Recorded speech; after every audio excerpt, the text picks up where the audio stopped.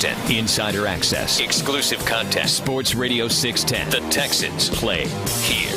An Odyssey station. Check out the BetQL Network. Wagertainment for every fan. Get sports betting tips from the best in the game. Available on the Odyssey app and our sister station 650 The Bet.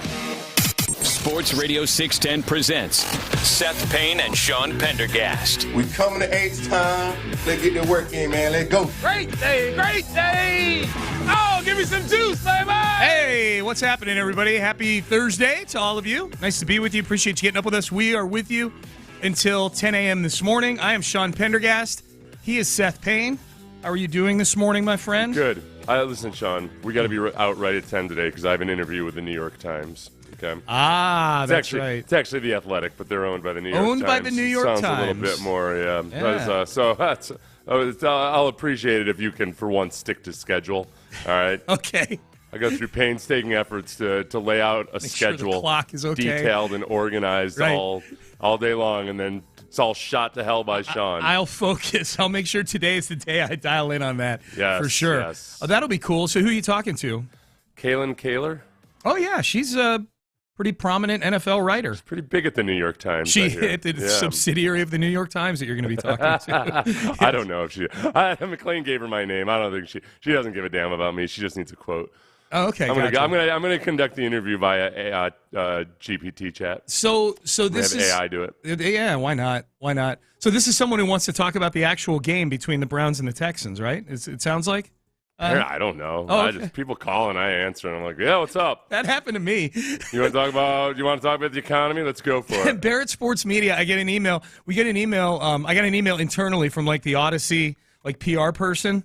Yeah. And they're like, hey, Barrett Sports Media wants to talk to you. I'm like, cool. Have them call me. Yeah. No idea what it was about. But yeah, cool. I'll talk. I could use someone to talk to in the afternoon. It gets lonely in the afternoon. My wife's a teacher. She didn't get home till about 4:30. I'm just sitting around the apartment. Sure. Have them give me a call. Turns out they wanted to talk about me, which was pretty cool. Oh, about you yourself. My favorite topic. They're doing one of those profiles on you? Yeah, they're doing a profile. It's going to drop on Tuesday next week. Ooh. Yeah. Okay, we'll have to dissect it. Okay. I'm going to treat it like we're talking about a sports figure. Yes, that we don't like. And why does this guy think he's better than Pat McAfee? Let's treat it like we're talking about Aaron Rodgers.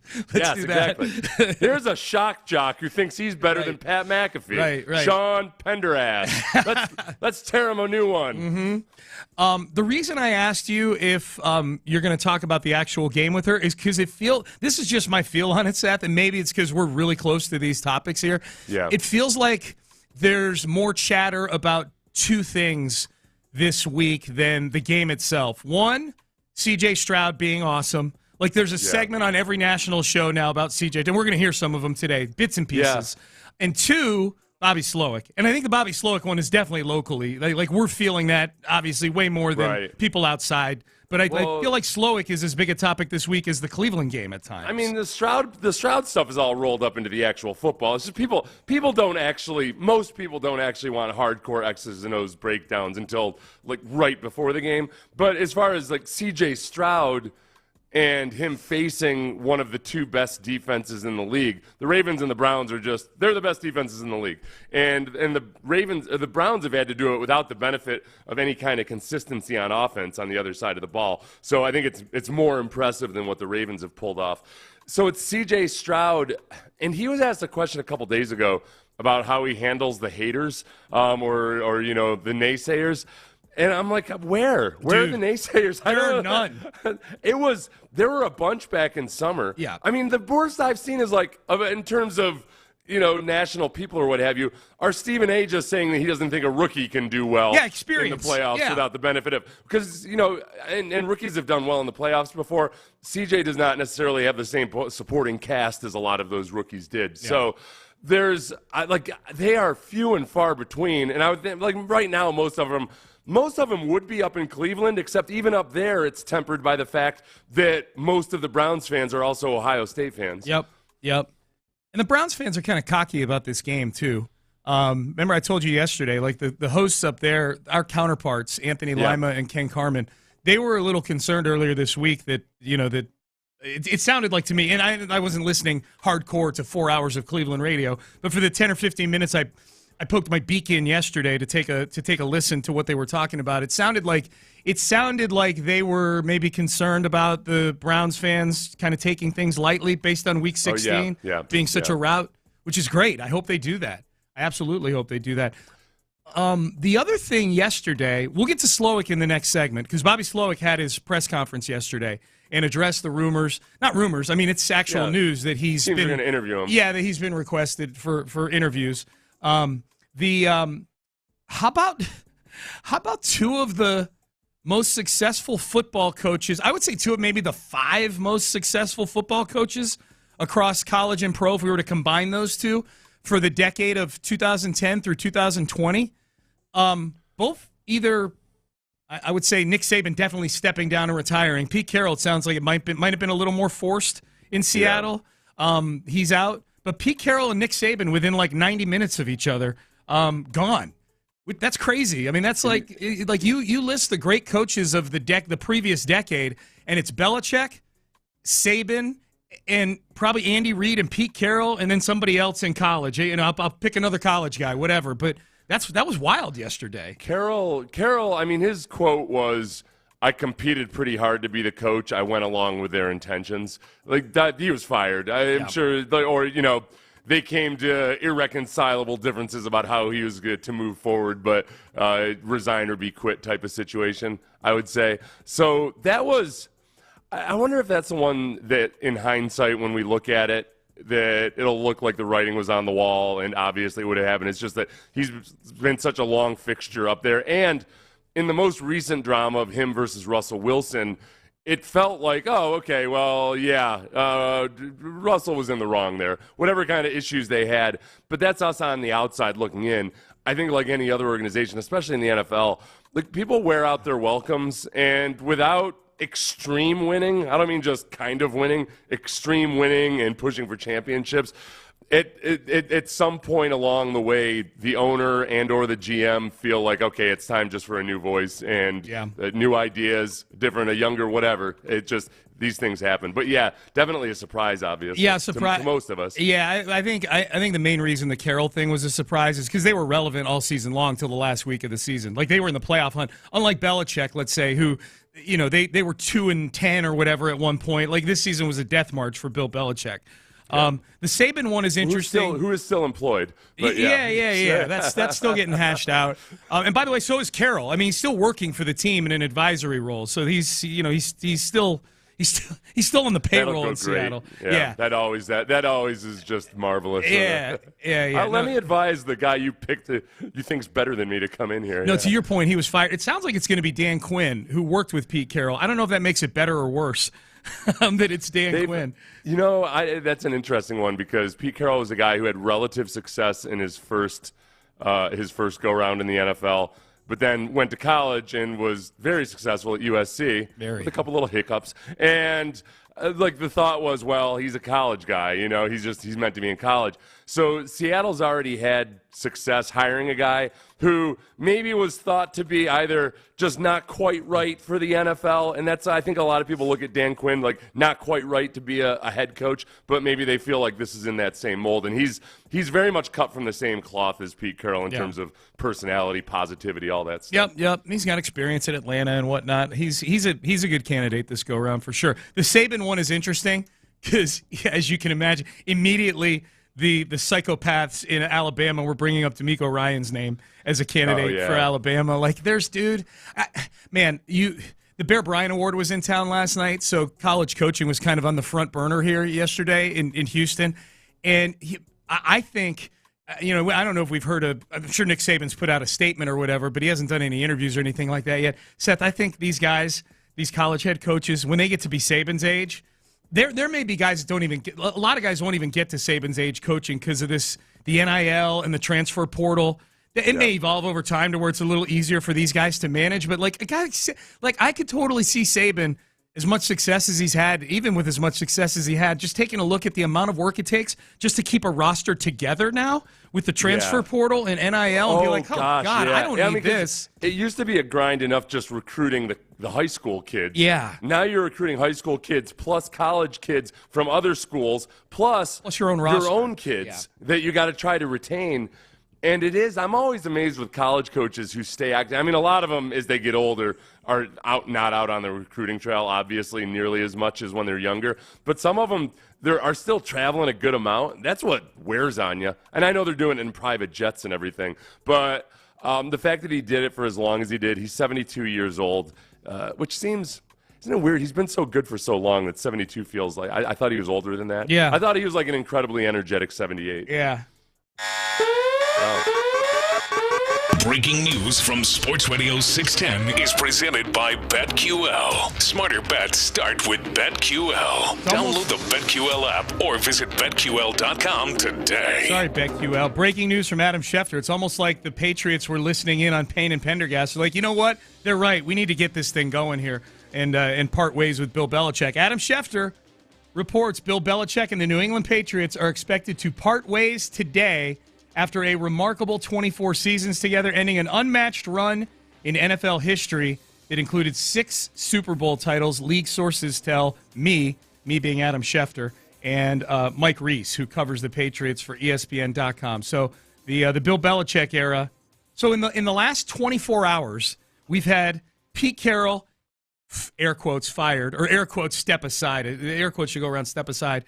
Nick Saban retire, and Bill Belichick parting ways. We don't know what that means yet, but it sounds like fired. Parting ways with the New England Patriots. So three of the, I would say, definitely in my mind, 3 of the 4 most successful coaches, throw Andy Reid in there, of the last 12 to 10 or 12 years, all gone from their jobs in a 24-hour period. That's wild. The crazy thing is Saban's retiring, and I would imagine he'll stay retired. Yes. He's looked like he started to actually have an ability to enjoy life a little bit over the past 5 years, which is probably why that was the beginning of their demise. They won a couple national championships after he started smiling, but still. Belichick, it looks and feels like he's definitely going to coach again, but who knows? Like all these reports, blah.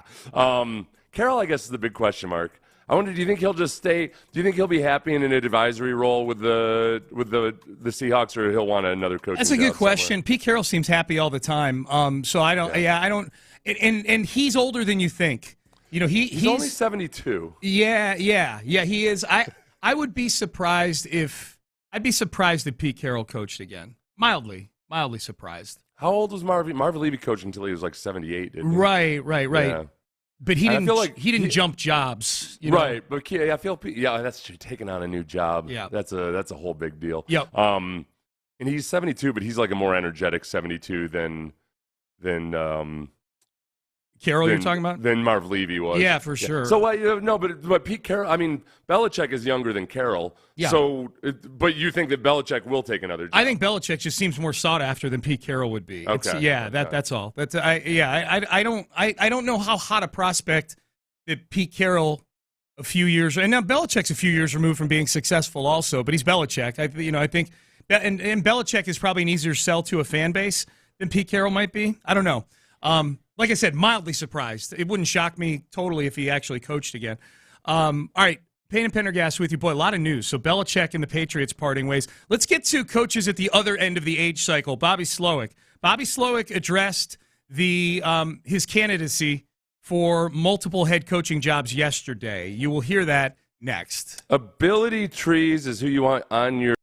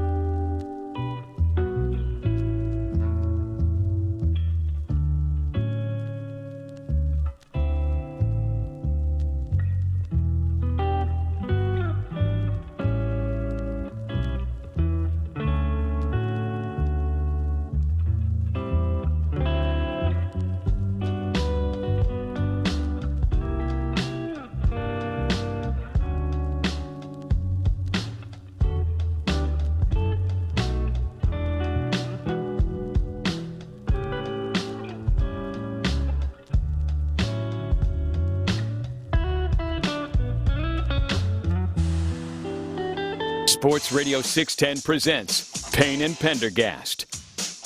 All right, Payne and Pendergast with you. So big topic locally here. Obviously, Texans-Browns. We got that game. We're going to be digging into that game today. Hardcore tomorrow. Friday's the good day to do that. But Bobby Slowik is a big topic here locally. Texans offensive coordinator has been requested. The two teams have requested permission to speak to Bobby Slowik about their about their head coaching openings. The Carolina Panthers and the Washington Commanders. Here was an exchange with Bobby Slowik yesterday with John McClain and Brandon Scott at the beginning of his press conference. Little things when Carl Barnes kind of reach out because of your relationship. How are you handling that? We asked to do it over his advice yesterday. How are you handling it? Or are you ready to be a coach? Yeah, it's really easy to handle right now. You know, we're locked in on Cleveland. we're full speed ahead, kind of keeping our head down in the dark. That's, all that stuff. I'm very grateful. I'm thankful to the Lord for giving me this opportunity. I'm thankful to Nick and D'Amico and the Texans organization for putting me in this position. But, right now I'm a Houston Texan. I'm part of this organization. I'm going to do everything I can to help us win Cleveland. And, everyone's energy right now in this organization is devoted to how do we play one more game?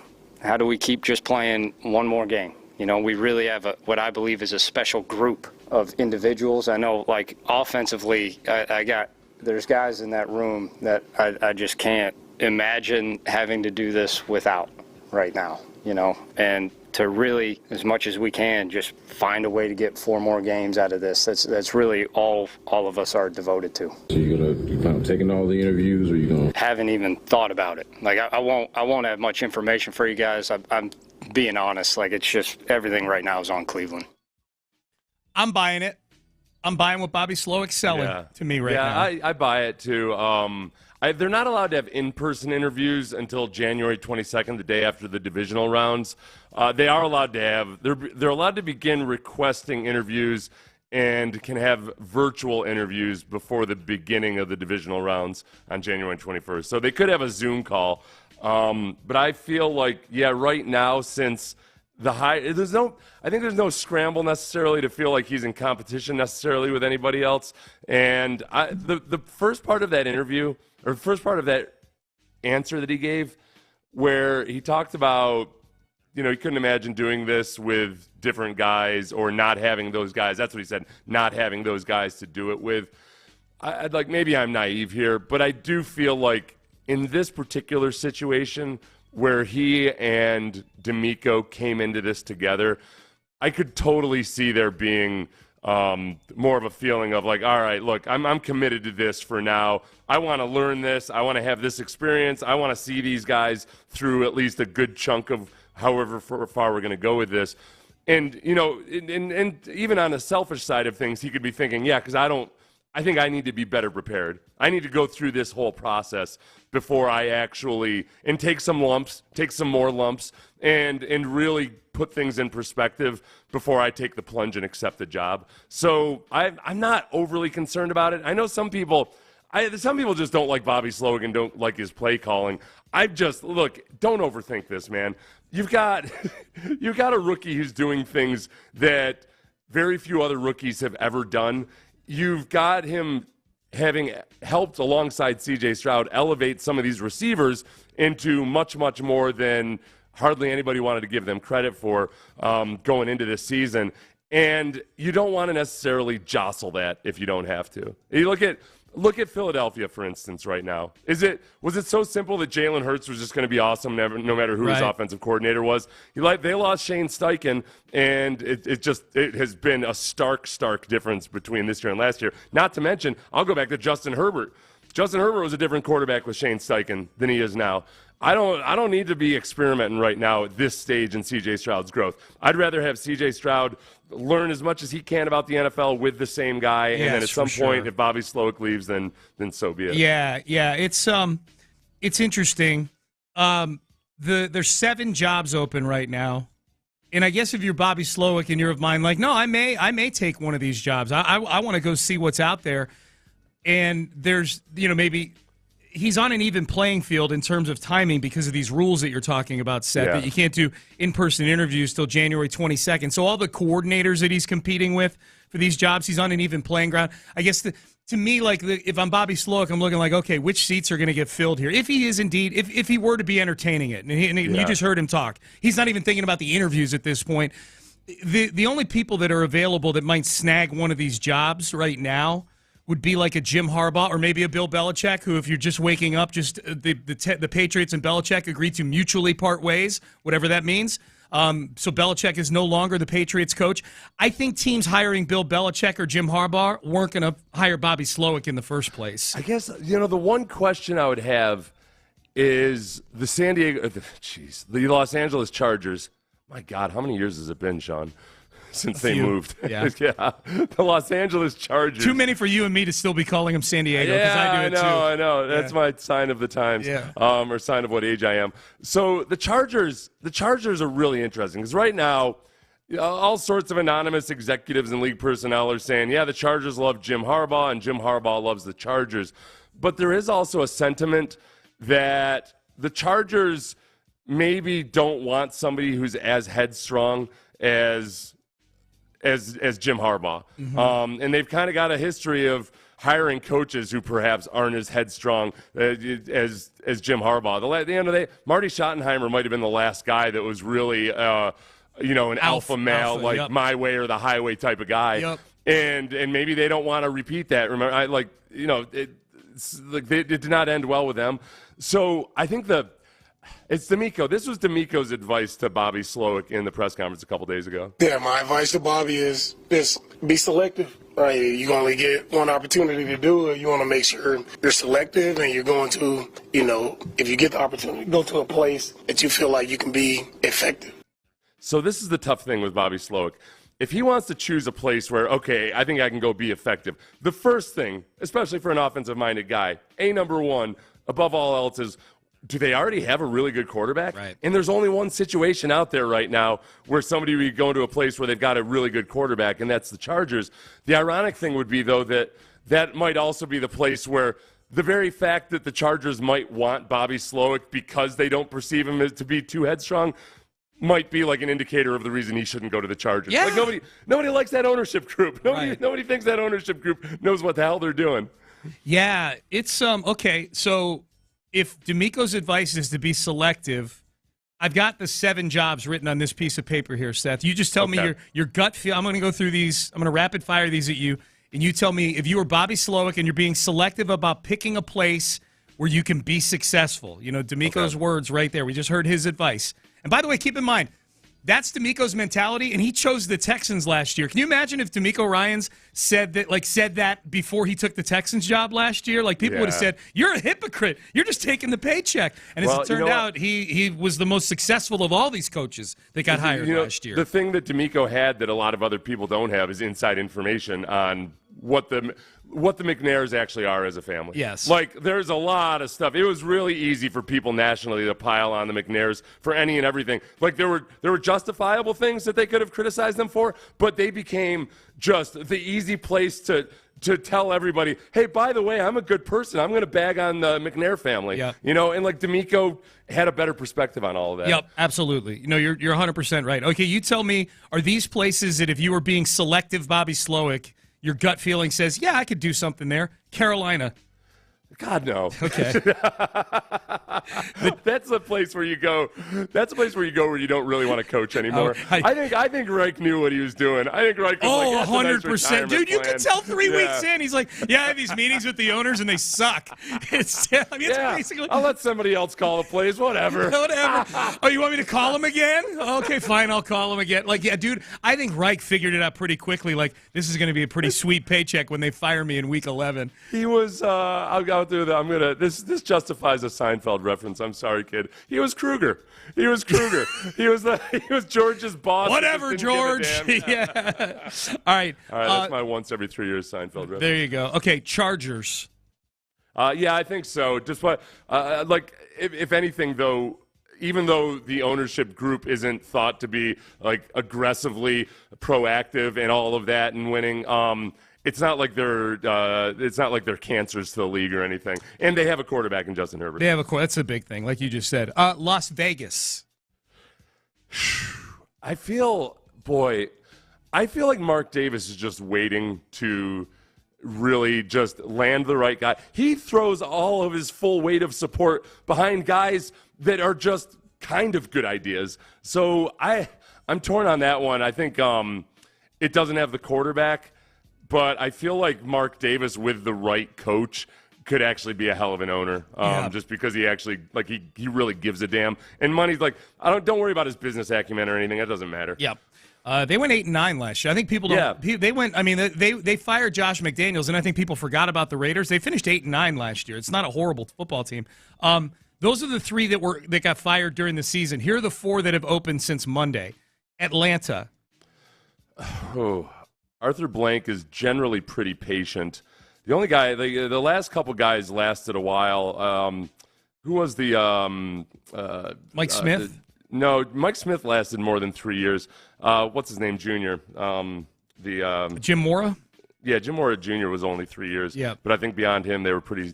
Yeah, I would dip my toes in the water of Atlanta. They have a solid defense, and then it would be up to him. I guess it all comes down to like what does the organization feel about Desmond Ritter and what are they going to do about it. So no, you know what? I got to remember. I can't talk myself into this if I'm Bobby Slowik. It's got to be like a slam dunk. Like so, I would say no. You're being selective here. Yeah, selective is the key word. The Washington Commanders. Number 2 pick in the draft, reminding you. Number 2 pick in the draft, and an owner who I think would probably really appreciate Bobby Slowik's intellectual side, like the academic side of Bobby Slowik and the way he thinks about football. One of our listeners emailed me talking about how nobody should ever take the Washington job because the owner is such a bum, and I don't think he knew that the team had been sold. Yeah, the new owner is actually a pretty forward, and I think he gives people like liberty to do what they're going to do. Yes. He's not like he's going to have an influence and input, but oh boy, number 2 pick overall, I'd take it. I think if I'm got being a history there too. Yeah, if I'm being selective, selective is the word. I think that passes the test for me. 2 more. Tennessee. No. Yeah, I'm a no on that one too. Too much drama there. Well, too much drama, and I watched that sit-down interview that Amy Adams Strunk did with their in-house guy there. It's like a 5-minute sit-down explaining, the whole Vrabel firing and whatnot. Yeah. She specifically mentioned, they were asked, or she was going through the reasons why it's a good job, why they think they'll get a good candidate, and she mentioned we have a good young quarterback.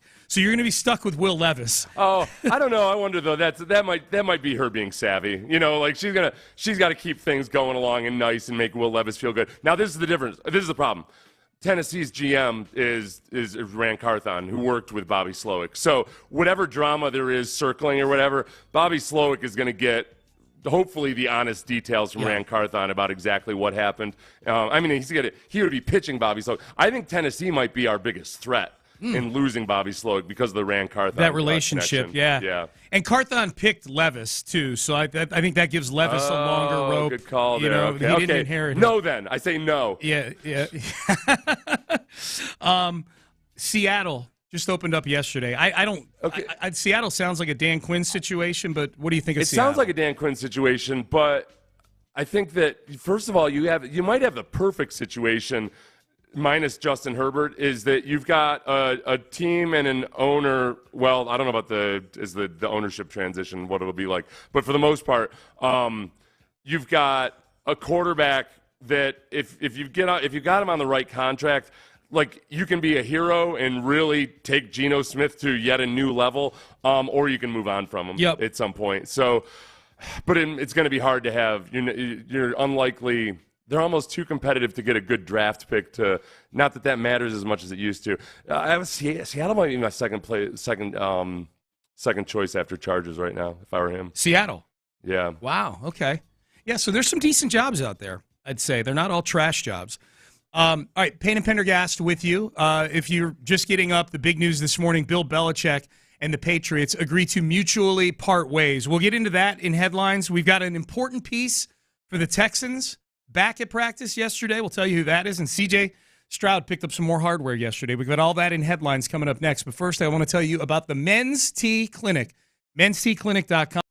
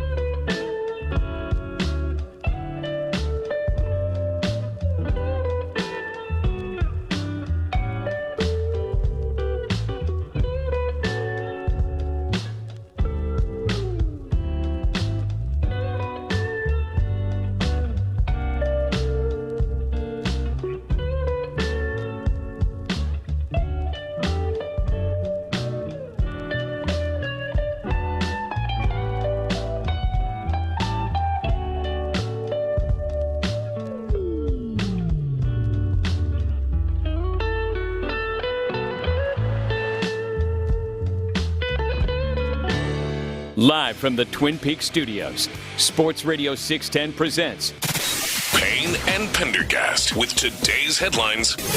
All right, good to be with you on a Thursday. Hey, real quick, before we get to headlines, we should mention Roger Clemens, the Rocket, is going to join us at 7:35 on the show today. So we'll talk a little baseball, probably talk a little Texans too. I would imagine Roger's keeping up with the Houston Texans. Seth, he's a good Texans fan. Yep. Yeah, he's usually got pretty good. Depending on who knows, he's got to track his son around and everything. Yeah. Who knows if he's got enough time to pay attention to the Texans right now. But. Yep. He'll join us, though, at 7:35 on the show today, so make a note of that. Roger Clemens is going to join us. Texans, we start in on the headlines before we get to all the massive coaching changes that are taking place here in NFL and collegiately. Quick update on the Texans. Robert Woods is back. He was practicing yesterday.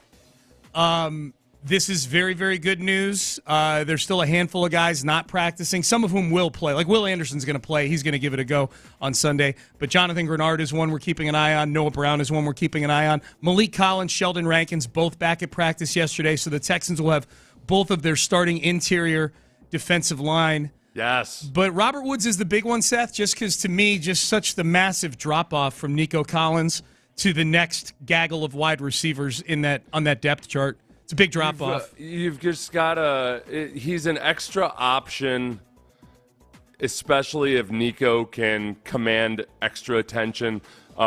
He doesn't need to be electric. He doesn't need to be as fast or as athletic as Tank Dell. He just needs to be exactly where he's supposed to be and trustworthy in catching the football. Yep. And that's exactly what he was in the first 2 games of the season when he caught 12 passes in 2 games. And then as Tank Dell and everybody else really started to come along, I don't want to say he was marginalized, but he didn't have to be relied upon as heavily. I think we were starting to get back to, with his 4 receptions last week, and perhaps more in the ensuing weeks, he's just going to be more of an option, more of a target, just to generate first downs. Doesn't have to be he can average 10 yards per reception, but if they're all those ones that he was catching earlier in the season where it's right at the sticks and he can lean forward for a first down or he's just past the sticks, that's A-okay. Yep. So Robert Woods back. C.J. Stroud won Offensive Player of the Week last week, which I think it speaks to, obviously, he had a very, very good game. He had one of his best games as a pro. It was not an eye-popping game statistically. Like, I think if this were a noon Sunday game, I don't think he would have won Offensive Player of the Week. 20 of 26, 264 yards, couple of touchdowns, no turnovers. He was very, very good, very efficient game. The fact that it was on Saturday night and the world got to see him win a huge game for the Texans, convert a bunch of circus throws during the game-winning drive. It was that, it's on the power ranking of grittiest Texans drives ever. It was that go-ahead score where it was a 12-play drive. He was 7 for 7. He had that fade that he threw to Nico Collins. Not a fade in terms of the route, but like a fadeaway jumper that he threw to Nico Collins. And then hitting Nico on that drag over the middle as he was getting hit, scrambling. It was such a masterfully performed drive, and that even as gritty as it was, they only had to convert 1 third down, and it was a 3rd and short. It was both methodical and scary as hell all at once. It was really, really cool. It's fun to watch. I've gone back and watched that one a couple times. It was just that was a blast. That was something that we just haven't seen in a long, long time in Houston. It was really cool. Yeah, also, the stat that was cited a bunch yesterday in him getting this award was he's now the 3rd player in NFL history to lead the NFL in passing yards per game and touchdown to interception ratio in the same season. So aggressively throwing the ball downfield, getting yardage in chunks, but also not throwing interceptions. Yep. And he did it as a rookie. He did it as a rookie. Right. Those 2 guys were veterans who were all pro in the seasons that they did. Yeah, Tom Brady was in year 7 as a starter in 2007, and Joe Montana was in probably year 12 at that point. I think he came in the league in 78. He did it in 1989. So CJ's doing it in year 1. It's really remarkable. We're going to get to some of the things that people are saying about CJ Stroud around the country at the top of the hour and throughout the show. The big news today, the big news this morning, Bill Belichick and the New England Patriots parting ways we don't know what exactly that means yet. Belichick still had years left on his contract. He just signed an extension not that long ago. It was only a couple years left, so it wasn't like one of these deals where somebody was, it was a manageable one that normally wouldn't hold people in. Gotcha. It was misreported at first, Sean, and then it was one of those things where they talked a bunch about it in New England, but I got the Schefters of the world and what have you didn't feel a need to. Yeah. I'll say this: even if it were only 2 years. He does make like $20 million a year. Yeah, it was probably a big deal. Yeah. Yeah. So whatever the case, it doesn't look like Bill Belichick is going to be traded to another team, which had been discussed. It had been discussed maybe Belichick getting traded. So Belichick presumably now, Seth, free to pursue other endeavors if he wants to. And I think the actual was it runs through at least 2024, and then it's a little unclear after that. But yeah, he's not going to get traded. He can go do whatever he wants in the world. I don't know. I wanted to just. Does Belichick have a self-reflection gene? Do you think he ever just sits down? I know it's reported that he really cares about the stuff like the coaching record and everything, the wins record, but I don't know if that's true or not. I think he does. I think look, anything like that, I think a lot of people assume he doesn't have just because of his public demeanor. But you hear from a lot of people that he's very different privately than he is, at a podium. So I think he does. He's not a dummy. He's a smart guy. Yeah. I didn't mean that as an insult or anything. Yeah. I just he seems so tunnel visioned all the time. Right. That I wonder if he was really given any thought at all to what would happen after. Remember when Josh McDaniels had taken the job with the Colts, had accepted the job with the Colts, the way it was reported, it was almost kind of it kind of caught Belichick by surprise, and he realized I better do something about this. And he just talked McDaniels back into coming back into the fold. I think he might have such laser vision at times that he probably is not really given that much thought to what he'd like to do if he's not coaching the Patriots. Yeah, maybe. And I would say reflect on maybe what went wrong when you didn't have Tom Brady on your team, too.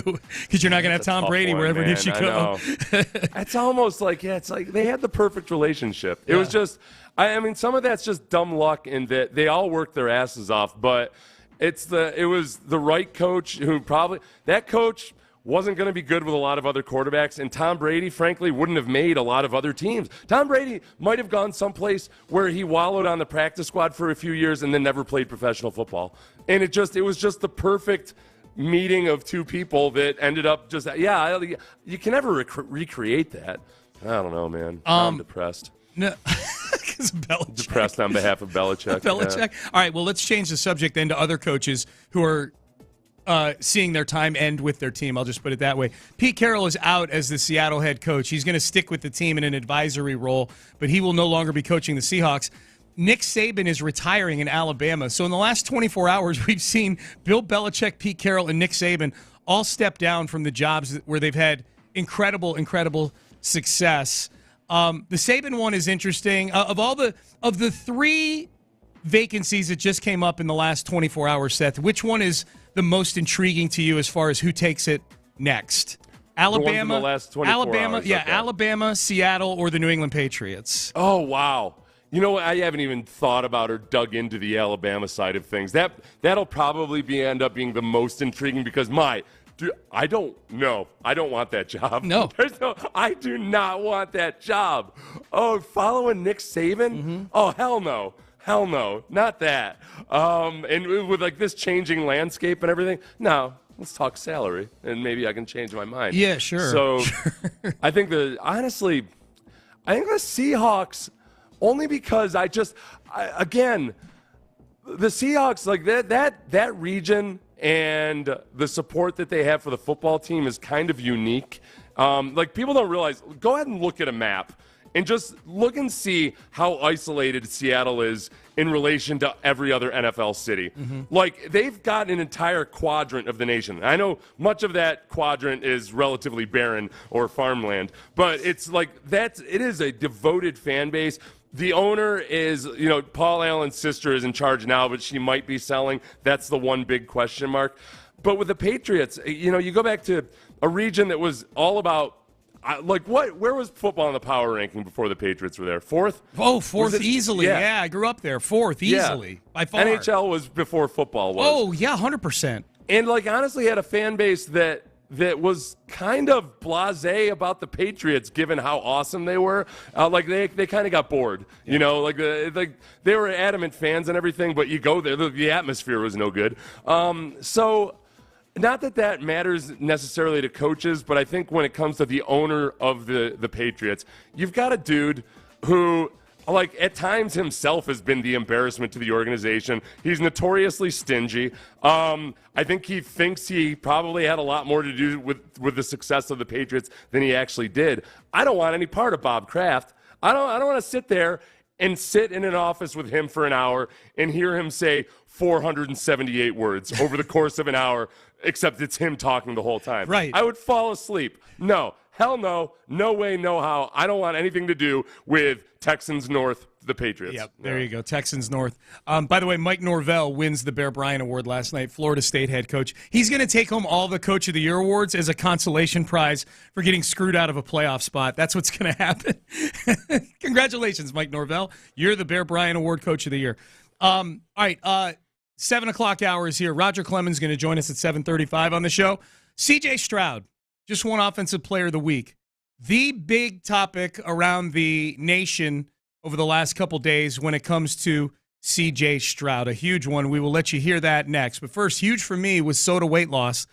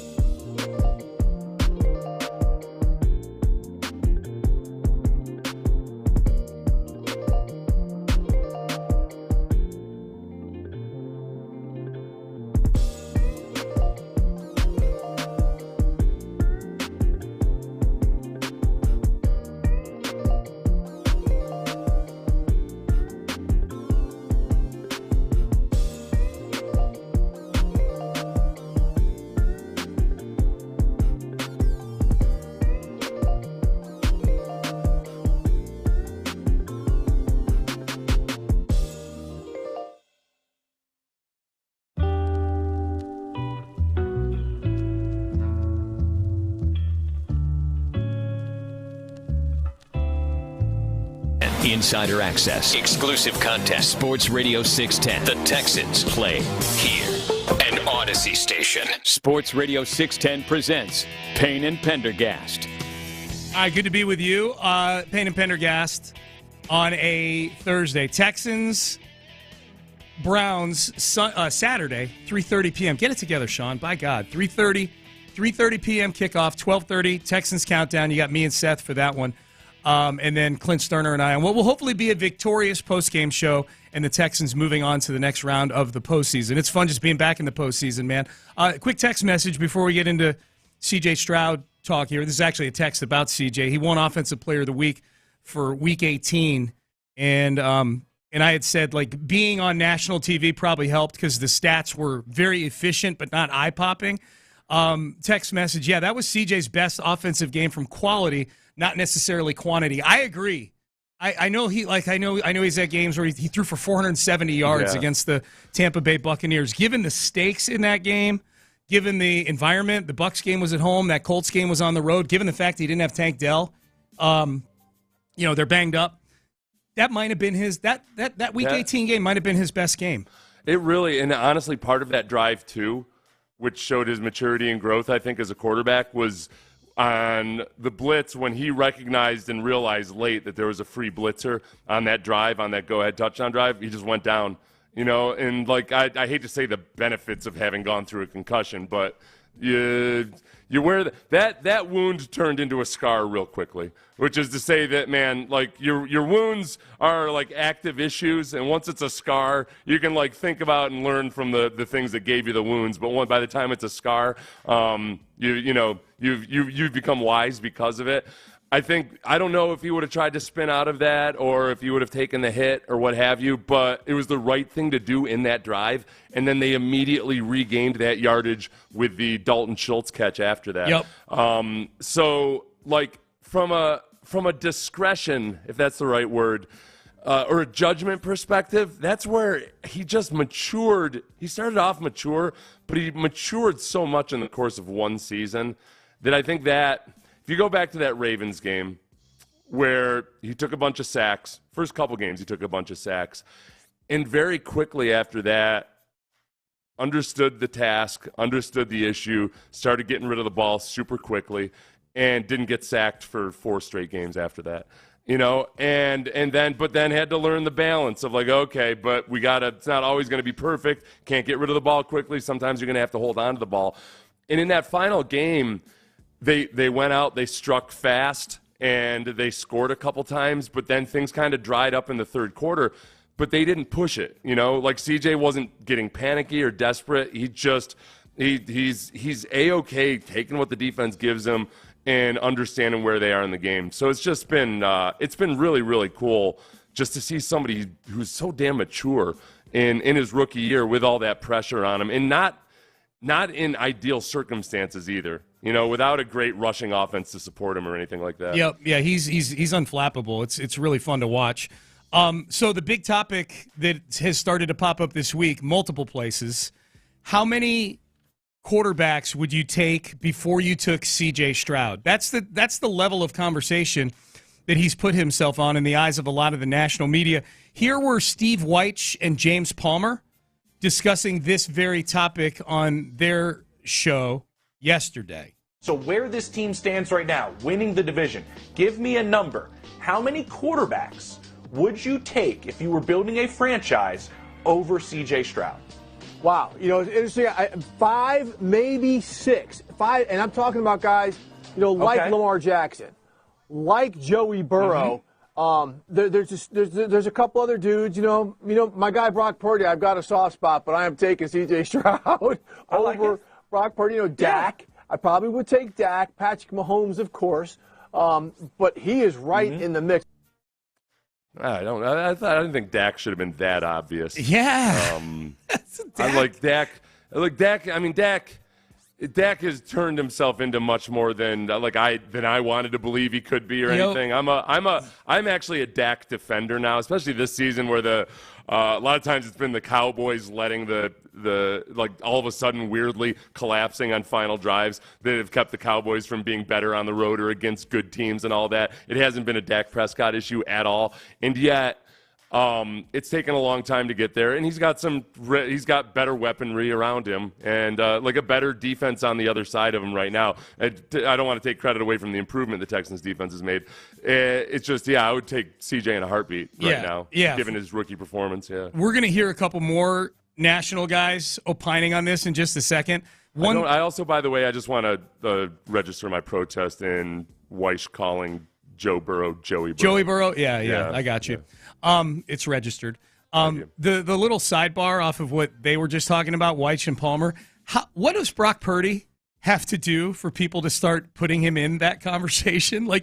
Statistically, he's every bit as good as C.J. Stroud, if not better, you know? This is where, you know what it is? It's a matter of timing. If C.J. had stepped into that situation last year, I'd be like, wow.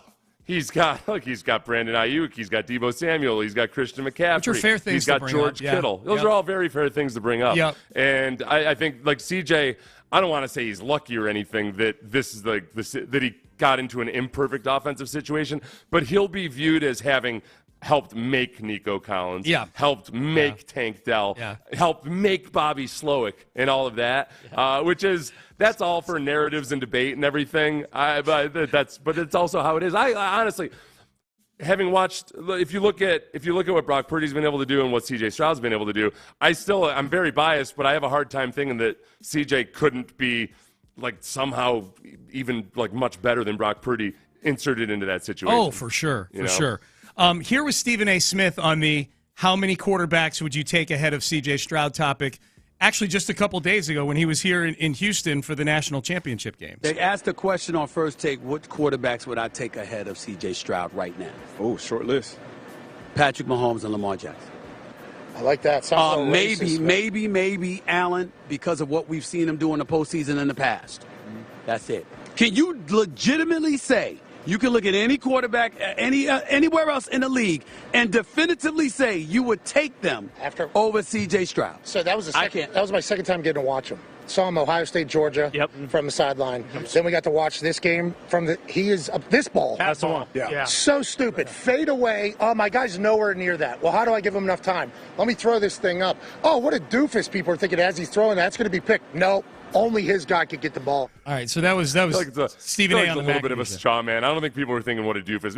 Maybe Colts fans like McAfee were thinking and those guys won't stop bringing up the S2 test when it comes to C.J. Stroud and talking about it like it's an intelligence test, which it's not. So that's what's driving me insane. Yeah, it's not an intelligence. Even if it were an intelligence test, they're notoriously fallible as well. But it's not an IQ test. No, those guys can't get it through their head. So here was Mad Dog Russo yesterday when they asked him. They played Stephen A.'s opinion and then asked Mad Dog Russo the same question. That's a little high. Listen, I love him too. He also played great in the Georgia game last year in the semifinals of the college football. Let's not forget that. He was great in the game. And he has had a tremendous year. They obviously made the right choice. Let me check that. Carolina made the wrong choice. They probably should have taken Stroud over Bryce Young. I agree with you on that.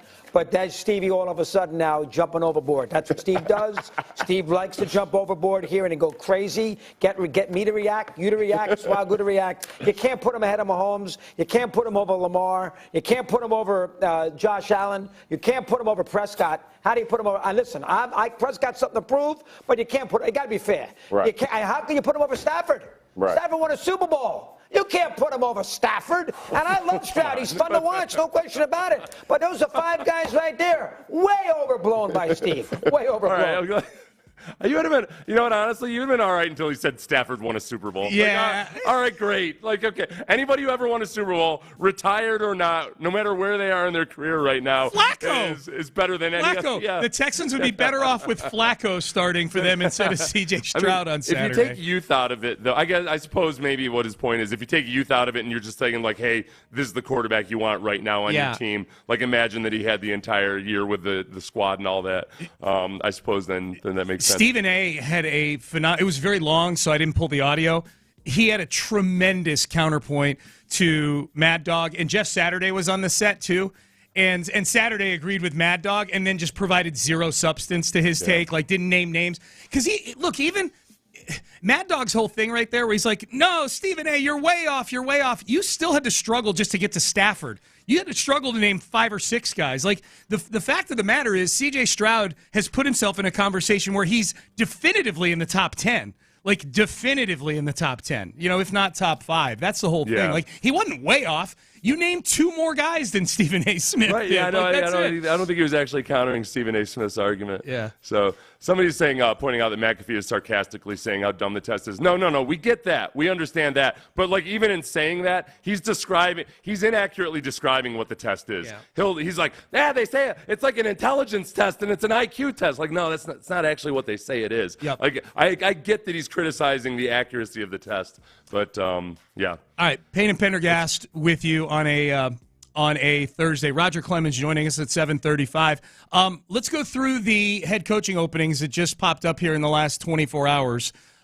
Which is the most intriguing? Who's going to be knocking on the door of these places? And also we'll hear from Kevin Stefanski, the head coach of the Cleveland Browns, on scouting the Houston Texans as compared to Week 16. That is next. Daisy is my wife's favorite dairy product. Like,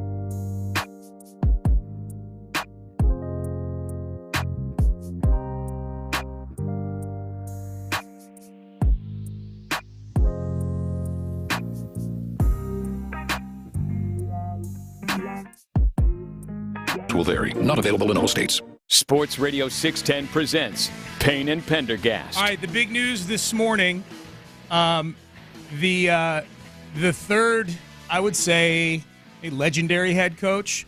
Certainly one of the most, Bill Belichick is a legend. Pete Carroll, I think legendary, and probably Nick Saban for sure a legend. Three of the best, most successful coaches in football have stepped down in the last 24 hours. Belichick, the latest one this morning. Only one of those three. You know, you say I don't think you have to think about classifying Carroll as one. He won a national championship.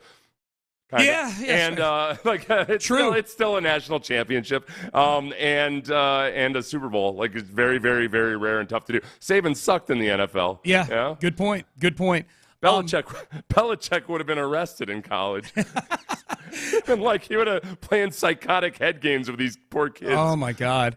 Toughest shoes of those three to fill. Like, of those three, the one you least want to be the next guy. I think it's a pretty easy choice, right? I think Alabama. Yeah, given the changing landscape of college football, the SEC West, everything, to step in and do what nobody else has ever been able to do in a changing environment, that would be really tough. I'd say, honestly, because you take the coach and you take his recruiting legacy and recruiting base out of it and everything else like that, and it's a completely different job than Saban it. In some ways, it's a harder job now than when Saban took over. Oh, in some for ways. sure. But you still have the benefit of, many, many families in the state of Alabama who would disown their child for not, playing football at Alabama. Yeah. And you have the alumni base and all of that. But in some ways, the SEC West has just grown into this monster where no matter how good you are, yes, and I understand everybody, the records this year and everything, but it's just still, you're getting a physical beating just about every week, no matter if it's a good team or a bad team, and competing against those schools that have great recruiting resources too. Yeah, I need to go back and look and see, since NIL became a thing. It was summer of what? Summer of 21? Summer of 22? I got to go back and look. Whatever, it was July 1st one of those years, maybe 2022. I don't totally recall. But since NIL became a thing and it became the Wild Wild West, I need to go back and find the list of coaches who have just decided to retire. Because there were, in basketball, Coach K, I'm out. Roy Williams, I'm out. Jay Wright, who's not as old as those two guys at Villanova, who's been incredibly successful. Yeah, I'm out. I think there's a big element to Nick Saban. I'm sure he'll do a press conference here at some point where he, explains his decision and so forth. Yeah. I have to believe a big part of it is just how much between the transfer portal and NIL, and probably more the transfer portal than NIL because of the amount of horsepower and work that you need to do to keep players and to go get players in the portal. It's like recruiting. It's like the energy needed to recruit has tripled in the last 2 years. It's which ultimately means that you got to redistribute where people are on your staff. Not to mention, I mean, the NIL coordinators and the people that are responsible for all that. Like that's I think just keeping administratively, I got to imagine it's a nightmare keeping all the NIL stuff and you got to try to help your kids. Your kids are going to partake of it. You got to try to help them keep from getting overwhelmed with it. And so it was 2021 when it started. 2021. In that first year, it was in its infancy, and everything hadn't been developed before all these collectives started forming and everything. And now it's already a cottage industry. Yeah, it's business. Yeah. Yeah. I would much rather. I've always been wired to. I would prefer an NFL job just because it's much more just all about the football. Well, you got a couple guys who are character issues on your team, where when you've got a college team, you've got a team full of kids who just by their very age, they're all character issues. They're good kids, but they're not full-grown men yet. They're a couple more years immature than the rookies you're going to get in a couple years. I'm joking saying they're all character issues, but it's just a different set of challenges, plus recruiting. Which is why I would never put words in DeMeco Ryans' mouth. But there were plenty of Alabama people yesterday who immediately were going to the message board saying, top candidates, DeMeco Ryans. Hey, look, maybe Alabama is his dream job. Who the hell knows? I think he'd be insane to leave this to go to Alabama. Yeah. Stop. You know what I discovered yesterday was, I think because we're hypersensitive to it, when we saw the article from Jason La Canfora claiming that people thought that Caserio might be going back to New England, and then so we talk about it, and then Caserio delivers a statement, and then somebody wrote about it up in New England, this guy named Ben Volen. I'm like starting to, so I see all the responses to that. I get this feeling like, people up in New England must think that it's just a given that Caserio's going to want to go back up there. So I floated it out up there, and I got immediate responses from people saying, like, listen, I got DMs from people like, listen, this Ben Volen guy does not represent the sentiment of writers or the fans. He's widely regarded as a muckraker. And it's just, So I got a lot of people in New England mad. They were like accusing me of making a straw man argument and everything. And maybe I was inadvertently, because I don't think there's a huge pool of people in Alabama who think that DeMeco would actually leave. No, just right the lunatics. Now at this stage of the, that's true. Just the lunatics, but the lunatics that could see how could you not want to? Right. And I feel like there's more of those in college than there are in the in the NFL as far as fan bases go. So we're going to feel it a little more acutely. I'm sure it'll still get floated around out there. DeMeco, I don't think is going anywhere. Here's Kevin Stefanski, DeMeco Ryans' arch nemesis, on Saturday, 3:30. Browns and the Texans. Of course, the Browns whooped the Texans in Week 16, 36-22, in a game that was 36-7 at one point, and the only touchdown the Texans scored was a Dameon Pierce 100-yard kickoff return. Kevin Stefanski expects a very different Texans team this time around. Excited about the opportunity we have in front of us, going down there to play a very, very good Houston team. We're also excited that we're the first game. We don't have to wait an extra day, so we get to get up and go. But, looking at this game, I know we recently played this team. As you know, they're different. Everybody's different each week, but C.J. Stroud's a great player. I mean, he's a great player, so we did not face him in the first one. There's injuries that guys that are back on defense that they didn't have. They've signed a couple free agents on defense. So really, as everybody knows, you're a different team week to week, and certainly this is a different team we're facing, but I know it's a very, very talented team. They're very well coached. I have a ton of respect for DeMeco, his entire coaching staff. So it's a great challenge, but we're really focused on the work that's going to go into it this week. Yeah, I think that, look, the Browns had a couple injuries too, not anything nearly as bad as what the Texans had. My biggest concern right now is that, C.J. Stroud makes a huge difference. He doesn't play defense, but he can keep the offense on the field. Yes. He can counter touchdowns with touchdowns. Yeah. You don't have to rely as heavily on Dameon Pierce having a kickoff return. But the huge area of opportunity and the advantage the Texans could have in this game is if Will Anderson and John Grenard were healthy, going against their fourth and fifth string offensive tackles. The Browns lost their 3 top offensive tackles. Sound familiar, anybody, this year? But, Will Anderson and John Grenard both did not practice yesterday. They haven't practiced all week. And you're heading into today is like a normal Friday practice. So it's like they didn't practice on what would normally be a Thursday practice. And usually Thursday's that day where, okay, if you feel good about a guy, he's going.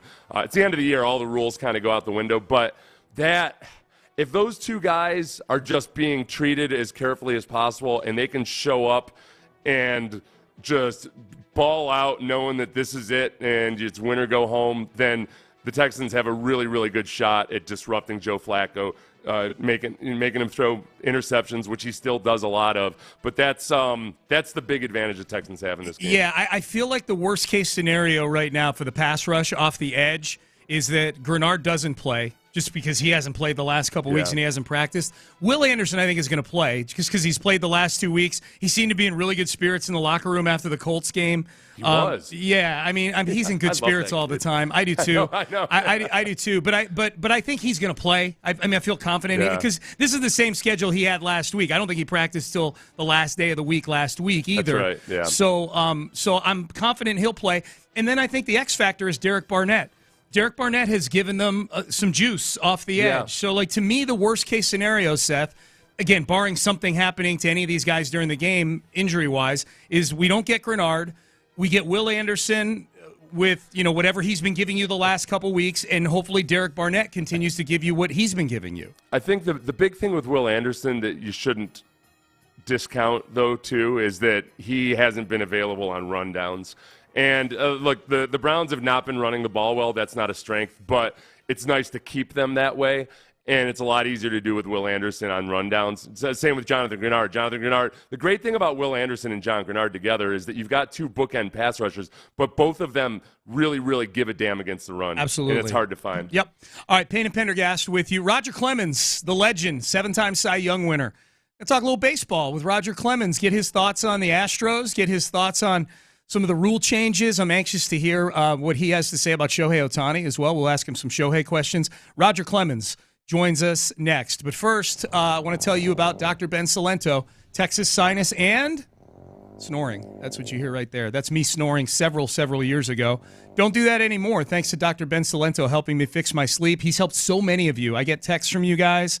Sometimes I see some of you out there when I go make a visit to Dr. Ben Salento. That's really cool to see as well. And I love people asking, like, hey, what's the number again? I'm going to give you the number here, 346-413-9313. I'm going to give it to you again. Don't worry. But just know that when you fix your sleep, you're fixing a whole lot of other things. This is really a great way to kill 10 birds with one stone. When you fix your sleep, it has a positive effect on your overall health, your mental outlook, your productivity at work, your energy level, relationships. Boy, getting rid of the snoring probably helped keep Amy around, I would say.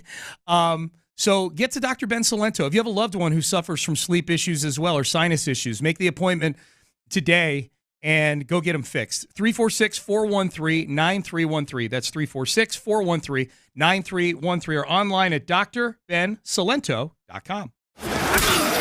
Texans GM Nick Caserio joined Payne and Pendergast ahead of Saturday's playoff matchup. I think the team will be ready to go. We're excited about the opportunity in front of us. Hopefully the city of Houston is ready to go on Saturday afternoon as well.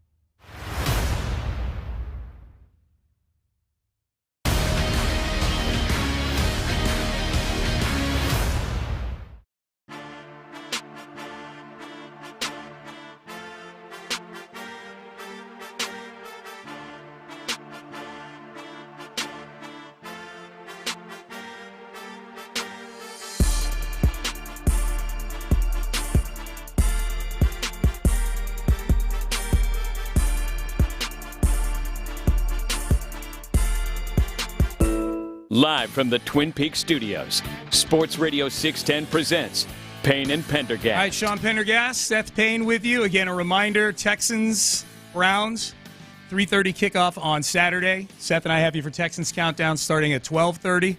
Clint Stoerner and I have you for the postgame show following what will hopefully be a victorious Saturday here in the city of Houston. Joining us right now, he is a 7-time Cy Young winner. And he's got a little something going Saturday as well that we'll talk about. Roger Clemens joining us here on Sports Radio 610 right now. Roger, great to talk to you, man. How you doing? Good morning, man. It's great to talk to you. We're going to talk. We'll talk a little bit. I know you've got the appearance coming up in Katy out at our friends at Fat Boys. It's 5 to 8 p.m., so that's going to be going on. Like halftime of the Texans game is about the time that you're going to start doing your appearance out there.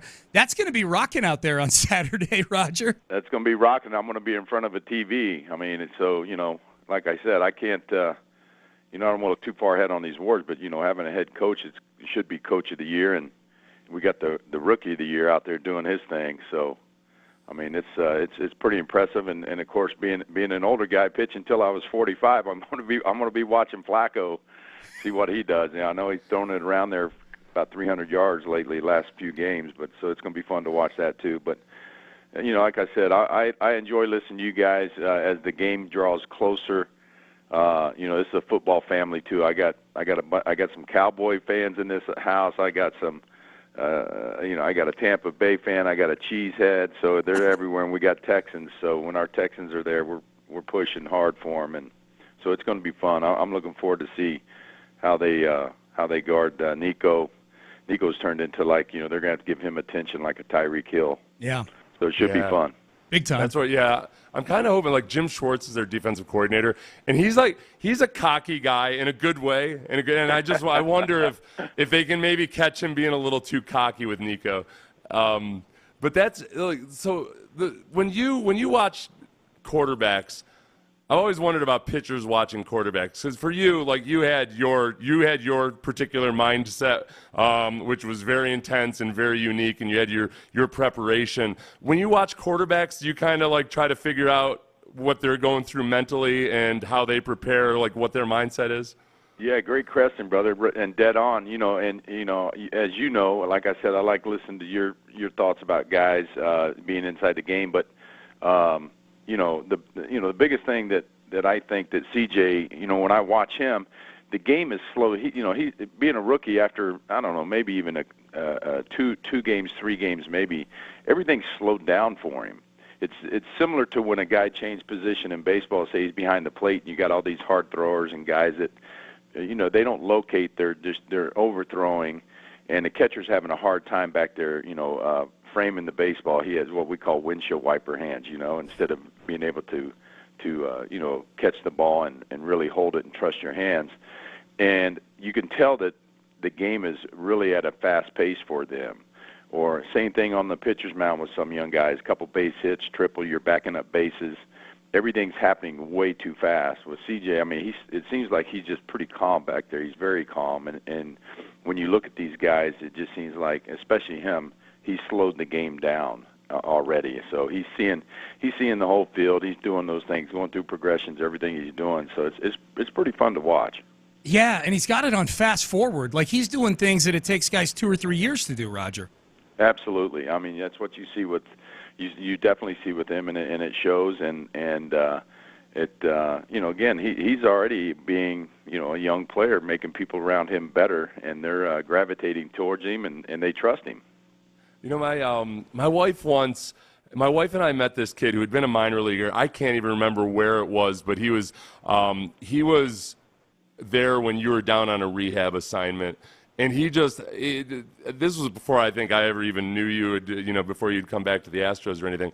But he said that they were all blown away by you and your workouts on the stationary bike.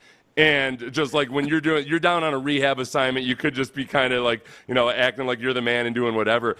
But he said for him and a lot of the other kids in that organization, it was kind of an eye opener that oh wow, this is what it takes to do that. Is that something you were consciously aware of when you were around the younger players, or was that just you being you? Yeah, I mean, I had a great program that I could trust and that would get me, keep me at the next level. That had to adjust once I turned 35, 40 years old. I had to make an adjustment on that. And but yeah, what is it? Spring training's 5 weeks away. My youngest one, Cody's with the Phillies. He's actually in Arizona hitting with their hitting coach. So some of these guys have to get ready. We've had about 10 arms come over here to the house and already start throwing indoor. Certain guys that are trying to make a team, they're ramping up with their program. They got to ramp up a little bit quicker because they got to be ready for those first 3 innings or whatever it is. Some of the veteran guys that have long-term contracts, they're going to work their way in a little bit differently. But yeah, I've always had a great program that I could trust, and I still tell the kids, and they're all worried about velocity, and velocity is the last thing you need. You need movement and you need location. You got to be able to locate. I'm a power pitcher. I don't throw. I pitch, even when I don't have my plus fastball. So there's a lot to cover there. I try and encourage the kids to kind of keep it old school. Your 2 and 3 pound cuff weights, your core work, and playing long toss will get you where you need to be instead of all these other crazy drills that they're doing, which can, I think about Dr. James Andrews. Myself and Barkley and John Smoltz were just in Birmingham giving Doc a Lifetime Achievement Award and celebrating his retirement. And he said he's done more Tommy Johns than he ever has on young kids, and it has to do with some of these weighted balls and these crazy things that people are doing. Yeah, do you think the pendulum swings back that way? Like as people start to realize, okay, wow, like velocity is great, and hey, maybe we play more pitchers and all of that, but after a while, like, okay, longevity is good too, and that there's do you return a little bit more perhaps to the art of pitching over time? I think we talked about it one time on the show, maybe a year or two ago, or just recently when I came on with you guys about velocity is the last thing you need, and again, as you move up, I think it holds true in any major sport that you're the big fish in college and you get the pro ball, and everybody runs fast, everybody throws hard, everybody does a lot of things well, and sometimes it freaks these guys out, and that's why you never see a number 1 pick again. And but again, like I said, the velocity is great, but guys in the big leagues can put wood on a bullet. The harder you throw, and when you are trying to elevate and trying to throw harder, you make mistakes in the middle of the plate. And as you guys know, if you can just get some barrel on a ball with that speed, it's going a long way somewhere. Roger Clemens joining us here on Sports Radio 610. Roger, I'm curious, the rules changes this past year. The big one, obviously, that affected pitchers was the pitch clock. How would you have operated in an environment with the pitch clock this year, do you think? Yeah, I'd have been fine. I called about 95% of my game from the mound with my looks, with my catcher when the hitter's standing out readjusting his batting gloves or, getting a sign from the third base coach. We were already putting a pitch into play, sometimes 2, in crucial spots, playoffs, guys on second base, and we just wanted to make sure nothing was going on. He would come out and we would call back-to-back consecutive pitches, similar to like you would do in the NFL in a 2-minute drill. Well, maybe you might call 2 plays in the huddle so guys know what's going on and go from there. That's what we would do on the mound. No matter what, if it was a ball or strike, I'm going with this. If it goes to 3-2, count goes 3-2, we're going to this side of the plate with this pitch, and just stick to the game plan there. So the pitch clock, the minor league guys that came up were already adjusted to it. I watched some big league guys struggle with it a little bit, and early because they became throwers. They started getting their signs. You hear in your ear or whatever, when you get the sign and, fastball away, and you just grab the ball and chunk it away. So you don't really understand how you're executing or trying to get through. Some of these guys have to start getting a little deeper than the 4th inning. And, a rule change for that would be to tie the DH to it. If your starter doesn't get to the 7th inning, when your starter bails in the 3rd inning, you lose your DH. And so that, your manager is going to come, or your pitching coach, you got to give us at least 6 innings tonight. And, all bets are off on the 7th. Once you get to the 7th inning, all bets are off. At least tie it to that to have these guys try and stay in there and eat some outs. Roger, I've turned into such a grumpy old man when I see guys getting the Cy Young with 170 innings, and I'm outside shaking my fist at everything. Seth hates Blake Snell. Listen to me. I'm telling you, it's funny too. Y'all saying I'm not going to mention any names, but we're doing some work with the Stros, and I love the guys down there. But one of the guys went 5 innings, and I was in the locker room. He came in and threw his jersey in the laundry basket, down in the laundry basket, and looked exhausted. He went 5 innings, which was, a miracle at that time, but and 115 pitches, and he was exhausted. I said, "What's up?" After I saw him throw his jersey down in the laundry basket, and he goes, "I'm done. I'm 5 innings good. I'm winning." I said, "Yeah, you pitched great," but I said, "You went 5 innings." I said, "Pick the damn jersey up and hang it back in your locker. There's no way it's dirty." And he started to pick the jersey. I said, "No, man, I'm just kidding. I wasn't. Right. But Oh, that's fantastic. That's a good level of respect, though, man. When kids are afraid to, they're not sure if you're joking or not, so they just take it seriously. Yeah. That's That's pretty bold to tell Roger Clemens, yeah, man, I just went 5 innings. Oof, I'm bushed. Hey, we're talking to Roger Clemens, 7-time Cy Young winner, obviously legend, joining us here on Sports Radio 610. How long do you think Shohei Ohtani can keep doing? I know he's not going to do both things this year, Roger, but he's going to, I would assume for $700 million, he's going to start doing both things again. How long do you think he can keep doing both hitting and pitching? Yeah, man, it's going to be tough. I mean, even his second Tommy John, even swinging that bat, you got to be careful. I'll be interested to see where he grips the bat. Some of these guys that have had elbow issues, they don't put their pinky on the the bat flares out, and you got the round knob on a bat. Your pinky there. I'll be surprised if he's not up off that or has some kind of tape job on his bat because when you swing, that knob turns and it pulls at that ligament in your elbow. So it's going to be interesting to see how he goes about this because it looks like he's going to come back. Coming back from that is still fairly early, and but yeah, I expect he's a big dude. I expect to see him pitching again. And the other thing that you got to pay attention to is most of the Japanese players and different players that come over. I know when I played with Contreras in New York. When you throw a split finger, which is what he has, they hook their middle finger on a seam. My split fingers, trying to describe it over the phone here, my split finger, I was on the outside of the seams, on the slippery part of the baseball, the cowhide, and that's how my split came. It wasn't a forkball. You don't shove it all the way back. You got a little gap in the back of your hand and your back of your fingers, and it's a split. And some of these guys throw a modified forkball where they really push it deep in their hand. They got their middle fingers on the seam, and they turn it loose that way. Now, the hitters I talk to, it comes out more of a knuckleball, but it also has friction, and that tugs at your elbow too.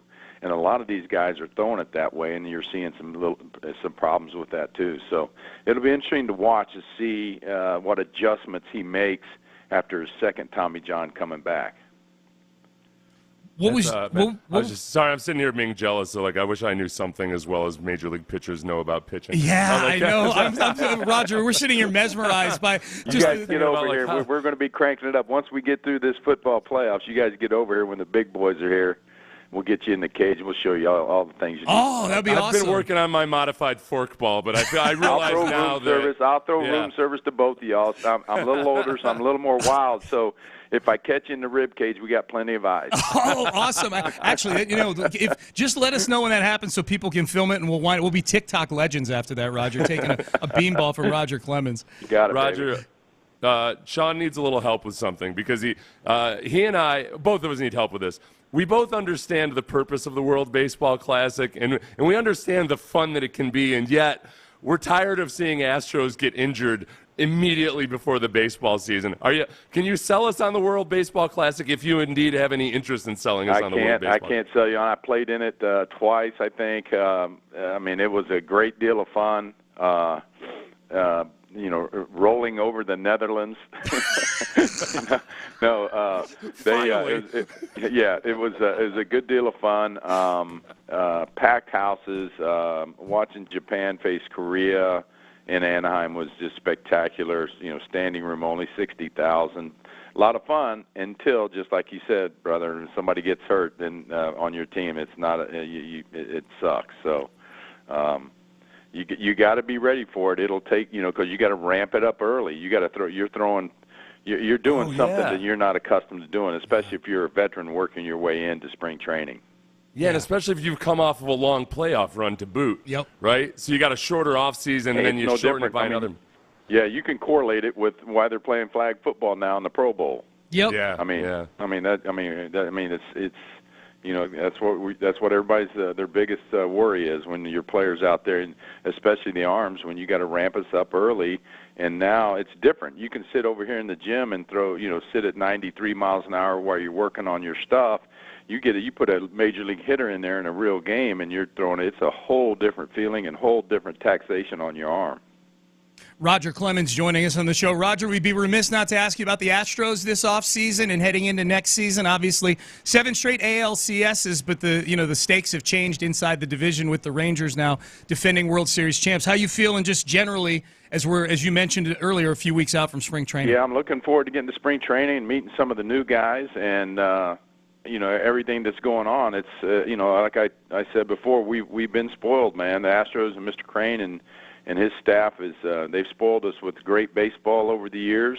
Now we got our Texans going again. It's a great time to be in Houston and being a sports fan. What's going on here? So it'll be here. Like I said, I think it's about 5 weeks away before the kid reports. The pitchers may be a little sooner than that. That's why they're all starting to play long toss and get over here and get some work in off a mound. So I'm looking forward to seeing them and. They've pretty much set the bar pretty high. That if you don't get to the playoffs each year, it's a bad year. So I look forward to seeing these guys and seeing the new arms and talking to the catchers. They're your bread and butter. They're their second manager on the field. So it'll be fun to see these guys. It's funny you mentioned that, Roger, like about the play, like the expectations changing for the Astros. The Texans win last Saturday night. I did the post-game show, and I went out afterwards, and there's people at the bars celebrating making the playoffs at 1 a.m. on a Saturday. I don't know that happens with the Astros these days, right? No. That's the expectation. They set the bar. Yeah, that's the bar. Roger Clemens is going to be at Fat Boys Pizza in Katy. Of course, you guys hear the Fat Boy spots running. They've been a great partner to Sports Radio 610. This Saturday, 5 to 8 p.m. So if you're looking for a spot to go watch the game starts at 3:30, and then in rolls Roger Clemens, 7-time Cy Young winner. And Roger, you're going to be raffling off autographed jerseys. You're going to be raising a lot of money for the Roger Clemens Foundation too. It should be a great event out there. Yeah, we love the guys out there, and it's actually going to be my first time to this location, so I'm looking forward to seeing George and all the guys out there. And then we're going to have a handful of people with us, and like you said, we're going to make it. It's going to be a nice little party while we're watching the game. Yeah, it should be great. Are you going to try the legendary 2-foot pizza slice challenge while you're there? No, unless I bring Kobayashi or one of them guys with me. Joey Chestnut.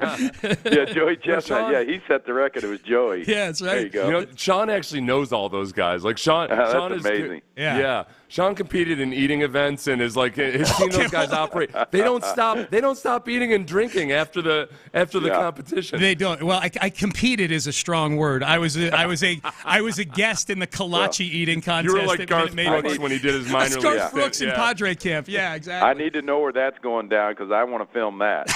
There you go. Yeah, it's nasty. Roger Clemens. All right, so Fat Boys in Katy. This Saturday, 5 to 8 p.m., and the pizza is excellent as well. They got the 30-inch pizzas. They've got a bar there. So if you're looking for a spot to watch the game and meet Roger Clemens and raise a lot of money. Hey, Roger, tell the audience, the Roger Clemens Foundation, what does it benefit? Who? Yeah, thanks. We deal with at-risk children and under, at-risk children, basically. We've gone outside the box a number of times to help some families that needed some help. But, we celebrated our 30th year this past year. It's been fun. Got a great team at my foundation, and we love doing it. It was right here in Houston.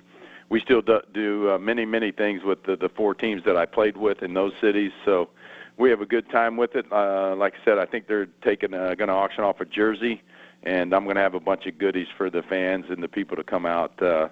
The guys at Fat Boy asked me to come out, so we finally worked this date out, and so I'm looking forward to it. Should be great. 5 to 8 p.m. Saturday. It's out in Katy, and Fat Boys Pizza. Roger Clemens joining us on the show. Roger, we appreciate the time. We're going to take you up on that offer to come get beaned in the batting cages over at your house.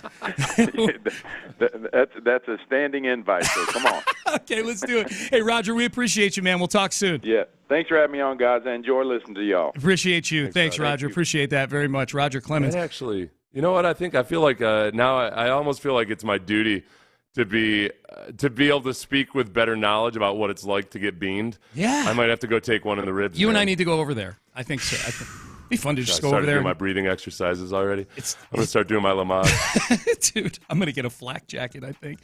I liked, I was jotting some things down as we were talking to Roger. He was great. We're getting a lot of good feedback on the text page. Roger he's just fascinating to listen to the little nuances of baseball because I think he delivers it in a way that's very understandable. He does a lot of crossover with football, and maybe he was doing that because he knows that that's the big topic going on right now, and we led in with C.J. Stroud and whatnot. Yeah. But I thought the really interesting thing was when he was talking about his approach, when we asked him about the pitch clock, and he talked about being in important situations and having multiple pitches in the holster, like calling the next as a way to sort of, probably in a way to combat sign stealing, if nothing else, like having 2 pitches called.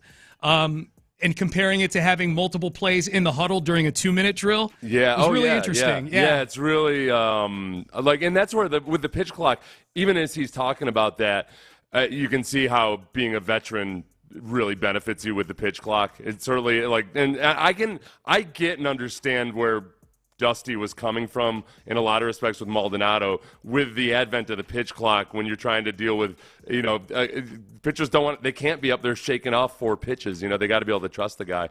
My one thing about Roger and his preparation that before I ever knew him and when I was playing with the Texans, it had kind of gotten to me through channels. I was going up to visit a friend over 4th of July weekend, and I was going to a Yankees-Red Sox game. And Roger wasn't pitching that day, but somebody found out I was going to be there, and they knew that Clemens was an Astros fan, and wanted to set it up where I could meet him before the game. And it got to it was like they were out during batting practice. I think he was out shagging flies or something. And I knew about how serious he was about his preparation and his routine and everything. And this was the day before he was going to be pitching. It wasn't obviously the day he was going to be pitching, but it became pretty clear that Clemens wasn't aware that he was supposed to meet somebody, and I got nervous as hell. I was like, I do not want to be any part of screwing up this dude's routine. So I told the person from the Yankees, I was like, no, I'm bailing on this. And I walked back up. I was down. I got the hell out of there. I didn't want to mess with Roger's routine. I don't know where Clemens exactly is on the power rankings of guys you don't want to disrupt their routine. Yeah. But I know he's way, way, way at the high end of those power rankings. And that was the day before. I mean, I wasn't afraid he was going to beat me up or something, but I was I just didn't want to mess with it. I didn't want to be. He goes out and gives up 8 runs the next day. Always remembers me as the guy that screwed up his routine. Yeah. That's funny. That was a great anecdote you had about the player. The minor league? That was. Yeah, you pulled that one out. I like that. This was a kid that he was friends of some of her friends from home, but he was a minor leaguer, and Roger was down on a rehab assignment, and he said that Roger came in and was there for however long, but he'd have these workouts on the stationary bike that none of these kids had ever seen an intensity at that level. Yeah. And it was, for him, it was a wake-up call of oh, wow, I got to, I'm not as naturally gifted as this dude, so I sure as hell better be try to work as hard as him.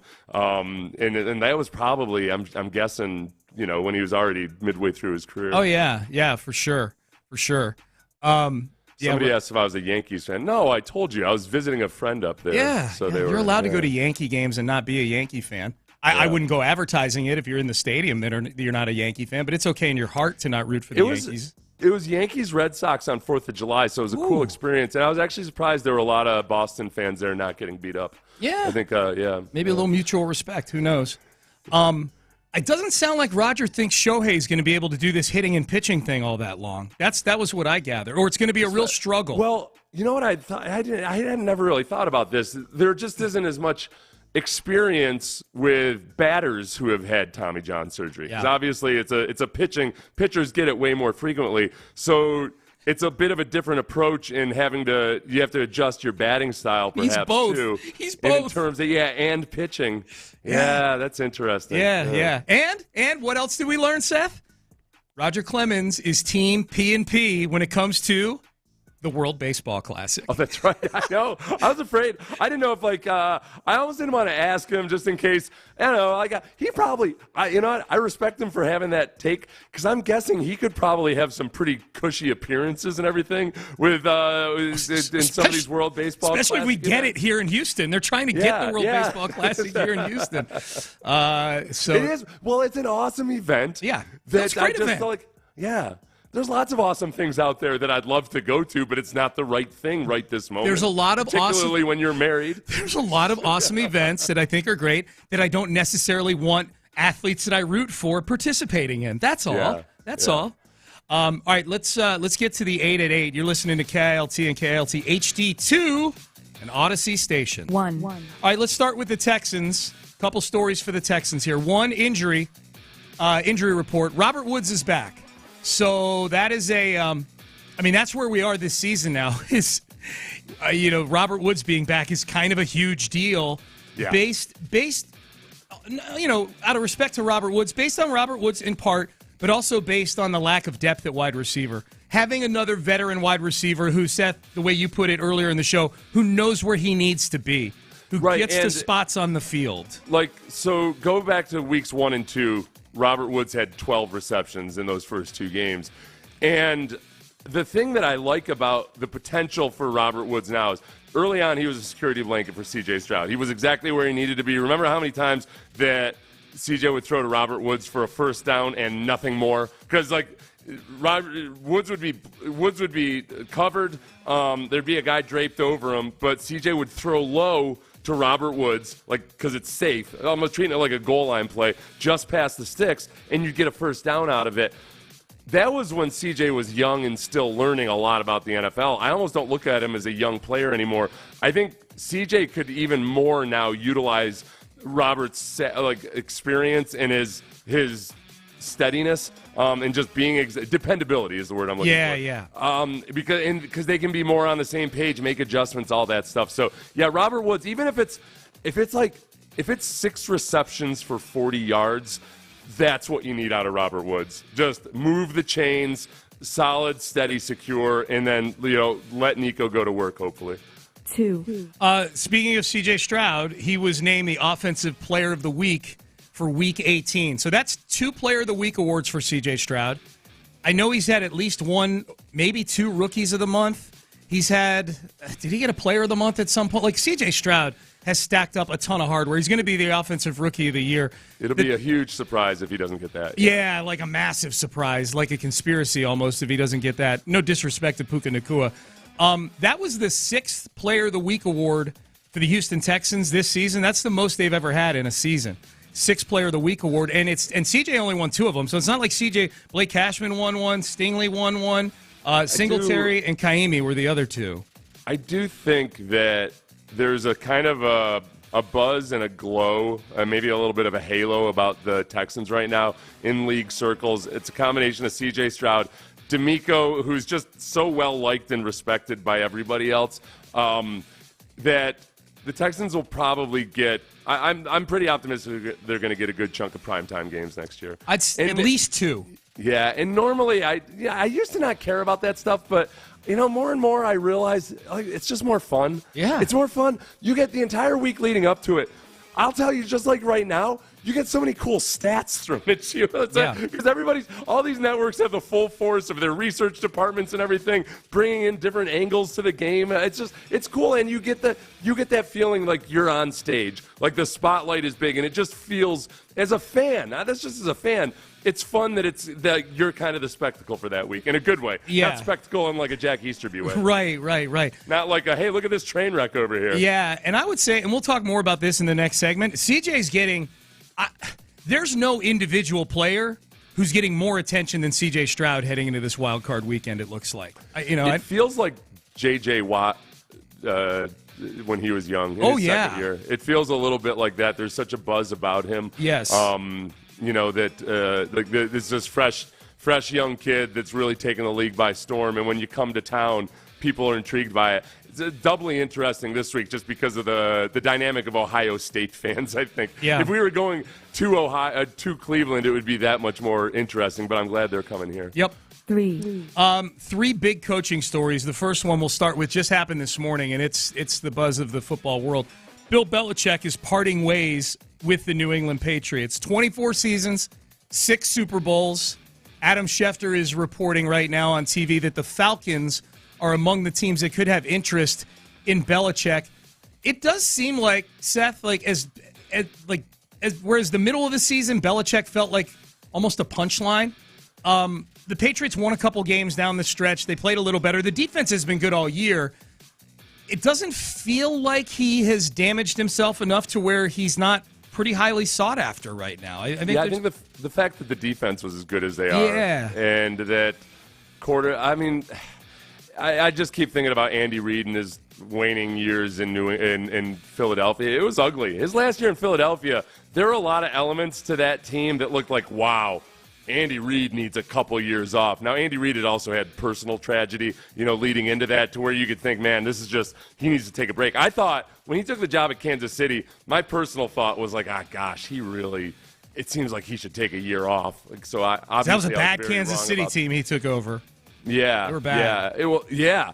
It had its own share of drama as well. Yes. So I don't know. I think that it's just, it's hard to keep something going at that rate for so long, and it's almost inevitably going to end ugly, I think, because you're falling from such a lofty perch. So given what I learned in the Andy Reid situation, Andy Reid was much younger when he went to Kansas City, but I think I'm very intrigued to see what Belichick does next. I'm not as pessimistic about it as I would have been back when I first saw Andy Reid leave for Kansas City. 4. All right, the other ones that happened here, we'll get to the other one in the NFL, and then a huge one in college. When I say one, I'm talking about coaching changes. Pete Carroll. This kind of came out of left field yesterday, at least maybe for people outside of Seattle. Certainly for me. I mean, we talk about coaching changes and who's going to be the one out of left field in this coaching cycle. I kind of thought we had our out of left field one already with Mike Vrabel, but Pete Carroll is way out of left field to me. Him no longer the head coach in Seattle. He's getting moved into an advisory role. We'll see how long that lasts. But the Seattle Seahawks now have a head coaching opening. It's an interesting one, Seth, because they made the playoffs last year with Geno Smith. They were in the mix to make the playoffs with Geno Smith again this year. They did not.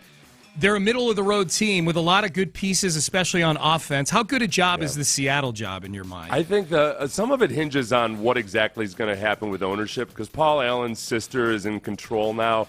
And the word out of Seattle, as far as I could tell, has always been that she may sell, but it wouldn't be until 2024, which is now. That's a big question mark right there. I do think in some respects, like if Bobby Slowik were to look at that team and think, okay, what do I think of Geno Smith, and what's the immediate future, and what's the plan for moving on from it? I got to feel really good about ownership support, and that's a huge X factor. If it were, I feel bad that I don't know her name, but Paul Allen's sister, Jody, I think her name is Jody. Like it seems like she very much is a supportive owner, but you just never know what the next step is. 5. But I didn't answer your question. I like Geno Smith as a guy like, all right, let's see really what's the most we can get out of him. Yeah. We can go in and start doing a bunch of veteran-type stuff immediately. Can I be better than these guys were? And if not, then can we move on? Yeah. Is that do I have your full support to move on? Geno Smith may be like a rich man's David Carr situation for Kubiak. Like, all right, let's see what we can squeeze. We can squeeze another playoff appearance out of Geno Smith. And then if not, just flush it. 5. All right, Nick Saban is retiring in Alabama. This one came out of left field, too. The Belichick one is the least surprising of the three that have happened in the last 24 hours. It's the one that's getting the most attention. But this Nick Saban one is huge, too. Nick Saban's in the conversation for greatest college football coach of all time. He's retiring in Alabama. He's leaving a pretty full cupboard at Alabama. They were a playoff team this year. I'll be anxious to see who ends up taking the Alabama job. In fact, during the break, I'm going to go look up and see if there's an odds board up yet. The funny thing about these job openings, Seth, is that Bill O'Brien's representation is calling about at least 2 of them. He's in the building in New England, and he was in the building in Alabama last year. Yeah. I don't think no chance. I'm guessing he's not the fan favorite. No. To take that over. Also, there is such a thing as just kind of fit. And Saban, as gruff as he was and everything, he may as well have been from Boston or something. He's a West Virginian, There's just still a little bit more of a natural fit there. I don't know about Bill O'Brien being a fit in the state of Alabama. No. As a head football coach. No, as a head football. I've long thought that Bill O'Brien, and he did a good job at Penn State for a couple of years. I've always thought his road back to head coaching was going to be in college. Because I thought this is a couple years ago. This is after he got fired by the Texans. This is pre-NIL and pre-transfer portal. I don't know how Bill O'Brien would operate real well in a transfer portal world. I think he would. I think Bill O'Brien would be a pretty charismatic recruiter, getting guys in. Yeah. I think he's a good salesperson. But I think he'd have maybe record numbers of guys jumping into the transfer portal. You know what? I mean, much different situation, but my counterpoint would be he did a hell of a job retaining kids at Penn State when they were all given free license to leave. He did. With no penalties whatsoever. You know, it wasn't even like a transfer portal free to leave. Like, you were free to leave with no penalties. And he managed to keep everybody around. Hell of a salesperson. That's what I'm saying. Like, none of them had played for him yet when he did that. You know, like when he was selling them on staying there. His conflict is always going to be between the X's and O's side, which he really, really loves, I think, and you're limited in how much of that you can do in college, especially now with the transfer portal, because you don't have 3 or 4 years to teach it to kids. They got to get it. They got to get it now. I think that might be really what keeps him away more than anything else. 6. Sticking with college football and coaching in Alabama to a degree here, I guess. The Bear Bryant Award was handed down last night here in Houston. The winner of the Bear Bryant Award for Coach of the Year for 2023, Mike Norvell, Florida State. Undefeated season until the Sugar Bowl, where they lost 63-3 because they were playing with third stringers against a Georgia team that was trying their ass off. I wish you would quit making excuses for them, Sean. For Florida State. Yeah. Well, just for their second string JV squad to beat Georgia. Yeah. Dude, the only thing I liked about that game is it was easy money. 23.5 or whatever it was. You're laughing at halftime of that game. I'll be anxious to see how many Coach of the Year awards Mike Norvell ends up winning. If there are any more to be handed down. I mean, we're kind of deep into the postseason now, but this feels like, to me, and I don't know who the other finalists were, but this has a feel to it. When you see Mike Norvell's name next to Coach of the Year, I'm like, oh, that's nice. They gave him a consolation prize for getting screwed out of a playoff spot. Yeah, it does feel like that. Yeah, if there were one committee in charge of everything. Yeah, I don't want to diminish it. He did a great job this year, and he did a great job getting to being undefeated. They lost their starting quarterback with 2-3 games to go in the season, and they still wound up going undefeated and winning the ACC championship. So good on Mike Norvell. And all those coaches, every time I go to the awards, the Bear Bryant Awards, I just think about, like, man, these guys are leaving this nice event to immediately, recruit. And they get to work on everything. There's just zero rest for the weary. And now they're also, they're recruiting their own kids, too. Yeah. Like, hey, man, I know you're in the transfer portal, but it's, it's cool. Yeah. I'm back. 7. Aaron Rodgers no longer going to be on the Pat McAfee show as of yesterday. Here was McAfee making the announcement on his show yesterday. So Aaron Rodgers Tuesday season 4 is done. Yeah. Complete. Season. There's going to be a lot of people that are happy with that, myself included, to be honest. With the way it ended, it got real loud. And real loud. I'm happy that is not going to be my mentions going forward, which is great news. We're a conversation show. People are having conversations. We live in a country that has freedom of speech, but also you're going to have to deal with the consequences of your freedom of speech. So what I'm saying is we've given a lot of people who've been waiting for us to fail a lot of ammo and things to attack us for over the last week, and we would love to get back to the point where we just move on and continue to silence all the haters over here who can't negotiate as good as I can, all the people over here who can't create a show as good as us, and all the people up here who are just going to always be here, and they're going to hustle and do their thing, which I respect. But we need to do that, and that is our focus. That is our goal. I saw a lot of people, there was confusion afterwards where a lot of people were claiming that, well, this is what he always does anyway. This is stupid. This is fake news. But then, meanwhile, I'm hearing from McAfee that, oh no, this was definitely a decision they made to stop his appearances. He had been slated to continue on through the Super Bowl this year. Yeah. So this was not so when I saw all those people say this is what Rodgers does every year, maybe it was in the past, I don't know, but this year he was slated to go on through the Super Bowl. At first I thought, wait, is McAfee just trying to make it look like he did the right thing and stopped it? But no, it was a definite decision to step away from all of the added controversy that comes with the Aaron Rodgers appearances. Yeah, dude, I just go back to this. I admire McAfee's goal. Look, I admire McAfee tremendously as a business person and a personality. He's been wildly successful. That's inarguable. And I admire his wanting to do a show that's very sports-centric and fun and positive. I think that's great. I think that's what this should be for a lot of people. I think that's what people come to the store expecting is, an escape from all the stuff that, quite frankly, Aaron Rodgers brought onto the show. That's my big thing. what were you expecting when you made Aaron Rodgers a weekly guest? The whole thing about Aaron Rodgers is this: like, he's got some Ryan Braun to him. Remember when Ryan Braun accused the steroid test taker of lying or what have you, or like malfeasance? The administrator of the test? Yeah. Like, and it turns out that, like, no, that wasn't the issue at all. The issue was you took steroids. You were on steroids, but he was accusing, like, some random person, like, and just adamantly accusing him of that. Like, this is what, like, Aaron Rodgers accused the Packers of not reaching out to him. When the Packers are like, dude, we reached out to you a bunch of times, he blames it on not having cell service at his house. He goes off to a week-long darkness retreat and then is upset that the Packers decided to move on without contacting him in that situation. And then, like, in this instance, he basically very strongly insinuates that he thinks that Jimmy Kimmel is on some sort of Epstein list. And then when called on it, says, hey, I never said that. Right. Why would I do something so stupid? I'm not stupid enough to do the stupid thing that I said. Like people, like intelligent people don't buy it. And by intelligent people, I mean anybody that's got any sense of like self-esteem or like an understanding of the way of the world works. And that part of it, I do not care at all. Like, I will listen to anybody. People would be alarmed at what I'll listen to in terms of, like, people having an argument about something with which I disagree or whatever. I'll listen to it as long as you got rational arguments. Rodgers just calls names and then claims that he never called the name. It's crazy. And And he was becoming a big enough part of the sports media world that it was impossible to ignore. Yep. 8. All right. The NFL has announced home teams for 4 of their international games this year. The Panthers will be a home team in Munich. Congratulations, Munich. You get our worst export, Carolina Panthers football.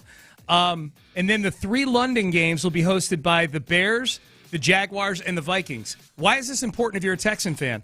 Well, because the Texans have a road game with the Jaguars, and they have a road game with the Vikings on the schedule this year. So we've got... The Vikings playing... Oh, they're both in London. Okay. They're both in London. That's what I'm saying. But the Texans are... I want to go to Munich, though. Yeah, well, they don't play the Panthers, but you can go to Munich if you want to. I'll go to Munich. You go to London to cover the Jaguars game, and I'll be in Munich in a beer hall. Yeah.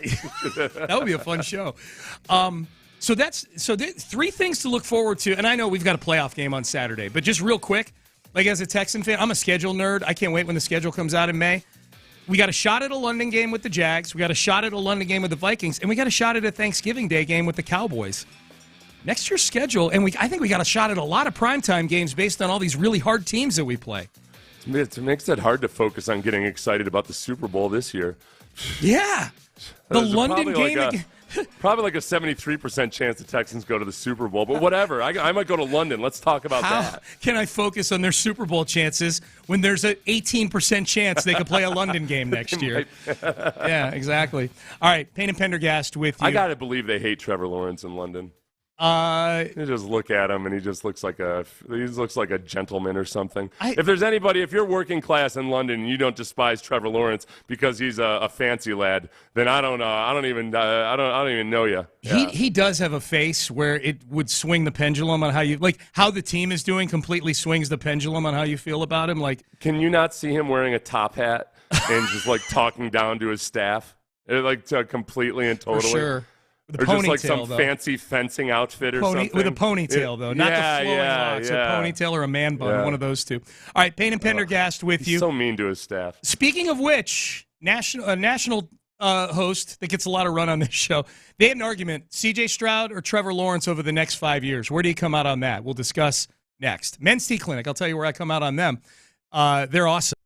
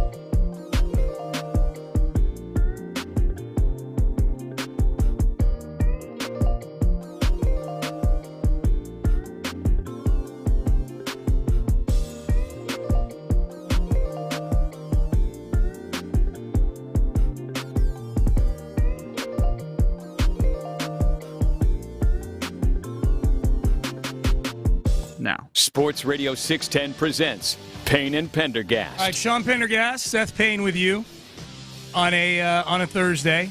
If you missed our interview with Roger Clemens a little bit earlier, it'll be up on the podcast. It's on the Odyssey app. You can go find it. Great conversation. Universally acknowledged as a great conversation by folks weighing in on that following our interview with Roger a little bit earlier. C.J. Stroud versus Trevor Lawrence. We just got done talking about Trevor Lawrence in the previous segment. Maybe there's a little bit of kicking Trevor Lawrence while he's down going on, particularly with me, because I've started to really question whether they should give him that big contract. Certainly this offseason, whether they give it to him or give it to him at all. You lose 5 out of 6 down the stretch. I don't care how banged up you are. You can't lose 5 of 6 down the stretch when you're the favorite in the division and you're 8-3 to start the season. You just can't do that. That's where it, twice this year, first Nick Bosa, and then a player from the Titans, I can't remember who it was, basically after the game said, look, we know he's a first-read quarterback, and you just take him off, take away his first read, and he's going to start to panic. That's what it looks like. And that's either a Doug Peterson issue or a Trevor Lawrence issue. And all I know is that both those guys are going to be back there next year. I mean, if I were a Jags fan, I'd be nervous about that. Yeah. I'd be upset about it. I'd be a little bit alarmed by it. One of our listeners says, guys, the talk about Stroud versus Lawrence is, I think he means moot. Moot, yeah. You realize that Lawrence will probably be the third best quarterback in the AFC South. Yeah, there is no Stroud versus Lawrence talk. There's not. Was it presented as such? It was teased as such by me because yesterday on the Colin Cowherd show, remember Colin Cowherd thought C.J. Stroud didn't have enough talent to overcome all the limitations of the Texans organization? He's all the way down the rabbit hole now on his love for C.J. Stroud. The argument came up, Stroud or Lawrence for the next 5 years. Who would you rather have the next 5 years? C.J. Stroud or Trevor Lawrence. And I said C.J. Stroud. Absolutely. And I mean, let me throw this at you. C.J. Stroud's rookie year with a defensive coach this year is similar, if not better, than Trevor Lawrence's best season. 23 TDs, 5 picks, 101 passer rating. Best year for Lawrence, 25 touchdowns, 8 picks, and a 95 passer rating. Now, they both play in the same division, so you can't use that, and they both play in the same conference, so they face the same defensive coordinators. So it would lead me to believe that Stroud's better. If Stroud is this good this fast, he's the better quarterback. So and by the way, I know all you fanboys, I'm sure you knew he was going to be this good. Houston didn't know he was going to be this good. Nobody thought he was going to be this good. His comp, we said it on the air, his comp was Jared Goff. I don't recall that. It was. When did you compare him to Jared Goff? It's the way. It's so funny. It's the way he states it. Every time. Like it's a mathematical law or something. He doesn't say some people comped him to get Jared Goff, or that like I comped him to Jared Goff. It's the comp is Jared Goff. He recites it like it's his height and weight. His comp was Jared Goff. Pi is 3.14. Right. His comp was Jared Goff. So good. Hey, one of the things he said there, and I obviously I disagree with his. I want to agree with his. Go ahead. His conclusion. I disagree with his argument. Yeah. Well, there's an element of the argument I wanted to ask you about because he brings this up all the time, Coward, and there's probably other people that feel similarly about this, especially in light of the fact that Bobby Slowik is a person of interest of many teams to be their next head coach. But Cowherd repeatedly brings up, he brought it up in that cut, and he brought it up a few more times in that segment. We don't have the whole segment. That Stroud plays for a defensive head coach.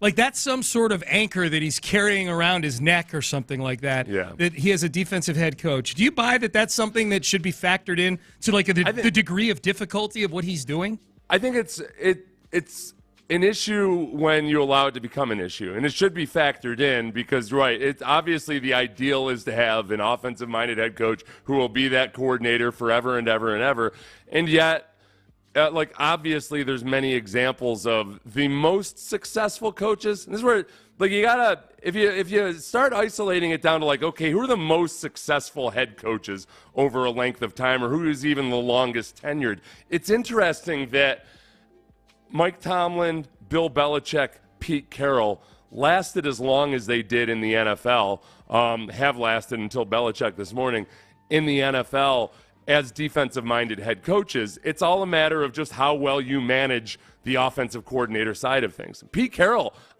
Carroll may have been the worst at managing the offensive coordinator side of things, and yet won a Super Bowl, went to 2 Super Bowls, lasted a long, long time, and had a lot of sustained success and, playoff caliber football teams year in and year out as a defensive-minded head coach. I think that the problem is people fall in love with the idea of having the offensive coordinator head coach to the point where it skews their judgment, and they start hiring guys who aren't actually good head coaches. They might be good offensive minds, but it's a guess. It's just going to be a guess whether he's a good head coach or not.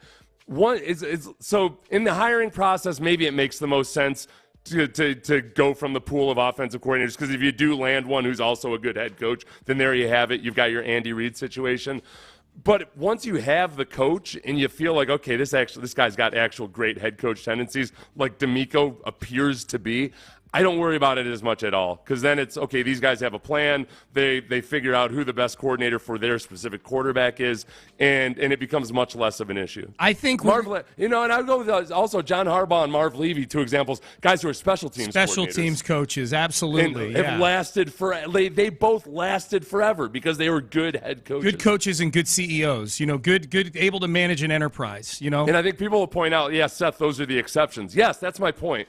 Is that once you isolate it to the coaches who last a long time, there's much less of a difference between the offensive dudes and the defensive dudes. Yeah, I think what we let in here, to me, it's inarguable. The next 5 years, C.J. Stroud. To me, it's not even close versus Trevor Lawrence right now. The defensive coach thing is interesting to me. I think as we go through the process of filling all these vacancies in the NFL, there's 7 of them now after today. If you missed it, the Patriots and Bill Belichick expected to part ways after 24 seasons. That's the headline on TV in the studio here right now. I think for some of these openings, once we get to the stage, Seth, in the middle of January where guys are allowed to start interviewing face-to-face, January 22nd. Yeah. We're going to hear DeMeco Ryans' name a lot because there's going to be defensive coordinators that are in the mix, and they're going to show DeMeco and the Texans are going to be the one that they're copycatting. And they're going to go, look, DeMeco Ryans proved that you can turn it around quickly and have success as a defensive coach, as a defensive coordinator.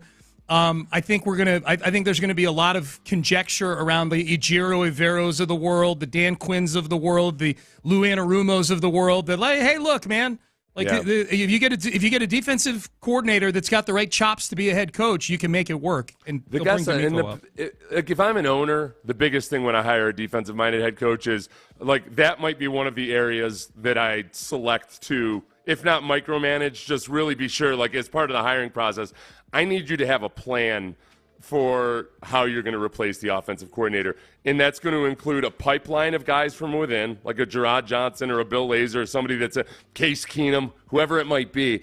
You're going to have a pipeline from within, and you're going to have a watch list of guys outside the organization. The nice thing about the Kubiak-Shanahan system is that there are a boatload of dudes out there who have similarly aligned philosophies, terminology, all of those things, experience with Kyle Shanahan, that I think it's easier to replace. I liken it to buying, you get a mass production automobile versus a McLaren. Mm-hmm. It's a lot easier to find parts for the mass production automobile than it is for the McLaren. And the Kubiak-Shanahan system is that same way with offensive coordinators. Yeah, that's a good analogy. Text message, hey, I'm listening to Cleveland Browns radio, our mortal enemy, and they're showing no concern about Stroud's ability against man defense. I, too, am also concerned after seeing his performance against the Jets cornerbacks. Go Texans. Well, I'll say this. The Browns cornerbacks are in the class of the Jets cornerbacks. They're really, really good. They've got 3 of them that are really, really good. That's a valid concern. The numbers bear it out. CJ tears up zones. Against man, he's like 27th in passing efficiency. 27th? Yeah. And some of that may be he's got receivers who, once Tank Dell goes out, you got guys who have trouble getting open. That may hurt. Also, I like to see those separated from blitzes as well. That's where it gets a little dicey too. Is okay how are you versus man coverage versus like when you're getting pressured because it's a blitz or because your left guard is no good or whatever it might be. But yeah, that's fair. I think CJ's been surgical versus zone and not as good versus man. The play action is theoretically where you make your hay on that, and where there should be opportunities. I think that him versus man, as long as there's protection, I feel better about in terms of just some of the shorter stuff and some of the out stuff. Like CJ's shown more of an ability to dink and dunk down the field, and also though to throw. He can throw to guys who are covered, and that's just it's not nearly as efficient as the other stuff, obviously. But I think that we haven't necessarily seen him. The Jets game. I wish, because I hate saying this. I really, really hate saying this, but I feel like objectively you have to wonder whether he was actually concussed from the Broncos from the Denver game. Sure. Yeah. But it's you can't depend on that. I would never argue it was clear and that's why he was bad versus the Jets. He did not look accurate as he typically does versus the Jets. He took that hit in which he was wobbly afterwards in the Broncos game and was not in the concussion protocol afterwards, but he certainly didn't look like himself. That was either a reflection of how good the Jets are, or it was just that and that CJ didn't do well against it, or perhaps he was still having lingering effects from concussion. The good defenses that he's played against this year, the best defenses were the Ravens in Week 1, where he didn't play great. It was his first game as an NFL player. Yeah. Played against the Jaguars the next week and wasn't great either. The Colts. He was against the Colts. He was a lot better. It was in the second half that he really started taking off, but it was the Colts had a lead, so you couldn't necessarily take a lot from that. The other good defenses are the Steelers, where the numbers don't look awesome, but he was very effective, and they took the Steelers to the woodshed. Yep. That game, he was less than 50%, but he had a lot of throwaways. That was when he was very much focused on, all right, I can't be getting sacked 6 times a game. So, like, that game was versus a very good defense, and I felt like it was pretty good. The Jaguars' defense ended up being 10th in DVOA, I think, and he did well versus the Jaguars this year. So the only true test he had was the Ravens, and it's hard to take the Ravens and the Jets. And like, both of those, I would say, not great performances, but I can make some excuses for them. This will be the biggest test for real, without weather conditions being an issue like it was in the Jets. So kind of a referendum, I think, on, okay, where exactly is C.J. Stroud in the realm of a guy that can go in and threaten a defense like the Browns. Well put. Yeah, it's at home, too. Those other two are on the road. So you're right. You're absolutely right. All right, speaking of the Browns, let's hear from their head coach in the next segment, Kevin Stefanski. What's he expecting? What type of Texans team is he expecting? And did it help to play the Texans just 3 weeks ago? We'll hear from Browns head coach Kevin Stefanski next. I like eating dips.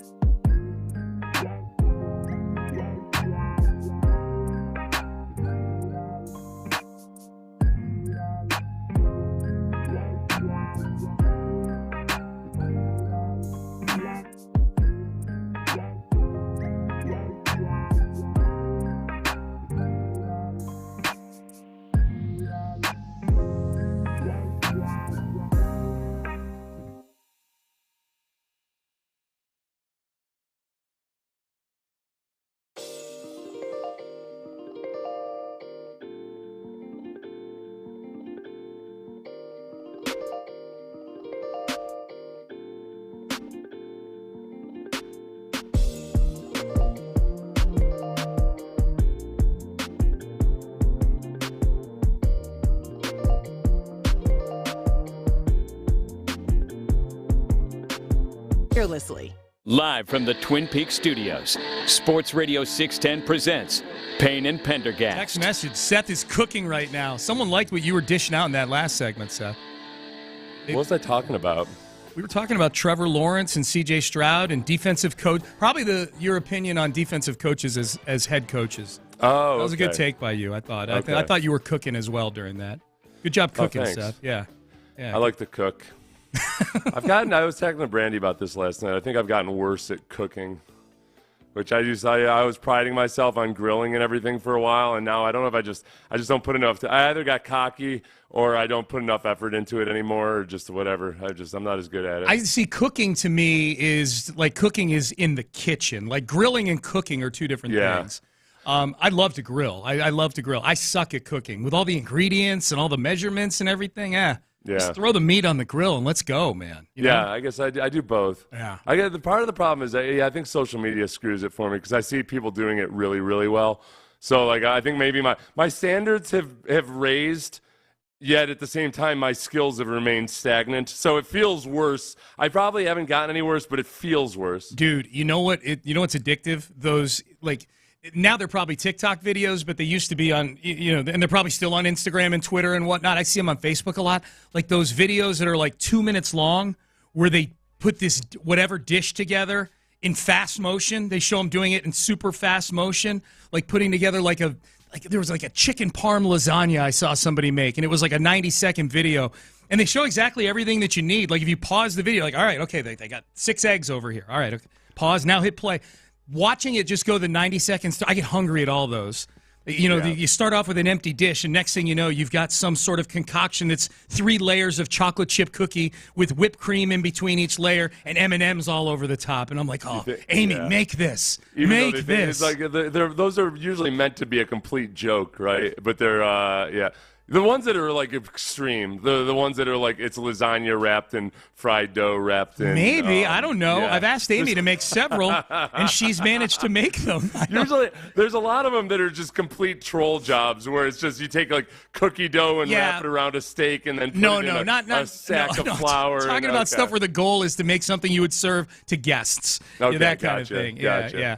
Kevin Stefanski is the head coach of the Cleveland Browns. He expects a much different Texans team than the one he saw 3 weeks ago. Excited about the opportunity we have in front of us, going down there to play a very, very good Houston team. We're also excited that we're the first game. We don't have to wait an extra day, so we get to get up and go. But, looking at this game, I know we recently played this team. As you know, they're different. Everybody's different each week, but C.J. Stroud's a great player. I mean, he's a great player, so we did not face him in the first one. There's injuries that guys that are back on defense that they didn't have. They've signed a couple free agents on defense. So really, as everybody knows, you're a different team week to week, and certainly this is a different team we're facing, but I know it's a very, very talented team. They're very well coached. I have a ton of respect for D'Amico, his entire coaching staff. So it's a great challenge, but we're really focused on the work that's going to go into it this week. You pointed this out. The biggest thing, obviously, C.J. Stroud gives you a better chance to score points. That's very, very basic. But he also gives the defense for the Texans a better chance to not be back on the field after 3 plays each time. That game snowballed quickly on the Texans, and I think the offense was just as culpable for the 36 points that the defense gave up as the defense was in that game. Yeah, and it was I don't think Stefanski is saying that is just false sportsmanship or anything like that, or gamesmanship. It's just that's what he's telling his team too. Yeah. Look, this is a completely different team. You're facing, no offense, you're facing the two-headed quarterback monster of Case Keenum and Davis Mills, and not to mention a multitude of other players who are injured on that team. This will be a different team. Even if you're looking at it objectively from outside of Cleveland or Houston, you're looking at this as a much more balanced teams than it was a few weeks ago. Now, the biggest issue is just that the Browns really, the two things are, the Browns have a very, very good defense. Regardless of anything else, they're legitimately a really good defense. And they've done a better job of it where, the Saints obviously had a good defense, the Jets had a really good defense, potentially a really good defense, but didn't have any help from the offense. You could say the same thing about the Browns for much of the season, and they still put up great numbers. I think the Jets, they suffered from the lack of help on offense. They could have been a lot better with a good offense, but I wasn't as convinced of the Jets as I was of the Browns. The Browns are very, very good. People keep bringing up the fact that CJ hasn't been good versus man defense, where he's been awesome versus zone. I always hesitate to read into that too deeply because you always have to remember, CJ has also had issues, not as a quarterback, but with the offense in general against the blitz at times because of pass protection issues. So when you're blitzing, you're in man, other than in a zone blitz shouldn't even count as an actual blitz. So there's that. The other is just in general, always be really, really careful about when stat services are trying to tell you that a defense is in zone or man, it's just one, there's one, you're either playing zone or man. It's way more blended than that. There's playing zone 2-man and match coverage and everything else. So it's, yes, when it's obviously zone, CJ's been really good. There's other times where I think that it's zone to man or it's stickier coverage, and CJ's done well in those. The bigger factor by far to me is the actual pass protection and the blitz pickup. The other thing is, too, some of those stats are skewed from earlier in the season, especially when the receivers, CJ was better at picking up the blitz early in the season than the receivers were. And there were times where he was looking to go hot, but the hot options didn't have their heads whipped around yet. Yep. And it took time for those guys to figure it out through a combination of youth and just being new to the system. In the case of Dalton Schultz, those guys weren't with it. They got better at it as the season went along. So I don't buy as much into that. And then the other fact of the matter is just teams that are capable of playing good man versus good quarterbacks tend to play more man than the bad defenses. And so you're not going to do as well versus those good defenses. Here's Stefanski when asked, does it help that you played the Texans recently? It goes both ways. It really does. It's unique having played them just a couple weeks ago.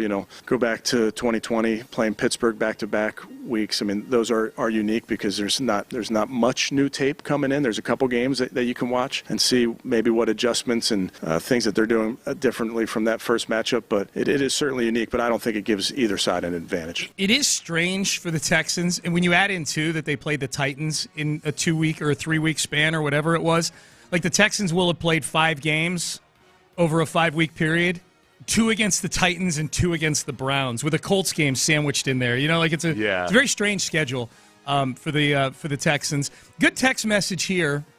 We'll have CJ back, so it's tough. This is from 0780. We'll have CJ back, so it's tough to say what to expect this time versus the Browns defense. Our defense, though, got embarrassed, and I have to think there's extra motivation for a revenge game for certain players. This is an easy answer to this question coming up here. Which defensive Texans player do you think has the most motivation and will ball out? I don't know if he's going to ball out, but if Jalen Petrie is not motivated to go out and have his best game of the season, then he may as well hang up his cleats. He got benched against the Browns. He got benched against the Browns and was after a play in which you might wonder, okay, was Jalen Petrie supposed to jump that route by David Njoku, or is he supposed to help out D'Angelo Ross on D'Angelo Ross, the guy who was taking his first snap of NFL action, who was covering Amari Cooper, should perhaps he have helped out there? And then you had a coach afterwards, and D'Amico Ryans, when asked about whether or not Derek Stingley should travel with Amari Cooper, say, no, you got a guy bracketed. You're supposed to bracket him. Yeah. And he didn't call out Jalen Petrie by name. But Jalen Petrie didn't play much at all. I don't know if he took any snaps after that. He recovered. Or not. I don't know if he did defensively. He recovered an onside kick later in the game, but I don't know if he did defensively. Jalen Petrie's the guy. And in that respect, though, too, some of that might be, okay, it doesn't have to be Jalen Petrie being the star. It has to be Jalen Petrie being where he's supposed to be. Being solid. Coverage. Yeah. Yeah, and now by the same token, though, too, like D'Amico talked about it this week, he said, look, you could talk about injuries, but you turn on the film, and it was obvious immediately that guys weren't doing what they needed to be doing. And that included Jimmy Ward, who went out injured in that game, but on the first play from scrimmage just decided to try to cover a guy laterally instead of vertically and let Amari Cooper get a 75-yard reception on the first play of the game. Yep. All right, Payne. That was a 57-yarder, whatever it was. It was a long ways. The touchdown was 59. I think the first one was 53. The first two plays of the game were a kickoff return to damn near midfield and a 53-yard play-action bomb. Like that game was lost in the first 90 seconds. Like that was, you could tell early on. Like they didn't come ready to play in that game. I think they'll be ready on Saturday. I do. All right, Payne and Pendergast with you on a Thursday here. Let's go back to Bobby Slowik. Bobby Slowik answered the questions yesterday. John McClain and Brandon Scott, to open Slowik's press conference yesterday, asked Bobby Slowik about the interest that other teams have in him as their potential head coach. And what's that like? How is that affecting preparation for the Cleveland Browns on Saturday, if it is at all? We will have that for you next. But first, Wes.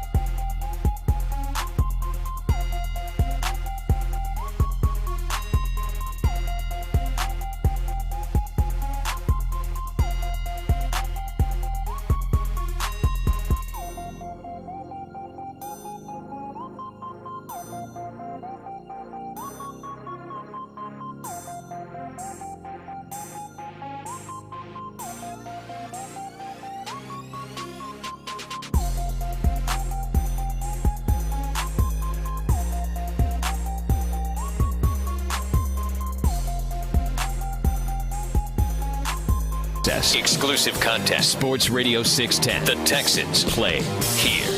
An Odyssey station. Sports Radio 610 presents Payne and Pendergast. All right, Payne and Pendergast with you. Bobby Slowik. So far, Carolina and Washington reportedly have requested permission to speak to the Texans offensive coordinator when the time comes for them to be able to do so. They can do it over Zoom right now. They can't do anything in person until January 22nd. That's the day after the divisional round of the playoffs would end. Bobby Slowik met with the media for the first time yesterday since it was reported that their team's interested in interviewing him. Here is his exchange with John McClain and Brandon Scott yesterday on that topic. Things when Carl Barnes kind of reach out because of your relationship. How are you handling that? We asked D'Amico for his advice yesterday. How are you handling it? Or are you ready to be a head coach? Yeah, it's really easy to handle right now. You know, we're locked in on Cleveland. You know, we're full speed ahead, kind of keeping our head down in the dark. That's, you know, all that stuff. I'm very grateful. You know, I'm thankful to the Lord for giving me this opportunity. I'm thankful to Nick and D'Amico and the Texans organization for putting me in this position. But, you know, right now I'm a Houston Texan. I'm part of this organization. I'm going to do everything I can to help us win Cleveland. And, like, everyone's energy right now in this organization is devoted to how do we play one more game? How do we keep just playing one more game? You know, we really have what I believe is a special group of individuals. I know, like, offensively, there's guys in that room that I just can't imagine having to do this without right now, you know, and to really, as much as we can, just find a way to get 4 more games out of this. That's really all of us are devoted to. So you plan on taking all the interviews, or you gonna? Haven't even thought about it. Like, I won't have much information for you guys. I'm being honest. Like, it's just everything right now is on Cleveland. It's a good answer by Bobby Slowik. I believe him.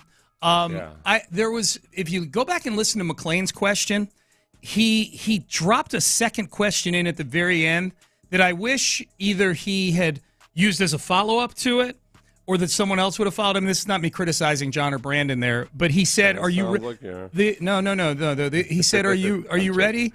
Are you ready to be a head coach?" Was kind of the question. Play the very beginning, Ben, just in case people missed it at the beginning. Things when Carl Barnes kind of reach out because of your relationship. How are you handling that? We asked D'Amico for his advice yesterday. How are you handling it? Or are you ready to be a head coach? Because he answered how you handling that. He answered how you handle that, but I would love to hear Bobby Slowik's answer to, are you ready to be a head coach? And it's and he said it's easy to handle because he's not doing anything at all with it, which is he didn't answer that question. He didn't. He didn't. I don't know if he even caught that. He probably had his package. He had his package reply ready for sure. Immediately. No, you know, he knew he was going to get that question. Absolutely, no. I don't think he dodged the question at all. Like, I just think but I would love to hear the answer to it. You know what I mean? I'd love to see his reaction to the question. You know, it's tough. You know, I really just feel my gut feel on this, informed by nothing at all other than my gut feel, is that he's going to want at least a couple of years of learning how to be an offensive coordinator and learn all the lessons he can learn from this year, and then maybe just like D'Amico did it in his second year, then kind of attack the process of being a head coach. I think that if you go back to both D'Amico and Bobby Slowik's mentor in Kyle Shanahan, or one of their mentors in Kyle Shanahan, Shanahan had a few go-rounds. You know, he was up in he was with his father forever, for one, as the son to a head coach who was a head coach forever. Then he was with his father in Washington as an offensive. He ended up being the offensive coordinator in Washington, right? Yes. And then offensive coordinator in Cleveland. Then Cleveland first. Cleveland first with Manziel, right. So he had several go-rounds before he would have. I think before both the leagues started looking at him as a head coach candidate and maybe where he felt comfortable. And because of guys like Kyle Shanahan and Sean McVay, these guys that at first, I thought Shanahan's youth was holding him back. And then I think what ended up happening was that guys just age better these days as coaches because I think they take care of themselves better. And there's a whole lot less smoking and drinking than there used to be amongst NFL coaches. So they just look better. I think a lot of owners look at guys who are 38 or 39 years old, and I think they still see a young guy.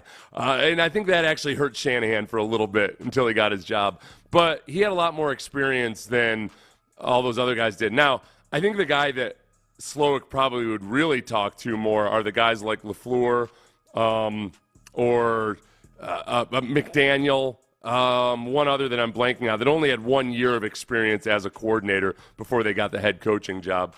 Do they feel like if all things being equal, they would have wanted a little bit more season? I don't know. Both those guys are pretty successful so far. Yeah, I know.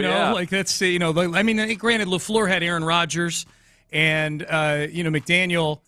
I say McDaniel's been successful. They've been irrelevant. They made the playoffs last year. They've been a relevant team. It's not like they've torn through the postseason or anything. Kyle Shanahan, by title at least, was the OC here in 2008 and 2009. Yeah, I guess that was... Kubiak was calling the plays, but I'm just saying, as far as title of OC goes, he wasn't calling plays. But I say all that to say that he had the title of offense coordinator at 4 different places over a 9-year period, Kyle Shanahan. Well, and you know what I would add to it, too? Like McDaniel, LaFleur, I'm missing one more that worked under Shanahan. They were also offensive coordinator in name, but it's Shanahan's show. Yeah. So with Slowik, I think he's actually got a leg up on a lot of those guys in that he's with a defensive-minded head coach. The offense has been his deal, and he's had to do a lot more and had a lot more control and independence over the offense than any of those other guys did. Yeah. Boy, and that's a lot of bread too. That if he gets offered a job, that gets thrown out. I mean, that's at the very basic human primal instinct. The thing that we cannot ignore is Bobby Slowik is probably going to get offered a salary that is about 8 times what he's making right now, guaranteed. Yeah. For at least a 5-year period, if not more. I could be ready for so many things right now for that much money. Yeah. Hey, are you ready for this job?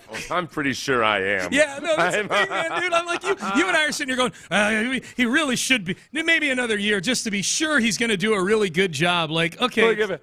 You're an 18-year-old kid and the most beautiful woman in the world asks you to come back to her hotel room. Are you going to tell her, I'm not sure I'm quite ready for this. I'd like to practice my skills for a while. Yes. You know what? I've only been at this a little bit. I've only had 1 year of experience. I'm going to wait until the time is right. I know.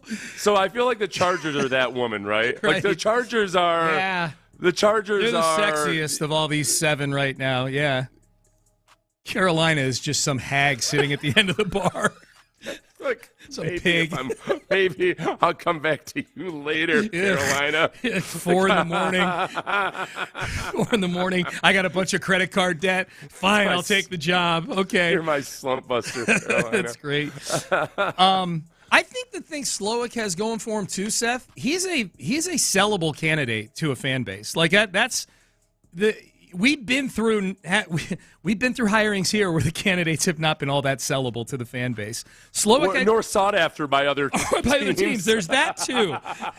Nor the first entry that comes up on Google when you put their name in. David Culley. David Culley, gym manager from Long Island. Dave. I had 3 David Culley LinkedIn's before I got to this.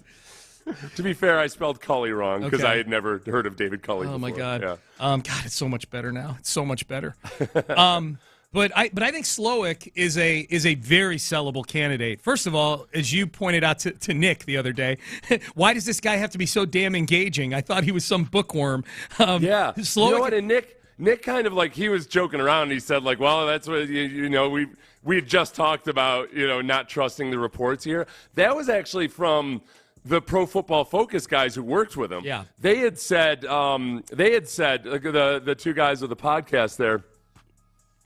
Damn it, I know Palazzolo is one of them. Thank you. Sam Monson. Yeah, and Sam Monson. Okay. Whew, boy. That was a pretty good pull by me, I'm just going to say. Yeah, good job. They talked about how, Slowik probably really wasn't going to like having to talk to the press and all that stuff. He gets up there and he's delightful. He is. So he got a smile. He takes, he criticizes himself. He takes, he thinks about the questions. He's been really, really good in press conferences. Yeah, he's been great. He's not Mike McDaniel, but I'd say he's better than Matt LaFleur, and he's got the pedigree. He studied under the tree of Shanahan, and to your point, Seth, he's actually had the offense delegated to him in full by a defensive coach. I think he's a very, very sellable candidate. I think if he's back with the Texans for a second year next year, then it's probably more likely that it's because he just chooses to take the Ben Johnson, DeMeco Ryans approach and just put his name back in the hat a year later than it is some team really. I think a team's really going to take a shine to Bobby Slowik once they interview him. I think they will. I think he's a very sellable candidate. I think some of the answers that he gives in press conferences, the two things that impress me most are, one, he can talk in layman's terms about different trends in the league, about the way defenses are playing coverages, things like that I think will be very appealing to owners, and that they can kind of talk shop with him, but without sounding like he's talking down or anything. He really has a good way of putting things out in straightforward terms. But then the other thing is just that for a guy who you look at him and you know his background, and it's tempting to think, oh, this is a super analytical dude. He really cares about the teaching side of things and forming a connection with the players and just finding the best ways to get them to understand the why of what they're doing in a way that goes way beyond just the X's and O's. I think that's a key, and I think when the owners talk to various candidates, it's not always that way. You either got, on one spectrum, you got the old school egomaniacal, like, dictators. Yeah. And they'll preach selflessness all day long, but meanwhile, they're the most self-focused people ever. Or then you got the other side of it, which is, like hyper-analytical, new age, all of that, but they don't necessarily connect with the kids the way, honestly, Bobby Slowik does, and I did not expect that. Bobby Slowik looks like one of the kids. He connects with them because maybe that's what helps. He looks like one of them. Here's like when Brandy worked with at-risk kids. That was one of her job requirements, was like to kind of dress like a kid, so she seemed more relatable. Yeah. But it was like that's Bobby Slowik. He's supposed to look like one of the kids. Yep. If I were an owner interviewing Bobby Slowik, the big question I would want to ask him, because we know that C.J. Stroud's performance this year is a big reason, the biggest reason why Bobby Slowik is getting this kind of buzz. If C.J. Stroud were struggling, I don't think Bobby Slowik is in the mix for all these jobs right now. I think that's fair to say. Yeah. My question that I would ask Bobby Slowik would be, what of C.J. Stroud's performance this year were because of you? What did you do? We know C.J. Stroud is supremely talented. What specifically did you do this year that made C.J. Stroud so good? Right. Yeah, without, and I would say, listen, cut out the BS. I understand it's a team game. I know that you're not trying to take it. This is us talking in this room. Tell me a story. Speak into the flower on my lapel. Tell me a story. Tell me a story about a time where we worked through something or what have you. Yeah. Absolutely. Absolutely. Speaking of C.J. Stroud, likely offensive rookie of the year. Ben, we have Peter Schrager. Yeah, Peter Schrager. I don't know if Peter Schrager has one of the votes for offensive rookie of the year, but if he does, guess who's getting it? My vote for offensive rookie of the year is for a quarterback who came in and took his team from 3-13-1 to a division title in his first year. I'm going with C.J. Stroud. C.J. Stroud had one of the greatest rookie seasons we will ever see from a player in the NFL. That is not hyperbole. What he did for the team, what he did statistics-wise, what he did considering the talent around him was just magnificent. And if you add in the fact that he had his haters, his doubters, and his naysayers going into this season, well, then it just makes it the perfect package. I'm putting my vote in right now. C.J. Stroud taking his team from irrelevance, from shame, from embarrassment to the playoffs in his first year as quarterback. Boy, they got to get a different royalty-free music bed there for these royalty-free music beds are just he could have been bopping back and forth for those that aren't watching on YouTube. He could have been talking to the cavalry before they were about to charge, and you play that music underneath it, and it's going to ruin. Oh, you're going to get destroyed. Yeah, deserters everywhere. Yeah. Horses what is this? Riding away off into the woods. Fellas, come back. I agree with Peter Schrager for the record. He is the offensive rookie of the year. Shame. What did he say at the end? Shame, irrelevance, shame, and embarrassment is what he said to about the Texans. That's what he rescued them from. Irrelevance, shame, and Yeah, no, I don't think he was. I mean, there were times he's not far off. But now times are better now. Yeah. Times are way better now. Team's doing things right. You know, the funny thing about the Shanahan tree is, and I know people get upset sometimes when I don't include Kubiak in that, especially with like Mike McDaniel and those guys who started off in Houston. The one part about that, and Robert Saleh, is that like I guess I go with Shanahan because Shanahan took his father and Gary Kubiak's offense and just really expanded on it and modernized it in a lot of ways. But yeah, it's the Kubiak, it's the Shanahan tree, really. Right. It's the SKS. The SKS. It's the SKS, which that sounds like a nefarious organization. But the interesting thing about it is that there's just about as many defensive guys as there are offensive guys by now. You got Robert Saleh, you got DeMeco Ryans. If you go over to the McVay side of things, you've got, well, you had Brandon Staley. But Brandon Staley's been all over the place. He's toured around with lots of people. That was a dud. That was a dud for sure. B. Scott's listening. B. Scott, who asked the follow-up to McLean's question, said, I admittedly didn't realize John slipped that in there until you all replayed it. B. Scott, I'm not criticizing you, just so you know. I mean, no, B. Scott not on air, at least. No, stop it. I always say that B. Scott asks the best questions at those press conferences. He knows that at the press conferences. Somebody said that sounded like a really bad corporate video. The Schrager thing? Yeah.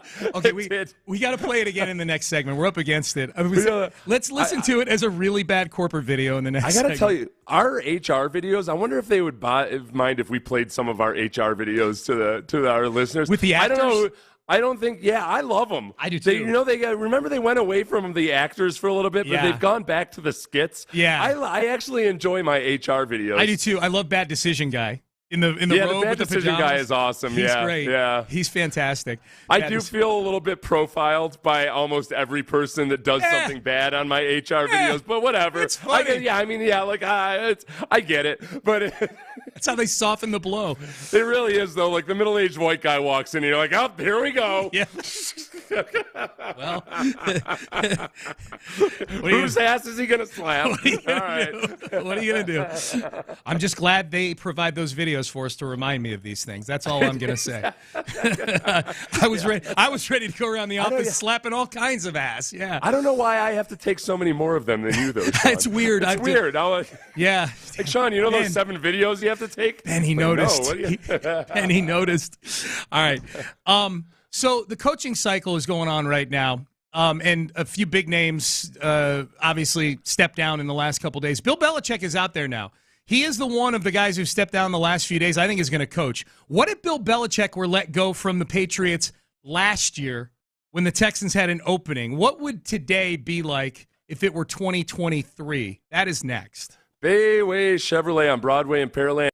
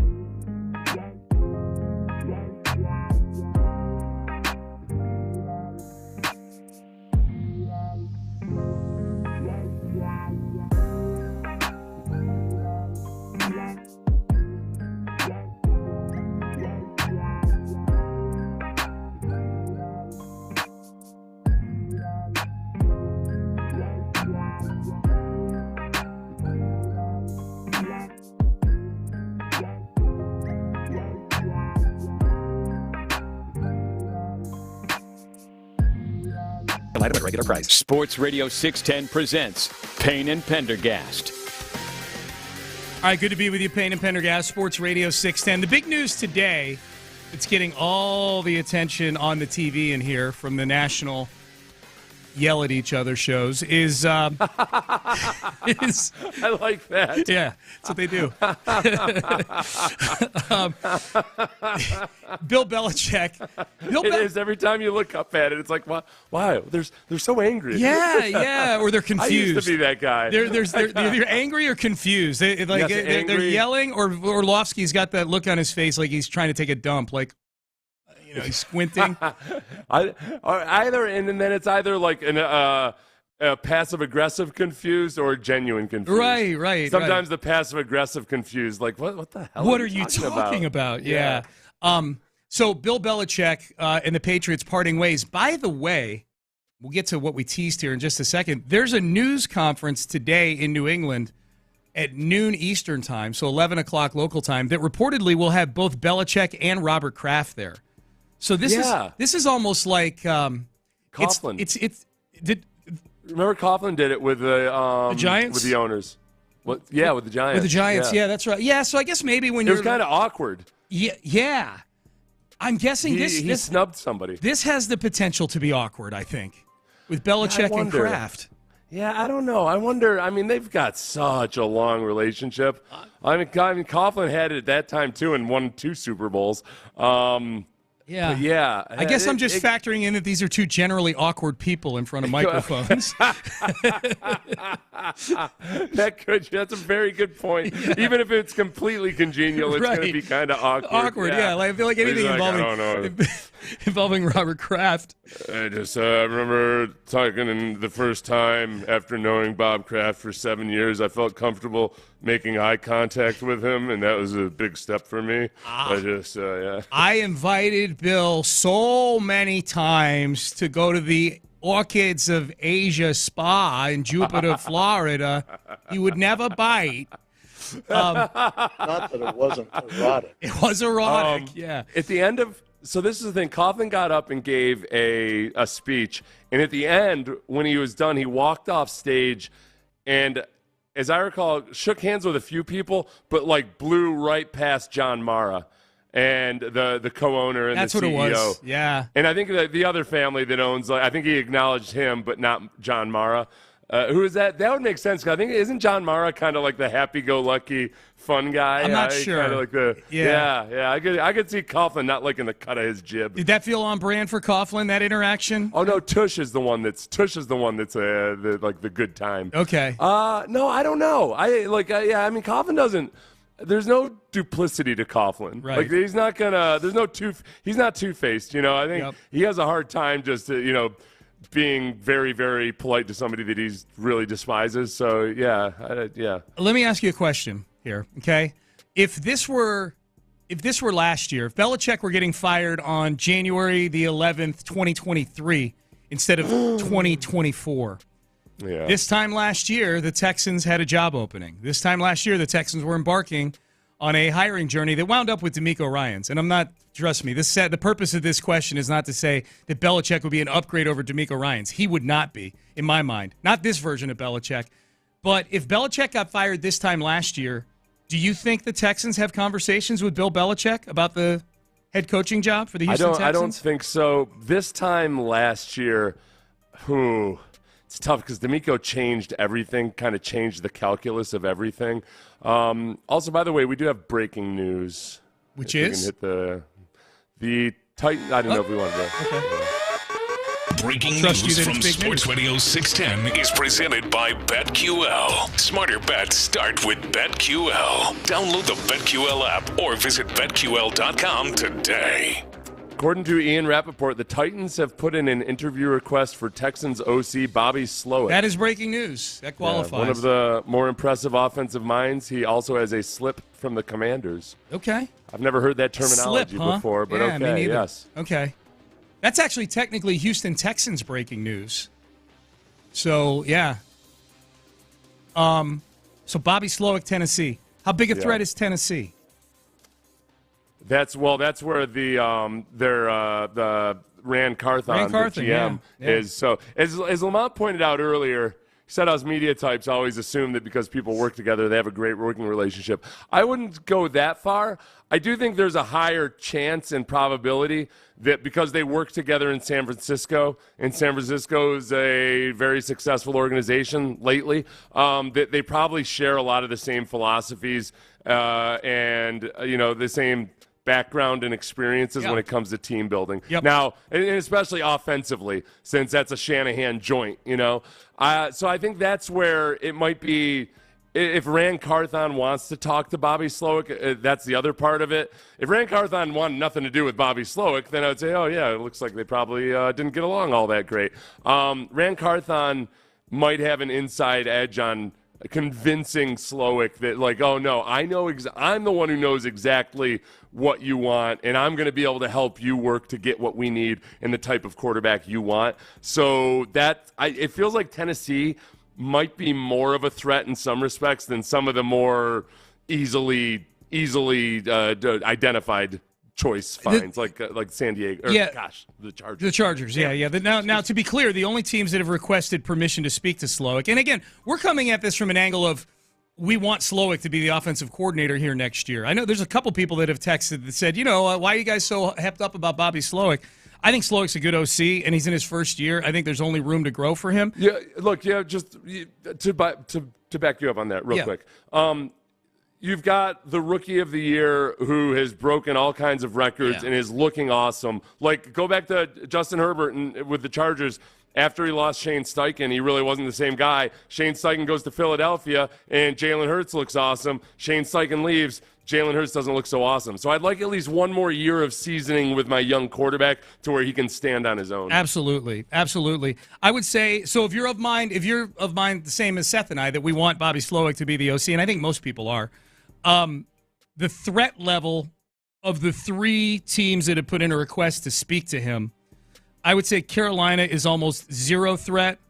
I would say Washington is a legitimate threat, and I would say Tennessee is a legitimate threat, based on the Rand Carthon angle with Bobby Slowik. I think Washington is an underrated opening. You're never gonna land on a team that's already ready made to start winning. Like, you have the second pick in the draft, a forward-thinking owner, a fan base that's hungry. Yeah. I think that's an offense that exceeded expectations last year with a young quarterback who I don't think is the guy. But, like, Sam Howell did way more and was way more effective than I thought he was going to be. Sure. But the other part of it, too, is just, like, how aggressive is Amy Adams-Strunk going to be in trying to sabotage Houston and this growing and burgeoning the rivalry they have, I guess, if they can ever field a team. This was in The Athletic about Vrabel being fired. Mm-hmm. This is Amy Adams-Strunk, the Titans owner, or at least she's in charge of the ownership group, was thrilled that the Titans pulled it off, talking about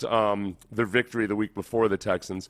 But 1 week later, the Titans lost to the Texans in overtime, and the owner was visibly angry about that loss.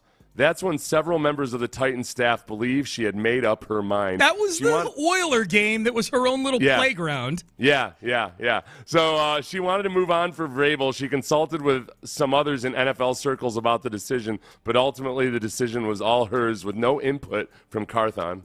Dude, Vrabel ruined her little birthday party. That was her birthday party with little Oiler party hats and streamers and noisemakers and paint on the field and cowboy hats for the boys and party hats for the girls. And they got beat by a backup quarterback. By a backup quarterback in the city that you were openly mocking throughout the entire game with your PA announcer that you hired for your little birthday party. You got the guy that agreed to wear a Bum Phillips hat against his better judgment and best intentions. He didn't want to wear it. Love this. I love the fact that Vrabel spoiled her little birthday party is a driving reason why he got fired. That's the coup de grace in the Texans ruining that entire weekend for her. And now she's coming after our Slowik. Yeah, that's true. Now she has a chance to exact revenge if she wants to pull the checkbook out. I don't know. Do the Titans feel like an organization that's going to pay above market for a first-time head coach to exact revenge? Maybe. I don't know. Maybe she's that vengeful. We'll see. Back to Belichick and the Texans. I don't think they would have entertained Belichick. No, they did a Zoom interview with Sean Payton. Someone's texting in saying they didn't go after Payton. They wouldn't have gone after Bill Belichick. I mean, they did go after Payton in so much as they had a Zoom call with him and were interested in talking to him. And they actually talked to Payton before they were allowed to meet in person, which, according to Coward, or at least the way Coward presented it, seemed like Payton may have been offended that oh, no, I heard this from elsewhere. There's a chance that Payton may have, been offended that he was that the meeting was via Zoom. Because I don't know, because he's old, he doesn't understand or get that, that was the way it had to be done at that moment. They did interview him early. The thing is, within however many days, D'Amico interviewed and flat out said, A, he blew the interview away, but B, said, this is where I want to be. I don't want to be anywhere else. That's right. And it was a pretty easy decision for Cal and Nick at that point. Yep. It was don't believe any of the propaganda out of Denver that Payton was who they really wanted. D'Amico said no to the Broncos. Yep. Okay, we got to go back to this text real quick. Does this Peter Schrager segment where he announces C.J. Stroud as his vote for Rookie of the Year sound like a really bad corporate video because of the canned music underneath it? My vote for Offensive Rookie of the Year is for a quarterback who came in and took his team from 3-13-1 to a division title in his first year. I'm going with C.J. Stroud.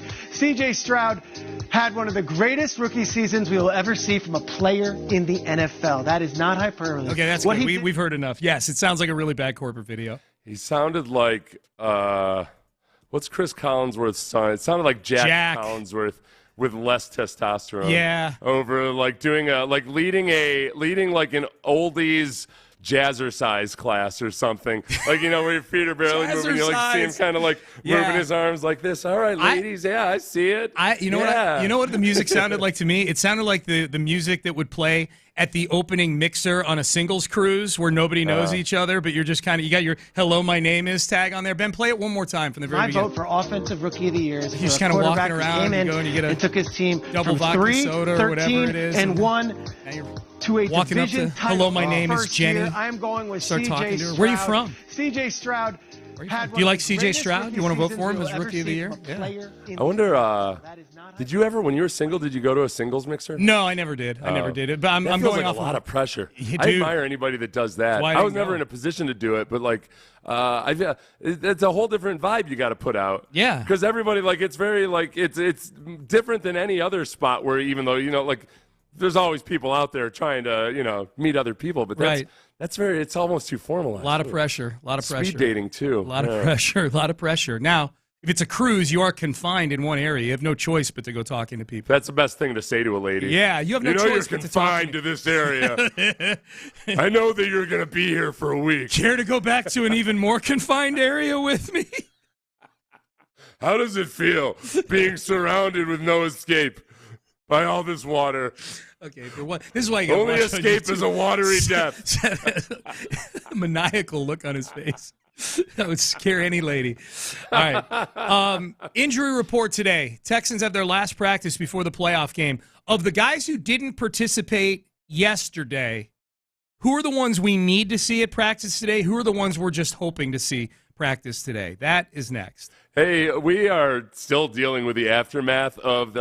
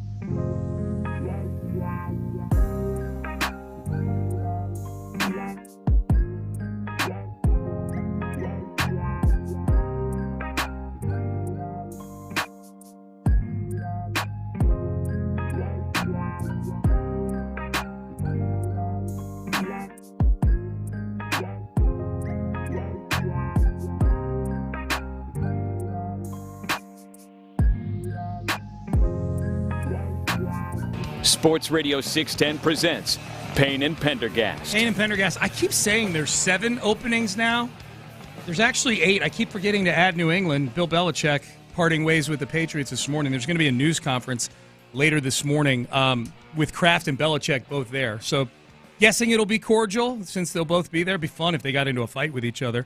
Like it's a big boxing match or something like that. You know, they'd be separated or, you know, like people step in between them or something. Yeah. That would be great. I don't think it's going to happen. That. I don't think it's going to happen. That's it'll be cordial, and I would imagine, honestly, like Belichick's always handled that side of stuff pretty well. Like he bites his tongue when he could, when people present criticism to or anything. And like these two have been, Kraft and Belichick have been through so much and probably had their share of disagreements over the years that it might be as much of a mutual parting of the ways as it could be at this point. Yeah, probably so. I mean, maybe and I mean that like not like, oh, they finally got sick of each other. I just like that it's like, yeah, all right, look, we don't have to be dramatic about this. It's just time. No, and the nature of their season lent itself to being able to build to this point. You know what I mean? There's nothing sudden about this, is my guess.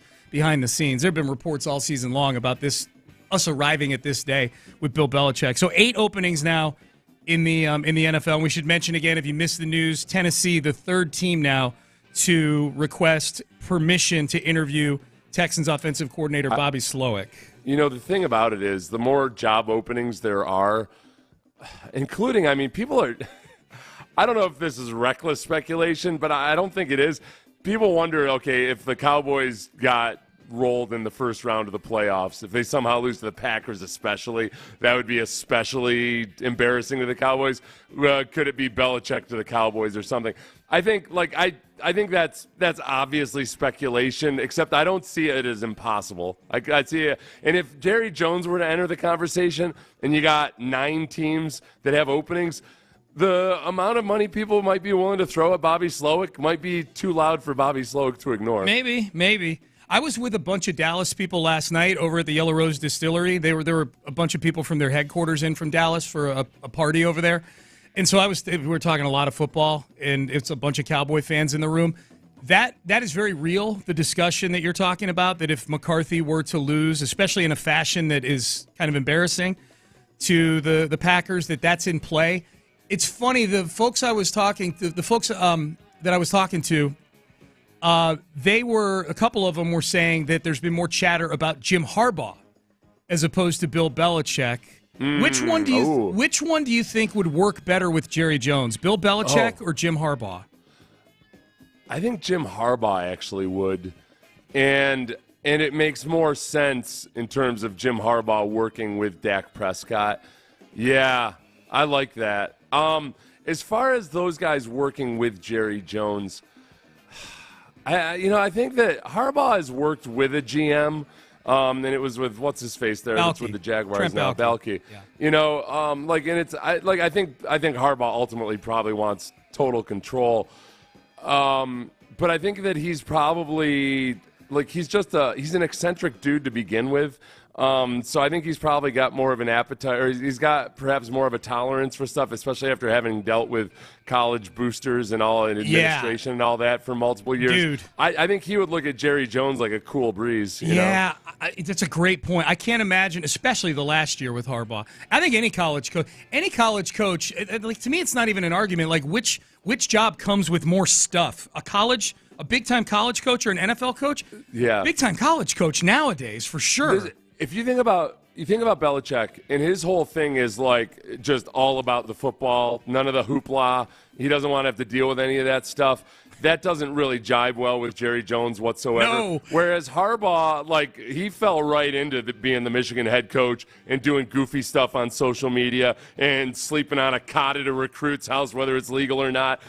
He would be game for anything and everything that Jerry Jones wanted to do to make money, I think. Dude. And that part of it alone, compared to a lot of NFL coaches, is just it's going to be a different personality match, I think. Yep. So here are the players for the Texans that didn't participate in practice yesterday.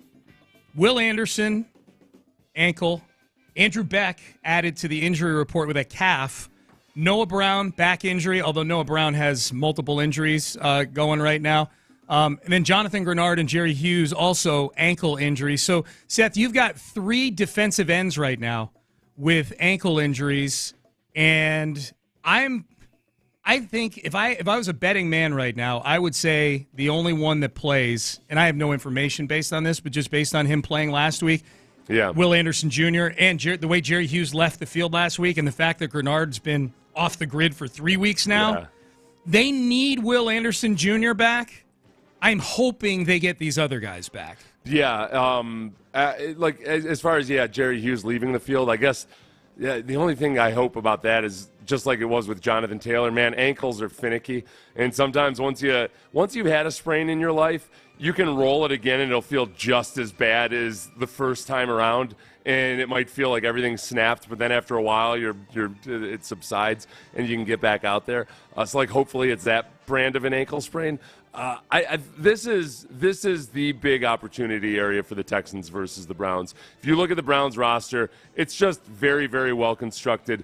There's 2 things that they don't do well right now. It's running the football. With Flacco in, they have not been running the ball effectively, partly because they are down to their 4th and 5th offensive tackles. So the Texans' edge rushers, if healthy, or at least healthy enough to be effective, you've got a decided advantage against those offensive tackles, and it further helps you just limit the run and hopefully focus more on playing the back end and not getting suckered up into play action all the time.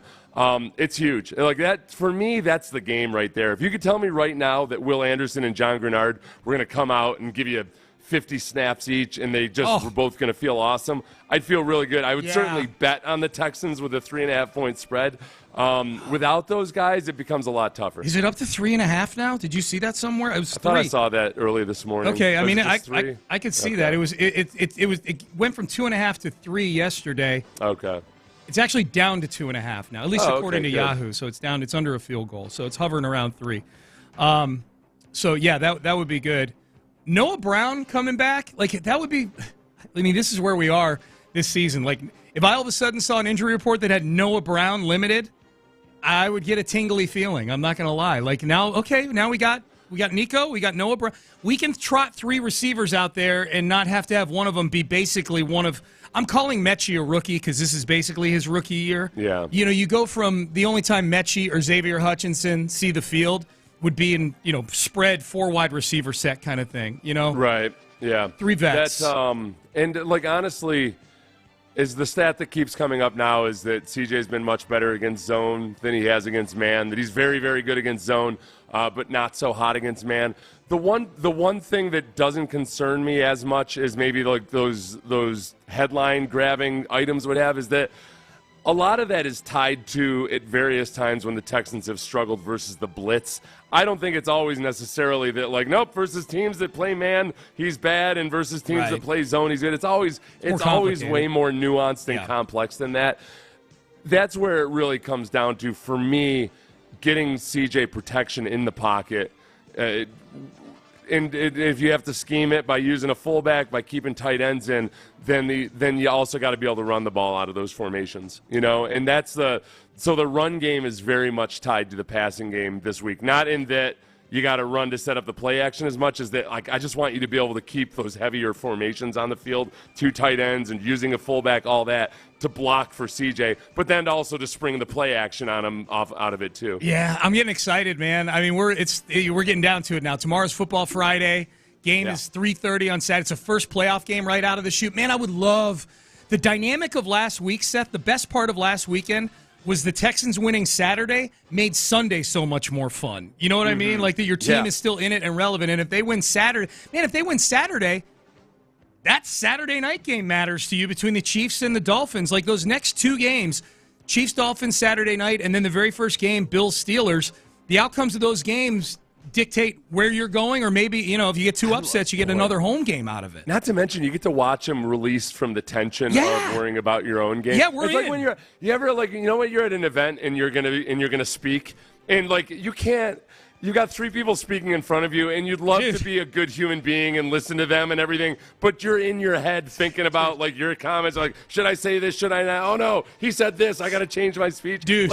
That's how I am if I'm watching the playoffs and my team's playing dead last. Oh, I'm done. I'm done now. Yeah, no, I can relax. I can enjoy the evening and have a drink or 2. I can relax. It was funny. I hosted an event last week, and the person planning it was going through kind of the agenda with me of the various little milestones on the agenda. I was emceeing it, and she was awesome. She did a great job organizing it, but we got to the point where my part was done. I didn't have to go back on the stage for the rest of the night, and she's explaining to me, how the video that I'm tossing to is going to sequence, and then I introduce somebody, and then I'm done for the night. She kept going with what happens after the person, and then this person, then the person you introduce is going to toss to this video, and then this and that. And I said, whoa. Am I done at this part right here? And she said, yeah. I said, well, I don't care about any of this other stuff. You don't need to explain it to me. I'm going to go drink wine. Yes, absolutely. Yeah, you're not grooming me to be somebody's, what's it called in theater when you're understudy? Yeah, right. I'm not going to be somebody's understudy. Exactly. Hey, one of our listeners brings up a good point. If you want more juice for the weekend, even though this team, the Titans, will have no part of the weekend. So for those of you who haven't heard yet, the Titans have put in a request to interview Texans offensive coordinator Bobby Slowik. Our listener says, I like that Tennessee is obviously making decisions based on how to screw the Texans and not what is best for the Titans. We are all the way in ahead of that team. It reminds me of Vince Young, where it felt like Bud Adams wanted to draft Vince Young almost exclusively just because he knew that a lot of Texans fans would be upset about it. Yeah. Or even the philosophy. We'll bring John Lopez in on this. That's a vindictiveness right there. Even the whole thing, back in the day, you draft Mario Williams because you play Peyton Manning twice a year. You do have 14 other games that you got a game plan for. You're going to play. You're going to play good quarterbacks a lot. Don't make the first overall pick based on 2 games a year for the next few years. Hello, John. Wait a minute. Amy Adams did something that Bud Adams did? Go figure. Go figure. Okay, and then this is the part that I think we're least worried about, is that if it comes down to a bidding war, that Amy Adams Strunk is going to spend super goofy money to buy Bobby Slowik's services. Yeah. The rayon 3-piece suit doesn't fall far off the rack. That's good. The comb over? Yeah. She does. She's got a good comb over. What are your percentages right now that Bobby Slowik gets a head coaching job? I think higher than they've ever been. I don't know if that's over 50%. Yeah. I mean, that's the best way I can put it. Look, 8 jobs now available? Some premier jobs available. You're not being true to yourself if you're not at least kind of raising an eyebrow at the prospect of it. I mean, you're just not. Oh, he should do all the interviews. That's my feeling. Yeah, John, I've got all these highfalutin reasons that Bobby should stay for love of the game. But then you put yourself in his shoes, and like somebody throws $10 million a year at you. And it's not only his lifelong dream; it's his family's lifelong. Yeah, dream. he's second generation. Yeah. That's true. That's something I've not factored into it yet. Maybe it's his family's dream for him not to flop because he's not ready yet. Exactly. That's what I say. Could be. Kind of a mini Harbaugh thing. I have my idea is to try to somehow get D'Amico to be the kind of guy who gaslights people and have like D'Amico undermine his confidence. Be like, yeah, you're not ready.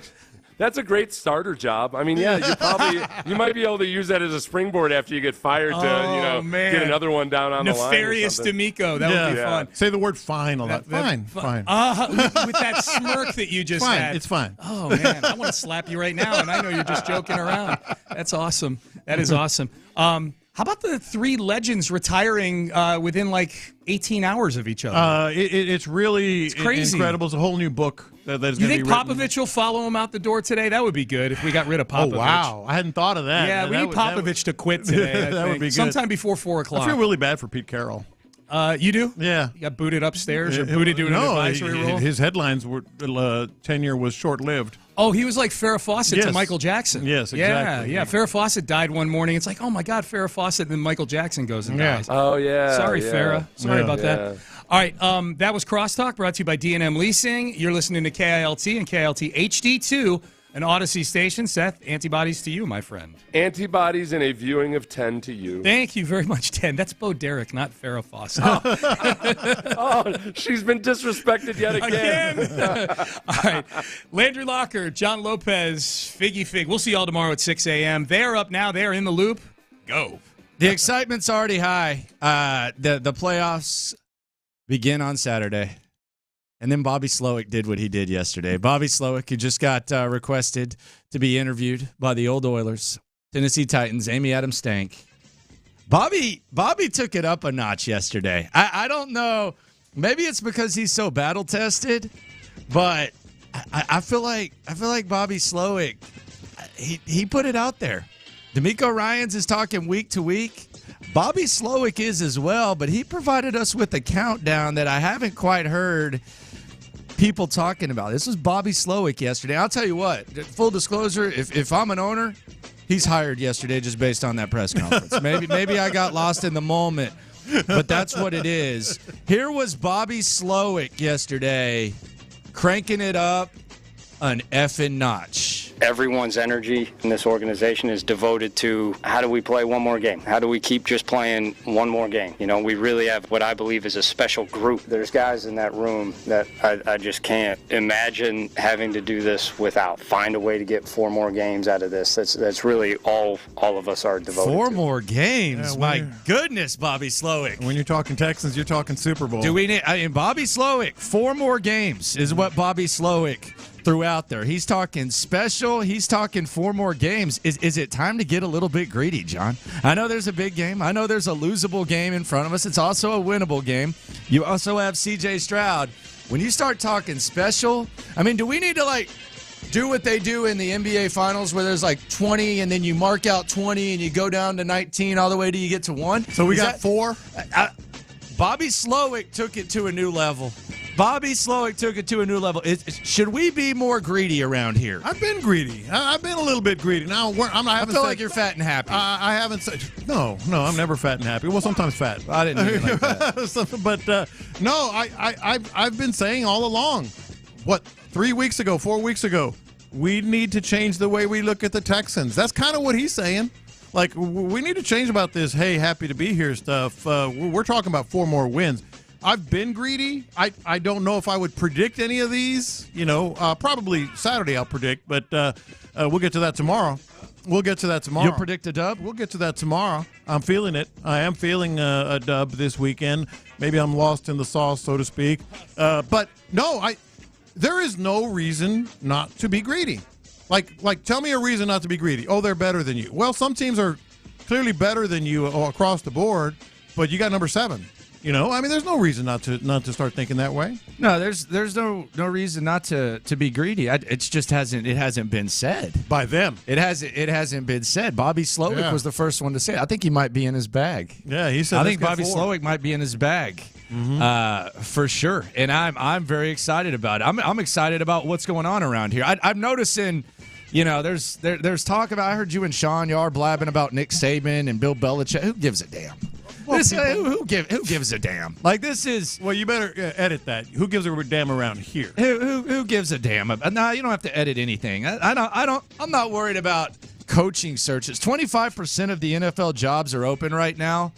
I've done coaching searches the last 4 years. I could not care less about Nick Saban. I could not care less about Bill Belichick. Bill Belichick is like the dog that you saw limping around, walking and crapping for 10 feet, and then you get told 2 years later that he got taken to the pound. That dude's been dead in New England for 2 years. I don't give a damn about Bill Belichick. It's about time they ended that and put him out of his misery. What about That's legacy? been done for a long time. I don't care about legacy. What about impact? I don't care about legacy impact. This is Houston. We got a playoff game. I don't care about these guys. I'm actually sitting here. I'm drinking that Kermit tea, watching all these people go around and talk about head coaching gigs.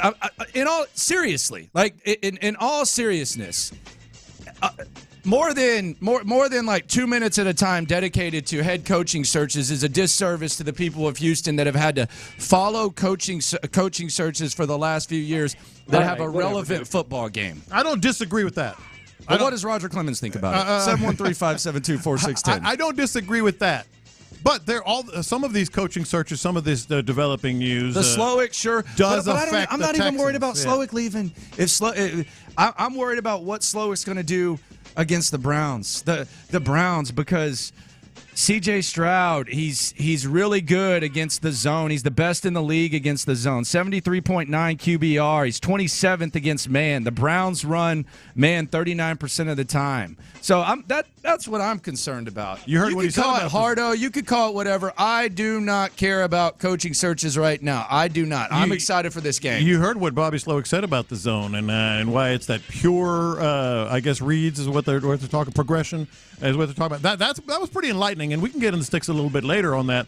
But I think a lot of this stuff, if you're gonna reference it, localize it as we like to do, there is some impact, at least some questions, to be made regarding some of these openings. Like what? And how it affects the Texans. Like what? Just the Slowik, right? I don't know. Just the Slowik? Like what? I mean, I don't know. Like, go ahead. Like, what do you got? I'll say this. I don't think Nick Caserio is going anywhere. I don't think Nick Caserio wants to go anywhere. But now that it's done in New England, don't you think he kind of goes, huh? I don't know, Florio. I'm not locking Fora. I don't know, John Lopez Florio. I'm not locking Fora. I'm not Florio. I'm not saying anything. In fact, I just said I don't think he's going anywhere. But that's. I don't care if he does. Yeah. I don't care if he does. No, I don't care. They're in good position to where whoever comes through is fine. I'm worried about this game, man. I'm worried about this game for sure. That's it. I'm worried about this game. Let's be clear about that. I'm locked in. I got 2 sleeps till the playoffs.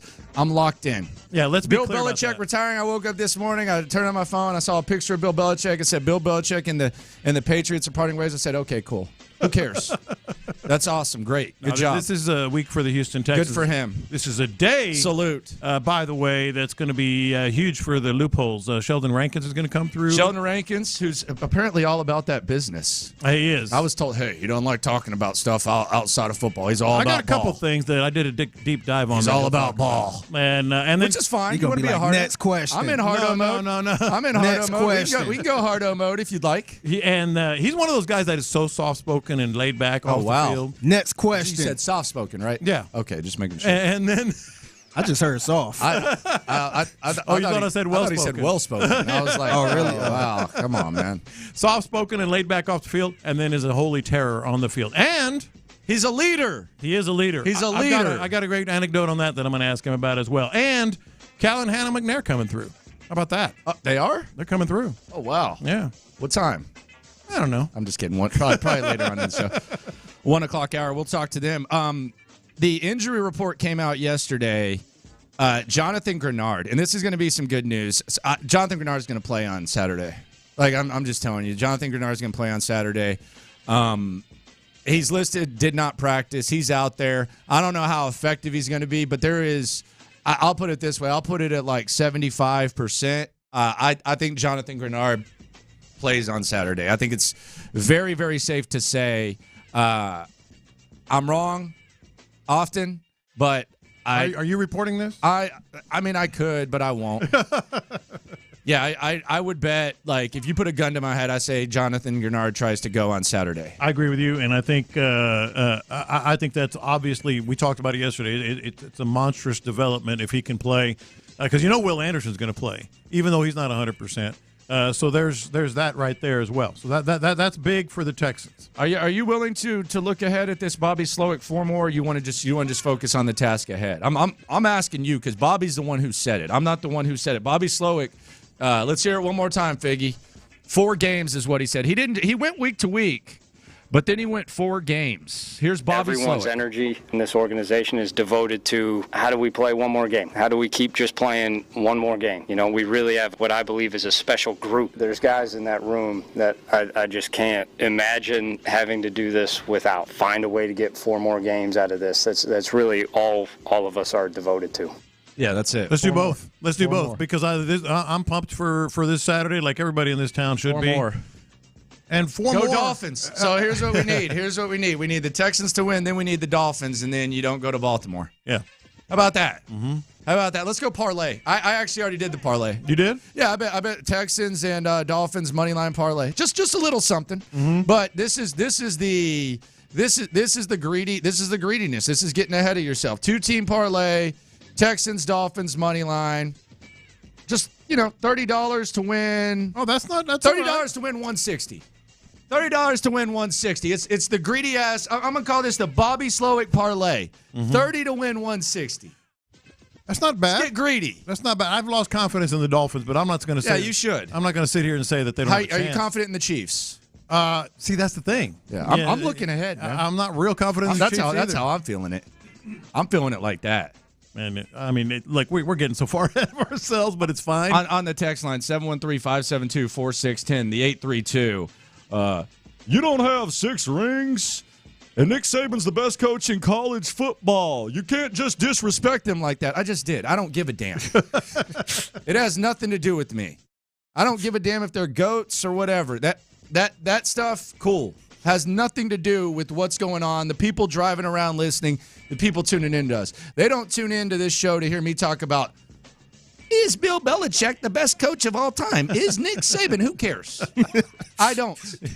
Is C.J. Stroud the best quarterback in Texans franchise history? That's what I'm talking about. Can the Texans the Texans are 60 minutes away, 3 hours if you want to get technical. Well, actually, maybe 3 hours and 15 if you want to get even more technical, to getting as far as they've ever gotten in their entire franchise history. And you want me to talk about Bill Belichick and Nick Saban? Get the F out of here. Look, you've come to the wrong place. That part, which was the better dynasty? You've come to the Bill wrong. Belichick. You've come to the wrong place. The Texans are 3 hours away from getting as far as they've ever gotten. That sucks. That's awesome, but that also sucks. And you want to hear about Bill Belichick and Nick Saban? You've come to the wrong place. You've come to the wrong place. That part I agree with. Look, the Texans have not been to. Oh boy, talk about getting ahead of yourself. They have not been to an AFC Championship game. The city of Houston has not been to an AFC Championship game since 1979. And that's why you take care of your business. 79. And then you root for the Dolphins. Yeah. You get your Hootie and the Blowfish on. And you can play at home. You can play at home if that happens. Nah, you'd have to. You probably have to. No, I'm saying if Pittsburgh. No, you could. In Pittsburgh, yeah. What Pittsburgh beats Buffalo? Yeah, that's what what if I'm we saying. get real greedy? Yeah. What if we get real greedy? Make that a 3-team parlay. I thought about it, but I said, I don't want like that to happen, and then Pittsburgh to screw me up. Now that 3-team parlay would probably be a lot of money. That would be a lot. That would probably be like in the 500. Don't sleep on Pittsburgh, man. I'm not sleeping on them at all. Uh-huh. I'm not sleeping on him at all. But I definitely have gotten in the mode where Bobby Slowik got me pumped yesterday. I went home. So actually, full disclosure, if you're not noticing this, yeah, I found it. Oh, wow, I did not notice that. I see that. Okay. I got my Division Champs hat on. Where'd you find it? Academy. Academy's got him. Nice. The shirt Doesn't is matter what it $40. looked like. That's not bad. That's too much, brother. How much was The it? T-shirt's $40. That's a tax, man. No, that's about what Nah, it should, 30, that's it the should goal, be. right? No, you got to have a 3 in front of it. Even if it's $39.99, I can get down. But it's a flat 40. That's a little much. It's the principle, Smokey. It's the principle, Smokey. But they also have like a new badass shirt that has like the Texas logo and it has like Houston on it. I wanted that one. Double X, please. Yeah. But the 40, that's a little much. The hat's cheaper than the shirt. Well, yeah. The hat's That's in the actually 30s. shocking. Yeah. Them hats be pricey, man. Yeah, the hat's in the 30s. So, I got that. Put my AFC South championship hat on. Went home. What is old Bobby gonna say? By the way, that's what I was thinking. By the way, they missed something on that injury report too that we need to get ready for. Okay. 12:30. Listed as questionable for Saturday's game. D'Amico Ryan's voice. D'Amico Ryan's voice is questionable for Saturday. 12:30. You'll hear D'Amico right here. Is he going to have a voice? So you're going to hear D'Amico, Sheldon Rankins, and Callahan McNair. How about that? How about that? Voice questionable. But I decided, you know what? I'm gonna go in the office. I'm gonna listen to old Bobby Slowik, and I'm anticipating, just a little, But he's pretty candid. He has been pretty. Candid. He always is. But that mindset, that look that he had, that intensity, that looked like a battle tested dude. Let's get to dare I 4. say, it looked like a head coach. Yeah, looked like a head coach. Playoff Bobby. Yeah, I am telling you, I don't know. I don't know if Bobby Slowik went and perhaps saw something in the Browns that he likes. I don't know if he just realizes, hey, we got C.J. Stroud now, and it's good. That dude sounded confident. That dude sounded greedy. Hell, he was talking about 4 wins. That dude sounded ready to go. You know what would guarantee that he gets hired by another team? Not that we want it. We don't. Grow a beard. A little stubble. He looks a little bit more mature, a little rougher. Grow a little stubble beard, one of those that you shave every day that keeps the stubble. That would look badass on him. He'd look like a head coach. He looked terrible. He would look like a head coach. Bobby Slowik would look terrible with a beard. Why do you say you haven't seen him in a beard? He would look terrible. He's pale as hell, and he's got blonde But that's what I'm hair. saying. You got that little... He would look awful. Got that little stubble beard going? He would look... I think that would do it. Awful. Landry Locker, John Lopez, Figgy Fig with you. We are stacked. It's an exciting time around here. The Texans got a playoff game, and they're facing an opponent that beat the crap out of them the last time the two teams met. But a lot has changed since then. Let's talk about all of the changes, and let's talk about the task ahead. We are 2 sleeps away from the Texans in the playoffs. In the Loop continues next.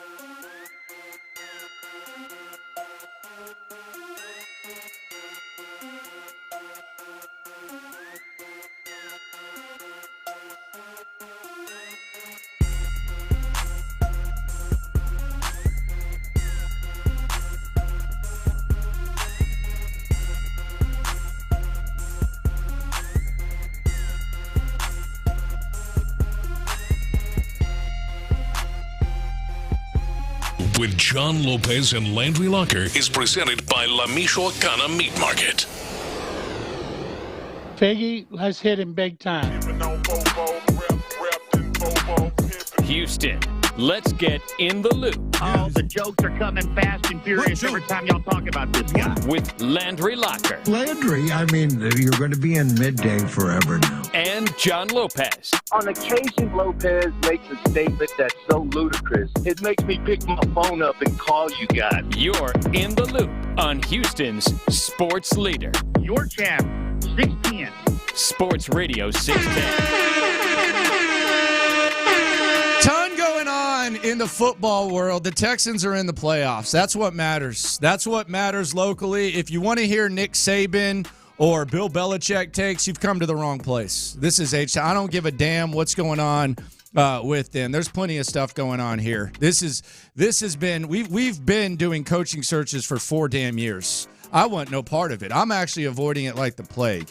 I feel like after a week after Halloween, you get tired of candy. I don't give a rat's you know what about coaching searches. So if you want to get those takes, you've come to the wrong spot. If you want to talk about the Texans being in the playoffs and the playoff drought and the opportunity ahead and playoffs in Houston and the house rocking and all that, welcome to the show. Landry Locker, John Lopez, Figgy Fig with you. Browns are coming to town. Joe Flacco coming to town. 16 years old when C.J. Stroud was born. Joe Flacco, the same age as DeMeco Ryans. Joe Flacco, the guy who smacked around this Texans defense a few weeks ago, and fell asleep in the second half on the bench. As you know, though, you can fall asleep on the ghost of Case Keenum. I don't know that you can fall asleep on C.J. Stroud. Oh, hell no. Hell no. We know that. You don't say I don't know. You know that. We've seen it enough times. Look, how many times can you say it? You got C.J. Stroud. That makes a difference. But a lot of the stuff that's happening right now, it's C.J. Stroud at the front of it. But there are some things. You mentioned John Grenard, huge. The wide receivers, huge. It just adds to how much C.J. Stroud can be a factor in this game. Yes, you're going to have a chance no matter what. Did you get some of those guys back? Pressure on Joe Flacco, another weapon for your quarterback.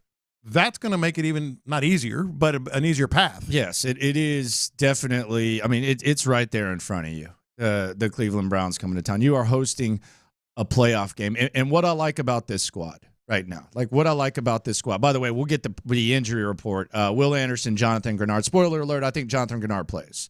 Very, very, very, very. Huge context clues that Jonathan Grenard plays. I would be willing to bet. So how limited he will be, who knows? But your sack leader, your TFL leader, I think he and Will Anderson both play. Both could be limited, but I think they're both on the field. I look at this. I look at this squad. I look at this Texan squad, and the thing that I like about this team is it's easy to root for, man.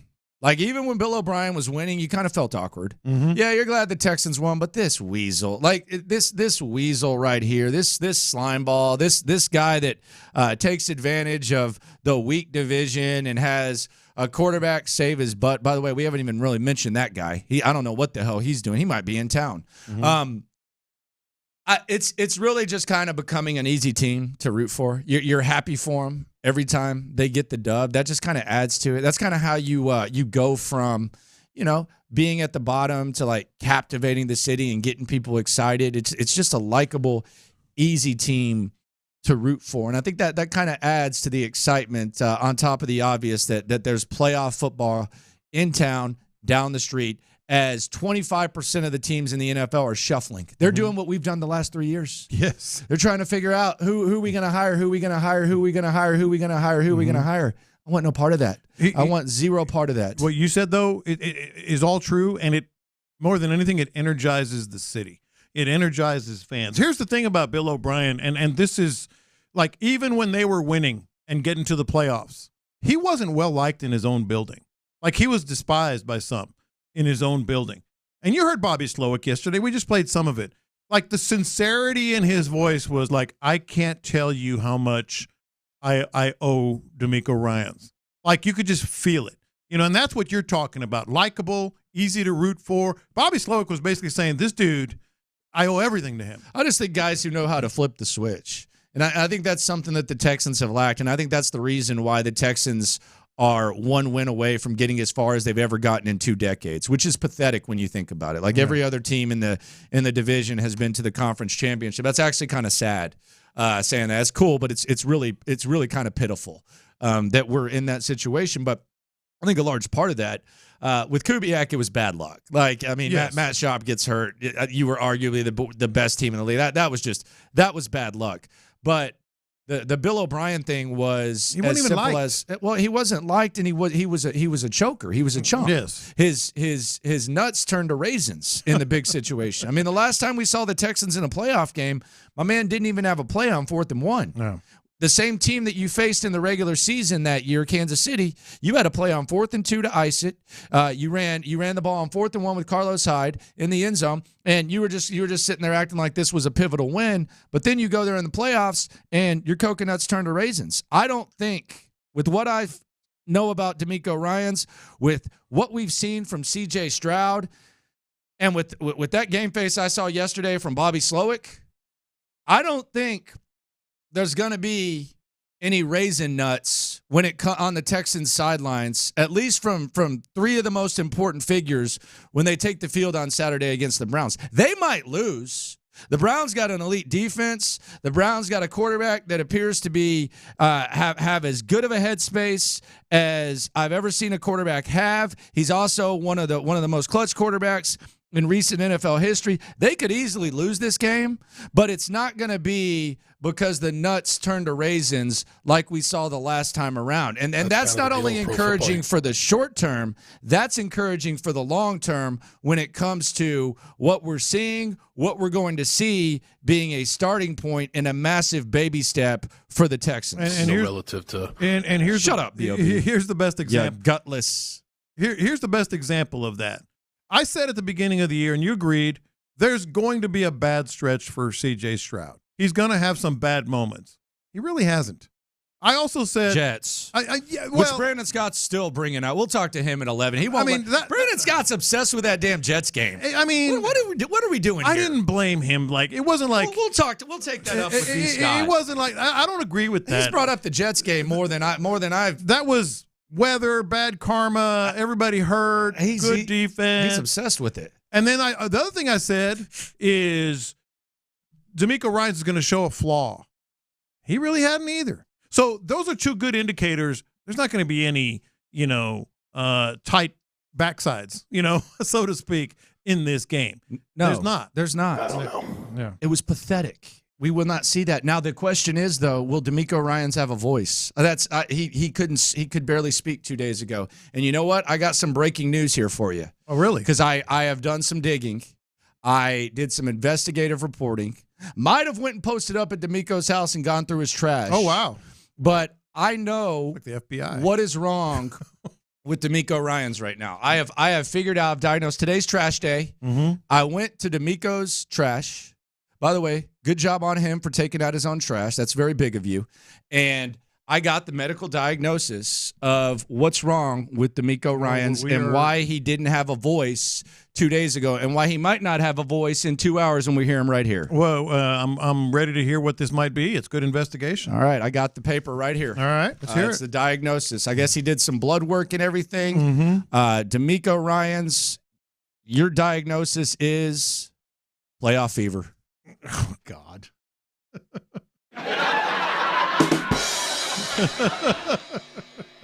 He's got playoff fever. That's one of the symptoms? Yeah, that's why he's losing his voice. He's got a sore throat. D'Amico Ryans has that playoff fever. Can you believe that?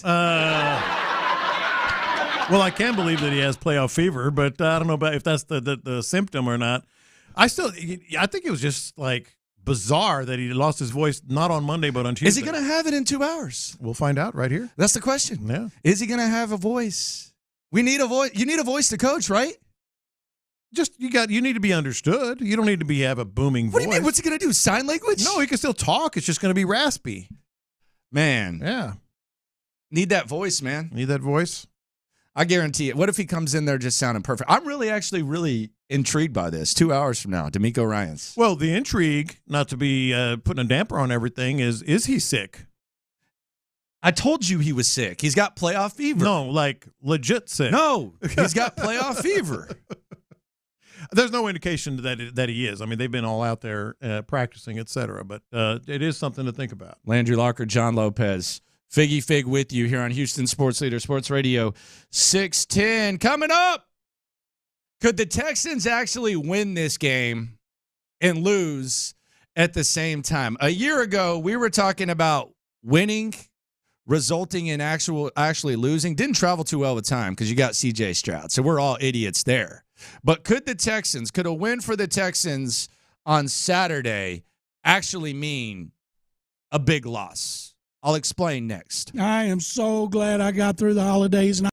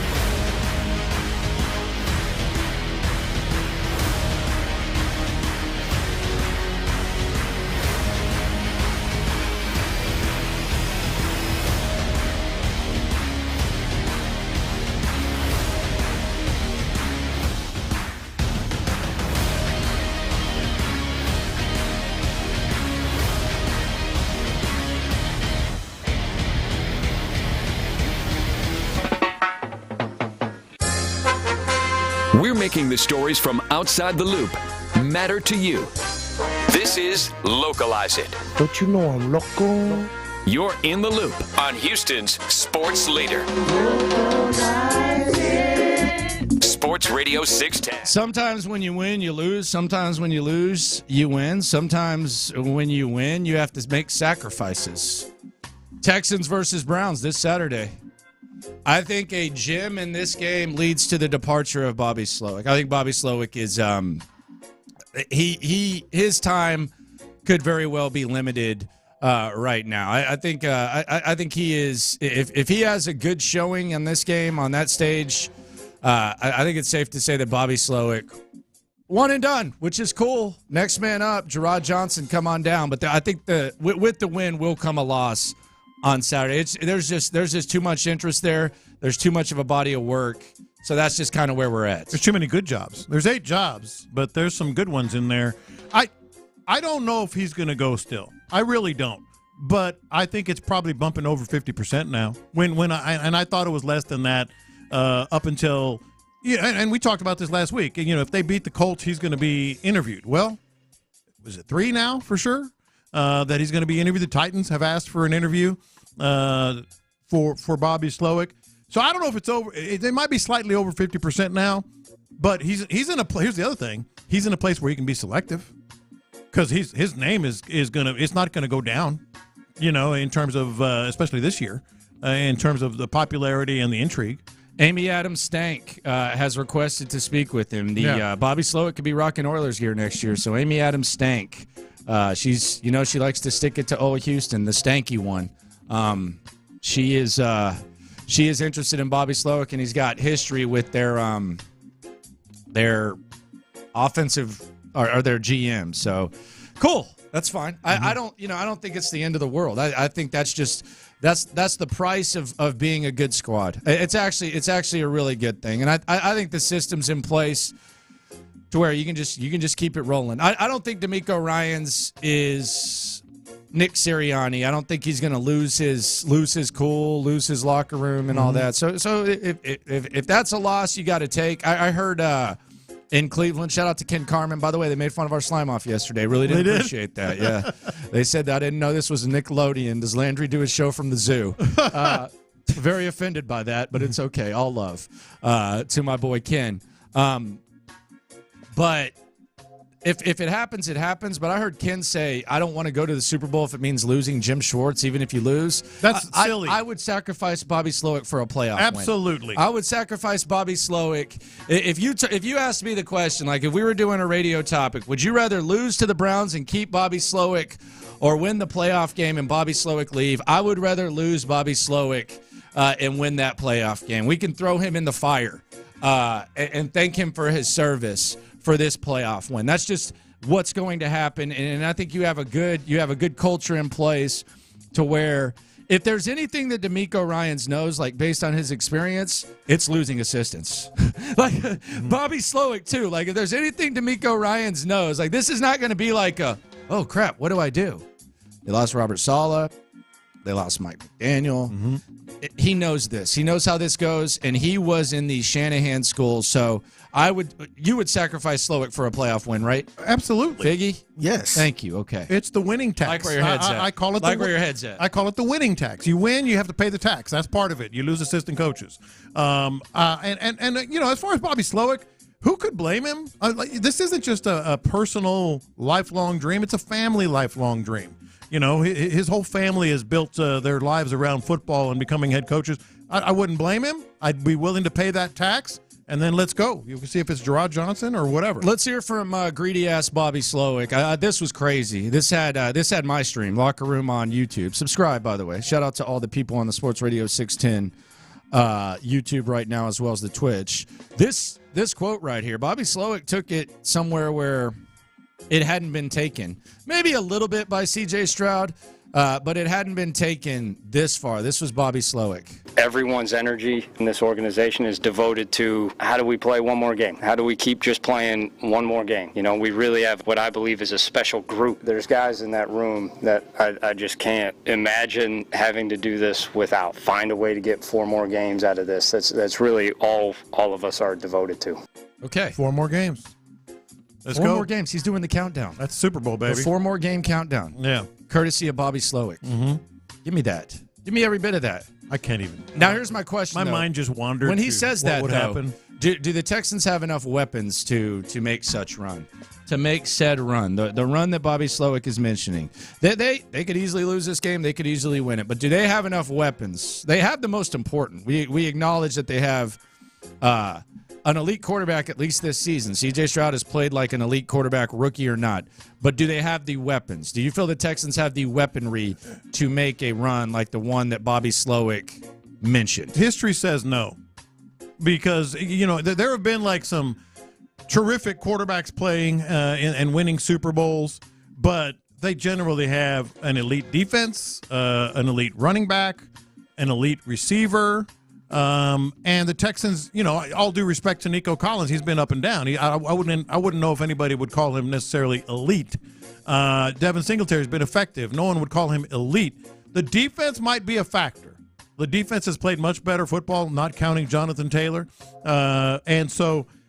But history by and large says no. They don't have the weapons even with an elite quarterback. But we all know C.J. Stroud is the ultimate X factor here. Like what he can do in big moments and comebacks. So is that a yes or no? It's a no. But it's with a proviso. The proviso being he is that good. He has shown to be that good. Like I can't think of it. You're better at this than me. Like an elite quarterback without elite weapons and elite defense. The elite defense part, that's going to be hard for me to point out. Yeah. The elite defense.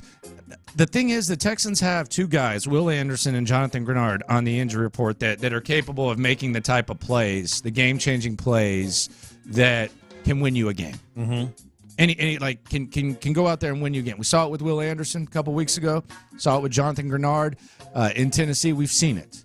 Those guys aren't healthy right now. But as far as like not having an elite defense, and the Texans don't have an elite offense. They got an elite quarterback right now. Right. Oh no, but in this league with how wild things are, with how vulnerable all these teams are, like I feel like you said it's not. History doesn't show that. I would agree with you. But I think the majority of the time there's like just a clear number one, and then there's like a team that's like nipping on the heels of that number one squad. Right now, I think it's Baltimore, and I just think it's a cluster of inconsistency. Let me throw another factor at you that might actually be an endorsement of the Texans maybe getting to those 4 wins.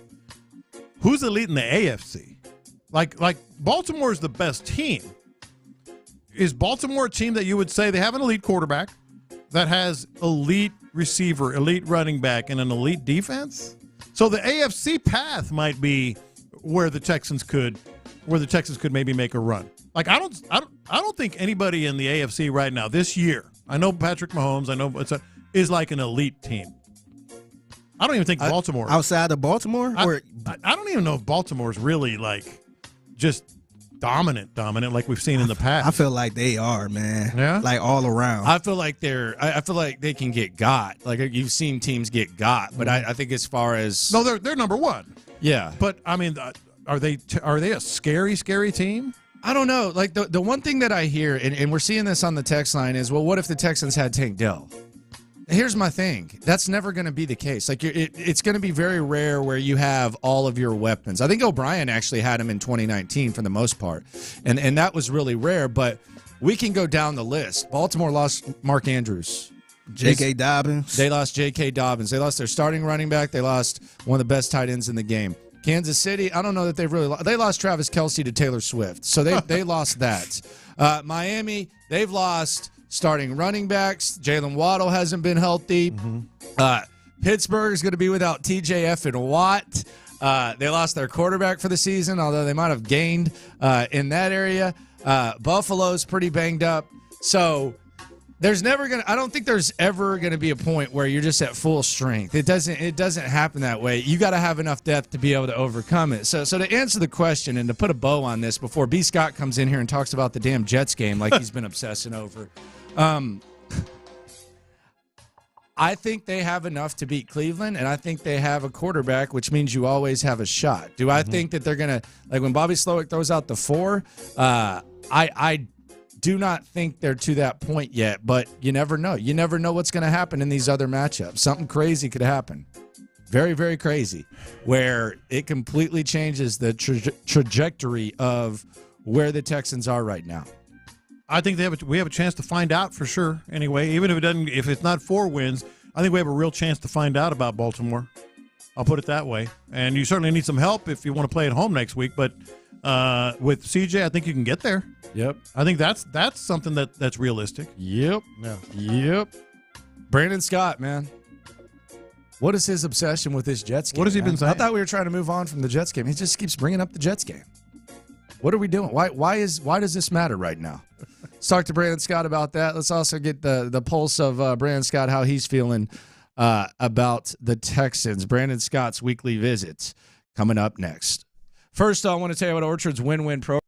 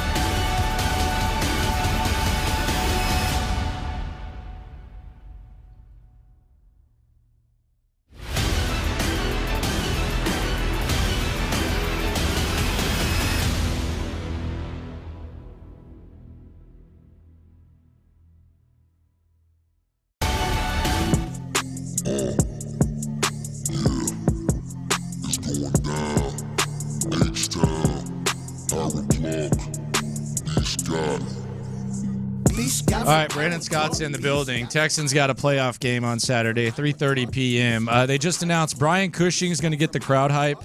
I think he should do it in a sleeveless shirt. I don't even know if he needs to be told that. And then the halftime performance, Bun B, Slim Thug, Mike Jones, Paul Wall, and others. So there you go. Good job. Very H-Town. Excited about it. Very, very H-Town. I'm here for it. Cushing's got to have that blood going down his nose. Yeah, do something. Just headbutt the whatever the hell you got to headbutt. Yeah. I can see it. I can see him. He can still dial that up, I'm sure. Now, Brandon, I got to ask you, man. Yeah. I heard it not once, not twice, 3 times at least. Yeah, it wouldn't. I've heard it 3 times from you. You want to go back? You want me to pull? You want me to go to the tape? I've heard you 3 times bring this up this week, Brandon. I got twice in my head, but yeah. 3 times. I'll let you eat after 2 strikes, but 3rd strike, I got to ask you this. I need you to explain yourself to the loopholes. B. Scott joins us every Thursday at 11 a.m. What the hell is your obsession with the Jets game? Why are you still talking about the Jets game? Hey, look, spoiler alert, I'm already picking the Texans to win this game on Saturday, but my whole thing about thanks for joining the show. Yeah. Hey, look, I want to say that on the front end so y'all know why I'm being critical of it, because I am optimistic about this game. I'm excited about the moment, the opportunity, and even their chances to win the game, especially with C.J. Stroud out there. The fact that these 2 teams just saw each other a couple of weeks ago on Christmas Eve, and it's really going to come down to who makes the better adjustments and who can make the better plays. But with the Texans and this whole Jets game thing, I want to go back to it. The only reason why I've gone back to it is because the last time C.J. Stroud played against a really good defense, it did not go very well, and it was that Jets game. But we didn't really talk about What's the weather like? Yeah, the weather was bad. No, I think there's a legitimate excuse. I think I still got pneumonia from that. I think they've got a legitimate excuse for every bad game that they've played against the great defenses. And I've talked about this with players in the locker room. The best defenses that they've played this year, in some order, are the Ravens, the Browns, and the Jets. And most of them agree on this. And it didn't go well against any of them. There are legitimate excuses for every game. The first one is against the Ravens. They hadn't really figured themselves out. How'd Nico do in that Jets game? Yeah. Okay.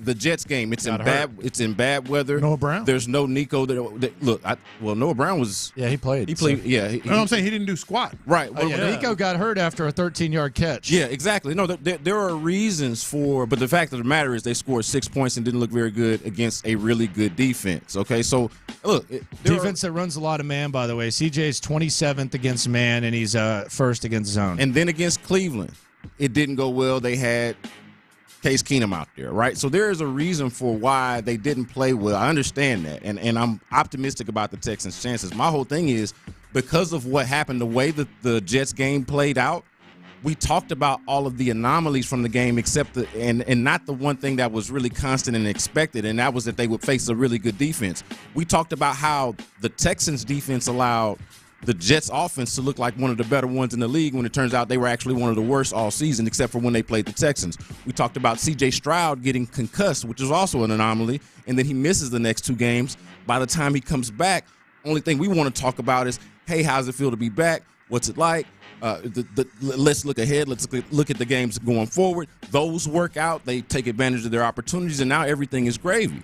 But we never really revisited and didn't really have the opportunity because of the anomalies in that game to talk about the things that went wrong. And yes, we do. He didn't talk for 3 weeks, CJ. Yeah. So yeah, right. So we had legitimate excuses for why they didn't play well in that game, but we just never really talked about it. You laid that out really well, and I disagree with all of it. Oh wow. No, you laid it out. Fired. You laid it out. That's cool. No, that's why I want to bring it up. That's cool. Agree to disagree. That's cool. The Ravens game you throw out, I feel. I'm fine with that. Yeah, I mean, come on. It was week 2. I'm fine with week that. one. Week one. Yeah, I'm fine. Just throw that out. The Browns game you throw out. He wasn't even on the field. Fine with that. The Jets game, he might have had a concussion already. Oh wow. He might have. I'm not saying he did. Paging Dr. Lopez. Maybe I should have asked about that. Yeah. And you know what I mean? Like there's just so many things that didn't really get and the weather and just everything. Look, you laid it out fine, and you're making your case. I just don't agree with it because they're like you throw 2 games out, and the other one was an anomaly of anomalies. With weather and who knew the Jets were all of a sudden going to, look like the freaking, Chargers or something, the Chiefs or something. So I don't say like your case is. I wish they would have looked like the Chargers. Your case is they would have been great. Probably won by 50. I was thinking like old Chargers. Dan Fouts. Oh, okay. Yeah. But so look, you're right in terms of how you feel about it. I just don't think it holds water because of the details involved. Yeah, no, I understand that. Yeah. To me, the details involved are worth discussing and adding into the conversation. I think it's less really just about the Jets game and more about the fact that C.J. Stroud and this and look, I'm glad that they got Nico. Look, they're going to have Nico Collins presumably for more than one play, right, or for more than one drive. But I think it is worth exploring what this team, the fact that this magical run over these last few weeks has happened against defenses that are far more flawed than the ones that they have, than the ones that I'm talking about. The Browns that they're going to face, which is more relevant than the Jets. Sure. But the launching point that I'm using the Jets as is just an example of, hey, this is what it looks like against a for real defense that's well rounded, that's mean up front, and sticky on the back. See, I like where your head's at because we did go 3 weeks without hearing from C.J. Stroud, but I have kind of your same mindset, but it's more recent. Brandon Scott in for his weekly visit. We're 2 sleeps away from Texans versus Browns. I look at that Colts game, and to me, like as great as Nico Collins was, the one element of the Colts that anyone who covers that squad talked about was their secondary. It sucks. Like their secondary is rough. It's inexperienced. It's depleted. It was almost as depleted. Like we talk about how the Texans wide receiving core was depleted. Their secondary was the same. And Nico went crazy, which is great, which is something I think they can build on. Denzel Ward is not even in the same category as these Colts guys. They got 2 really underrated corners as well. So for me, like the thing for me is, as cool as that Colts game was and as great as the environment was, 2 catches for 11 yards from the other receivers combined, you ain't gonna win. Yeah. You ain't gonna win. These guys, and it's not so much that I'm obsessed with the Jets game, but the point that I'm making with it all is just that these guys, the Browns, are more like the Jets than they are like the Titans and the Colts. I think it's basically like a remix for you. I think it's basically a remix of the Jeff Van Gundy line, where Jeff Van Gundy says, "Don't ignore in victory what you wouldn't ignore in defeat." Yeah, you're basically saying, "Don't ignore in turmoil what you wouldn't ignore in defeat." Like if C.J. Stroud had never had a concussion against the Jets, then that would have been a bigger deal. But instead, that story just kind of pushed back that they got their ass whooped. A game that we felt all but sure. I know you, Lopez, thought it was going to be a blowout. I did. I remember that week. I'm just saying, you thought it was. No, I did. I did. But and I was on your side. You know, I didn't think it was going to be a blowout. Yeah. I didn't think it was just designed to be a blowout. But I thought if there was going to be one, it would be the Texans and not the other way around. Yes. So yeah, no, it's just I think that's a good way to put it. Don't ignore in victory what you wouldn't in defeat. But it's also like not to take away from the fact that having C.J. Stroud and Nico Collins, to me, I think this could, like, if it becomes a game where it's more about fighting fire with fire, which I think it could very well be, right? The Browns just showed you that they could be explosive. Well, now you have that. Like, you have that element, and you did not have that in the last game against the Browns. So how does it all fit together? I'm interested to see how it goes. On the YouTube, shout out to all the loopholes on the YouTubes. If in the Browns game we didn't have a drive of more than 5 plays until the drive that started with 8:06 left in the fourth quarter, that means nothing. Like, as far as, like, trying to make something, like, the Jets game is more relevant than what the Texans offense did against the Browns. That means nothing. Like, that is, like, thank you. I think what the Browns did to the Texans defense, I think that matters. Like, I do think that matters. It is good that D'Amico gets a visual of what Kevin Stefanski's foot looks like up his butt. But that offense, like what the Texans offense did against the Browns, means nothing. This is why I'm sort of mixing examples here, because you just saw the Browns, but you didn't see them with C.J. Stroud. You saw C.J. Stroud against the Jets, who were more like the Browns than the other teams that you face, but you had all these other things that we've laid out, Lopez, the weather, Nico Collins going down early, and all this, the other thing. And then, of course, C.J. Stroud goes out with the concussion at the end there. So, it's not a perfect comparison, but it is like something just to pull from. Well, the other thing with why I'm much more confident now is not just that they're getting weapons back. Yeah. I feel like, and Landry brought this up early in the week, like the Texans can get more out of that Browns game than the Browns can get out of the Texans game, out of that game. I agree with that. Yeah, and so that's where maybe, Bobby Slowik, D'Amico Ryans, they both can get a lot out of that. And we all know everything changes, and C.J. Stroud, of course, is the X factor. Yeah, well, and then with the Browns game specifically, let's just look at the defense. The wild thing about the game was how the Browns were able to take advantage of everything. Like, they made plays that were like when the Texans played well, the Browns just played better, and then the Texans also helped them, right? Yeah. Some of the blown coverages, or the safety specifically. Talk about Jimmy Ward and Jalen Petrie, two guys we felt really good about as captains and leaders on the team. Like, they gave up some plays in that game, right? So it was an issue. So to me, right off the top, and then a little bit later on, ends up getting Petrie benched for a little while, and he's talked about taking it personally. I think he should. I think he ought to. Yeah. So you think about, though, what if you are able to address correctable mistakes? That's and what I'm saying. Just like That's what I'm saying. Not do things that put you at a disadvantage, not to be cliche, but like just like some obvious things not to do. What position are you in? And then on the other side, like I mentioned, being able to fight fire with fire. And really, is Amari Cooper going to go for 265? Yeah, like come on. But maybe he might have a big play. That's what I'm saying. Yeah. But maybe he know what his over-under is maybe for yards? He goes for 120. 76. That's what I'm saying, man. Is he going to go for 265? But like if he goes for 120 and he just you got a game. and he makes a couple of plays on you, which he did, you can live with that. But just giving it up. But that's giving telling. up the goods. Yes, 76 is his over-under for yards. Yeah. Yeah. And then that too, like the fact that this defense has done this thing where they'll make an offense look way better than it's supposed to. Yeah. They did it with the Browns. They did it with the Jets that day. They did it with Bryce. I'm not trying to just bring up all old stuff, but like they've got some, we're at a point now, we're in the playoffs, right? That's the energy we're on. Mm-hmm. Well, we got enough data, enough information now to have some trends, both some really, really good ones. We know you got an elite quarterback, an elite head coach, a really good play caller that people want to talk to. But you also got some things that are concerning that you got to monitor and think about going into the game, and this is one of them. But I do think he's right. Like Amari Cooper is a scary guy. He's going to get their full attention, but it is kind of telling that his over/under, and it's minus 115. Like it's like normal odds. It's 73.5. Well, yeah, and that's what I'm saying. Don't blow coverage against Amari Cooper. Mm-hmm. Like maybe Amari Cooper does make some plays. He's made plays. Like he's Amari Cooper, but like. You don't have to give him extra. That's if he hits that number, Texans win. If he goes 73 yards, 74 under 74, or right in that neighborhood is what I'm worried about Njoku.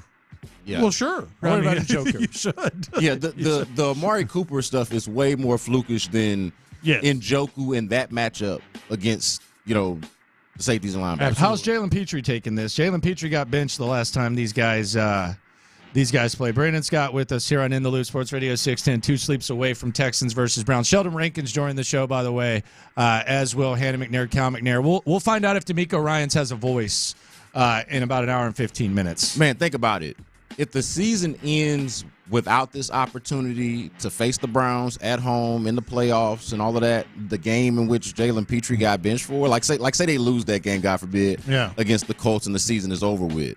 Our lasting memories, what we're talking about with the safety position. Jimmy Ward comes in, you're feeling really good about that, but he's older, he ends up being injured, and so you're thinking, I don't even know if he's going to be back, right? Yeah. And then your younger and more promising safety had an up and down, and you might argue more down of We'd the season, be wondering what we're going to do with him. What are you going to do with safety? Yeah. But now it's a little different. Like redemption story, an opportunity to change the narrative, flip the script a little bit for Jalen Petrie, I think. Like, he should be really hungry with an opportunity to kind of right or wrong here in this game. Like, I think it's a real big opportunity for Jalen Petrie to just change the whole discussion. Just get rid of it. Like, you can wipe it away. How do we look at the safety position going on in the offseason? Well, guess what? We ain't in no offseason yet. Yeah. Right? Like, to the point that Landry was making at the top of the show. We ain't talking about coaching searches and the draft and all that. No, we're talking about a playoff game. Yeah. And so for Jalen Petrie, you get to go out there and actually play in it and change it and kind of write your own story. So I think it's a big deal for him. Yeah, and I think it's just kind of. It's just kind of. I mean, no one's going to write off Jalen Petrie, but it's been a terrible season. Yeah, like it's been a terrible season. When D'Amico Ryans has his press conference, he says, "Jalen, Keep doing what you're doing, man. Keep doing what you're doing. 5 interceptions. He doesn't have one this year. He didn't have it. He didn't have an interception. So, yeah, this is an opportunity. And dropped a couple. Yeah. This is an opportunity for Jalen Petrie. Yeah, for sure.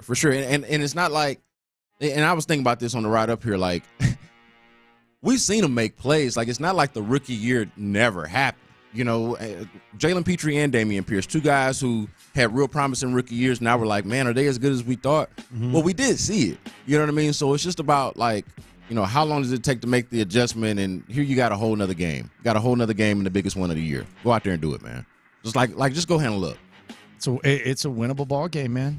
You're at home. Didn't think it was going to come this far. And it's crazy because this has been – I don't think the Texans have been unlucky, you know, like in recent history. They've just been a poorly run franchise. And I mean, I'm not even counting the last 2 years. I'm talking about before that. Like losing to Kansas City wasn't unlucky. Your coach just peed his pants and didn't know what he was doing. He was scared. Being up 24-0 was the lucky part. Well, but being in position to blow the lead was hot. So block punt, Tyreek Hill fumble, all that. You might argue that losing your luck was unlucky, but no, they were lucky to begin with. But I feel like on top of being really, really good, they've also gotten a little bit of luck. And I think you go back to that Browns game, looking at it now and assuming that C.J. Stroud is 100%, and we think he is, you are lucky that C.J. Stroud did not play that game. You are lucky that Amari Cooper put on the performance he did, because now you get a visual of what it looks like when their best weapon and their best possible offensive production is on display.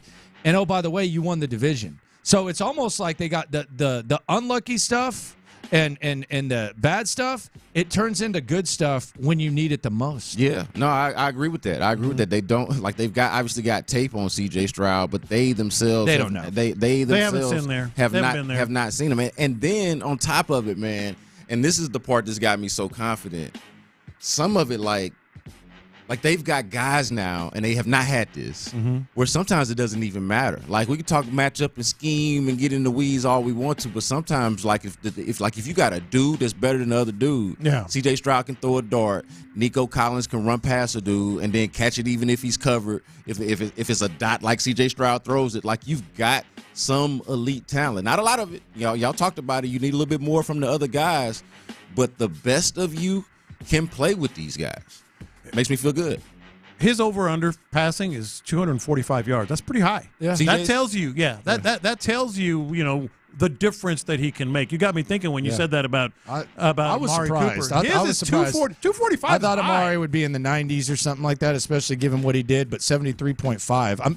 I mean, let me. I'd probably take it. I'd probably take the over. It just goes to show you how much of an anomaly it actually was. Yeah. Yes, but no the doubt. C.J. Stroud thing, that's a big number. So that tells you that Vegas thinks he's going to get it done. Coming up next, it is the season of romanticizing stories, romanticizing tales. It's playoff time. Sometimes it backfires, though. A hilarious moment involving C.J. Stroud's top weapon next.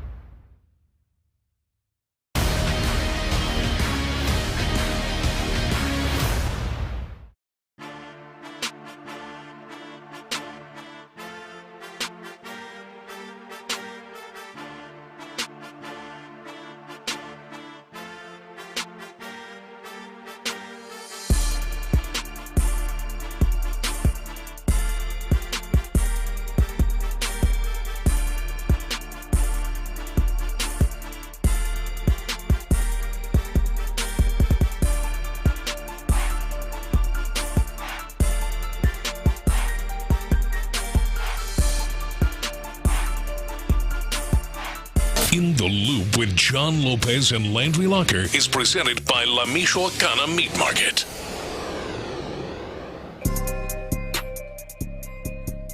Internet going nuts here on In the Loop on Sports Radio 610. Sheldon Rankin's going to join us, so we're going to do Internet going nuts right now. Texans practice report. Will Anderson Jr., he's practicing. Andrew Beck, he's practicing. Jonathan Grenard, as expected, he's practicing. Robert Woods, he's practicing.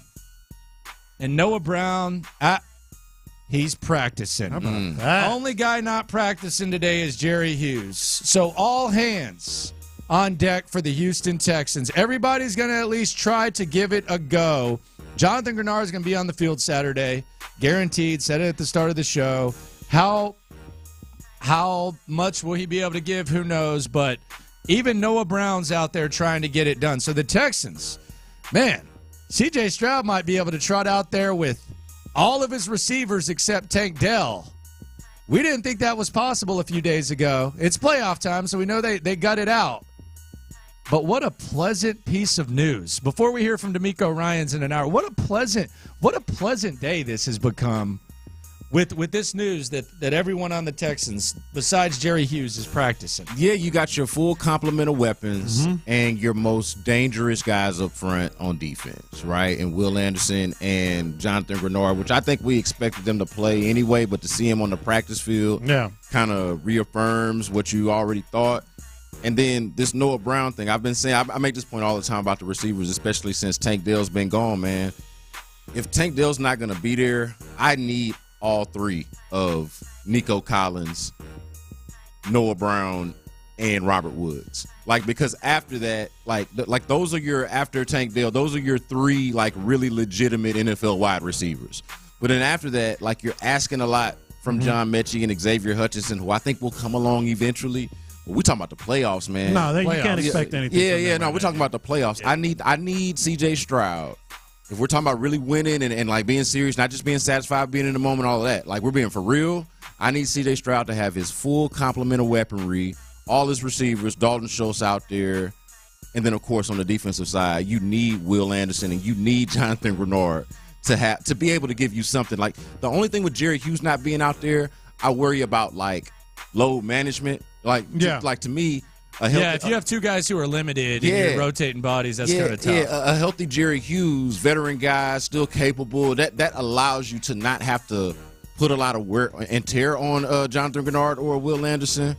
But, if that's the cost of doing business, I can live with that. That's exactly what I was going to say. Like if you have to sacrifice Jerry Hughes to get everybody else on there, this is a monstrously good practice report. No, it's amazing. Like this incredible. Couldn't be better. Couldn't be a better practice report. All hands on deck, baby. It's kind of like the Slowik thing. Would you sacrifice Bobby Slowik for a playoff win? Yes. Sure. Yes. Would you sacrifice Jerry Hughes for all these other dudes being out there? We're good. Yeah, we're good. We're good. Yeah. No, 100%, man. And we'll see if he can go. I don't know what's up with Noah. We'll see how Noah goes. But he's trying. And it's more of a residual thing. No, it's just kind of like it's more of it's like him not playing means this for these guys. Whereas if you don't have your full complement of receivers, I just talked about this Browns defense. It's bad news. Yeah.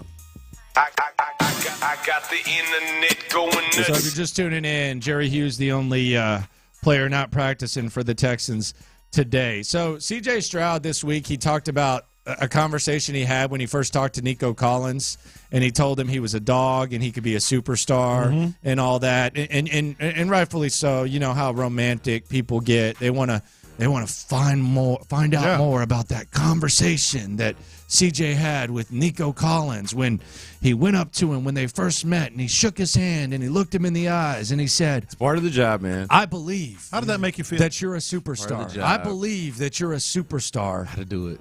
Okay. Gotta do it. I'm not questioning it. You know how it works. Well, all I'm saying is you know the biz as well as anybody. All I'm saying is this, B. Scott. This was Nico Collins being asked about that magical moment where C.J. Stroud and he first met, and he told him that he knew he was a star.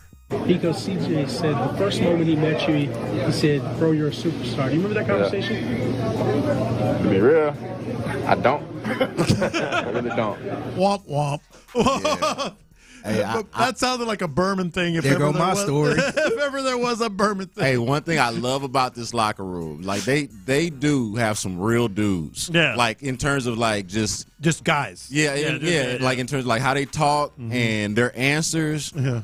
I actually think it's easier though, because I think there was a time where it was like you micromanaged it, and they were like almost scared to where you would. Oh, say they stuff. were. They but did. like, yeah. But like now, like they have freedom, and they're more transparent, and they don't provide as much like headline porn or anything like that. D'Amico Ryans treats them like adults.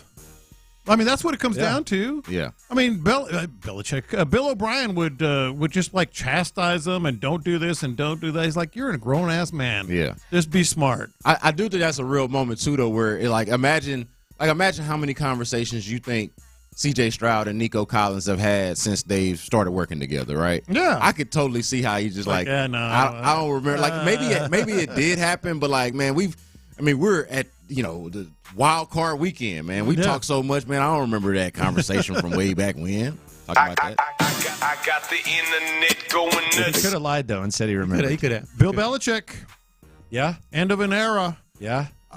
He's just started his press conference, so there'll be some updates on that you can find, I'm sure. Yeah. Not here. But this is how he started it. All right, morning. Seen this many cameras since we signed Tebow. So now all of a sudden he's Mr. Already loosened up. Cracking jokes. I forgot they signed Tebow He's at one cracking point. jokes. Already loosened up. I will say this, because he does have the internet going nuts. I hate when people, this is kind of a mini confession, I hate when people say, you'll never see another one like him. Yes, you will. You sure? You always will. Okay. They're like, you can go back as far as players, you'll never see another Jordan. Well, I do want to hear what Caserio said. Like Caserio on Monday, if the Texans win, and he's talking like, I think you got to ask him about Belichick. Of course. Yeah. Absolutely. He'll give a good answer. Absolutely. He'll give a good answer. There's always another one. Internet going nuts. Every Texan practicing, by the way, if you're just tuning in, except Jerry Hughes. I got the internet going You brought this up, Lopez. Speaking of Caserio, Nick Caserio was on the Jim Rome show, and I gotta say, man, he loves him some Jim Rome. He loves Jim Rome. God, he is a super fan. You know how you can tell he listens almost every day. Man, listen every day, Jim. Awesome. That's why he loves Sean so much. This is really cool. This is Nick Caserio, GM of the Houston Texans, with Jim Rome going back and forth about the smack off. There you go, Nick. Somebody's going to have another awesome opportunity. It could be you, but knowing you are locked, my brother. I can tell you are locked, and understandably so. But if you just took a step back for 1 minute and you looked ahead to smack off number 30, we don't have a date yet. I know you and Shawnee have a relationship. Who do you think might win, or who would you want to see win smack off 30? Well, it's funny. I was listening to the show last week. My brother and Smack Silk happened to call into the show, and he was nails as he normally is. So there's a lot of very talented callers. I'm going to have to spend some time in the basement here getting my material ready if I'm going to make an appearance over the summer, if in fact that's when you do it. So, I know Left has a strong game. I know he's out for me, so a lot of respect to Left, and I'm sure he'll call in as a result of this. But I'm going to have to just make sure that I do my homework and get in the basement, and make sure I listen to the show during the course of the year, get some good material. Maybe you can get our boy Darko on the show after his performance here last night. What? Alan did a great job with that mix, so great job to you, Alan, getting the show ready this morning. But it's always fun to listen to the show, Jim. I really appreciate just the relationship, and I'm locked into the show as much as I'm locked into football, but there's always time for the jungle. I'll have to pick my spots. I'll be very shrewd and judicious about whether or not to make the appearance. I appreciate the ticket, and we'll see if this is the year we put it to use. Nick, I think you just won the smack off. did. I don't think we need to worry about you showing up that day. My man, congratulations. You just won smack off 30. Dude, he's was talking about Silk and all these other callers. That was NFL draft, NFL free agency level, like scouting and analysis from him. And he dropped in the basement twice. Yeah. I mean, look, I know Sean and Seth always talk about how big of a WWE wrestling fan he is, and I don't know if he's as big of a fan anymore. I'm not saying he is or isn't, or how big a fan he is. He's a huge Jim Rome guy. Yeah, clearly. Like that much is clear. Obsessed. He might as well get his trading cards out. Yeah. Goodness gracious. That's wild, man. Goodness gracious. I got the internet going nuts. Did you know that Danny Tanner and the Texans have something in common. Danny Tanner and the Houston Texans. Rest in peace, Bob Saget, Michelle, DJ, Stephanie, Uncle Joey, Uncle Jesse, Aunt Becky. Woo. They all got something in common with the Houston Texans. Okay. They got a full house. It's a sellout. Sellout. Officially? The Houston Texans have sold out this game on Saturday. So the house will be full. Kimmy Gibbler thinks she just got her some nosebleeds. First sellout. Sellout, baby. First one. Good for them. I know. I just hope that this is not a celebration for the secondary market. I don't think so. I said yesterday 75-25. Now 25 is not a little number. It's a bunch of Browns fans. But I think the Texans, the energy, the way people are buying in, I think it's going to be largely Texans. Yeah, no way the energy isn't incredible. Even when there was more fans in the last couple of games. I got the internet going nuts. Okay, we have Bill Belichick, now Nick Saban. So we got them both going within probably less than 24 hours. By the way, Dan Lanning's in Tuscaloosa, apparently the Oregon coach. Update. Yeah. Dan Lanning just released a video. If you're scared your coach is leaving, then come play for us. The Ducks aren't going anywhere, and I am not leaving. Okay. Dan Lanning is not. He was going to get that A&M denial used against him so badly if he would have, when he talked about how great Oregon was. That was going to be like the viral, I'm glad you brought that up because that was kind of he's in Tuscaloosa. Actually, he said those reports were false, and I am not leaving. Okay, good job, Eugene News. Yeah.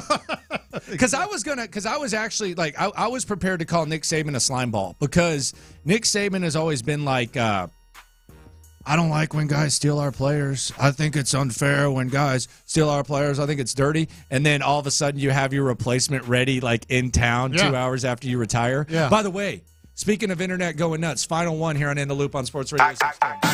I got the internet going Do y'all nuts. follow Message Board Geniuses on Twitter? Oh, it's so good. It's the best. It's so good. It's easily one of the best follows that there is. I do follow. So this guy basically goes through all message boards and he pulls everything that everyone says. And it's the most outlandish, stupid stuff that you've ever heard. Bill Belichick might come coach at TCU. They take everything that is just the dumbest thing possible.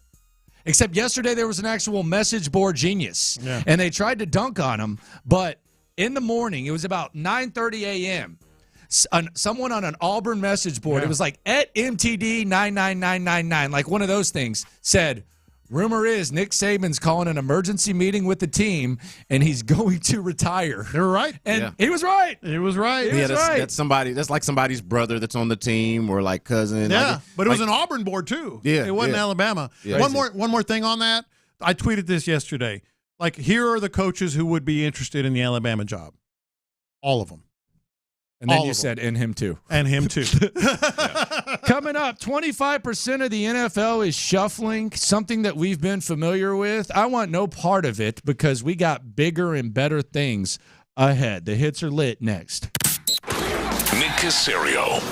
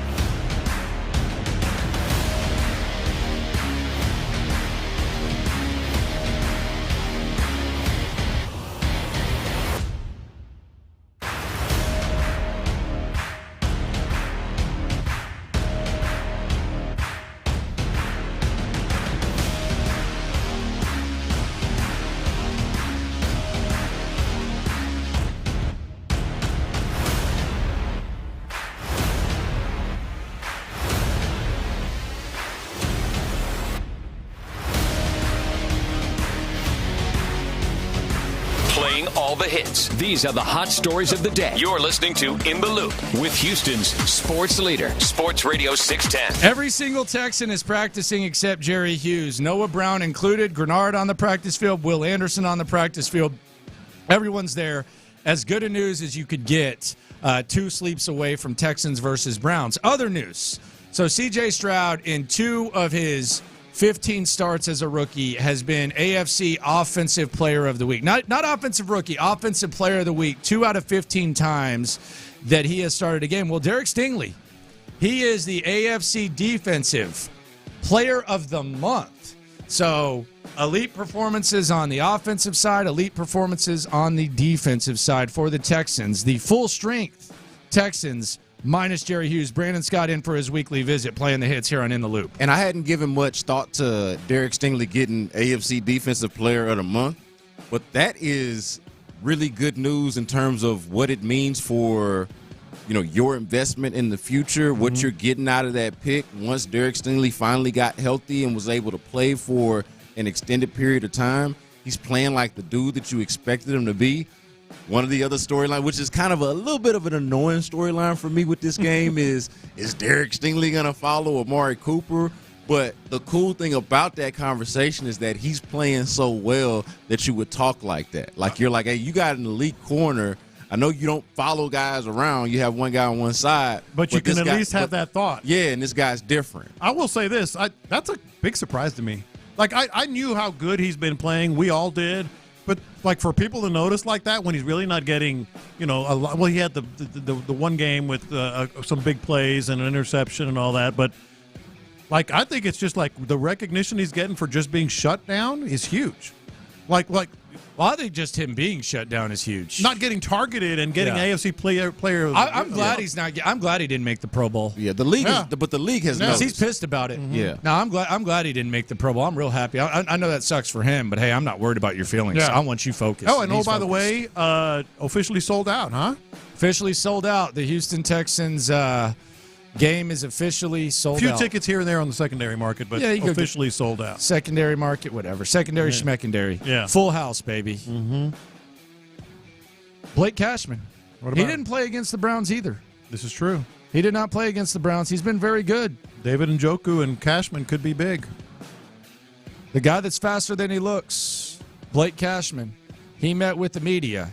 Here's what he had to say about this game on Saturday. I'm very excited. This whole team's excited, but preparing like it's, another week of football. It's a 1-week season. Really got to be on the details of the game plan. But, right now, we want to take advantage of the opportunity and continue this excitement and get that excitement. To take advantage of the opportunity and continue this excitement and get that excitement, not only to ourselves, but to our fans and the city of Houston.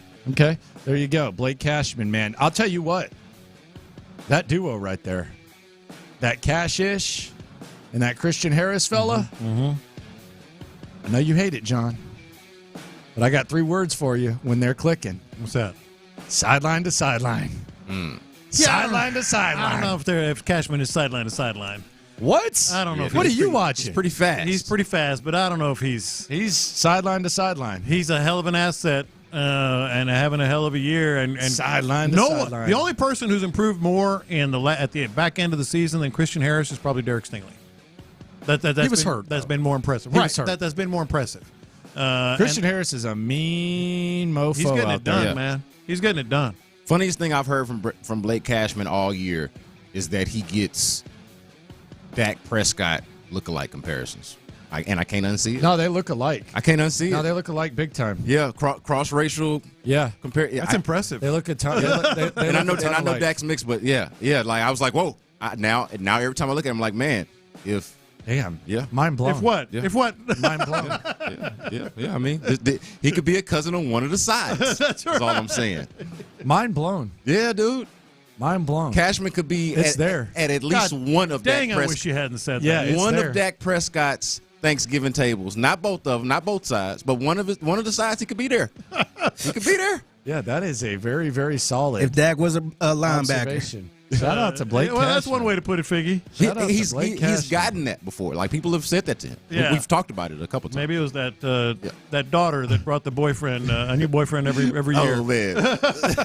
As expected, the Titans have put in an interview request for Bobby Slowik. He worked with their GM in San Francisco. We know Amy Adams Stank likes to stick it to Houston. Could she take their offensive coordinator? Here's Bobby Slowik talking about the interview process. Haven't even thought about it. Like, I won't have much information for you guys. I'm being honest. Like, it's just everything right now is on Cleveland. All right, there you go. On to Cleveland, baby. I believe that. Fair enough. I believe that, but there are some moments where he's got to be at least thinking, when he gets home or whatever. That's not it. Yeah. That's the proper response. That's not an honest response. I haven't even thought about it. Yeah, you get home at night and you're reading and all this stuff. Yeah.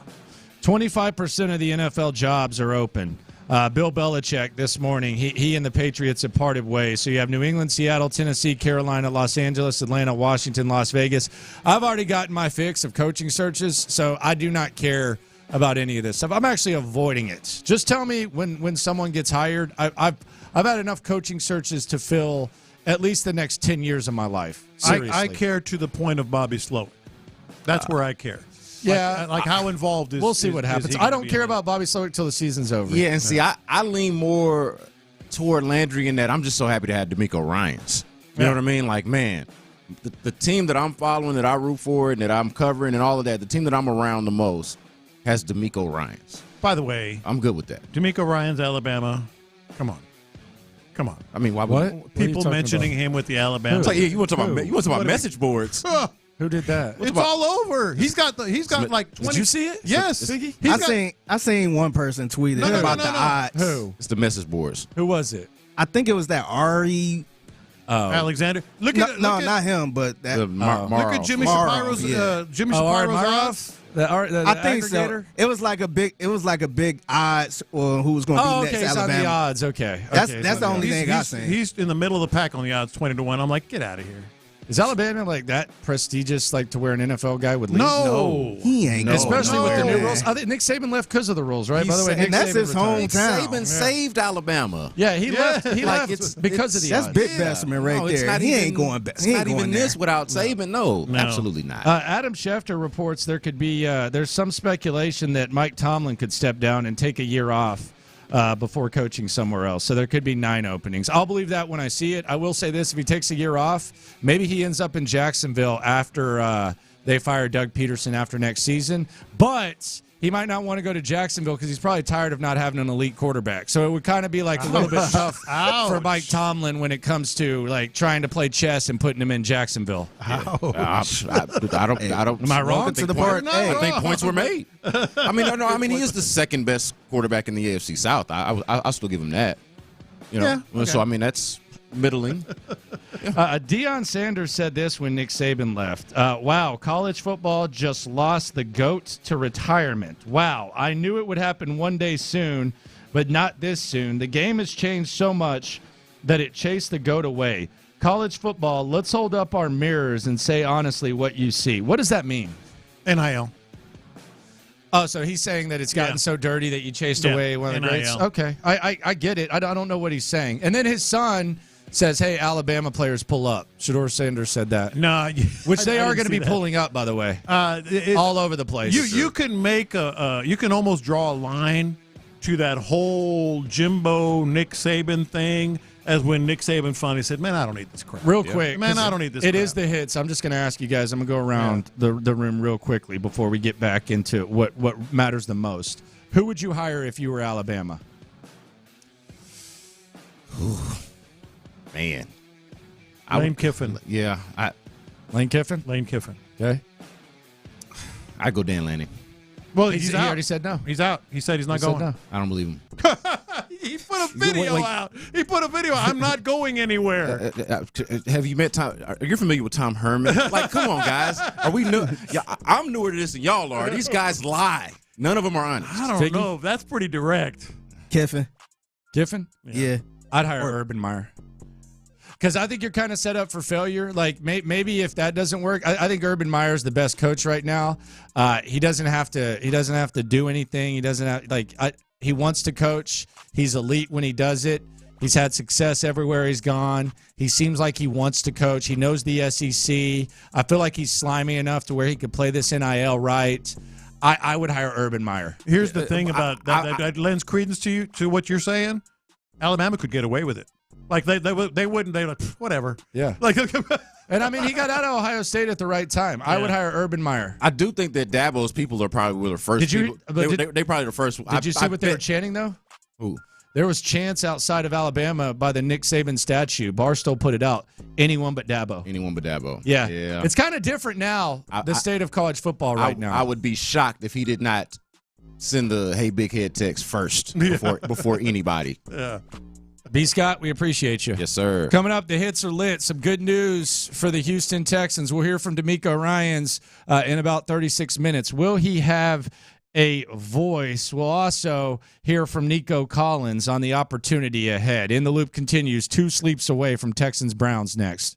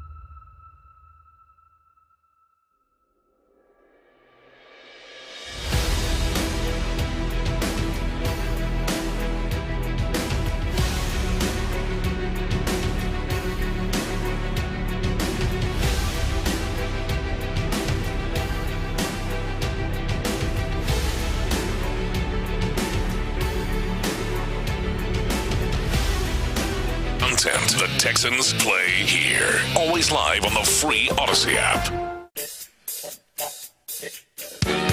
We got some good news for the Texans, and we got some breaking news involving the Houston Texans.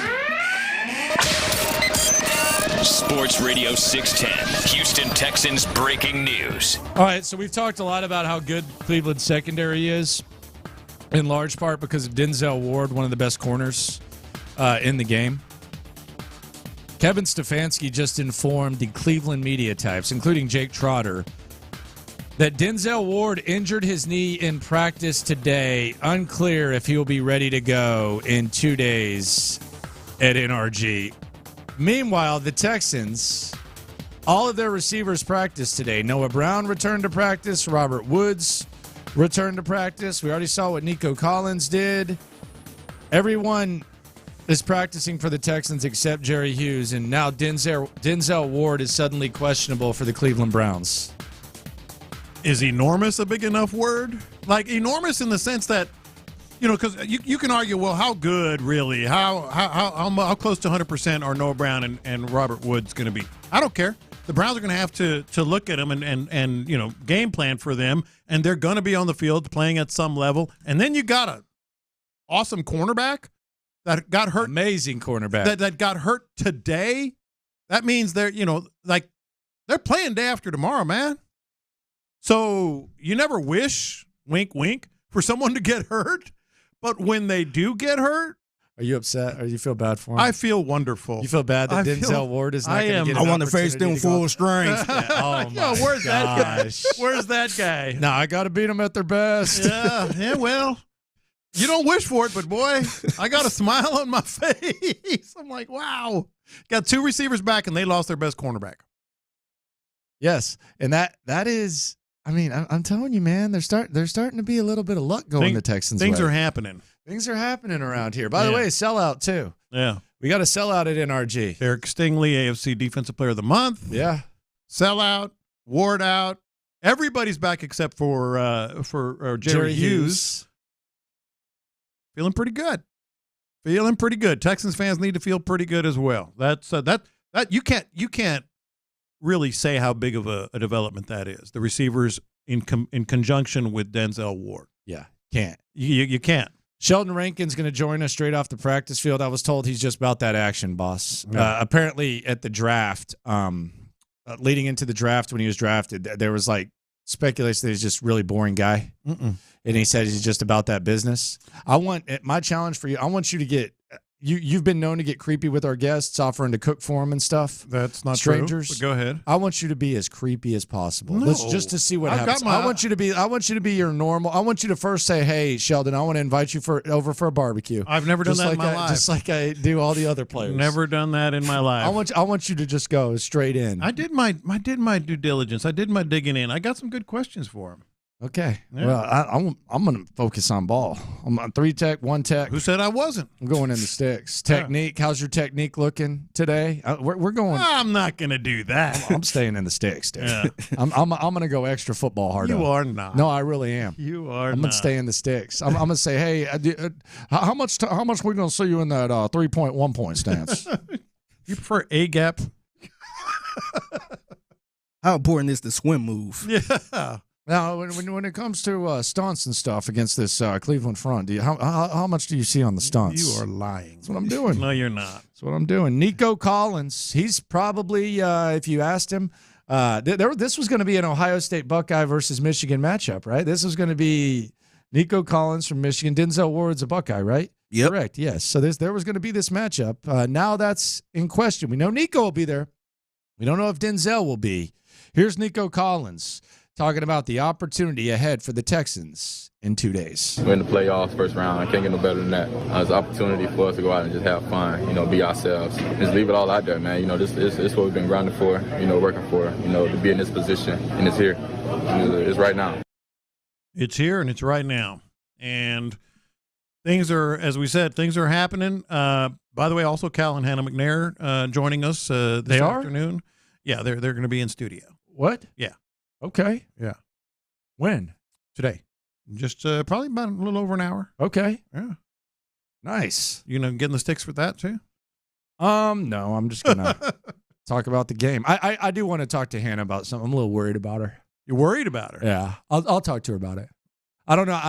I'm probably gonna get just completely roasted by her, which has happened before. It's okay. Yeah. But I'm a little worried about Hannah. Well, you got to give us some. No, I don't got to give you anything. What the hell are you talking about? Give us a nugget of what. It's called a tease. Yeah, that's called a tease. Give us a nugget.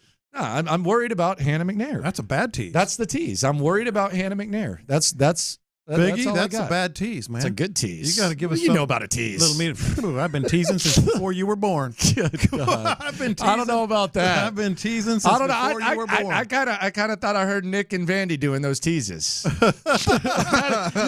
I'll be honest with you. Like I'm familiar with your work, sir. I kind of feel like Vandy and Nick were doing those teases. You got to pay attention a little closer. Called being the setup man. Bobby Slowik, man, he got greedy as hell. And I think Bobby Slowik, with the good performance on Saturday, with 25% of the gigs in the NFL open, I think Bobby Slowik could very well play his way, or coach his way, I should say, out of town. But what if he gives the ultimate gift? Didn't even think this was possible. One play at a time, one game at a time, same approach. Bobby Slowik has that as his foundation, but outside of that foundation, Bobby got greedy. He got real greedy, and it led to a lot of excitement among Texans fans. Bobby, get greedy for me, sir. Everyone's energy in this organization is devoted to how do we play one more game? How do we keep just playing one more game? You know, we really have what I believe is a special group. There's guys in that room that I just can't imagine having to do this without. Find a way to get 4 more games out of this. That's really all of us are devoted to. If he does get 4 more games out of this, he gone. He might be gone anyway. We'll see, especially if they get a win on Saturday. But I like where his head is. I do think, while we're talking about him being, a candidate. His head is right below that big-ass ball cap. Yeah. He said that everything he's doing is ball cap yesterday was his look, though. It was a better one? Oh, God, that was made for him. I was wondering now they're going to give him a different one on Saturday. It always happens that way. So he says everything he's doing is focused on the Browns. I believe Slowik. Yeah, that's what he said. I believe he's got a game face, man. I believe that's true. He's got a game face, bro. But these guys do go home at night. And they do maybe not keep their nose in film and all that other stuff. I think he's in a great place right now as a potential head coach. Probably better than he's ever been. Certainly better than he's ever been. I would say maybe even there's better than a 50% chance he moves on. But I'd make that trade, as we talked about I would earlier. Sacrifice Bobby Slowik for a playoff game. Mm-hmm. I've heard a lot of the and you know what my show of record is in Cleveland. It's King Carmen, Anthony Lima. I heard like the way that they talk about Jim Schwartz. Mm-hmm. I mean, you would think he's a god. Like, I think they like him there more than they like Bernie Kosar now, or Jim Brown. Like, Lima was talking about he should be a head coaching candidate. Do you watch his sorry-ass coach, the Lions, for nearly half a decade? And then Ken said that he would not. And the only reason I see these stuff is because for some reason Odyssey uses them as clips. Mm-hmm. Ken said he wouldn't sacrifice Jim Schwartz to make the Super Bowl. How can you... What the hell? How can you... Like, how much... Like, I have confidence that D'Amico can figure stuff out, and it can be a next man up type of thing. But how can you shape your lips to say that? To say, I don't want to go to the Super Bowl? If I'm going to lose the Super Bowl, I would rather not. I just think it would be a valuable thing to get. How many Super Bowls have the Browns been to? I think 0. I'm not sure. They had some... I think there's 4 teams. Browns, Lions, Texans, and someone else. They've never been to the Super Bowl. And you're saying you Jags? No. Is it Jags? Yeah, Jags have never been to a Super Bowl. They're in the AFC title game. I think those are the 4. So, yeah, you're saying you would y'all sacrifice are some creepers on the text line with Hannah, man. Goodness gracious. What are they doing? I mean, it's just Hannah's hot, Hannah's gorgeous, like all this type of stuff. I don't know what's wrong with y'all. Yeah, you got a shot, too. Y'all are some hornballs, man. You got a real I'm going to cut the YouTube stream off when she comes in. Got some hornballs on the text line. Goodness Listen gracious. on the damn Odyssey app. Exactly. Lord, man. Oh, I'm Lord. worried about her, man.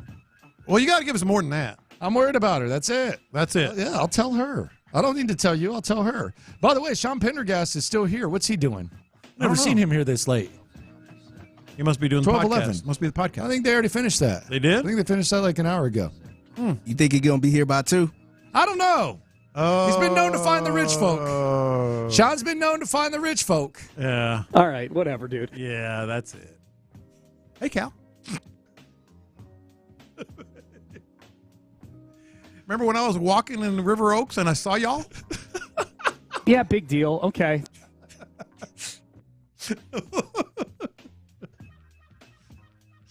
Oh, Lord. The Cal and Hannah excitement's got to be pretty high. I know Hannah's feeling it. I know Cal's feeling it. Cal kind of that's why they're a good balance. It's the mild mannered approach. A little more laid back, a lot more laid back. Yeah.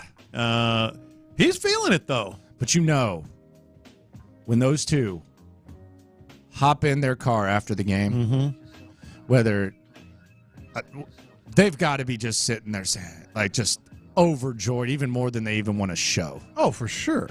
Absolutely. That's the time to do it, man. You know, he's showing a little class maybe out front and then just,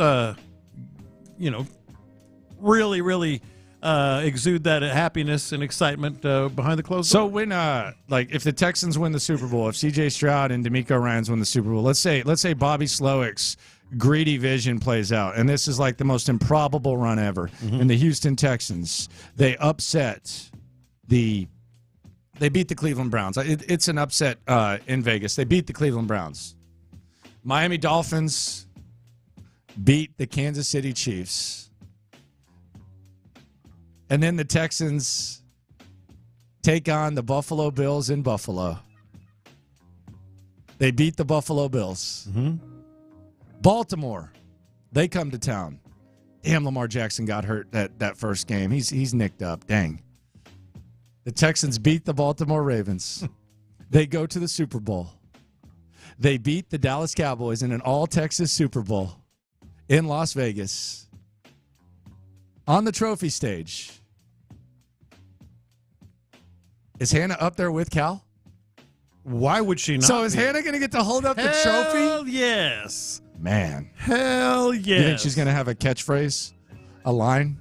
You think she's going to try to, stick it to people? You think Hannah's just going to graciously take it? You think she's going to try to stick it to the haters? The thing about Hannah is she's going to try to stick it to the haters.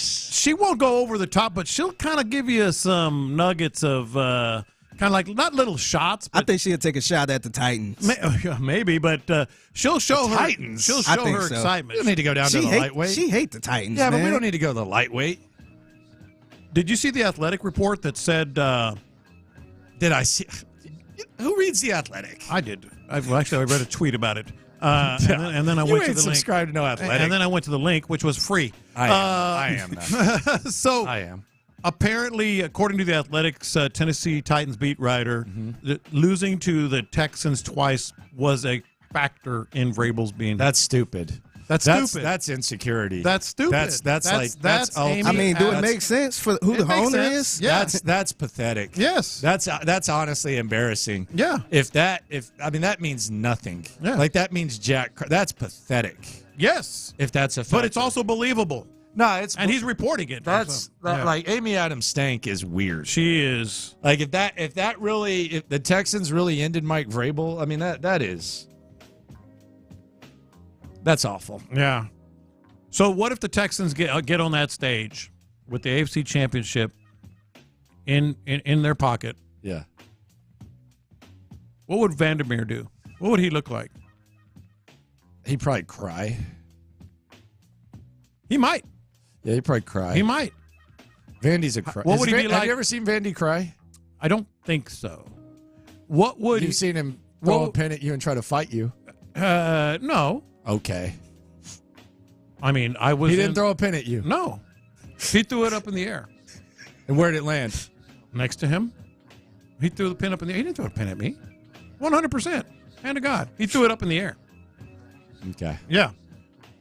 I was there. No, I'm saying I was there. I said okay. Okay. What would he be like in Las Vegas? Vandy? Yeah. He would be drinking Radio Row. He would be drinking Texans in the Super Bowl. He'd be drinking half cranberry, half soda water, and he would just be hanging out, man. He'd just be taking it all in, relaxing. Yes. He would probably have to wear like one of those medieval knight suits that are all metal. Why? So because he's got to keep everything under control down there. Oh God. Yes! He's feeling it, man. I enjoyed listening to Texans radio on the drive in the other day. I didn't turn it. Mm-hmm. You're talking about Monday. Monday was good. Yeah, Monday was good. Because in the past, those guys have had to talk about some crap. That's the thing. I really would be happy for Vandy than just about anybody. Probably anybody. Yeah, I would be happy for Vandy. I think it'd be cool if Andre Ware got a Super Bowl ring. How about that? Yeah. Andre Ware would get a Super Bowl ring. That's something nobody's talking about when it comes to the Texans. And never expected. I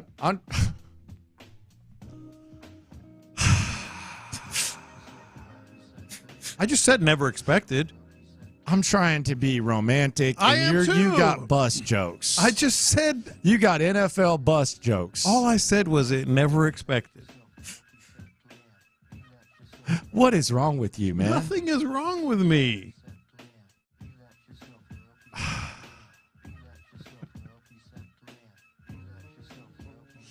Oh, I saw him throwing the ball at the national championship game. You know, what do you mean throwing the ball? Like they have that fundraiser where you got to throw the ball into that little circle on a board. It was like 10, 15 yards away. Yeah, I saw Sam from Big City Wings' son hit it like 4 out of 10, and I think he's like 13. Yeah. That was better than Andre. Keep doing it. What did Andre hit? I wasn't paying that close attention, but, I mean, I didn't see any go through. I want every radio host in the city to hear me and hear me well. Texans, Browns. He's going to punch me in the nose. Will D'Amico Ryans have a voice? We'll hear him in 12 minutes. It's time to confess, though. I'm going to try to make some money off of the Texans, or maybe I will lose some. We'll get into that next. Texans GM Nick is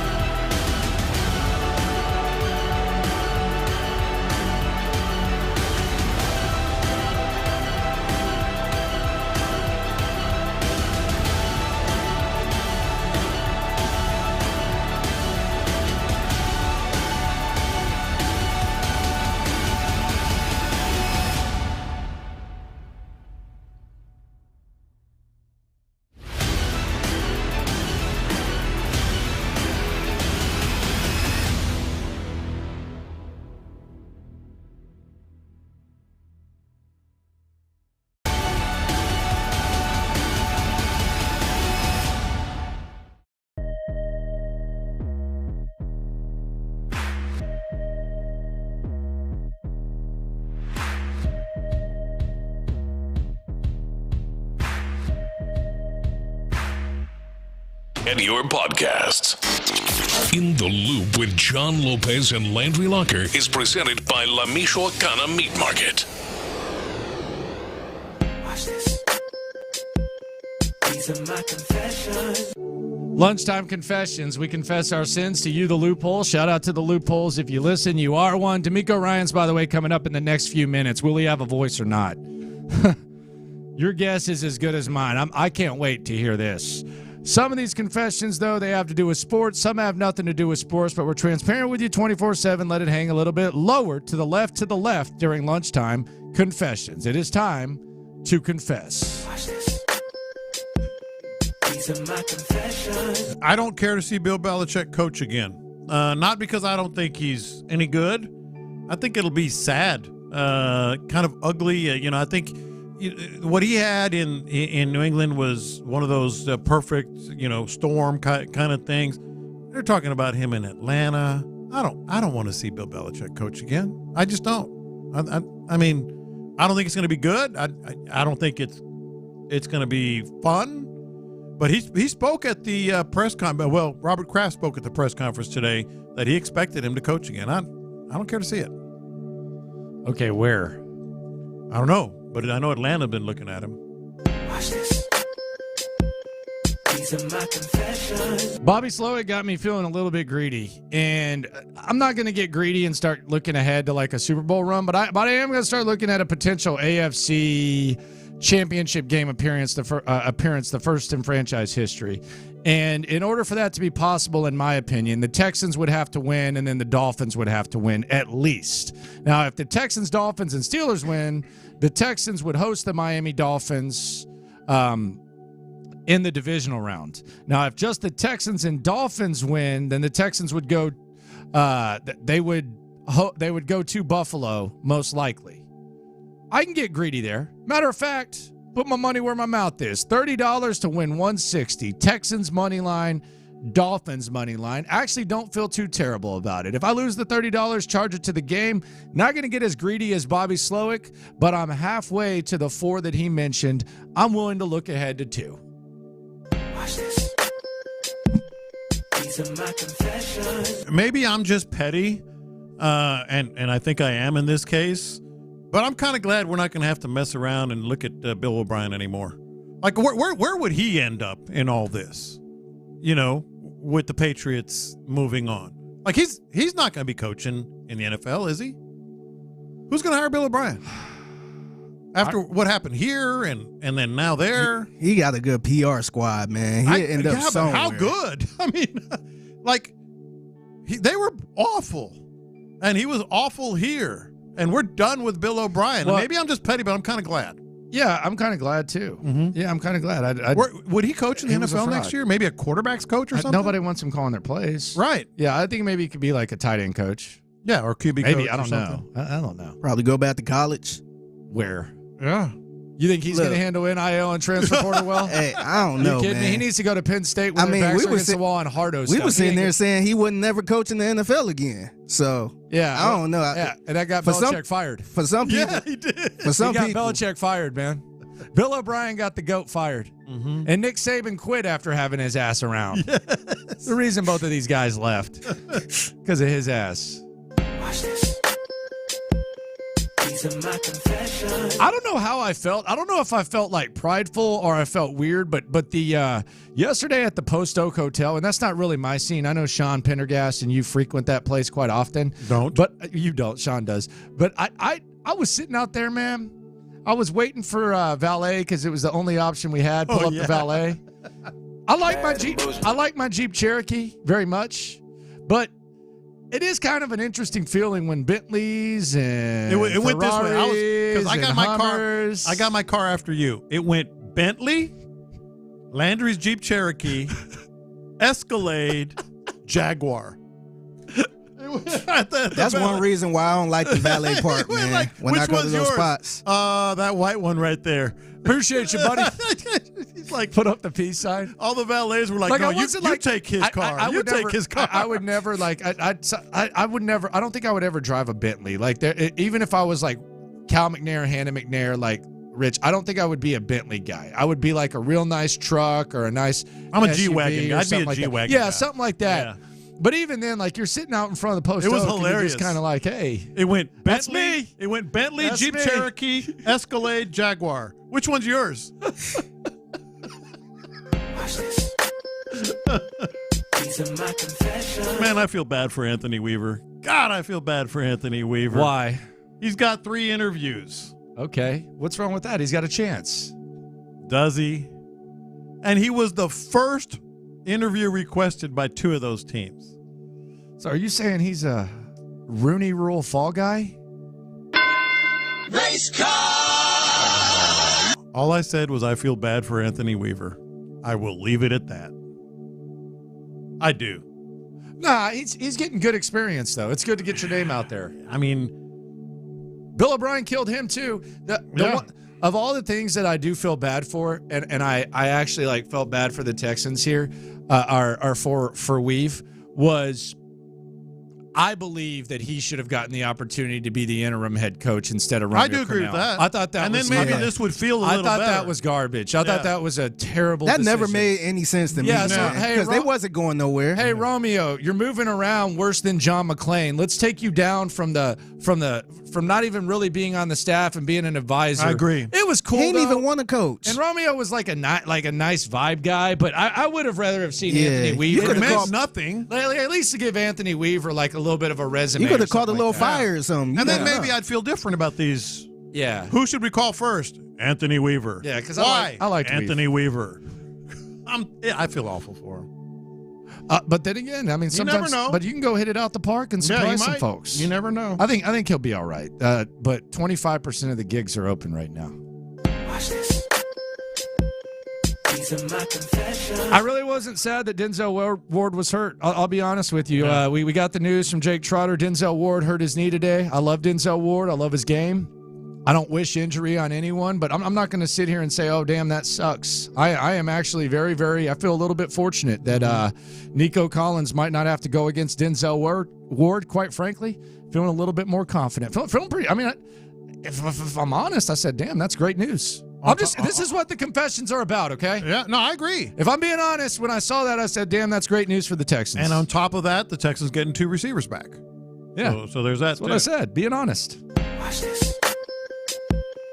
These are my confessions. Somebody needs to sit Adam Silver down. Why am I talking about the NBA? You'll see. Somebody needs to sit Adam Silver down and say, you're not the NFL. You are not. Aren't they trying to do a 2-day draft? Aren't they trying to do a 2-day draft? It just became official, according to Woj. When's the last time you said, man, this second round is going to be crazy? They have a 2-day draft now in the NBA. The first day is round 1, which maybe 15 picks matter, not even the whole league. You're doing a whole day for the second round of the NBA draft? I don't get it. That's ridiculous. Why man. does he think they're the NFL? Who's going to watch that? Nobody. The last time I bailed out, like at the pick 8. That's what I'm saying, like At the 15 8, picks maybe. I was just like, man, I'm tired of this. They're doing a 2-day NBA draft? It's weird. Don't get it. What the hell are you doing? Don't really get it. Don't understand. Very confused by it. Watch this. These are my confessions. If I were an NFL owner, I would consider hiring Nick Saban. For what? To coach. Head coach? To coach. Give him a chance. None of that Another NIL. one? You just want to coach? I would give him another shot, man.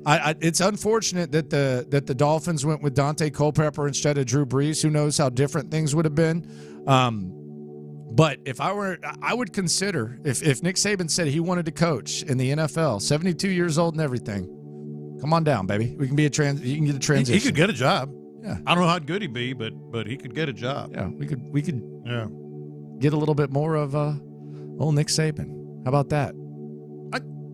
I'd be very, very interested in watching it. Texans practice report. All the Texans are practicing except Jerry Hughes. That includes Noah Brown. That includes Jonathan Grenard. That includes Will Anderson. So you got that good news.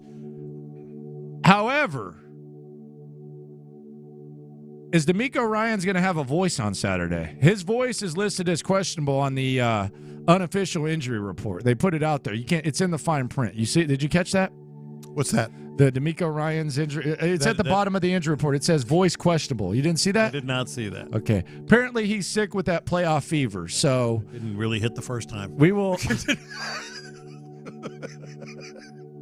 we will hear from D'Amico Ryans if he can talk. Coming up shortly, also hear from Sheldon Rankins. And Calvin Hanna might pull up on us as well. In the Loop continues 2 days away from Texans versus Browns. Next. Selling your home, man, it's stressful. My gosh.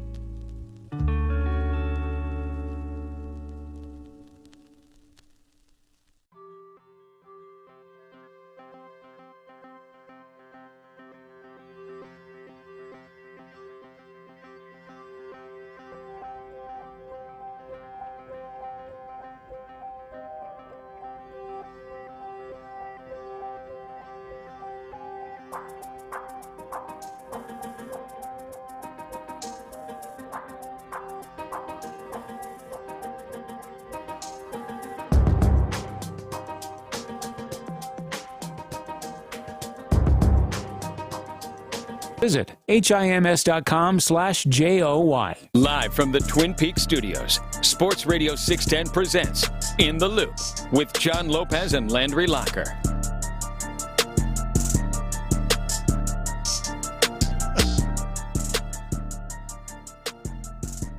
Full practice report from the Texans. Jerry Hughes, the only one that is not practicing for the Texans. Meanwhile, the big news out of Cleveland, Denzel Ward, injured knee. Might not play on Saturday. Doesn't look good, according to the folks in Cleveland. Shout out to Jake Trotter. So the Texans getting some of that luck. We might hear from D'Amico Ryans, figure out whether or not he has a voice or not. Mm-hmm.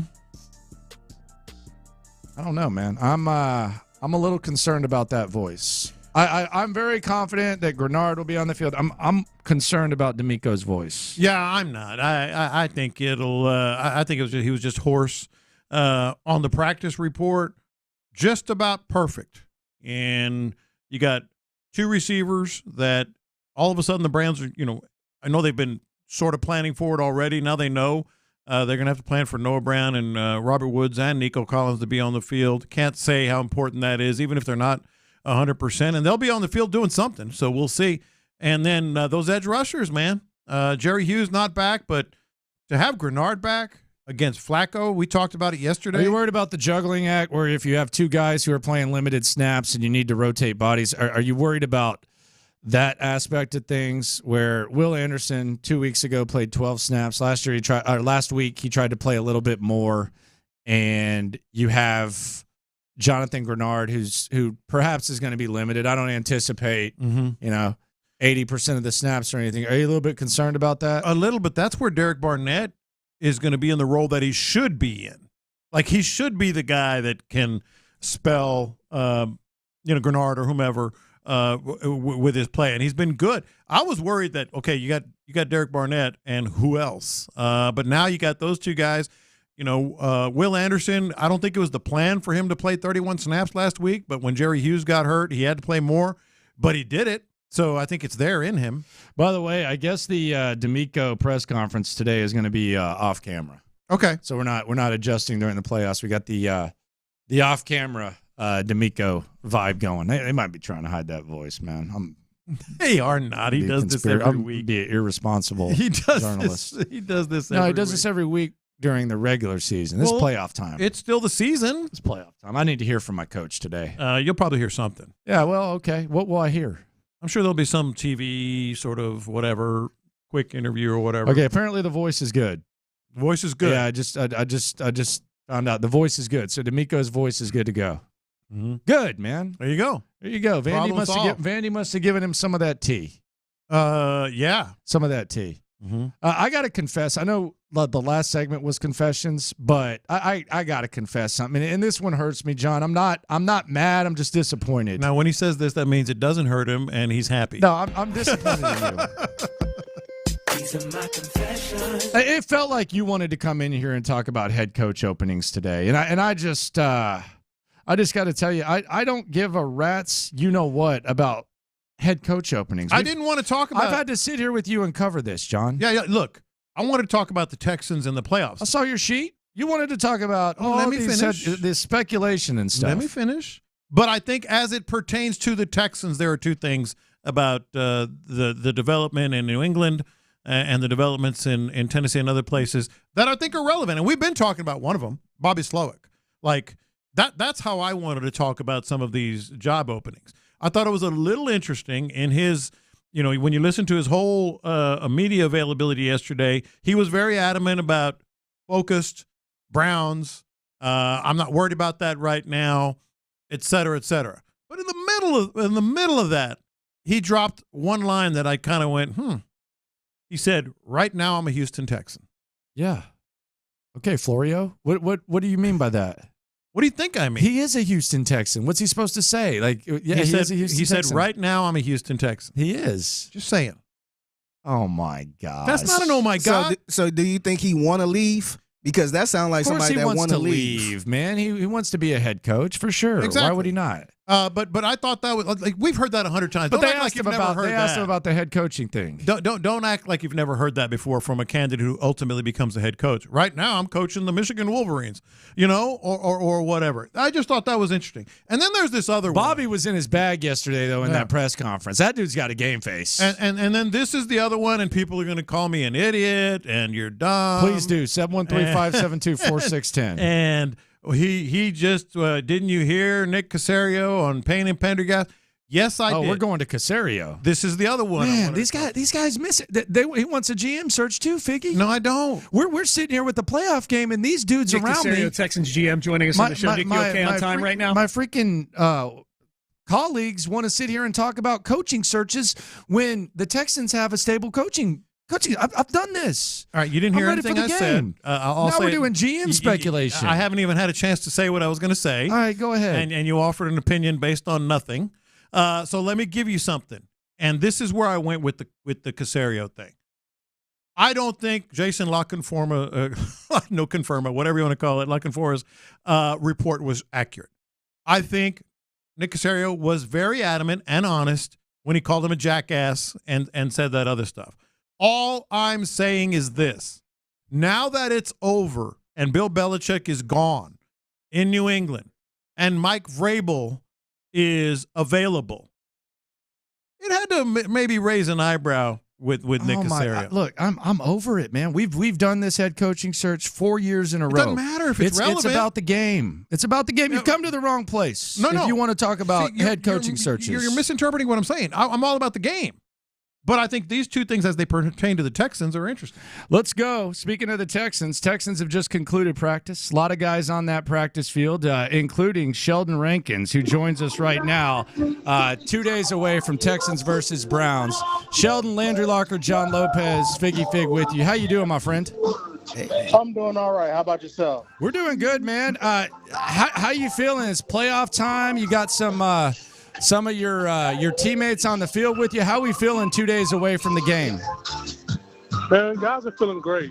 Guys are in the right mental space. Guys are locked in on the task at hand. Obviously, a team that we had a prior experience with. So just fine-tuning some things, getting locked in on the details to right the ship this time, making sure we understand the magnitude of where we are. It's win or go home. So making sure everybody's locked in on the details and locked in on everything that needs to be done to push forward, to get a win, to try to achieve everything we want to achieve. I'm loving that music you got in the background, by the way. I'm kind of grooving here with you, Sheldon. So you mentioned you have familiarity with this squad. Obviously, it didn't go well. Can that kind of be a blessing in disguise because now you kind of have a blueprint of what it looks like when things go as bad as they possibly could against a team? Yeah, I mean, look, it's never a good thing to lose in this league. I'll start off by saying that, but understanding that, it's not too many times you get an opportunity to fix those mistakes you made. So, we're fortunate enough that we were able to finish the season the right way and get into the dance. And now we have a matchup with, like I said, with a team that, we had a previous bout with and obviously didn't go the way we wanted it to the first time. But understanding and going back and watching the tape and understanding, everything, we're fixable mistakes and, we got to continue to battle and continue to put ourselves in positions to be successful. And like I said, we watch the tape, we understand what we need to fix and we like where we are. So, we're just excited to get out there on the field on Saturday and really get back to playing our brand of football, like I said, which we feel like we didn't do the first time around. So, Sheldon, right after the game on Saturday, I mean, he was still talking on the field. C.J. Stroud gave you a lot of credit for speaking at a team meeting and delivering what he felt was a very important message. I'm curious, what compelled you to do that and how that message, what was the message delivered? It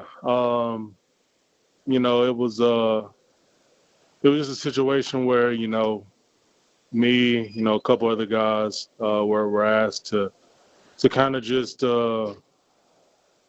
paint the picture for guys. It's one thing to hear from your coach, and I think, at times, sometimes it's just, good to hear from a different voice. I'm normally, I'm normally a lead by example guy. I'll pull guys aside and speak my piece here and there, but I'm normally the, a quiet guy. But, generally when I speak, a lot of guys listen. So, just being able to share my experience with the playoffs and those moments I've had, and then just get guys to understand what's at stake. It's not a situation where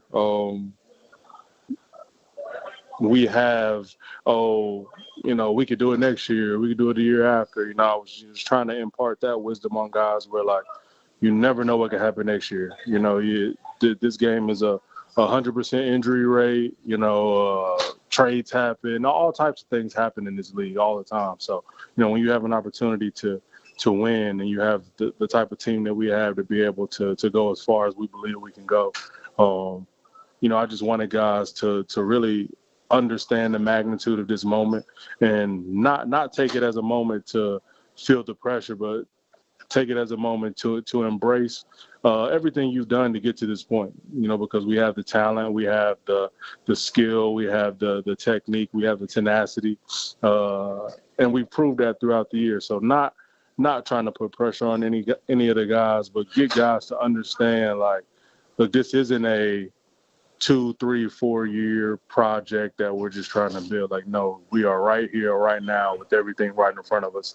Let's seize the opportunity. Let's be exactly who we talk about being and go out and dominate each time we take the field. And if guys take that approach and guys buy into that, we'll be exactly where we want to be. And, we finished the season the right way on a win streak, making sure we had to win our games to get in. And now we just continue that mindset, and nothing's going to be perfect, but at the end of the day, continuing to play our brand of football, continuing to buy into everything we've preached and harped on from day one, and understanding that, we have the moment in time right now to do everything we've ever dreamed of. There's no need to look to another year, because it's right here in front of us. So, just trying to get guys to understand that. And I think guys, listened and took it to heart. You've seen the way we've flown around, these past few games. Like I said, it's never been perfect. It's not been, there's always things to correct. But at the end of the day, the mindset, the physicality, the determination, the will to do everything and anything to come out of there with a win has been on display. And, and we expect nothing less from ourselves going forward. Man, I'm ready to go now. I'm ready to go right now, Sheldon. You got me ready to go. Sheldon Rankins with us here on In the Loop on Sports Radio 610. So we do interviews every week with players. A lot of times we F around with them, but we were told by Everett, hey, Sheldon's about that business, man. It's straight ball with Sheldon, and we just got kind of a taste of what you're about when it comes to this squad. Where does that come from? Where does the mindset come from? Because there's a lot of characters in this locker room. Where does the Sheldon Rankins mindset come from? It's honestly who I've always been. Coming from humble beginnings and understanding, doing everything I could to get myself out of those situations and provide for my family, and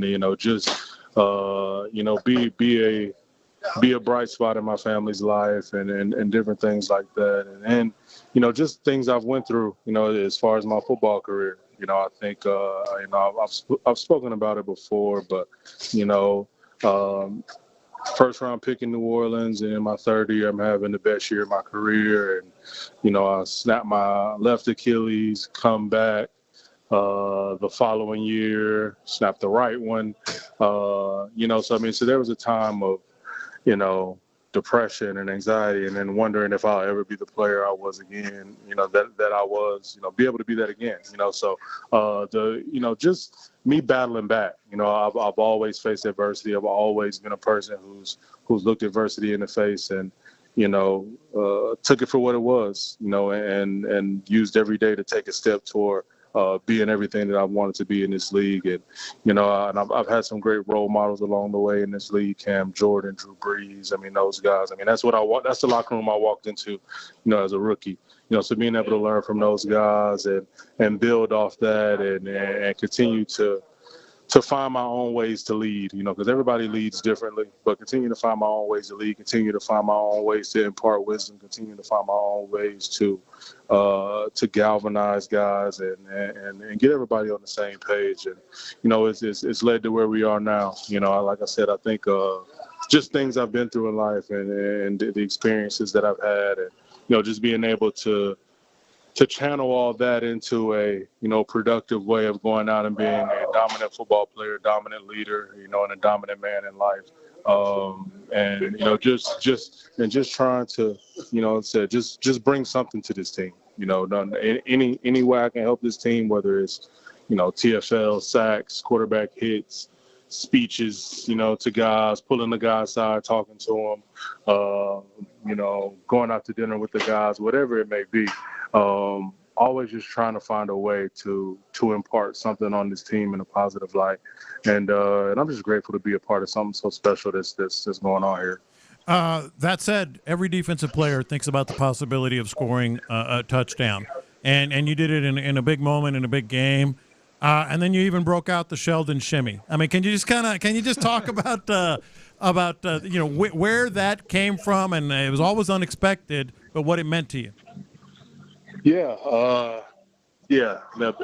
Big guy touchdowns are something that, we always talk about, sitting at lunch, you see guys score a touchdown on TV, you're talking about what you would have done or, different things like that. So, I mean, the moment kind of created itself with Jerry Hughes, making such an impact play, and just being right there and being ready for my moment, to be able to pick up the ball and get in the end zone. And the shimmy is kind of now you've been doing that for a long time. Yeah. So I'm a huge battle rap fan. So I remembered, and this is going back to 2017. So 2017, I just remember I was watching the battle. I saw a guy say something crazy. Everybody's going crazy. The crowd's going crazy. And he just kind of shimmied after he did it. And I was like, oh, that's cold. Like, I'm going to just do that when I get a sack. So we played Minnesota in the playoff game, the Minneapolis Miracle. I know, sad, very sad. But I got a sack. I did it. No, didn't think anything of it. No harm, no foul. We come play Minnesota again the following year, Sunday Night Football, and I had a 2-sack game, and I did it after both sacks. And the Sheldon shimmy was born Sunday Night Football against Minnesota. And when I first got in the league, Cam Jordan told me, because, he has his little celebration. He told me, he was like, look, you got to find something you can do all the time, no matter whether you're tired, no matter whether, like, something that you don't got to jump up in the air that might get you hurt. Like, you got to find something that's simple that you can do all the time. And I did it, Sunday Night Football, and we got back in the locker room. And, I think I remember my boy AK, Alvin Kamara, he had said something about it was going viral on Twitter or something like that. And then Cam kind of pulled me to the side. He was like, you got to do it all the time now, right? And I was like, yeah, I got to do it. So that was the day it was born, and every sack or big play I've ever gotten since then, that's my thing. Did you almost forget about it after the touchdown? Because I did. It hit a little late. Absolutely. It hit a little late. Yeah. Once I scored, I'm like, oh shit, I just scored a touchdown.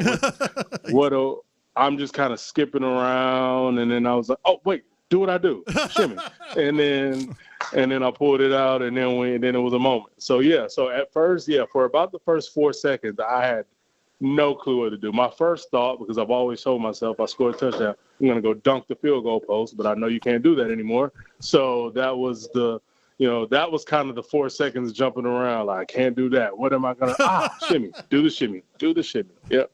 There you Did go. it. It was a great moment. Yep. Sheldon, we appreciate you, man. We're looking forward to it. You're getting a lot of fans on the text line kind of blowing up. They're ready to run through a wall for you. So we look forward to seeing you. Revenge, perhaps, against the Browns. And we appreciate you for giving us some of your time. Hey, I appreciate you guys for having me on. There you go. That's Sheldon Rankins here on In the Loop on Man. Sports Radio 610. Hey, man, that one clip, he was holding court. I'm right ready there. to go. Yeah, he was holding court right there. He's a big part of what they do. I mean, that was the biggest free agent offseason acquisition, and he's going to have a lot of his guys with him. We'll tell you who was on the practice field today. We'll give you the latest around the NFL. We're also going to get pulled up on by billionaires. In the Loop continues next. CJ Stroud is the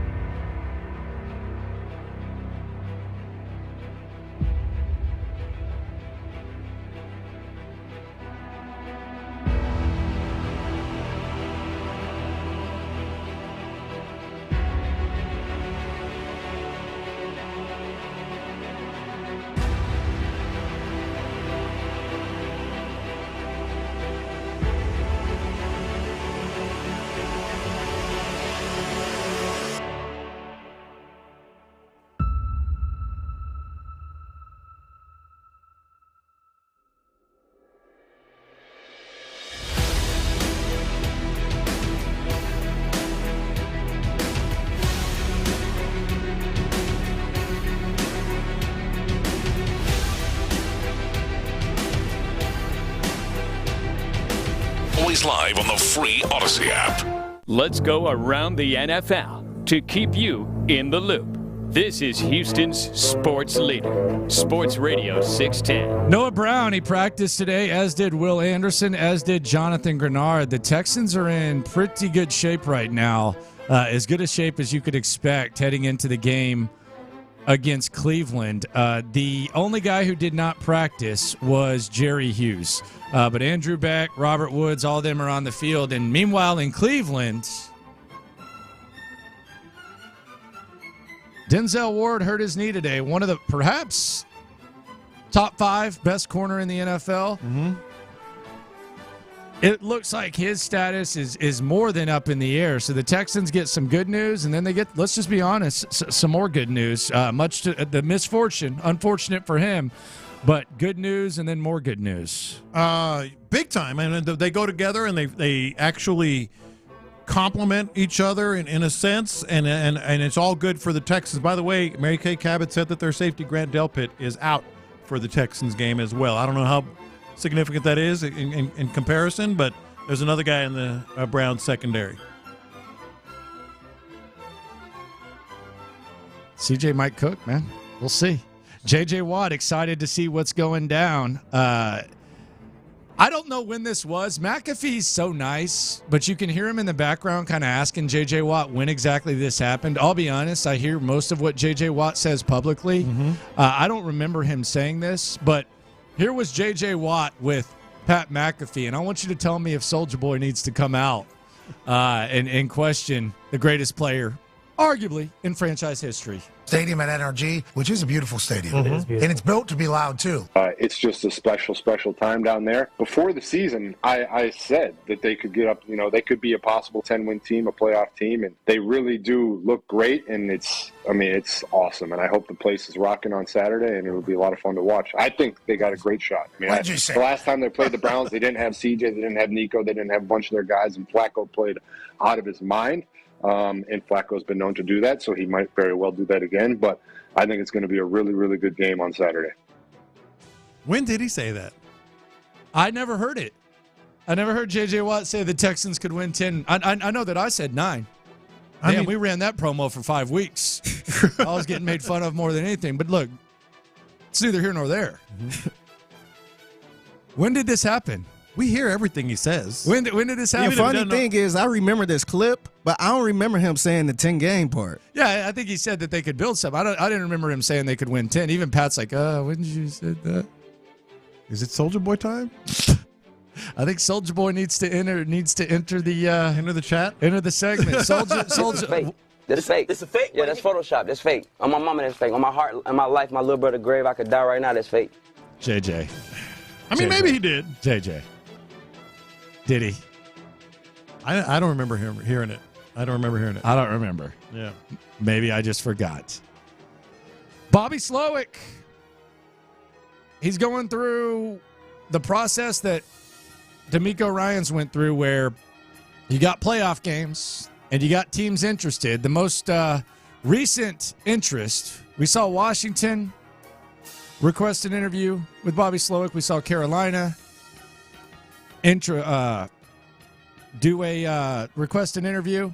Let's go from the Soulja Boy dance to the stanky leg. Amy Adams Stank apparently wants to talk to Bobby Slowik too. Tennessee Titans have requested permission to talk to Bobby Slowik. Here is Bobby Slowik talking about the interview process and all that stuff. Yeah, it's really easy to handle right now. We're locked in on Cleveland. We're full speed ahead, kind of keeping our head down in the dark. All that stuff, I'm very grateful. I'm thankful to the Lord for giving me this opportunity. I'm thankful to Nick and D'Amico and the Texans organization for putting me in this position.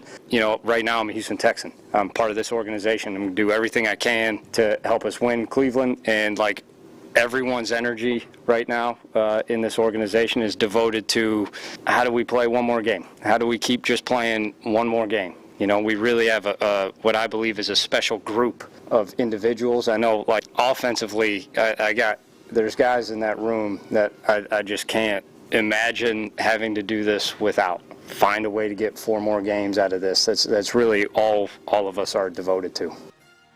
It does not stink to be Bobby Slowik right now. And by the way, the list is up to 4. The Atlanta Falcons have requested an interview with Bobby Slowik as well. So there's 8 openings. Bobby Slowik has been requested by 4. Yeah.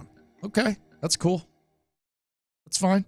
I would sacrifice Bobby Slowik for a playoff win. Let Gerard be the offensive coordinator. I'm cool with it. It's all good. And like who would be appreciate your service? That's who would what be you do. upset? Who would be? I mean, you're happy You know for what's the gonna be guy. That's a good problem to have, Exactly. man. Good for Bobby. Exactly. Man, I'll tell you what. I was kind of wondering. You know, the man I saw yesterday is hired. The way he handled himself. No, the man, that game face right there, that intensity, he's hired. Yeah. Come on down, Bobby Slowik. And interestingly, and we're not going to do this, but it's just a thought that occurred when I saw the Falcons thing. You can do some damage with those guys over there. Oh, yeah, you got Bijan, you got Pitts. You just got He will actually use Bijan, too. My probably. God. would he use Bijan? Are you kidding me? Oh my He will God. actually do that. Bobby's getting a gig. Yeah. I think I'm he pretty is. convinced he's getting a gig. I said 50% earlier in the show, and it's rising by the minute. Why would you not keep trying to take a piece of that Shanahan pipeline? There hasn't really been a failure, depending on how you feel about Robert Saleh. Yeah. Going around the NFL here on In the Loop on Sports Radio 610. Does C.J. Stroud have the weapons to make a run? Not just win a damn playoff game, okay? Bill O.F. and Brian did that. But to make a run. Dalton Schultz would be one of those weapons. C.J. Stroud, how many brothers does he have now? Oh, that's my brother. Yeah, that's my brother. He's got a lot of brothers. C.J. Stroud's close with a lot of people. Here's C.J. Stroud talking about number 86, Dalton Schultz. Yeah, Dalton is he's a dog, man. He's a great player, but he's a great person. He's one of the first people that I really bonded with well when I got here, and he was just honest with me. He was probably the person to keep it really honest. This is the expectations that you'll have, bro. And I'm like, okay. So I appreciate him for doing that. But he's been a very reliable target. He's somebody who knows how to get open, knows coverage, he knows route depth, how to manipulate somebody, how to get into a certain zone at the right time.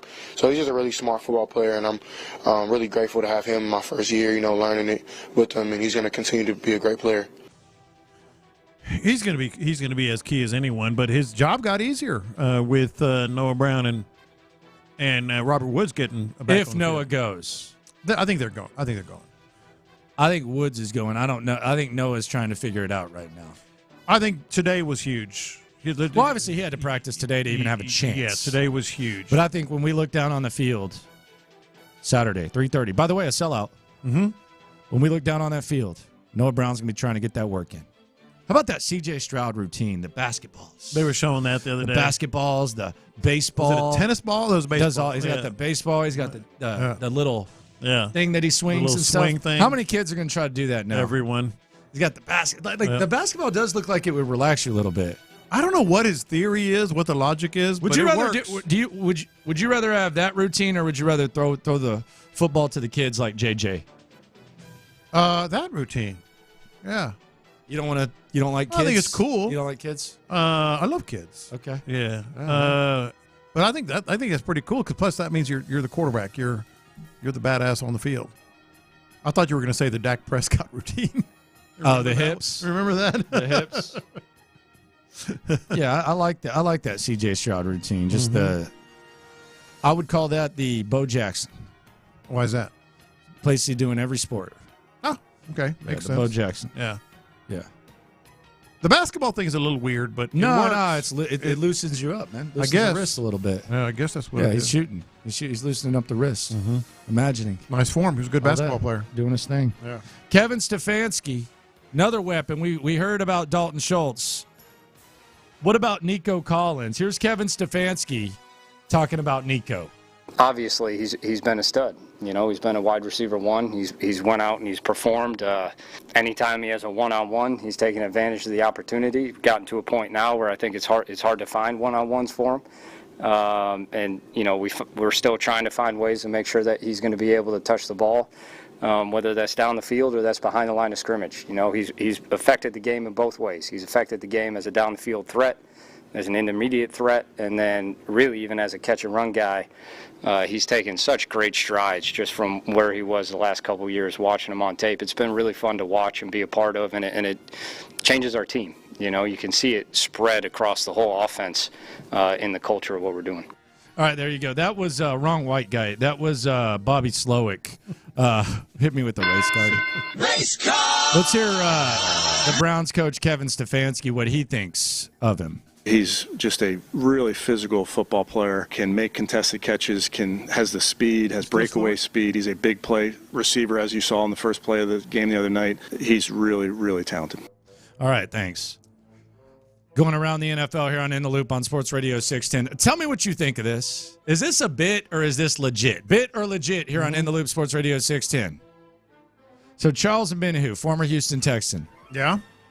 The one who hated Jack Easterby more than me. Nah, maybe. Nah, No, I would say I was ahead. I don't think he did. I think I hated him more. He was up there. Yeah, the POS. He was up there. Let's just put it away. It's a heavyweight fight when it comes to the POS hate between me and Omenihu. Yes. Remember when I pointed to Omenihu in stretches? I was like, dude, watch what he does when Jack gives him a high five. He didn't even acknowledge it. And he like rolled his eyes. Yeah. But Charles Omenihu, we know the Chiefs are on Peacock. Mm-hmm. Charles Omenihu tweeted this out. All right, Chiefs Kingdom. I saw the comments and want y'all to be able to watch us play. So I'm giving away 90 3-month Peacock memberships. To enter to win, reply to this tweet with why you should get picked. Picking winners Friday. Close quote. Bit or legit? Endorsement. Bit.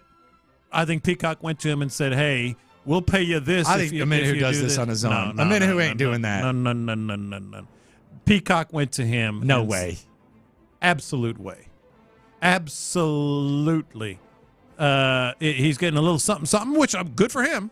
And doing this, and I guarantee you're going to have a 3 free month membership to Peacock. And, oh, by the way, we need your credit card just in case you want to keep the membership going on. Yeah, you can cancel anytime. But, no, this is an endorsement, man. Biggie, bit or legit? Bit or legit with Charles Omenihu with the Peacock stuff? I think it's a bit. Okay. I think he probably got a little check for doing something like that. Yeah. Okay. You guys are some cynical guys. No, man. it's called being honest. Quit being so negative. It's positive energy. Y'all need to be quit being so damn negative. Yeah, we're too negative. So 25% of the NFL jobs are open with Belichick and the Patriots parting ways. Jerry Jones had an interesting comment about Mike McCarthy, in which he basically just said, hey, we'll see what happens. It was kind of a little bit vague. But he was on 105.3 The Fan, sister station. Shout out to Gavin Spittle. Shout out to Sean, RJ, and Bobby Belt up there who have Jerry Jones on every week. They asked a follow-up to Jerry Jones about that statement. Here's what Jerry had to say. Coach McCarthy's under contract for next year. Secondly, I couldn't be more pleased with what he's done and how he's coached. I certainly haven't sat down here right in the middle of the playoffs and started talking to him about something like a contract or something like that. And so the last thing that I want to do is spend any time talking with him about these kinds of things, on agreements, extension of agreements, especially when I've got one. Jerry, I think our interpretation didn't come from expecting an extension. I think we took we'll see how each game goes as, well, maybe he could be not with the Cowboys anymore if the playoffs don't go right. Well, I'm so sorry that media might interpret what I say differently. That's rare. I don't have that happen very often. Y'all really think I'm going to discuss this damn press conference? Well, we had to ask you about it. All right, guys. There you go. He knows how to play the game. He is all over the place. But it does got to be kind of weird though, where in this hiring cycle, like let's say you're the Dallas Cowboys, in this hiring cycle, you have Mike McCarthy, who you could potentially be on a mediocre treadmill with, and you have all these coaches. Oh, you could go hire Bill Belichick. You can hire Nick Saban. You've done it before, Jimmy Johnson. Yeah, but there's all these guys available.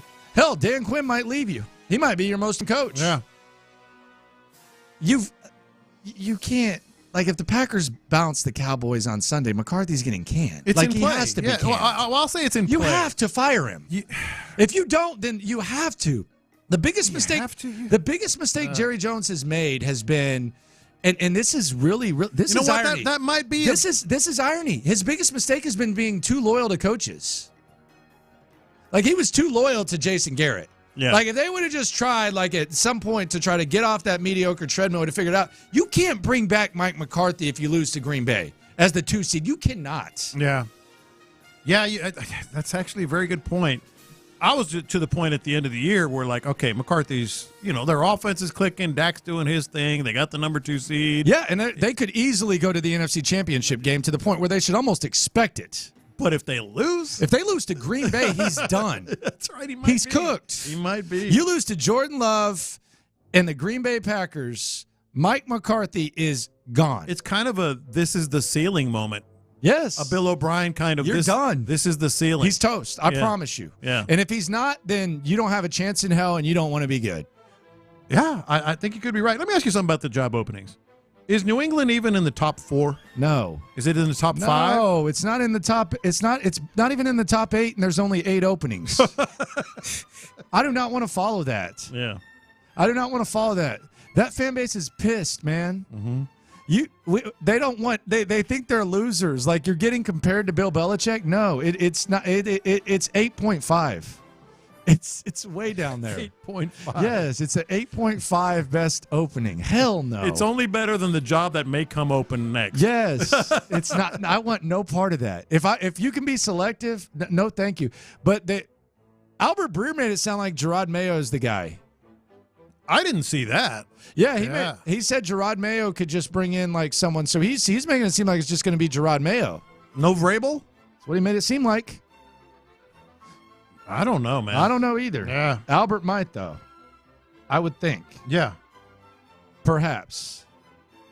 Coming up, as the Texans face the Cleveland Browns, there are some ghosts that are being eliminated, and it should have you feeling pretty damn good. That's next. All right now, Ability Tree.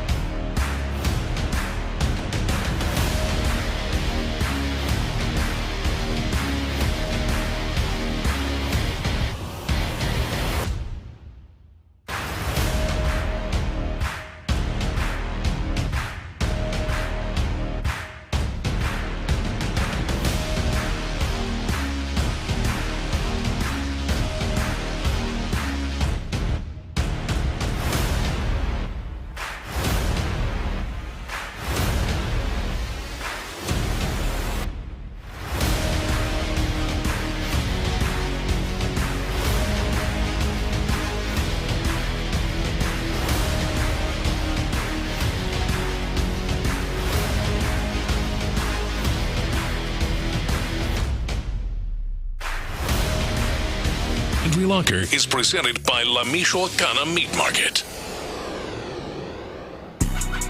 All right, so the ghost of the past, Texans versus Browns on Saturday. I'm starting to feel like it's just kind of coming together as like something that might just be meant to be for the Texans. Like maybe not like a long run, but when it comes to the Browns, like the ghosts of the past and everything that could be on display, the ghosts of the past are dying very quickly. Allow me to explain. Landry Locker, John Lopez, Figgy Fig with you. We're 2 sleeps away from the game on Saturday. And I have 3 ghosts, one of which perhaps disappeared while we were on the air, but 3 ghosts from Texans past that perhaps won't even be there for the Browns when the Texans take them on 3:30 Saturday, right here on Sports Radio 610. You have any idea where this is going, Figgy? I have no idea. Okay. I like it that way. Deshaun Watson. You traded him to Cleveland. He was supposed to be what put them over the top. The main goal for Nick Caserio, the most important thing, on even more so than wins, losses, process over results, we heard him say that, was get max value for Deshaun Watson. It's gonna be looked at as an awful trade no matter what happens with Kenyon Green. Awful trade. He's not even going to be on the field on Saturday. He's not even going to be there. So that ghost is gone. Yeah. Like the possibility of Deshaun Watson beating you in a playoff game at NRG. Like, could you imagine how much that would just drive if people nuts? he was playing. Exactly. Just if he was playing. Like just that ghost of Deshaun Watson, and you know it's got to be killing him. I don't know about that.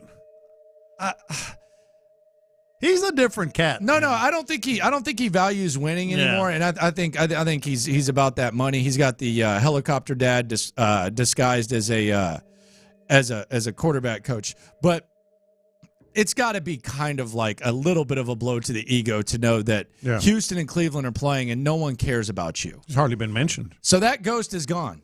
It's over. It's done. He's not a story. He's not a factor. Bye-bye. Yeah. That's ghost number 1. Ghost number 2. When you traded up for Deshaun Watson, you traded a first-round pick, a 2018 first-round pick. Who did that turn into be? That turned into be Denzel Ward. With that pick, the Browns selected Denzel Ward. That was originally the Texans' draft pick. He's not going to be on the field, so we don't have to hear about how the Texans' original draft pick, Denzel Ward, going out there doing his thing. So that ghost is dead. Ghost number 3. Oh, there's a third one. There's a third ghost. Chubb. Before. Were you talking about Deshaun still, or were you talking about? No, I was not. Oh, you said Chubb. Okay, I didn't know what you were saying. Okay. Before that Deshaun Watson era, there was a quarterback named Brock Osweiler. He sucked so bad that you traded him to Cleveland, along with a second-round pick, NBA-style trade, just to get rid of him. That second-round pick ended up being Nick Chubb. Yeah. The ghosts are gone, man. There's nothing that's going to haunt you. It's just that Browns team in front of you. It almost just feels like the ghosts are just getting swept away. It almost feels like the Texans are destined to win this game on Saturday. It almost just feels like it, John, because we're so used to saying, "Oh, this guy could have been here. This guy was here. This guy was this guy. This guy was that guy." Telling you, man, these are good vibes. No, sellouts, all that, good vibes. That's what I wanted to talk about. Like the things that are happening for the Texans are they feel new and weird because they've never happened to the Texans. Like the good fortune that the Texans are having, whether it's getting guys back health wise, or the things you just mentioned, no Chubb, no Denzel Ward, etc., no Deshaun, and then like just in general, like the way the Texans are playing, the breaks they've been able to get. Like go back to like Goodson dropping that pass. Like for 22 years, if that were the Texans, the dude would have caught that pass. Absolutely.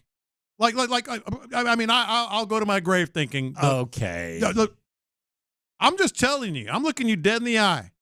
And any Texan fan that's been here, creeping me out, honestly. Any Texan fan that has been here from day one, didn't you feel? Well, I mean, as soon as the extra point was lost, I think people were anticipating the worst. Yes. Yeah. And that's what I'm talking about. Like the breaks. So luck is on our side. Lady Fortune. Luck is on the side. Lady Fortune. Is like, ghosts are dying and everything's starting to go well. 713-572-4610. I was certain they were going to score. I wasn't like hopeful. I mean, I was, but like I was like, wait a minute. He dropped that pass? 10 times out of 10 in previous eras, they catch that ball and they score and they beat you. And just like that, here's the injury report for the Browns. Okay, you ready for this? Yeah. Grant Delpit, safety, out.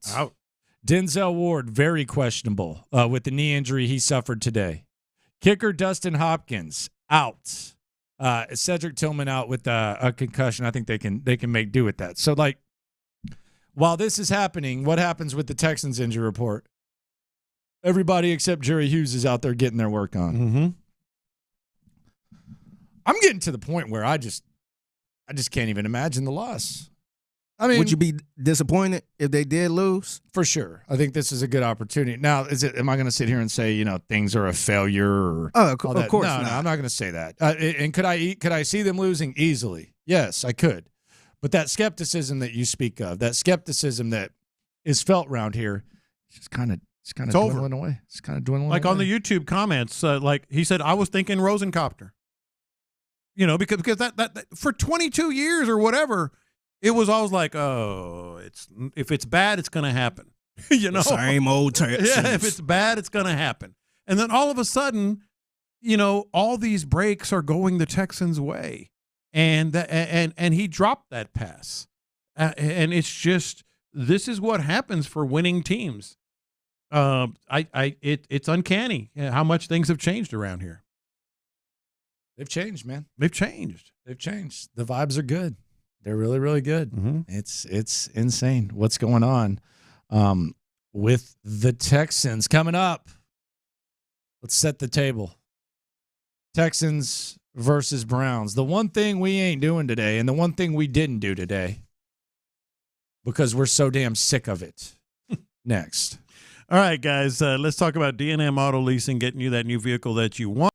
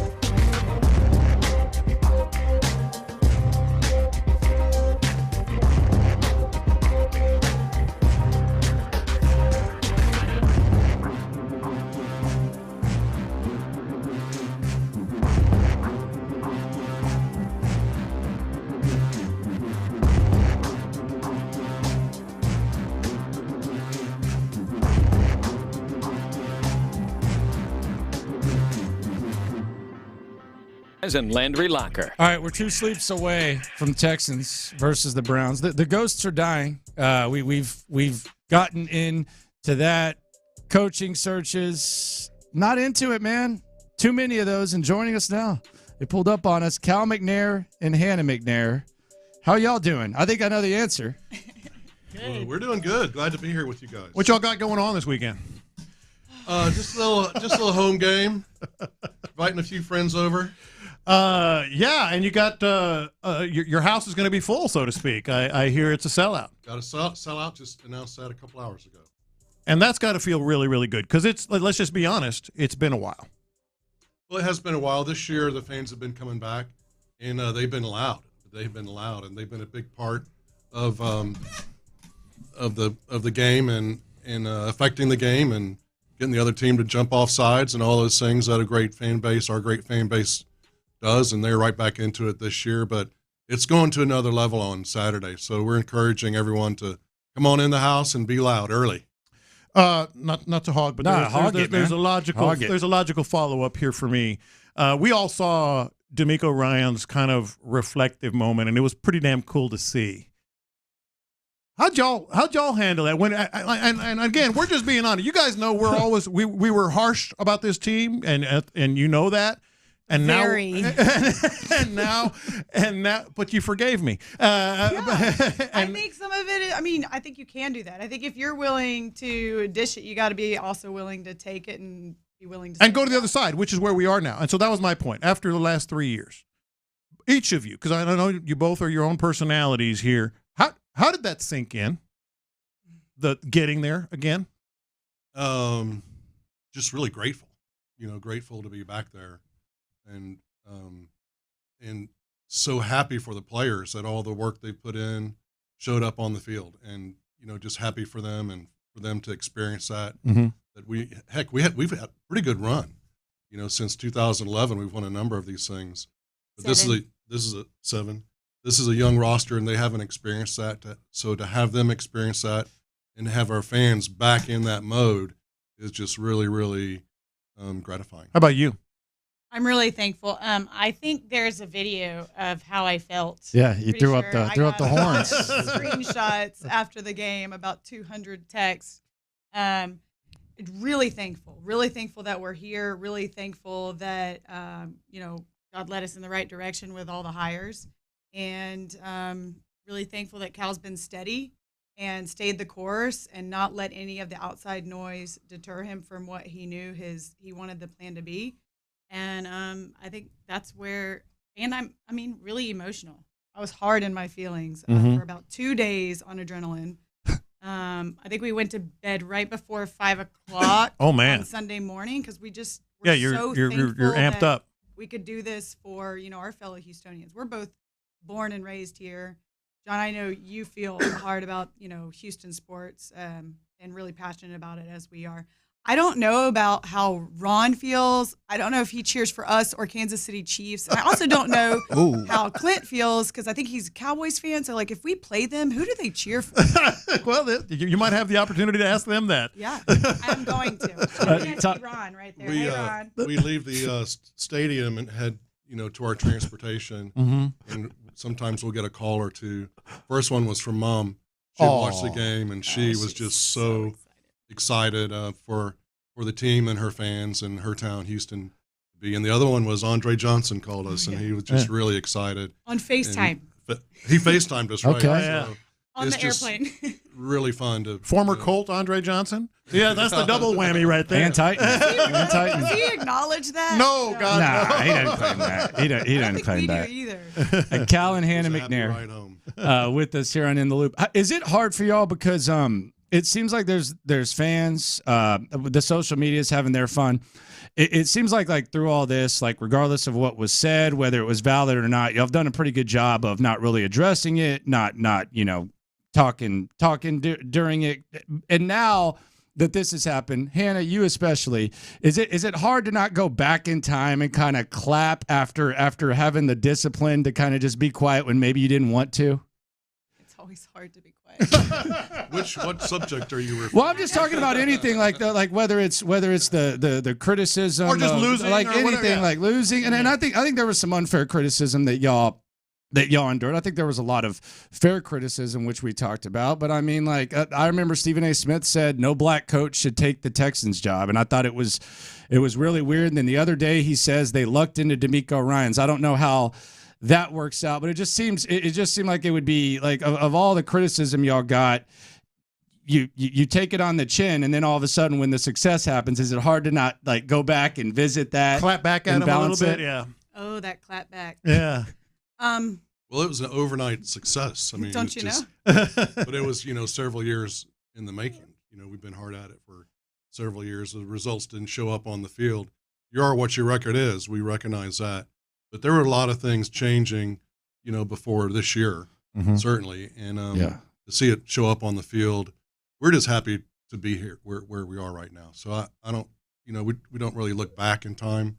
That we've talked to you all about that. We look forward, and that's really our focus. How forward do you look? look? To be looking ahead to Saturday. How forward do you look? Because our first, Lopez was reflection in the first segment, and then I was like, man, screw that. They can beat Cleveland. They got a winnable game. Let's look ahead. We can reflect. I'm like really superstitious, so just don't look past. No, I'm focused on the game. I'm focused on the game. He wants to look back. I'm focused on the game. I got my eye on the prize. But I will say that a lot of times it's easy on the outside, as everybody knows. Nobody really knows what's going on the inside, and that's okay as long as you're confident in where you're going and you do have a plan in place. You don't need to explain it because you have to just stay the course with what you truly believe. And with people coming and going, that was a part of it. And I think now that we've got all the right people in the building, I think that it's just really exciting. And looking back, it's kind of like you can laugh at some of the comments, right? Like they're so far off base that you just kind of go, okay. And y'all want to look forward and look back, and I just want to sit here in the present and enjoy. That's what I was telling him. Leading up to the game, just kind of washing over you. Let it happen. Let me ask you this though: as much as you're not looking back very often, there was something of a not revenge tour, but a celebratory tour in Tennessee. So I got a question for you, Hannah. What's your favorite kind of broom? A push broom, a whisk broom, or a Swiffer? Case Keenum. Oh yeah. Hometown hero. It's hard for you not to say things sometimes, isn't it? Yeah, it's gotta be. This is why I'm not on social media. I'm worried though because you're obviously aware of social media. I told Lopez I was like, I'm worried about Hannah, and he's like, what do you mean? I was like, I'll tell her when she gets here. I'm worried about you becoming the target of every time the Texans lose. Like you're the person that they're like saying, we're sticking it to Hannah. We're sticking it to Hannah because you get so pumped up. You ready for that smoke? It's okay. It's okay. I'll take the blame. Just let the guys work. Let them do their thing. I'll take the heat. No. I get to take the heat. Nope. She doesn't do anything wrong. Oh, she wants to smoke. No, She wants to smoke. She wants to smoke, though. Cal does take the most heat. There's no question about that. Yes. Let's keep it that way. All right, let me ask you this now. A little football-related stuff that isn't always the most pleasant conversation, but I call it the winning tax. Like when you win, your coaches start getting recruited. Yeah. Maybe even a report is out there about your general manager. Which is false. We understand that. Lopez is going Mike Florio with this. No. We understand that it's false. He said as much. But to me, that's a good thing. Yeah, Amy Adams. I feel like she's going to hire Slowik. I think Amy Adams Stank is going to hire Bobby Slowik just to stick it to y'all. I think she is. He's got the history with the GM, so I think that we will see Bobby Slowik in an Oilers uniform because of Amy Adams Stank. Well, we'll let them worry about that. We'll enjoy our success and the things that come with it. We also that's what I'm talking. Like what's your lower draft pick? Right. Lower draft pick, coaches being recruited, etc. We have coaches all across the league that have been started here. Mm-hmm. So it's really fun to watch them succeed in other places. Is really a good thing for us. It's a good sign, for sure. It's a good problem to have. Hannah, do you play board games with your kids or anything like that? Because I feel like that's a Christmas fight if I've ever seen one. Yeah, so growing up, Monopoly caused a lot of fights in my family. You like that game? It's too long. But you bring your money to, you put it under Do you cheat? 1,000%. I was the banker, and I always won. Okay. But I mean, like I had my best friend Shayna who lived across the street from me. We would have Monopoly games that would last a week, and she'd take her money home. We'd all take our money to our beds. Like, Okay. That's how competitive we are. So you have thrown the board before. Because I've seen your kids throwing on the sidelines, and they don't look like they're going to go down lightly. No, the competitive gene is strong in our family, I will True. say. And I don't like to let anyone win. So I make them earn it. They're good. very competitive on, the fields. None of them have iPhones, so none of my kids are What? on their Well, they phones. got flip phones or just no Nothing. phones? No phones. What? They are legit. No phone. Everything. No phones. How old are they? 13, almost 12. When are they getting one? Probably when they're in a car. Some people go by that. I just feel that's a Man, tough phones. battle these days, man. It is a tough battle, Yeah. but you got a strong. Just say no. Just say no. Say no. That's all you got to do. There's just too much, especially with their brains developing at that time. Yeah. Cal, what do you expect to have on Saturday afternoon from when it comes to the crowd, some of the things going on? We've seen the halftime has been announced. We've seen the sellout has been announced. We got to talk about this game from your perspective. Well, I can't wait. We're also going to have the commissioner come Oh, to the nice. game. Oh, it's wow. gonna be- Yeah. we're getting some national attention, which is really fun, and it'll be interesting to see the schedule come out when it does in the spring and see what it looks like. But no, I'm looking forward to a loud crowd. I'm looking forward to the guys playing and executing at a high level in a really competitive game. The Cleveland's a good team. Flacco beat us up pretty good last time, and we're going to have to play better. Got a good halftime show going on as well. I saw that. That's exciting. Are they giving away towels at the stadium? We're giving away a bunch of towels. We are? Thousands, yeah. Okay, good. So maybe Deshaun will be here after all. I'm not sure. We're trying to anticipate that. Landry Locker, John Lopez, Figgy Fig. With y'all don't have to react to that. So, how did y'all watch the Jags game? Oh my gosh. Oh. Because you're in. What did y'all do? Yeah. Watch my little. Was it hard for y'all to root for the Titans? Oh, yeah. People are like, you have a 40-inch TV.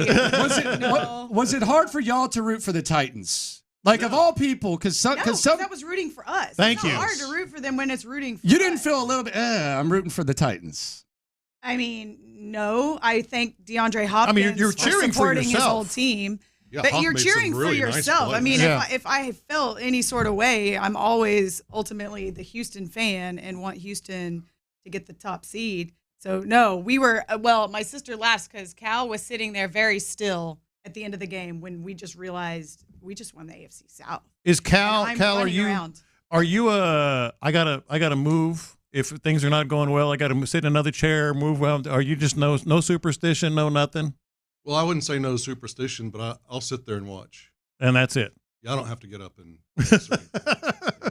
How about you? Did I run a marathon? She ran a marathon. In What? the living room, like practically. Oh, I thought you actually ran a real marathon. Lopez is getting back into I jogging. did like 10 I push-ups am. at one point. I don't know. You did push-ups between breaks? Energy, a lot of nervous energy. Yeah. Yeah. Division titles. How about that? They are very, very fun for sure. We went into it, and I thought Tennessee's going to have a chance here. Oh, I we did too. talked. We about did it. too. We Really did had a too. shot here. Yeah. We did too. John McClain had to give me $100 because I took the field. He took the Jags to win the division, so I took some of John McClain's money. He had to give me $100 on Did he Tuesday. not support his old team? I don't know. I thought he would have bet on the Titans, but yeah, there you go, Cal. And we appreciate You really y'all. do have a hard time, don't you? I mean, if I can. Yeah, exactly.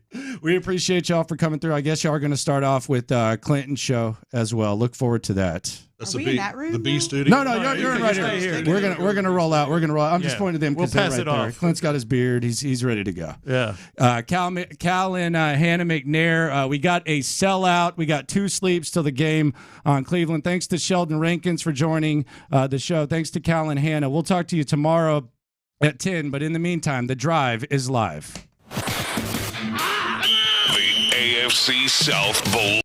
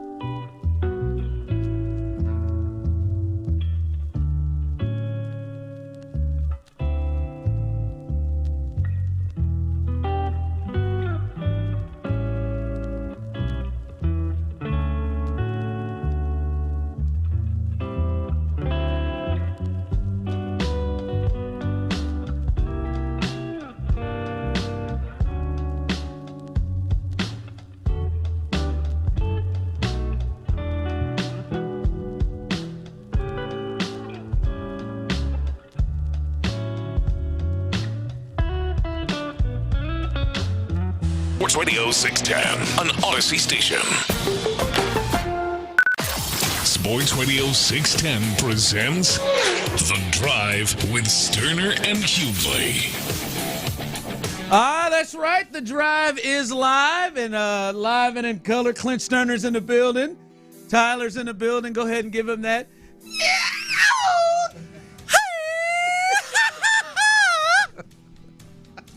I just wanted Cal and Hannah to experience that themselves. Hannah says that's a 10, baby. That's how you start a show right there, boys. Baby, that's right. And the owners of the Houston Texans, the McNair family, we told you they was coming through as they were just here within the loop, and they're going to hang out with us a little bit on the drive. And welcome in. Welcome in. I listen, I gotta start this off. You listen. I'm on just, I had to be just Hold on, Joe. honest. Just honest here. Ease it in now. Honest Ron. That's right. I like that. Listen, I know when y'all went through the process of bringing in D'Amico and drafting C.J. Stroud and making all the moves you made, you're just like, man, I feel like this thing's going to be, as you would say in a drop that Tyler plays often, the arrow's pointed up. The arrow's pointed up. Right there. I knew you were feeling good. I knew you were feeling good about this. But y'all got to tell me the truth. I know y'all can't believe y'all here. Y'all here hosting, winning the AFC South. Everything that happened this year, all the injuries, everything. Y'all are here hosting. I know you thought it was going to be a lot better. You're going to take the next step. But you are here hosting a playoff game here in Houston in 1 year after all of that. I just want to know how surprised y'all are. Well, it's different from where we were last year for sure. Sure it is. But I think people were asking me for predictions and all at the beginning of the year. And what I think I said is I wanted the team to get better as the year went on, and we have. I wanted us to be playing meaningful football in November, which we did, and then December, and now January. So that's pretty awesome. And then I want to go out on every game and think we're going to win every game. And so, let's try to do that again on Saturday. Win one more. As long as you walk number 7 out there, you got a shot in every game. Every game. I mean, that as long as he's pulling the trigger for you guys, you got a shot. And what a job hitting on that draft pick, obviously. But I wonder, do you guys? Because I mean, obviously, you have dialogue with Nick and D'Amico and everybody over there. You guys are very involved, obviously. Is there conversations about how good it really is? Because through the football lens, like I watch C.J. Stroud, and it's one thing for him to be in the Rookie of the Year conversation, and it's one thing to win 10 games, and it's to accumulate stats. But when you really look at how this season has gone, I know it's not over yet, how you got to 10 wins, I mean, it's much more impressive than, let's say, a box score would tell you. I mean, are you guys aware of that? Is that a conversation that you guys are aware of and understand at this point? We just want to win on Saturday. Yeah. That's it. We want to win on Saturday. And then make it even sweeter, when this season is over, we can look back on it. I will tell you, it's been a bit of a roller coaster. Yeah. And these games have been so close, and the guys have played really so well. And one of my favorite plays is CJ rolling out and hitting Nico down on the final drive on this throw. You think he's throwing it away. Yeah. And I mean, you don't coach that. Yeah. You don't get that in 3 or 4 years. That's just something that these two guys have a special trust in each other to make those kind of plays is just amazing. When did you guys, from your standpoint, see and start thinking, hey, this is more than just, hey, I want to improve, Training camp. Big Ed, and I want to training. Oh, it was that training camp. You could see it in OTAs, the vibe that was happening amongst the guys and with the coaches. You could start to see it. And when you start to see a team like that, just gel together, and then you watch training camp and you see how CJ leads that team and he leads it strong. There is no, he doesn't have any sort of, he just leads. And there's no fear or no doubt in his mind that he is going to go out and win every single game. And when you have a guy like that that's leading your team, I mean, you feel it. You feel it, and you're right. Why can't we win 10 games? Why can't we go to the playoffs? Why can't we do all of this? We've got to believe. And you could see it amongst the guys and just how they were, the culture. It's easy to buy into it. Even if you're not in the huddle per se, it's easy to buy into it. What about you guys? What's different? Obviously, week 6. After that Steelers game. That's because you were rooting for KC. You forgot to watch our games. Hold on, man. Hold on. Hannah, I hate when you start sounding like a caller. Now, calm down. I'm just saying. The Steelers. We all love Larry. The Steelers. God, why did you say that? He is just. He's gonna call and get Tyler to cut that for him. I didn't see when you all beat the Steelers and we were here and it was 30-6 and it was like, whoa. Like CJ didn't even play, like he didn't have to throw his cape on it. It was easy. At that point, we came right in the next day and was like, we gotta stop judging this team the way we judged them before. Like we gotta look at this team as a bona fide shot to make it to the playoffs. And I think for us, that's where we changed our thought process of how we judge this team. And now it's led to this point where well, that's reminiscent of where we are in the first place. Like we felt it inside the organization even before people started seeing it outside the organization, right? So when you're a part of it, then you can start to feel it, and you've got to translate that to outside, NRG and to our fans and to you guys. What's different for you guys? I mean, and I don't mean from last year necessarily, because there's clearly we don't have long enough. I mean, we don't have our segment's not long enough to talk about the difference between a year ago, but I'm like right now, playoffs versus the regular season. I mean, as the owner, I mean the attention's got to go through the roof. The requests have to go through the roof. By the way, thanks for making us a priority and stopping by and hanging out with us for a few. But for you guys, I mean this has to be a whirlwind being in the playoffs right now versus what's been going on. Well, there's a lot of excitement for sure, and we mentioned earlier we're at sellout, so we want people to come early and get in the parking lots and have fun, and then come on in and be loud. So, but let's not let Indy be the loudest place CJ's ever played. Yeah. Can you say that again? Can you say that again? I like what you said. Come early and get in. That's a bit. I want it to be right off the bat. As soon as you come in early and have the scene. It seems like sometimes it is maybe about the middle of the first quarter. Early, that's a noon game, though, right? Like, it's a little bit harder. People coming from church, people waking up earlier, people want to tailgate for a little bit. But you have no excuse this time. It's at 3:30. So you being nice. It's on. It's on at 3. Hannah being nice. Let's come on in at 3. Yeah, I've never been accused of that. We should tell people it starts at 3. Tell them. That's our fault. Tell them it starts at 3. No. Listen, one thing, and the listeners are tweeting it in. And texting it in. How do you know what they're tweeting? I got a computer right here. I can read it. Oh. and they texted it. I'm a little disappointed. I know we talked about this yesterday. I really think there was an opportunity to really go all red uniforms and really create a red out here on Sunday. And I think, honestly, as you guys are the owners, I think there's still a chance that you can just make this happen. Be honest with you. Why not? If you own the team, I think you can just make this happen. I feel like we could have gone all red helmets. It's the best thing. We got the red helmets, the red pants, red jerseys, everybody in red. I had towels in my mind. I don't want to spend your money, but it'd have been nice if we had towels out there, rocking the whole place in red. I really think a red out would have just been beautiful. Bloody. I think we're limited out on the red. I don't even know what that means. It's red. Everything. Let's do it. You're limited. Battle. I think Hannah's. The hell with that. You're limited. They make y'all say. She just said bloody. Hannah's like the hell with it. It's bloody, and Cal's over here like, no. All right, let's talk business now. We can only do it a handful of times. Really? So there are rules. So y'all couldn't go all red if you wanted to. No. We already. You can only do it 3 times. So there's. And you'll see this with our new uniforms coming out. There's, the left side of your closet and there's the right side of your closet. You can only wear the right side of your closet 3 times in the whole year. So however many jerseys you have on that side. So we'll have 2 on that side come new jerseys. And you can only wear those a total of 3 times. On the left side, you can wear those as much as you want. So if y'all walked out there in red, what would they do? I'm just saying, what, they going to fine you? What they go? You paying it?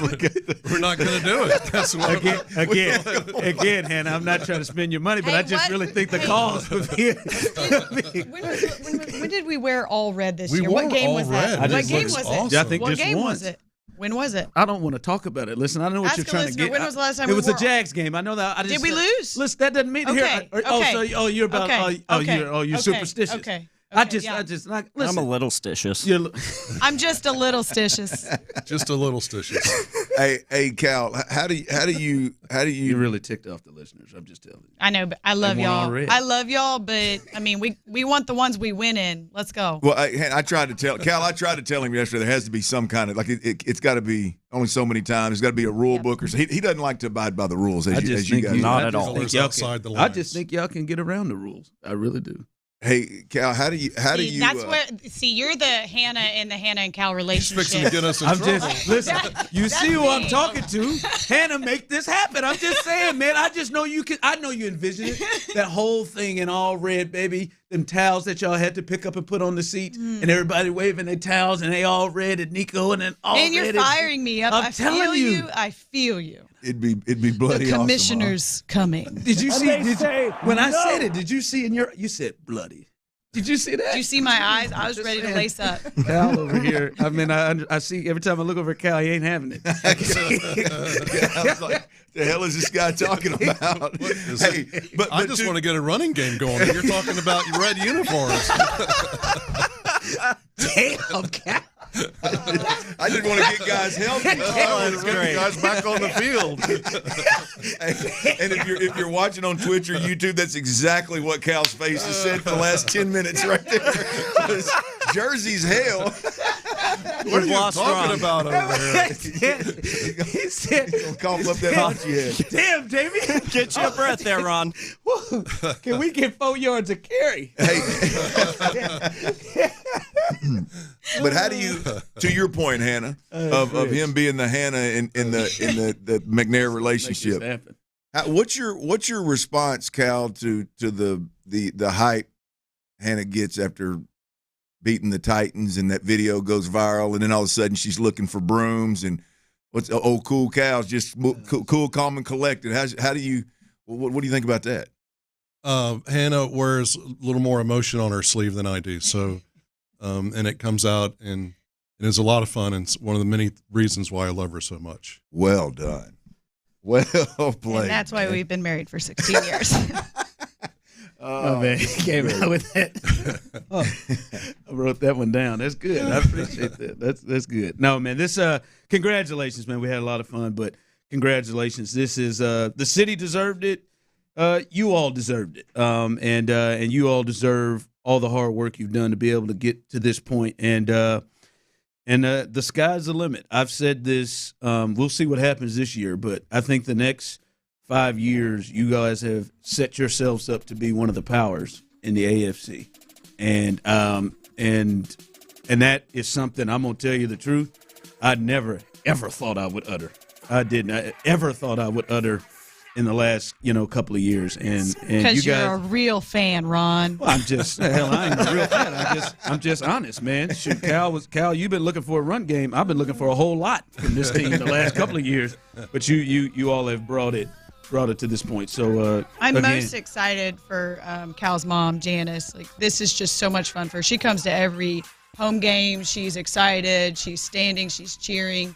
Calls she's us very at away passionate. games. Yeah, she'll call us after games, away games, when we win. And it's just so much fun for her. And this is just her big family. She loves. She's got to be giddy, right? I mean, because not only the team. Yep. And Bob and the history with it, right? Your pops, but also now her boy. I mean, hell, you've been through hell over those rough years. When fair or foul, I mean, it's irrelevant, but you're still her boy and having to go through all that, man. And now all of a sudden you flip it in a year, and everybody's patting you on the back and telling you how good you are, man. Mom's got to be stoked, she man. She is proud. I don't know if y'all remember this video, but when D'Amico was hired, he went to visit with her, and it was posted on Texan social media, and she said, "We're going to win a lot of championships together." And I just love that. Like, it's coming to fruition for her and for D'Amico, and it's awesome. Awesome. Totally stuff, awesome. Man. From the text line, Cal's out here handing out marriage advice.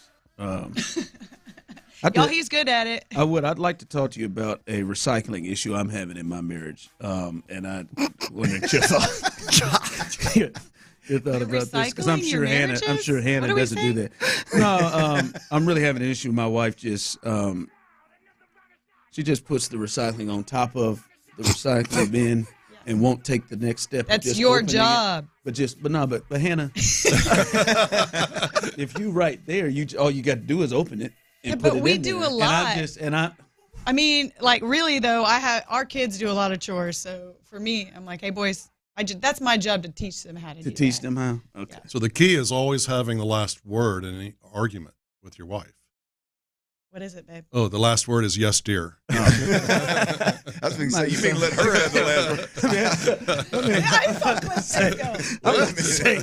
I didn't hear that coming. Yes, dear. Hey, putting his foot down in that thing. No, appreciate it. I'm sorry that Clint forced you guys to. Oh no, this is Bring him some swag. Raided my This is closet. You know, great. you're lucky I was listening at that point. Well, and I'm Purple so was thankful good. that you listen. I'm so thankful that we can call Is y'all that friends, exactly and I'm what so you asked thankful for? for the Yeah, kids. show him the whole It's thing there, Clint. Well, The I mean, whole bag. I don't like to rub it in his face, Hannah. Yeah. I mean, I tell Tyler, I told you, Because he can Tyler, say you what he should have. You got that coaching shirt in there? Yep. I mean, he saw See that Bobby right Slowik there? have it, and he Oh, said, that's I got clean. to have it. Yep. Yeah. Straight from Cal's. Oh, you swag got bag. that too? I just thought I didn't know that. Come on, man.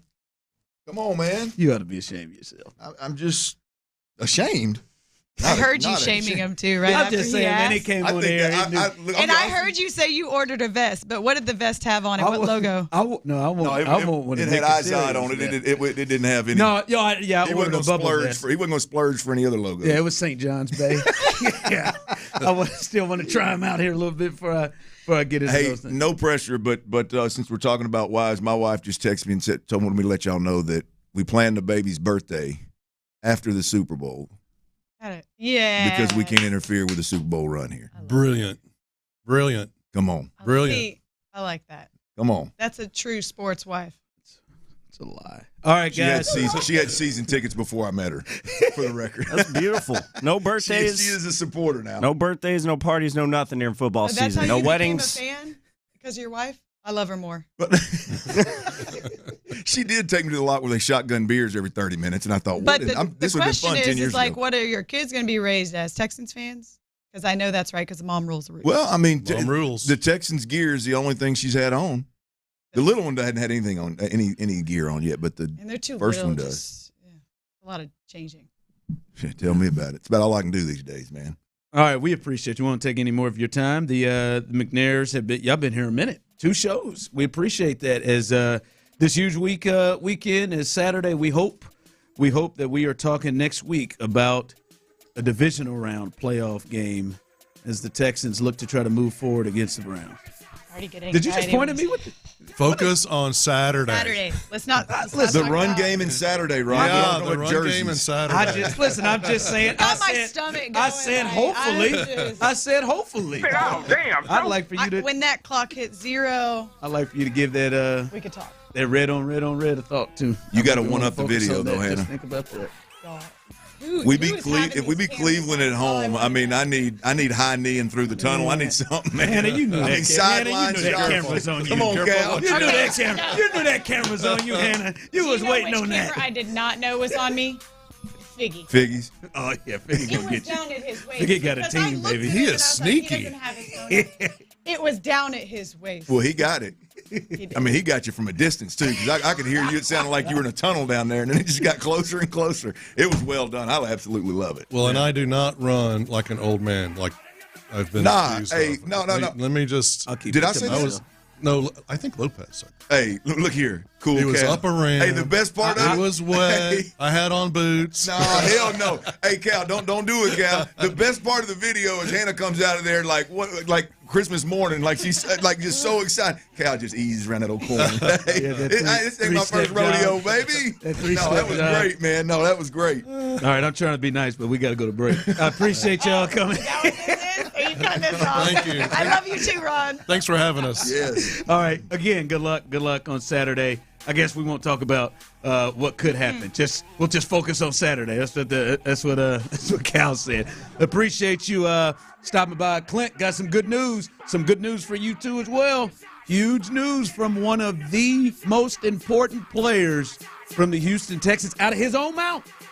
Look at them. They tease. That's a tease right there. Hannah, they ain't gonna leave. We'll tell you that coming up next. Down for what? The arrow's pointed up. Texans GM Nick Cassell.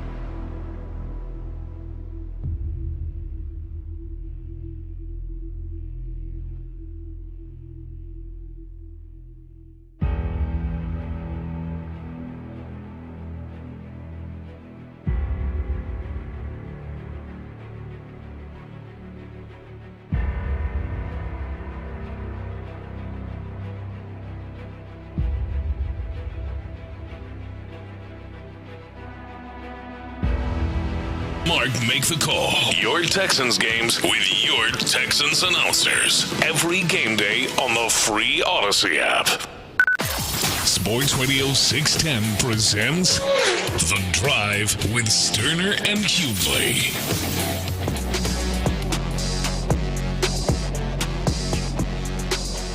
All right, welcome back into The Drive as we appreciate the McNairs stopping by. They were in studio probably almost damn near a half hour. When if you missed them, they were on at the end of In the Loop. You can go back on the Odyssey app and check that out, and you can hit that rewind feature as they were on with us at 2:00 to kick off the show. So appreciate them stopping by a lot there. I did say this on the other side, Clint. You talked about I mean, you were grasping for anything. Yes, you were grasping for anything, trying to figure out John with Jonathan Grenard. Well, Jonathan Grenard practiced today, and he spoke with Aaron Wilson and said, I quote, "I'm good to go for the playoff game. Good to go for the playoff game." Clint, I know you got to be amped about that. John Greenard. That guy, absolutely amped. I mean, look, when you talk about giving yourself the best chance against the Cleveland Browns, I think they're going to attempt to run the football and probably have to run the football a little bit more than they did last time they played the Texans. So I don't know if the number of pass attempts is going to be up there. I don't remember exactly what it was, to be honest with you. But when you talk about a two-way player, a guy that's really good versus a run, and a guy that is a legit double-digit sack talent in this league, it's Jonathan Grenard. He's the guy that you have the most faith in terms of being able to make a game-changing play. Whether that's a sack fumble or it's just a sack to put him behind the chains. Either way it goes, Jonathan is the best that the Texans have to offer right now. And this team is at their best when Jonathan Grenard is on the field. And it looks like Will Anderson is pretty amped up about it as well. I think that's a big deal of now you have more guys to be able to split snaps with, because I don't think he's going to be healthy. I don't think 100% healthy. Like, I don't think he's probably going to go out there and be expected to play his normal snaps that he was playing. Grenard or Anderson? Well, hell, both of them. Honestly, we saw 12 the first game for Will Anderson, and maybe we saw him getting up into the 30s, which was, as Brandon Scott said yesterday with us, more than what they would want to play him. This now, at least now you got Grenard and you got Anderson and you got Barnett. And we'll see. Now, Jerry Hughes is the only one who didn't practice today, so that doesn't look great. We'll see when the official injury report comes out. But now you just got to at least have guys that you can spread this around, and they won't feel like they're forced to have to play Will Anderson Jr. more than they want to, or even Grenard. So I think that's big. At the end of the day, whatever their snap count looks like, if they stay healthy when they're out there, if they're effective when they're out there, the way that Jonathan Grenard changes the game. I love Derek Barnett. I think he was a great depth add for this team. I think he would be a good starting defensive end if you were in a position to needed him to be. I love Hughes, Jerry Hughes, same thing. If he could start for you in a pinch, but you'd rather him be a depth player. Your two frontline starters are Will Anderson and Jonathan Grenard for a reason. They absolutely changed the game. And when you put Jonathan Grenard out there, again, assuming he's healthy, in critical situations, you have to allocate assets ultimately to Jonathan Grenard. So he can wreck a game. Absolutely. So that's when opportunities are presented for Sheldon Rankins and Malik Collins in the middle, and then also Will Anderson opposite him. But the same thing happens. If Grenard's not able to go, then the same thing happens with Will Anderson. I'm talking about not able to go the entire game or the snap counts down. Will Anderson does the same thing. Those guys pull attention outward, and then that gives those interior guys a real chance to win one-on-one battles, to get matchups that they can win immediately. And now all of a sudden, you don't only have your horses on the outside. You got guys that can collapse the pocket from the inside. And without one of those guys, really without Jonathan Grenard, you lose a good chunk of the ability to do that. Yep. And for the bulk of the game, the first time these two teams played, Will didn't play at all, and Jonathan Grenard got hurt in the first quarter. So those two weren't even out there the bulk of the game in that first game they played. All right, so that is great news.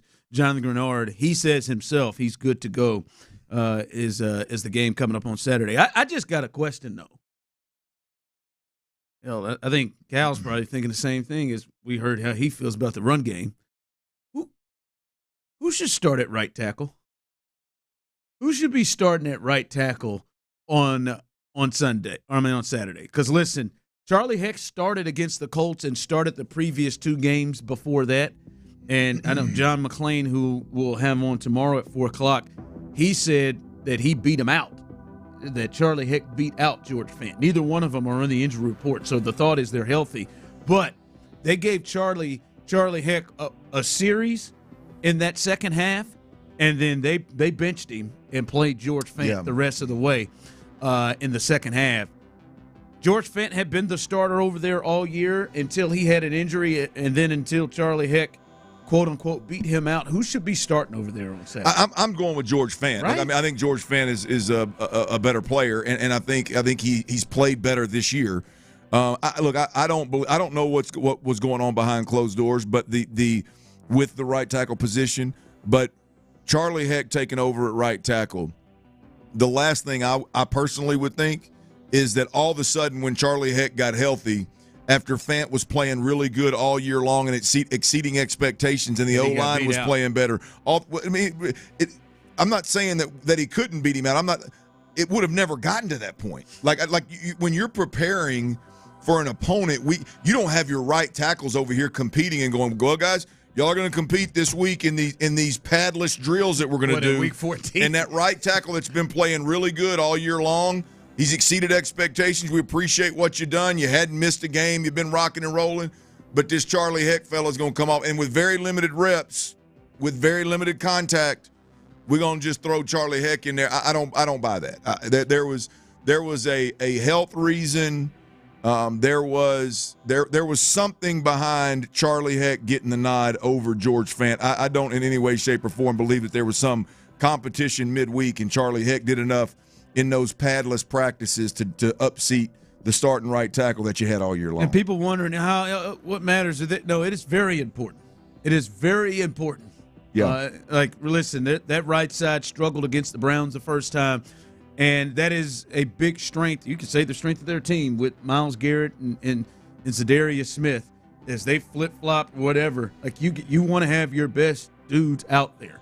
And something happened where they benched him. There was some pressure that Charlie let up in that game, but there wasn't nothing egregious in terms of damn, man, it is just noticeable how much he's getting his ass kicked. But something happened in that second half. They gave him a drive, and they said, man, you got to sit down. Yeah. And they went the rest of the way with the guy who had been rolling. I'm with you. When I heard the he beat him out thing, he ain't had enough time to be healthy enough to beat him out. Well, look, the Texans had a great year, but I don't believe they're at a point where they're having mid-year competitions for starting jobs. You know what I mean? For veterans that are playing really well. Hey, Shaq, man, we know you've been kicking ass, man, and you hadn't missed anything at guard, but we're going to let this whoever the next guard is, this kid we signed that was with the Washington Commanders out of Ole Miss, we think he's a really good guard. Man, we're going to let you compete with him week 10. How about that? Yeah. All right, I got a question and a discussion about these quarterbacks that are playing.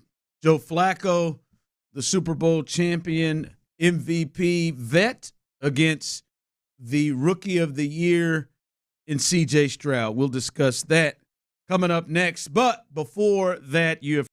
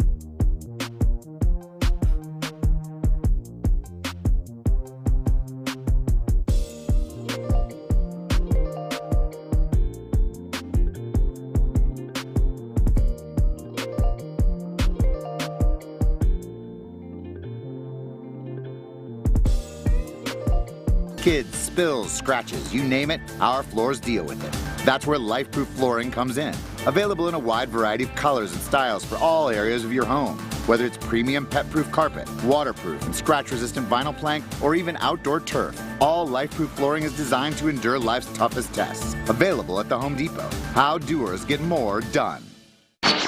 Live from the Twin Peaks studios, Sports Radio 610 presents The Drive with Stoerner and Hughley.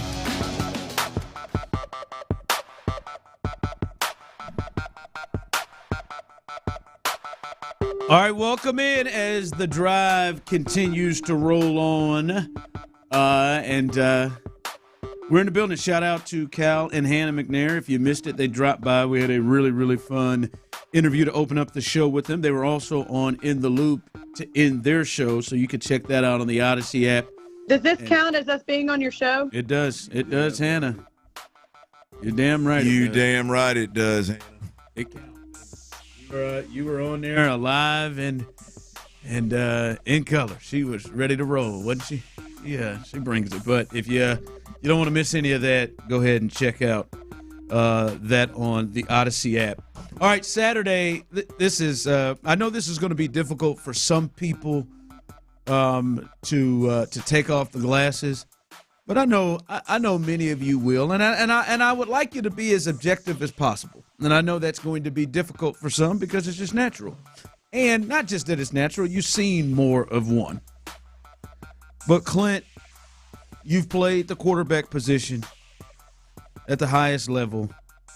You've watched this. You watch quarterback play. You judge it. You coach it. As we all know, the self-proclaimed Clint Stoerner, top 5 quarterback coach in America. Yes. And as well as Europe. Top 5 quarterback coach. That's a given.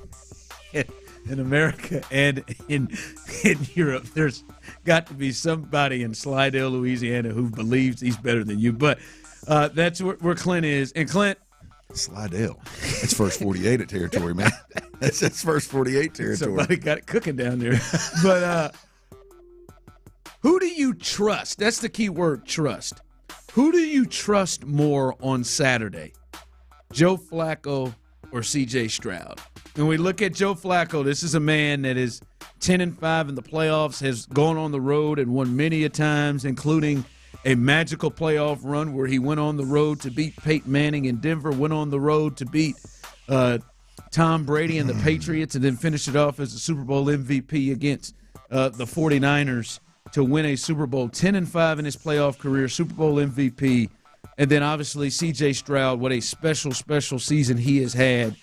And this will be his first playoff game. Last week we saw him in the closest thing to a playoff game, and he became the AFC Player of the Week, Offensive Player of the Week. Who do you trust, though, Clint, more in this game? Man, that's a tough question. I think my first response is my gut, and I would say Joe Flacco. I would say Joe Flacco right now today. Now, one drive, games on the line, I want CJ. The next 10 years, obviously, I want CJ. Obviously. But who do I – yeah, the quarterback that's seen it all, that's been in the league forever, that can throw the route tree, that appears to have great command of this offense in a major way. This is no slight to C.J. Stroud, but I would say Joe Flacco. It's tough because we've seen C.J. for even though he's been injured, but this is 20+ weeks we've seen him, from the start of the year to now, and it's not like you don't trust him. You don't trust him, but there is something about somebody going into something they've never been in. I know he's played in a college football playoff game. That's not the same as this.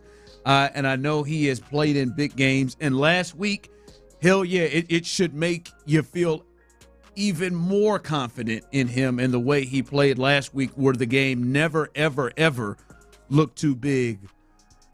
But I would say to me, I don't think either one of the players, either one of the quarterbacks, Clint, are going to like blow up and just perform terribly. Yeah, I agree. I don't think that, but I do trust.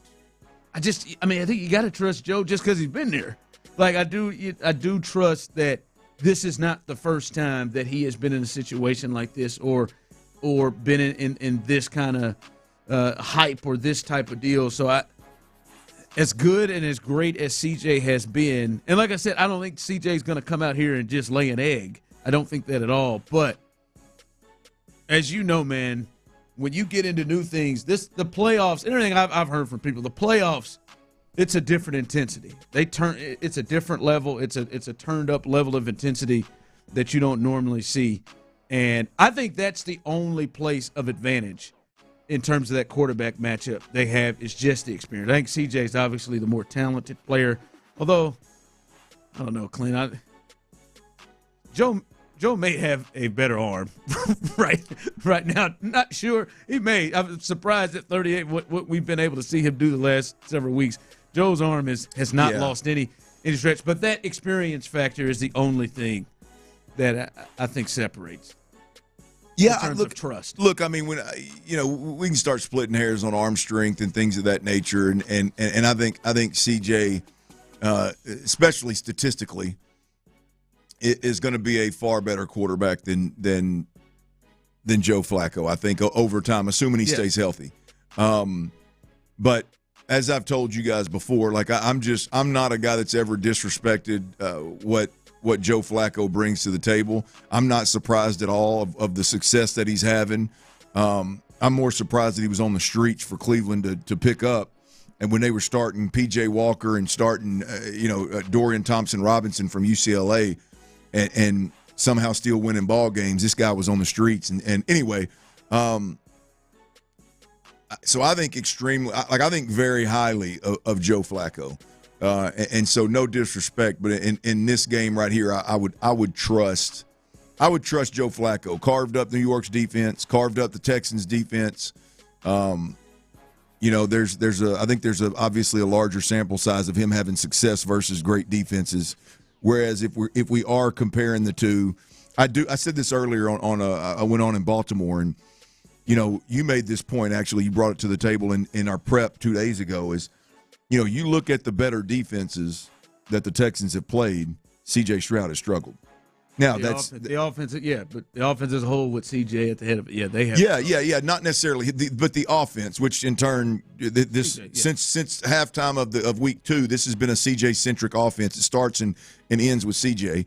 And you look at the Carolina game. Carolina's defense was pretty damn good. The Jets game. And you go down the list and you look at some of these games, even some of the more recent ones. The better the defense, the more they struggle, which makes sense. And the biggest challenge is coming this weekend. Yeah. From the text line, Flacco's been beaten up on cupcakes. Man, trust these nuts. Flacco was replaced for a reason. In CJ, we trust. You don't have to distrust one to trust the other. Yeah, I get that, because some people were saying you just don't trust. You don't why you don't trust CJ? It's not, as I said, I don't. It's not that we don't, and I'll speak for it. We don't not trust CJ. Listen, I trust Clint and Tyler, both. If you tell me who would I pick to have to sit over and watch my kids for a couple hours, I'm gonna go with Clint. Why is that? Although I trust Tyler, but I'm gonna lean towards Clint because Clint has a little bit more I have more kids than he does. Clint has a lot more experience when it comes to kids, children, human. I have children. 3 like you, so I don't understand. Specified human children, right? he has a little bit more experience. But if Clint wasn't on the table, I trust Tyler. I'm a hell of a babysitter. I know he's got a nephew. I trust Tyler, but it doesn't mean that I just don't trust him. I just trust Clint a little bit more because of the experience. Kind of hurts factor that he has. I think I get it. Older, wiser, seen a lot. A little more discipline. Definitely older. I did not add all of those. I did not add all. Well, of I was doing it for you. Since I was a character in this equation, I thought I would.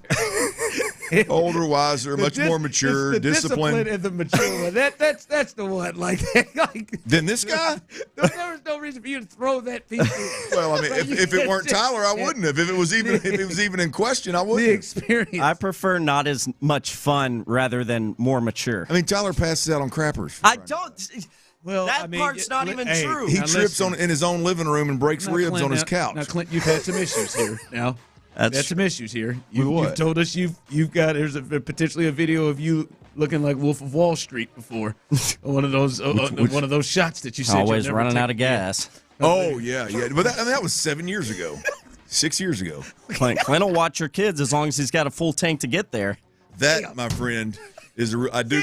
This was not. I do have AAA. For that. I did not have mean for this for you guys to go to compete about. Check the gas gauge. 713-572-4610. Who would you trust for 2 hours to watch your kids? Look Clint here. or Tyler? Look here. When you pull up over to the crib, just check the gas gauge on the way in, or the charge on the old electric Beetle I got out there, and make sure we got enough juice, and you're good. Yeah. You know, sometimes, and I go to bat for people. I've had a lot of conversations with people in the industry of, like, dude, the audience is it's a smart audience. And some of y'all make me look real silly. Make you look silly? Yeah. When I try to go to bat for, sports fans and listeners. Mm-hmm. I don't think they're stupid. Some people say, yeah, some of the listeners are dumb. Some of them are. Like this person who just texted in. You do realize you're on Houston radio. Just on Flacco's nuts. I literally said, who do you trust more walking in? That's someone who's just angry at their life, man. The guy who has played 15 playoff games and won 10 of them and a bunch of them on the road and is a Super Bowl MVP, or the guy who has never played in the playoffs? You know what? I just don't like that's not on somebody's nuts. Can I challenge that listener? Can I challenge it? Clearly you tune into radio to hear stroke jobs of the local teams or players or of anybody for that nature. Clearly that's why you tune in. I challenge you to just stick with us. I challenge you to just stick with us. Think a little bit deeper. Take your feelings out of it now. You can disagree. If you trust CJ more, cool. Good deal. Yes. I'm with you. The question was asked. In fact, I don't think it's crazy. Don't think it's crazy. I understand. It's certainly not being on somebody's nuts with Joe Flacco with the Paris. Look, you're on the wrong show if you're looking for a stroke job. It's like saying, how could you trust Mike Tomlin more than you would trust D'Amico going into a playoff game?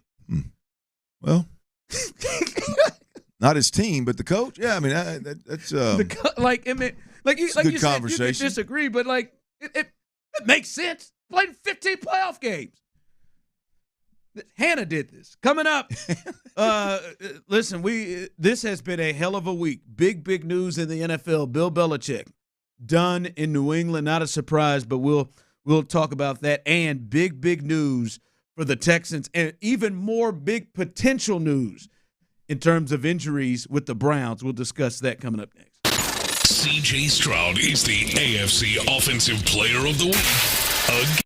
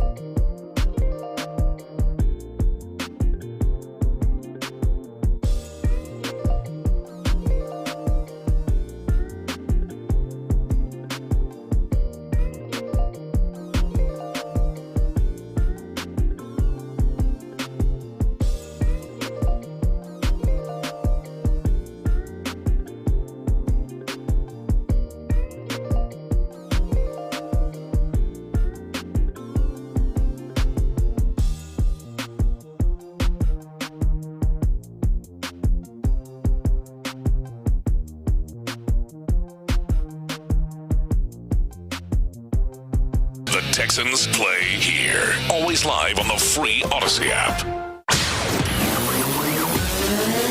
Sports Radio 610 presents The Drive with Stoerner and Hughley. With the biggest stories of the day, it's the Big 3 at 3. Number 1. Welcome in as The Drive is live and we're rolling through. And there's a lot of big news happening, and let's stop with the biggest news in the sports world. Now, this is not as much of a surprise as Nick Saban and Pete Carroll were yesterday, but another legend, and you can't get any greater than this. Bill Belichick Clint, is leaving the New England Patriots after 24 seasons. Bill Belichick and the Patriots are expected to part ways. They had a press conference today, and he is done after winning 6 Super Bowl titles with the Patriots. And Belichick will continue coaching and is expected to draw interest from at least some of the other 7 NFL openings right now.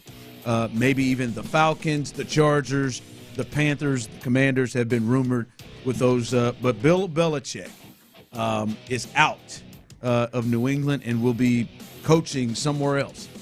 Look, 2 things can be true, right? You can be the greatest head coach of all time, and you can also be one of the worst coach/GMs in the NFL in the last 4 years. Post Tom Brady, the New England Patriots have been an absolute joke. I mean, when you look at what they've given whatever quarterback, really it started before Brady even left, but because you can look at Brady, you can look at Brady's last year, and it's like, I mean, that just it's unacceptable. So, look, to be quick, if you look at the last 4 years, he had 4 years to replace Brady. He went through several quarterbacks, and none of them got better. He surrounded those quarterbacks with one of, if not the worst roster in football of late. Specifically the skill players that he surrounded that quarterback with, as I said, is unacceptable. He hired defensive coordinators and special teams coaches to call offensive plays and be a quarterback coach. And guys who just failed miserably as head coaches. Awful. But yet everybody buys in because it's Bill Belichick, and he's got them 6 Super Bowls. Okay, that's fine. He can have the 6 Super Bowls. He can be the best to ever do it. But there is a 4-year run here that has been as bad. When you break it down, it's been as bad as damn near any franchise has been in the league, with the exception of the dysfunction that was in Houston and some of the different just extreme dysfunction. Again, like somebody you would never, ever, ever hire again as a head coach. Just if it wasn't Bill Belichick, anybody that hires Bill Belichick right now is hiring Bill Belichick on the 20-year run that he had with and Brady. not what he's done, not what he's done the last 4 years.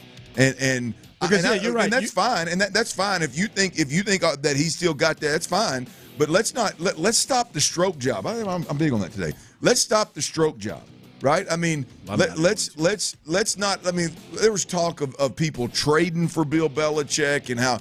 And I think a lot of these owners around here are definitely going to lean into the 20-year run that Bill had with Tom Brady. When in reality, I can't ignore the last 4 years, and I can't ignore how egregious it was. Well, and he's done things in this time frame, like he is literally just. You talked about this yesterday, just taking his young quarterback and just clipped him by the knees. I mean, you talk about poisoning a young quarterback. Yeah. You talk about just not giving a kid a chance, somebody you drafted early in. And I don't know how good Mac Jones will be, but there's not many worse situations to be in that he's put him in. And you saw where he was from year one, and then goes to the Pro Bowl, they're in the playoffs, and you go from Josh McDaniel, then the decision you made, then you move to Bill O'Brien, and that's the worst thing a coach could do is that coach has made decisions that have directly affected a young quarterback and destroyed a young quarterback. Yeah. That is a scary thing. When you hear people say Justin Herbert, you hear about other guys, It's like, whew. Ron, when you look at New England and who was in charge, Bill Belichick was in charge, obviously GM and head coach. The roster is one of the worst in football, including a first-round draft pick that was a quarterback that you just laid it out, what all you did to ensure that he failed. They haven't drafted well for a while. No. Even when Nick was there before, it's been a while. The one thing you can lean into is the defensive football that's been played in New England, along with Bill Belichick last 4 years, has been really, really good. But the head coach, the general manager, has failed miserably the last 4 years, and so it's I'm not surprised that the New England Patriots decided to move on. I'm not surprised that Bill Belichick is obviously comfortable moving on.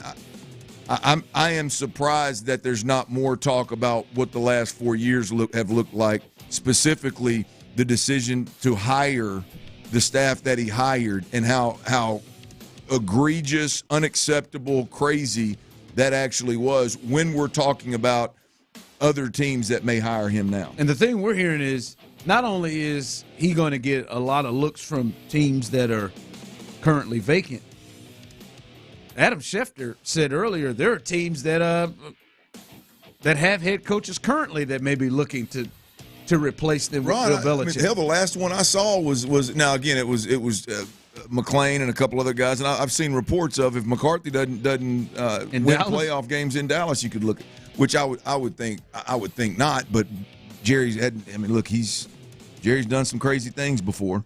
I don't know. It's hard for me, but I did the same thing with Nick when he came here, when Nick Caserio came here, and it's not. I'm not knocking Nick. I just don't like the whole. Well, he's got 6 Super Bowl rings. That's okay. That's fine. Let him get out here on his own and do his own thing, and see how well he does, and then let's hang banners for him. You know, let's let the stroking begin, because what he does as a Houston Texan, what he does outside the umbrella of the New England Patriots, and ultimately Tom Brady, and then we can talk about it. With Bill Belichick, there's more to the conversation than 6 trophies. Real quick, fellas, as you said it, man, the last 4 years has been rough for Bill Belichick and just the decisions he's made as a head coach.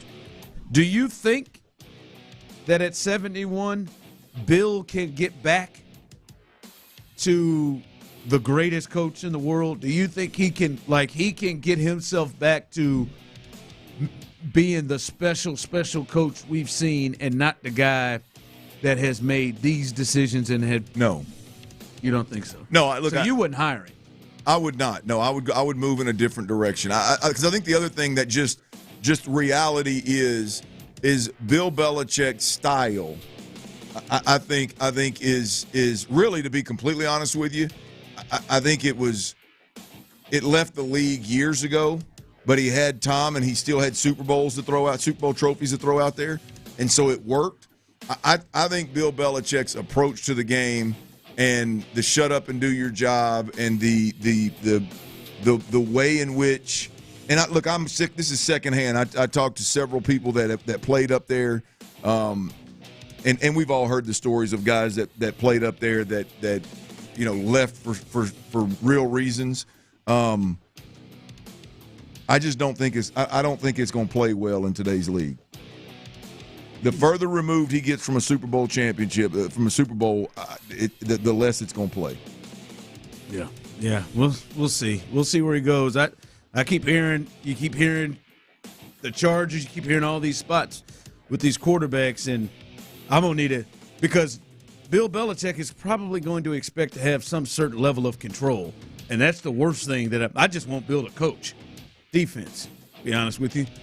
and be the CEO. Yeah. He could do that, but man, he's going to want to have a certain amount of decision power. I'd rather give it to Harbaugh. I'd rather there are other guys I'd rather do that to.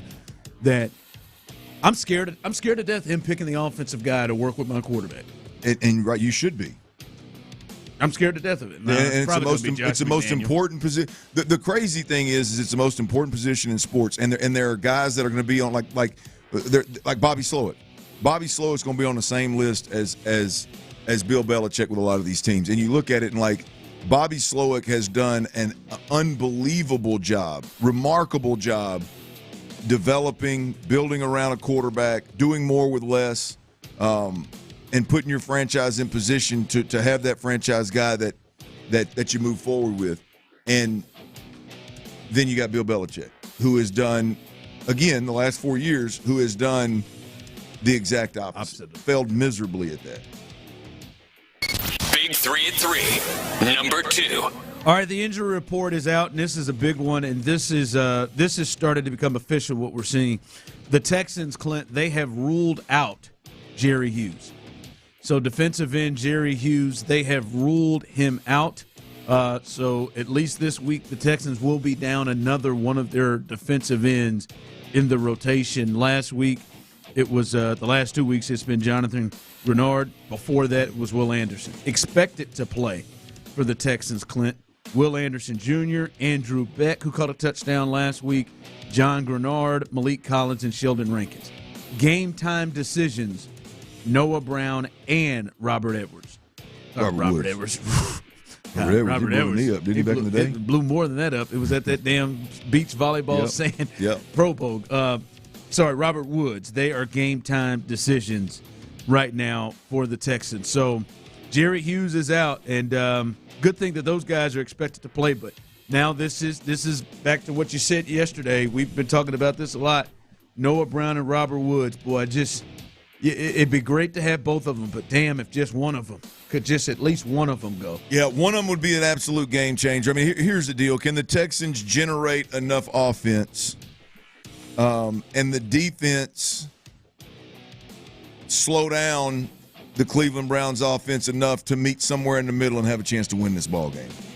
Because you look at what the offense has, and look, and I know Nico, everybody's high on Nico right now, as am I. But Nico's going to need some help.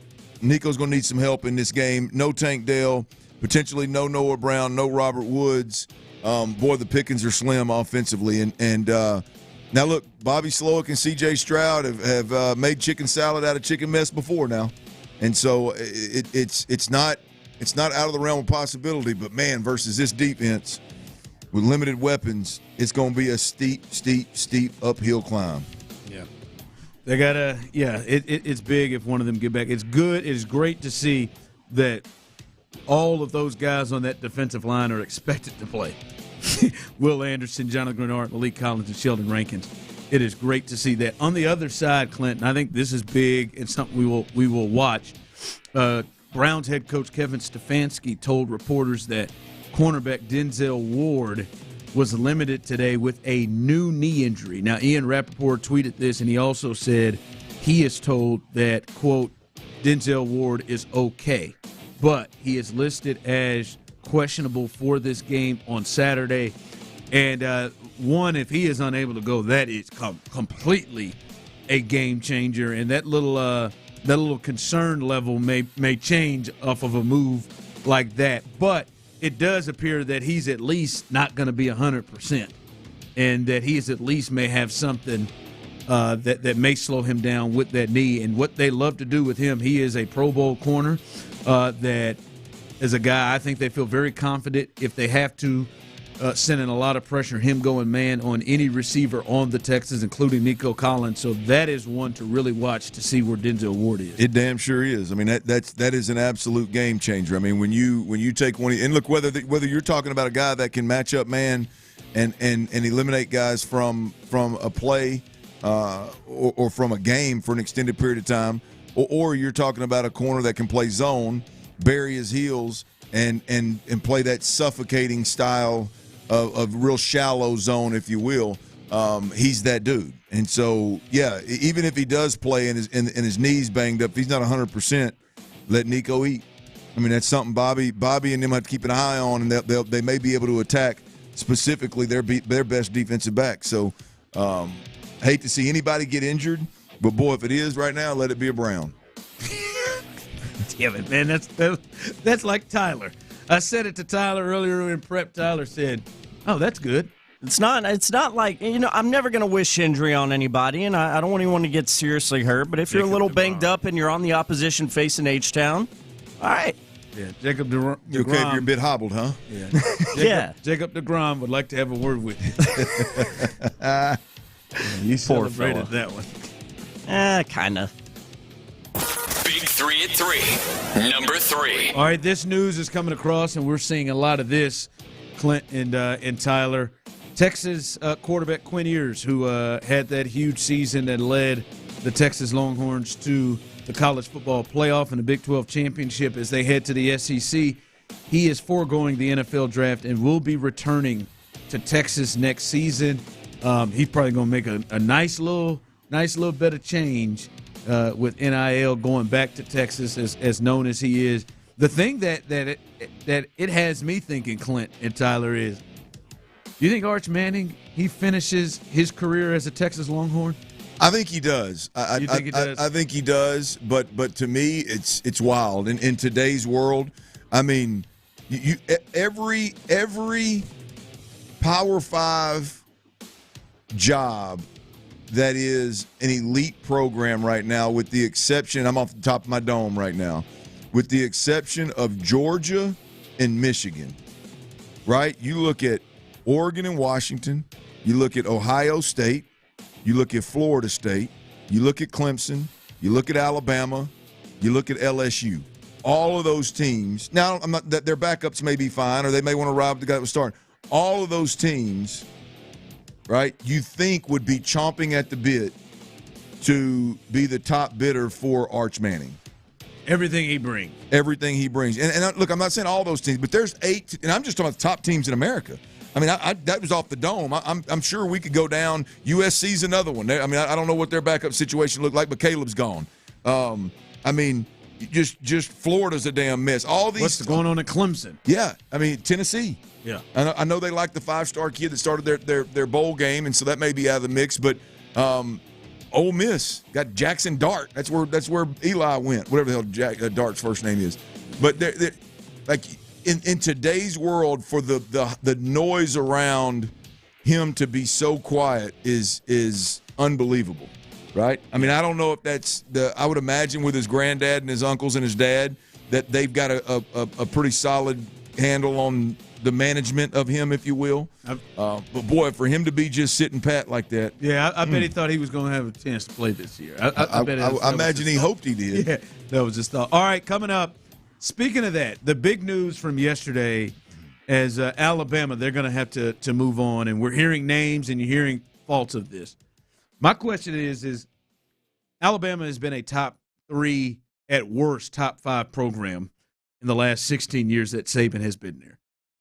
Do you think they can continue to be that over the next decade without Nick Saban? We'll discuss that coming up next. All right, y'all, I got a guilty pleasure, man. I got to confess here. I love eating chips and dips, and I love eating wings.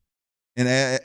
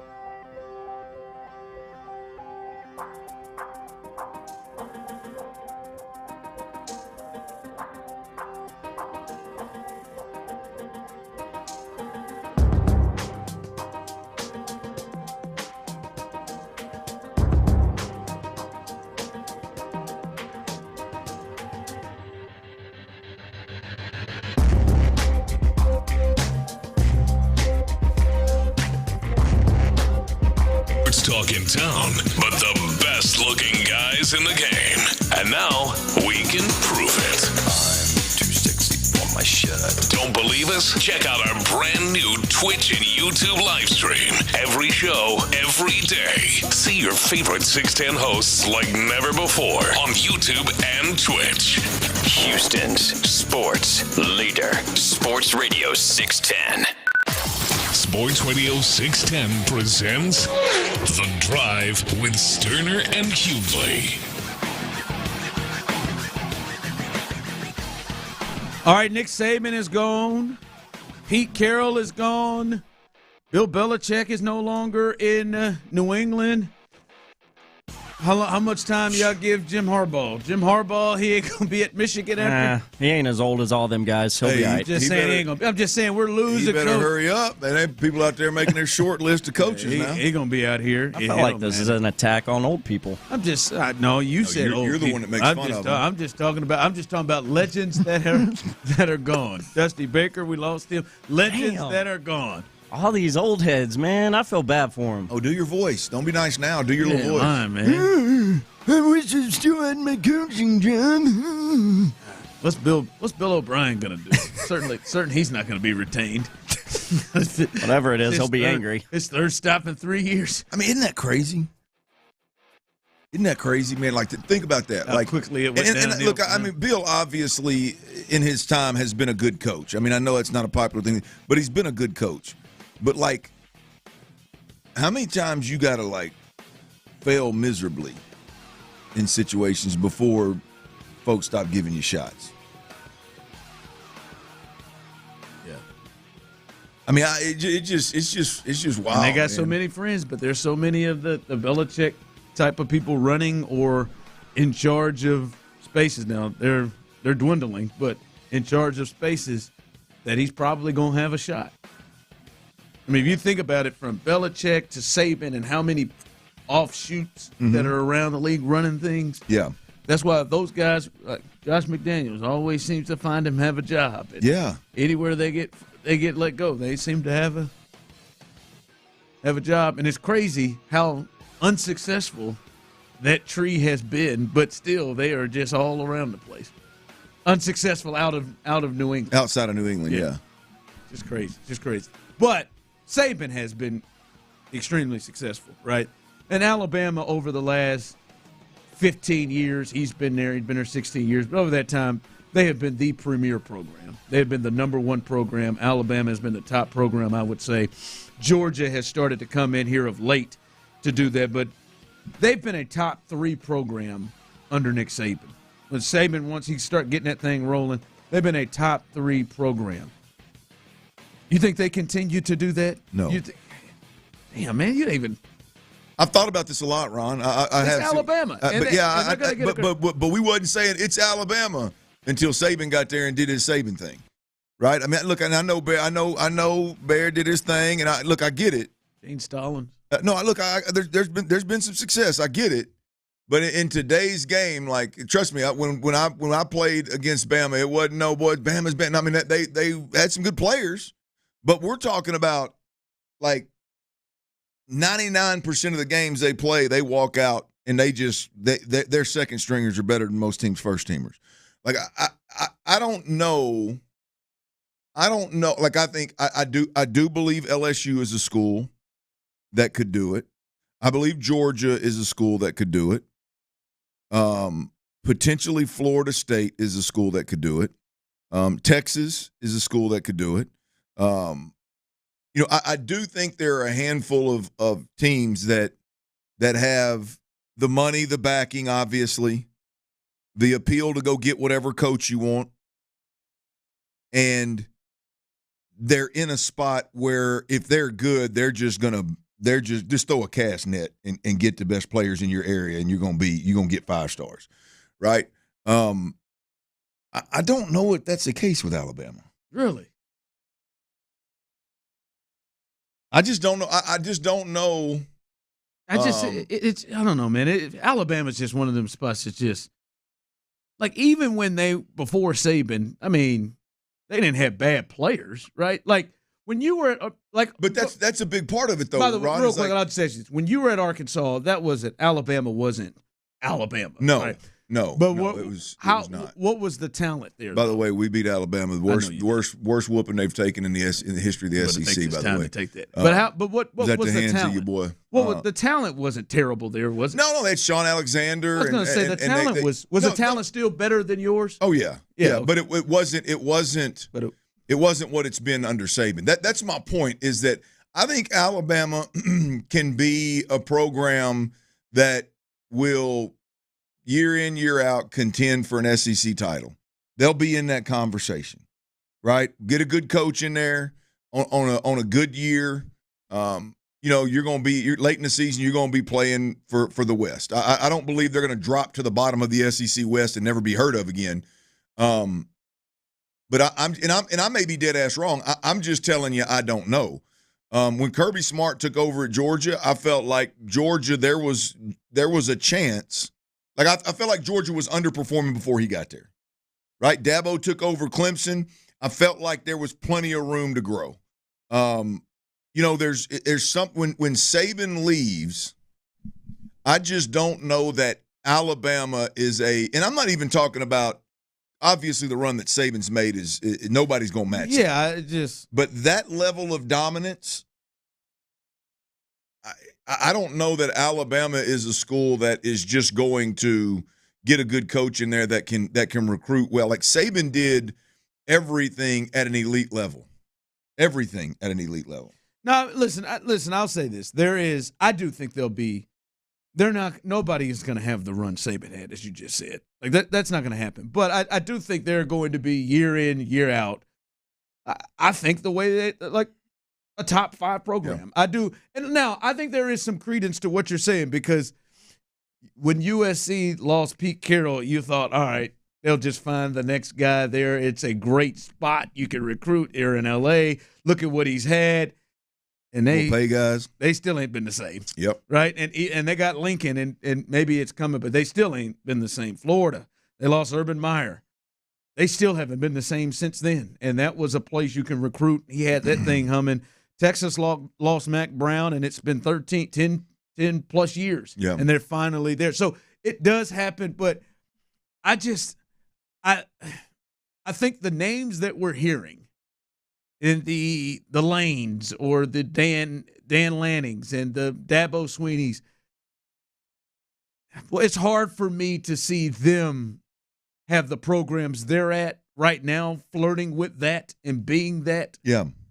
To then come to Alabama with the resources and not be able to maintain that there. Look, I think when Alabama's a school, when you've got several first-round picks in the mix, I think your Kiffins, your Lannings, your whoever it may be, whoever the next guy is, I think will make a run at a national title. I just don't think they're hiring Mike Shula. The question, right? I agree. The question to me though is, I mean, look at what Saban took to the college football playoffs this year. You know what I mean? I mean, I don't know. Like the job that he did, I think those days are over. Like I think the days of them dominating just because they have more 5 stars and because they develop players better, they're deeper. He's got this system in place offensively where there's every time he loses an offensive coordinator that you don't change terminology. You just keep the offensive system in place. You plug the next offensive coordinator in. Somehow you school up, which is smart actually, right? You've got a couple of guys that are more of an advisor role that are underneath all the coaching staff. They know the offense like the back of their hand. You hire Bill O'Brien. You teach Bill O'Brien the terminology in the offense. Bill O'Brien goes out there and call instead of teaching, 50 – 18 to 23-year-olds a new offense. You teach a high-level coach the new offense. It makes sense. Is the next guy going to be able to do that? Yeah. No, I mean, I would lean towards the names we're hearing it will be, but you're right. You never know what happens. You could hire a guy who was a young guy who had won a national championship, and you think he's going to make things better, but hell, he comes and makes it worse. Yeah.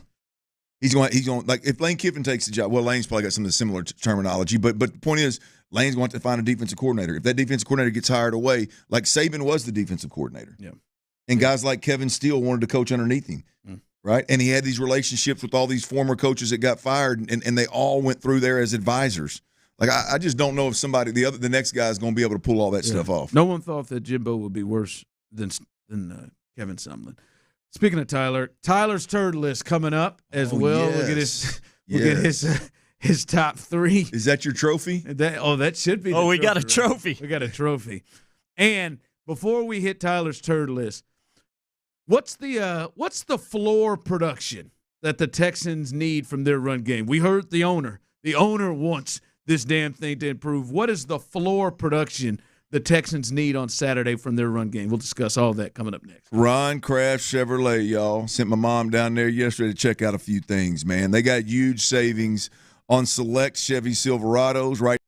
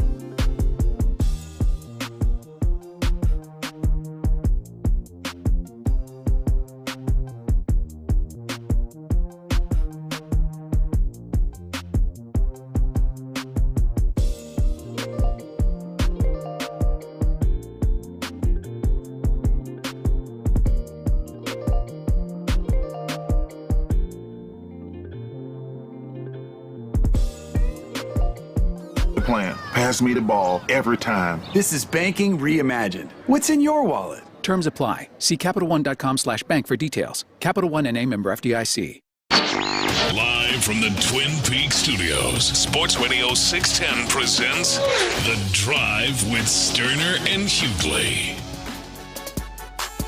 All right, it's game week. Welcome in. Saturday. The Texans, and the injury report is, to be honest with you, is looking as well as it possibly can. What we're seeing is Jerry Hughes is reported out.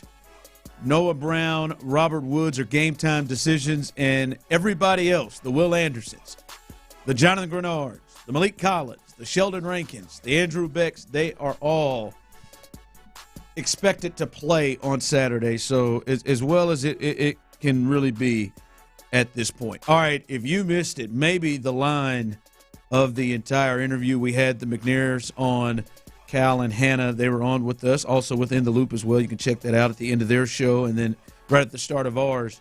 One of the best moments, fellas, on there was when Cal McNair said, "Hell, man, I'm just trying to get a run game going." Hold on, show. Just trying to get a run. Just trying to run, Cal. Trying to get a run game show. That's all we trying to do. Trying to get a run game going. And that was hilarious to me. And Clint, there have been a couple of times we've talked about it. I think the Pittsburgh game comes to mind. We're like, I remember going to that game. You were like, the Texans are gonna have to run the football in this game. The Bengals game, I remember you saying the Texans are gonna have to run the football. There have been some games where you said, "Hey man, Bobby need to throw that run thing down, man. Just go ahead and just go ahead and shelve that sucker. Like you ain't got." Well, that plan went out the window with Tank Dell injury. Yeah. My 10 and 11 personnel and throw the football. Hell with the run game. Like just let it go. They do that now. That went out the window with Tank Dell injury. All right, Clint. For you though, in this game, what's the floor production wise for the Texans? Like, what do you? Like, I feel like, as you just alluded to, there's no Tank Dell and Robert Woods and Noah Brown are game time decisions. What is the very least that they need to have production-wise from this run game? And I'll just give you numbers. Last week, total rushing, they had 27 rushes for 83 yards and a touchdown against the Colts. Now, they're facing the number one defense, and in that game, and if you remember how that game went, I mean, they didn't get the number one Cleveland Brown defense for 4 quarters. They were pulled out of that game. They had 16 carries for 72 yards. Singletary only get 9 of those carries. He had 24 carries against the Colts last week, but 16 for 72. For you in this game against the Browns, what's the floor level of production that you're like, all right, the Texans, you got to at least reach this? They got to give me 80. 80. So it's got to be on par with what they did last week. Yeah, but it's to me, it's – and this is what scares me about the Texans is – It can't. The 80 can't just come sporadically through 4 quarters. There's now I'll take 140 or 150 sporadically through 4 quarters. Yeah. But when you're talking about limiting your yards per carry, man, there's going to be third down situations, 3rd and shorts. There's going to be 4th and shorts, and you got to be able to go get a yard. And you got to be able to go get a half a yard. You got to be able to fall forward. That's the part that scares me is I'll take the low total overall output and be able to run it in critical situations like last week. Like their ability to run the football once C.J. Stroud threw them inside the 5 and to punch that thing in with Devin Singletary was absolutely huge. It didn't feel like they were 83 yards rushing in that game. Right. It didn't. Right. Now C.J. had 20 and a big one on that flea flicker. Well, I mean, there's a good point. Like, I mean, that C.J.'s going to have to account for some of it. But to me, it's. I'll throw the number 80 out there at the very least, but that 80 has to be in critical 3rd, 4th down situations inside the red zone. Like you just got to make hay when it's there to be made against this defense. And that's really what scares me is with the exception of Devin Singletary making that first guy miss, I mean, the short yardage stuff is up in the air. In my mind, I'm sitting there going, I don't give a damn about the scheme. I don't care what Damian Pierce is or isn't learning. On 3rd and 1, I want the rock in his hand, period. But I don't even know that that's the truth anymore. Yeah.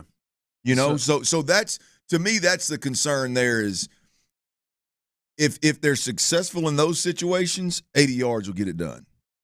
But you love it. Can it be, because they're going to run on first down sometimes, can it be 2nd and 7, 2nd and right. 2nd and 6, and not 2nd and 11 or 2nd and 10 or 2nd and 12? Like that's a big deal. Someone texted in our guy, or I'm sorry, on YouTube, wrote in Terry Reed, Texans need at least 100 yards on the ground versus the Browns Saturday. The Texans are 6-0 when Devin Singletary rushes for 100 yards or more. Now, that'd be great. 100? Yeah, I'd take it. To me, it's the negative ones. It's the negative losses. It's the kicking off the drive. Like, if we think about that, as you said, one of the defining moment drives for C.J. Stroud, there were some negative plays that they fought back from.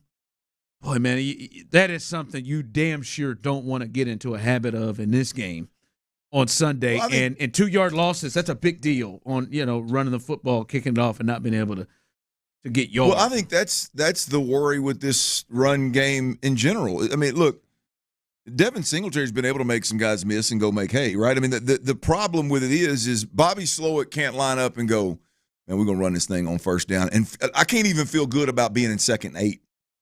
Like, there's a chance you may be, to your point, you may be in 2nd and 12, 2nd and 13. There's a really good chance somebody's going to penetrate. Somebody's going to be meeting the running back 2-3 yards deep in the backfield. And then the next play, they may get pushed and you may get 5-6 yards. So it's the inconsistencies that make it hard for Bobby Slowik and DeMeco Ryans to stick with it, right? It's the ability for it to be a 3-yard loss, right? It's one thing to run the rock 1 yard, run the rock 2 yard, run the rock no gain, run the rock, boom, pop the big one. Yeah. But when you run the rock and you lose 3 or 4, now you're in 2nd and 13.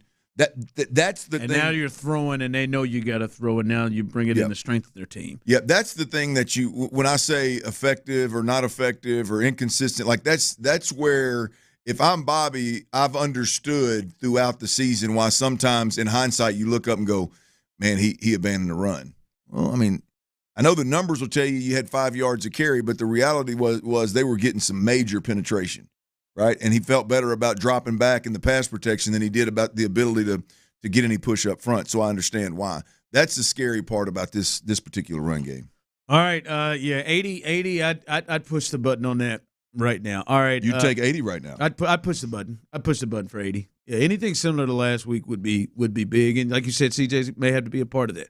All right, this is on our new things every Friday. Tyler has his turd list, his weekly turd list, the gold, the silver, the bronze of the sports world each week. He's got a trophy now, folks. If you're on YouTube or Twitch, you can see that trophy right there. The turd list. That's a big time trophy right there. That is big great, time, man. That is the birth of a trophy for the turd. Does that thing hold something? Does that hold candy or something? No, it's just. I mean, where do you find a solid turd trophy at like that? Old Amazon. Shout out to Jeff Bezos. Shout out to him. Let's see who gets it this week. All right, who's the bronze? Yeah, bronze medal this week for turds in the sports world. It's going to go up in Tennessee to Amy Adams Strunk, the owner of the Tennessee Titans, because I know that she's capable of being turdish.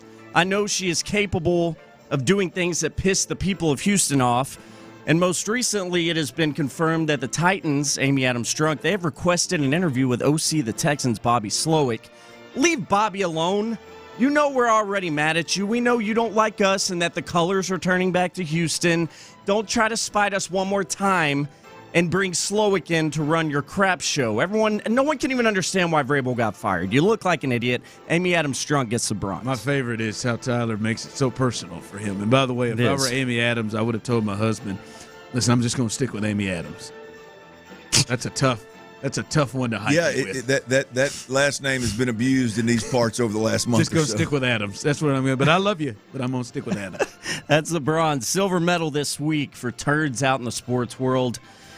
Man, I'm going to go with these NFL decision makers and these schedule makers. The latest report is the NFL is not going to alter playoff schedule for the Dolphins-Chiefs game amid those weather concerns we discussed yesterday. Clint, I thought you had a great idea. Hey, let's bump this game up into the sunshine, bump it up early so the great people at Kansas City aren't freezing their asses off. Bump it up to 8 degrees. Well, I mean, it's something. Rather than at negative 12 at kickoff. And I know I said yesterday I'd be there for the -2 game. I would. I think that's an experience, but I can't lie. I would prefer a little bit warmer than that. So NFL schedule makers, come on, man. Just common sense. Let's warm the fans up out there in Kansas City. I'm saying it's getting dangerously cold. All right, who gets the brand new trophy as the gold medal winner on Tyler's turd list? The first winner of this beautiful turd trophy.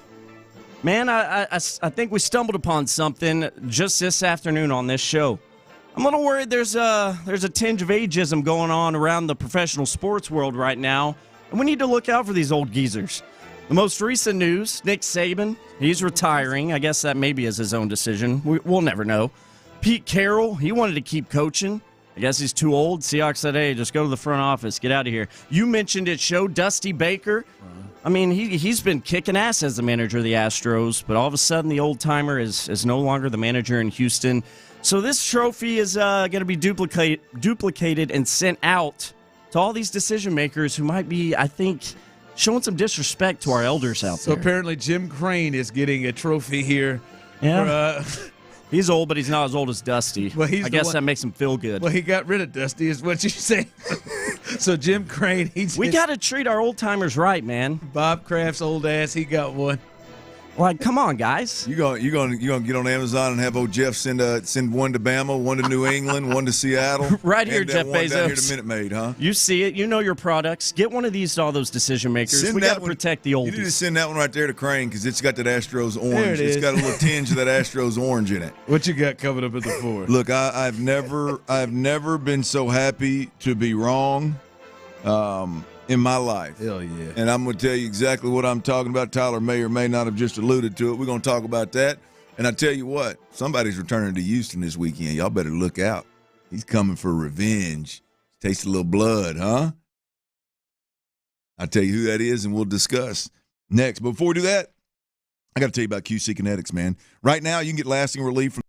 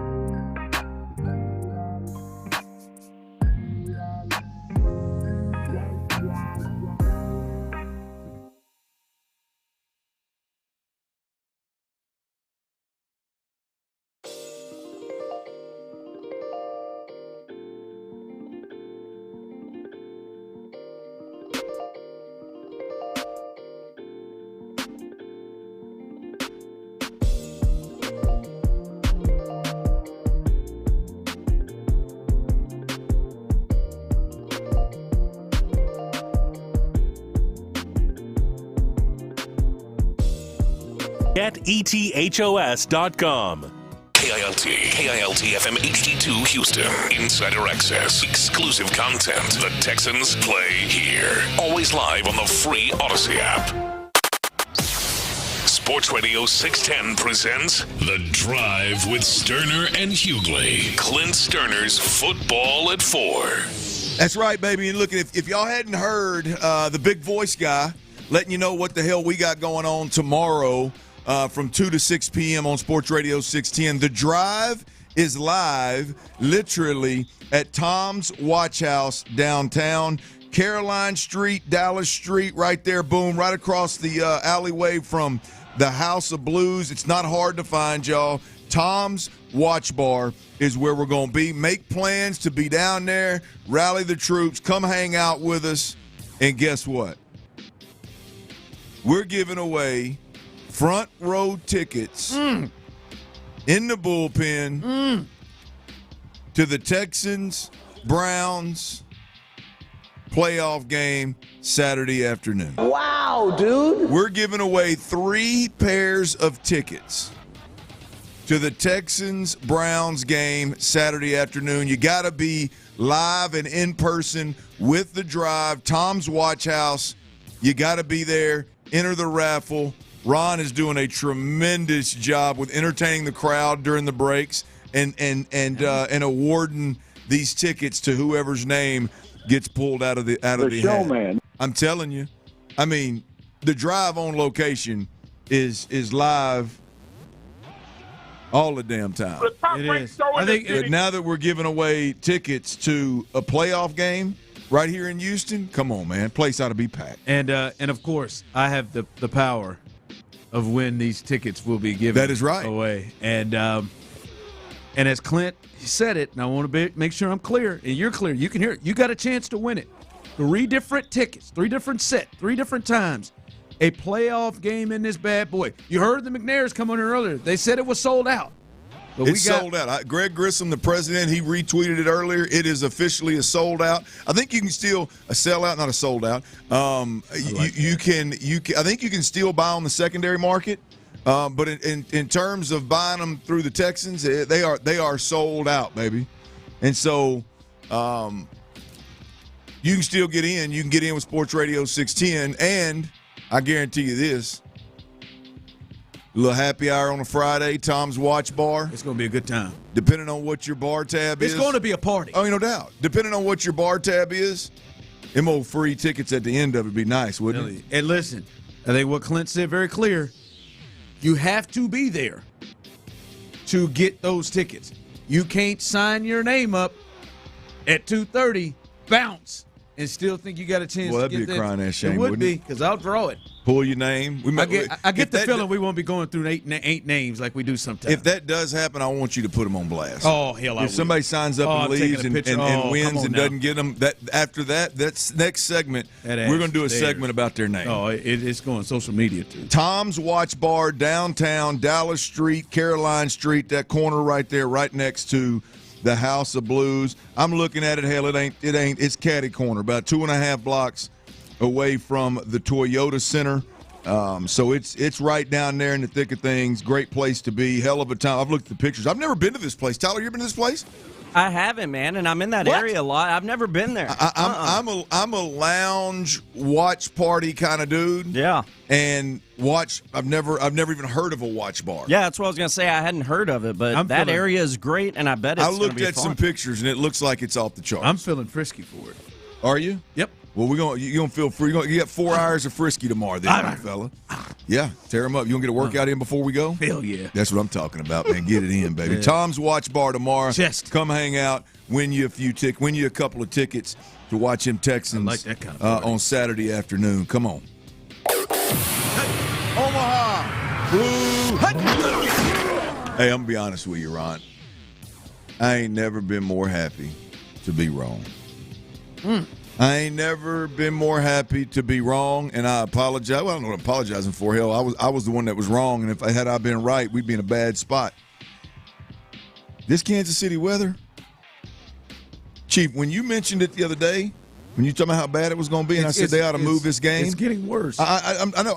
I was being dead ass serious that they should move the game when I think the number you threw out there was -8. I think it was -5 with a real field of -12 at kickoff. That's at 7. We don't know what it's going to continue to drop. Well, I'm looking at a report right now that's got Arrowhead, picture of Arrowhead. Looks like the whole damn thing's iced over. But anyway, it's supposed to snow tomorrow. The wind chill in Kansas City Saturday night will be, quote, dangerously cold per the National Weather Service. The fact that the National Weather Service is giving reports is a problem in itself.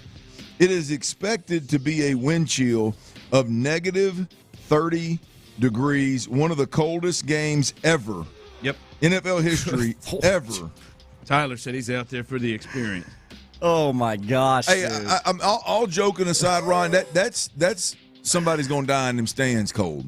Because they're going to be out there, and there's going to be a bunch of Eskimos up in that piece. I love them people. I know them people. There's going to be idiots out there without shirts on. Oh, for sure. It's going to be like that. Could you imagine how cold your nipples are? Oh my God, mine are cold now. Ladies and gentlemen, get ready. Damn, you got hold on to your zip nipples. up all the way. You gonna if you ain't careful, you're gonna zip your beard up and you. I'll cut them up. Zip over. I think I'd put hand warmers in my shirt on my nips. And here is the deal: it's supposed to snow Friday, and it is negative, and it's going to be 8 degrees as a high on Saturday. It is. I mean, it's 35 Friday and dropping to Big 8. Nippy. And that means with snow that's going to freeze. So now we got people having to drive. Ron, they got to move. They got to move this. They're not going to. They got to. They're not going to. That's why they were on the turd list. It's stupid. They should have won. They did win your turd. No, they should have won your turd list. Well, you know what? They should have won. This is stupid, man. Like that is absolutely stupid. If I were Pat, dangerous. If I were Pat Mahomes, we heard from Cal McNair said the Commissioner Roger Goodell's going to be there here in Houston. Oh yeah, he wasn't taking his ass to Kansas City. Was he? He said, "I ain't going into that cold piece." No. Y'all gonna sit in it, but I ain't. That's only he needs to have his. Yeah, Roger needs to have his ass out there. You're gonna pick Houston. Speaking of sweets, man, y'all seen Callahan's suite? Oh yeah. I have not had the liberties. Hey, it is luxurious. Get you a chance, man. Get you a chance. That's a way to watch a game now. No, they're not going to move this game, but this is dangerous. And people try to the Chiefs have an advantage because they play. Oh man, I don't care. I know those cats are from Miami. Most of these cats playing ain't grown up and lived in this. Nobody's prepared. I don't give a damn where you grew up or lived. You ain't prepared to go out there and play a game of football. Do you know how hard that ball's going to be? Hey, Tyler, look but forget up. That. You ain't prepared to sit. No. Yeah, that's what I'd be more concerned about. I'm more worried about the second and third string quarterback. Tyler, look up the props on that. What is – I saw something on TV a while ago. Like, there's an over-under of Pat Mahomes throwing for 249 yards. If it's negative 30 degrees, he ain't throwing for 249 yards, right? No. I mean, hell, they don't catch him in 80 degrees.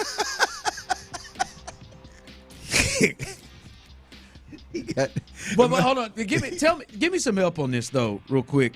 In games like that, are the balls constantly being switched, and are the balls able to be like in our mind? I think a lot of people's minds, you think, "Damn man, they're sitting out there playing with the same like." No, the ball like when Mahomes and Tua grip the ball, like in negative 30, it's going to be cold. It's going to be cold, but the ball's not going to be. Like froze, like it's going to be new balls that not the entire game, but if they get like they're not going to switch it out every drive. Like every play of every drive. Like there's like I would imagine drive to drive they got ball heaters on the sideline. It's not going to be like it was in the Ice Bowl back in the day where it was the same ball. But I'm going to tell you, you get two solid plays into a drive, that ball's going to be it's going to be frozen. Yeah. It's going to be sitting on ice. It's going to be frozen, and that center's ass is going to be frozen. Them hands are going to be frozen. How do you take snaps? Obviously, they're going to be in the gun. Listen, like my mom was telling us, talking to my mom. She was like, "Yeah, they're getting all the homeless people off the streets." Yeah, exactly. We're out here worried about homeless people, trying to get the homeless people but we're gonna roll out here. It's gonna be 72,000 sitting on some metal bleachers, man. Yeah, I'm out on that deal. But I apologize. I am so thankful that the Texans won the division. The Texans there. Yes, I am. Could you imagine what we'd be talking about right now if the Texans were going to play in -30? Yeah. No. Holy, that interview right there with Cal and Hannah would have been a little different. Yeah. Holy cow. I would have been watching it from here. Yeah, I apologize, y'all. Down. Set. I tried to get to this yesterday, but as everybody knows, Bobby Slowik, the offensive coordinator, he turns me on a bit. When he on Thursdays or Wednesdays when he speaks, this is Wednesday on short week, usually it's Thursday, but when he speaks, I mean, it's football horny galore. It is absolutely beautiful. Tried to get to this yesterday. Nico Collins, after a monster ball game last week, the head coach gets up there and gives him all the props, rightfully so. But I've been waiting. I'll be honest with you. I was waiting to see what Bobby Slowik had to say about Nico Collins. I think let's look at how valuable Nico Collins has been to the Texans this year. We've talked about it multiple times. We've talked about it all year long. I think the value has gone up and down as the season's gone up and down. But really, the one that's in the know, the one that his opinion of the value really matters is Bobby Slowik. Here's the offensive coordinator of your Houston Texans on just how valuable Nico Collins is. I mean, obviously he's been a stud. You know, he's been a wide receiver one. He's went out and he's performed. Anytime he has a one-on-one, he's taking advantage of the opportunity. Gotten to a point now where I think it's hard to find one-on-ones for him. And you know, we're still trying to find ways to make sure that he's going to be able to touch the ball, whether that's down the field or that's behind the line of scrimmage. You know, he's affected the game in both ways. He's affected the game as a down the field threat, as an intermediate threat, and then really even as a catch and run guy. He's taken such great strides just from where he was the last couple of years, watching him on tape. It's been really fun to watch and be a part of, and it changes our team. You know, you can see it spread across the whole offense in the culture of what we're doing. It feels good. I get a little personal gratification from that, to hear him talk about the huge strides that he's made from the film that he watched before this year. Makes me feel at least halfway decent about my negative opinion, if you will, before. But, Ron, when we talk about C.J. Stroud, I always talk about how the way in which he plays the game and he can attack all levels of the field and yada, yada, yada. It's the same with Nico Collins. I think the most impressive thing, and Bobby Slowik hit on it there, the most impressive thing outside of last week's game and how big that game was the fact that Nico Collins caught a deep ball, caught a screen for a chunk play, and caught multiple intermediate routes. I think that's the best way to sum up how Nico Collins has surprised me and become an entirely different receiver than I thought he was capable of doing. I mean, he has done it at all levels of the field, and that's big time. I think we'll probably at some point, whenever the season does end, we'll get into things about this. I know there are so many amazing stories on this team, Clint, but Nico may be the biggest surprise. And I understand what it is when you think about a rookie coming on and doing what he's doing at quarterback, OC, and at head coach, and the culture and everything. But what Nico has done in that short period of time is just insane. And then when he didn't play, it wasn't like CJ can do this with anybody. Yeah. It's like it is just, there's never been a most important game of the season. CJ's the only passing threat out there, and nobody can stop him. Nobody can stop him from any kind of route that he did. That Nico may be the biggest. I mean, the jump he made is. I don't know if the NFL doesn't do like the most improved player award. Yeah. He should be the runaway winner. It is insane what he has done. It is. The turnaround is wild, man. The numbers are tremendous. Whether you're looking at real numbers, stats, box scores, you're looking at all the advanced stats with PFF and all that, man. I mean, he's getting the love, man. He's put up one hell of a season, and it's going to be interesting to see what the Texans do long term with Nico. I think they love him. I think he's exactly the kind of guy they want. I would imagine that he's going to be a Texan for the foreseeable future, but we'll see. I don't know if you guys realize this, but when it was born in NRG Stadium last season, I couldn't believe my eyes. Couldn't believe what I was seeing. But I got a sneaking suspicion that we're going to see that old Driscoll cat again this weekend. I don't know if anybody wouldn't dare. Bro, it's the only reason he's named the second-string quarterback. He's named the second-string quarterback over quarterbacks that have won games for you. I mean, he played quarterback last week. I didn't watch any of that game, but he played quarterback last week. I mean, again, I think P.J. Walker's a decent backup, right? I mean, I think he's won games this year. He's been up and down. Yeah, he's a backup. I mean, he's probably a third stringer, for being honest. But at this point in time, it's what you got. But they said, no, they signed Jeff Driscoll, and he's the second string. I was shocked when they said he was the second string quarterback. Shocked. I thought he played last week just to keep their top two He is second string healthy. No, he's second string. He's Guys, coming in. We're going to see the Driscoll cat this week. We're not going to see it. You going to bet on it? I probably shouldn't bet you anything, but the Wild Jeff. No, we're not seeing that. I'll bet on it. He's going to be on the field. We may see him at tight end. No.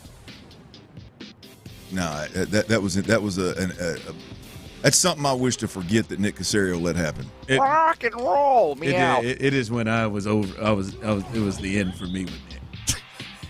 That was it.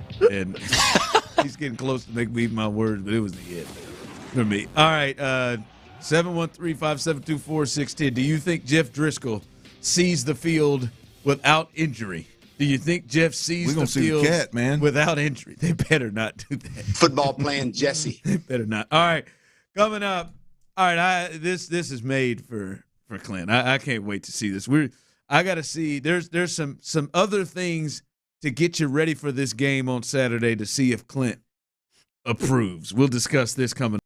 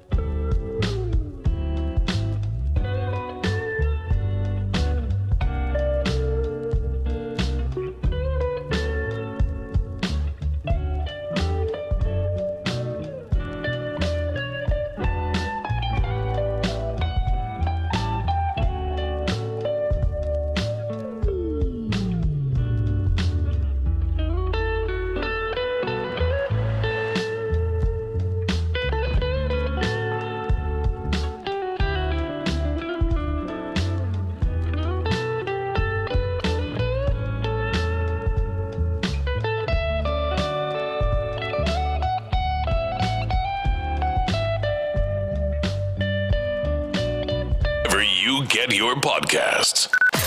Sports Radio 610 presents The Drive with Stoerner and Hughley.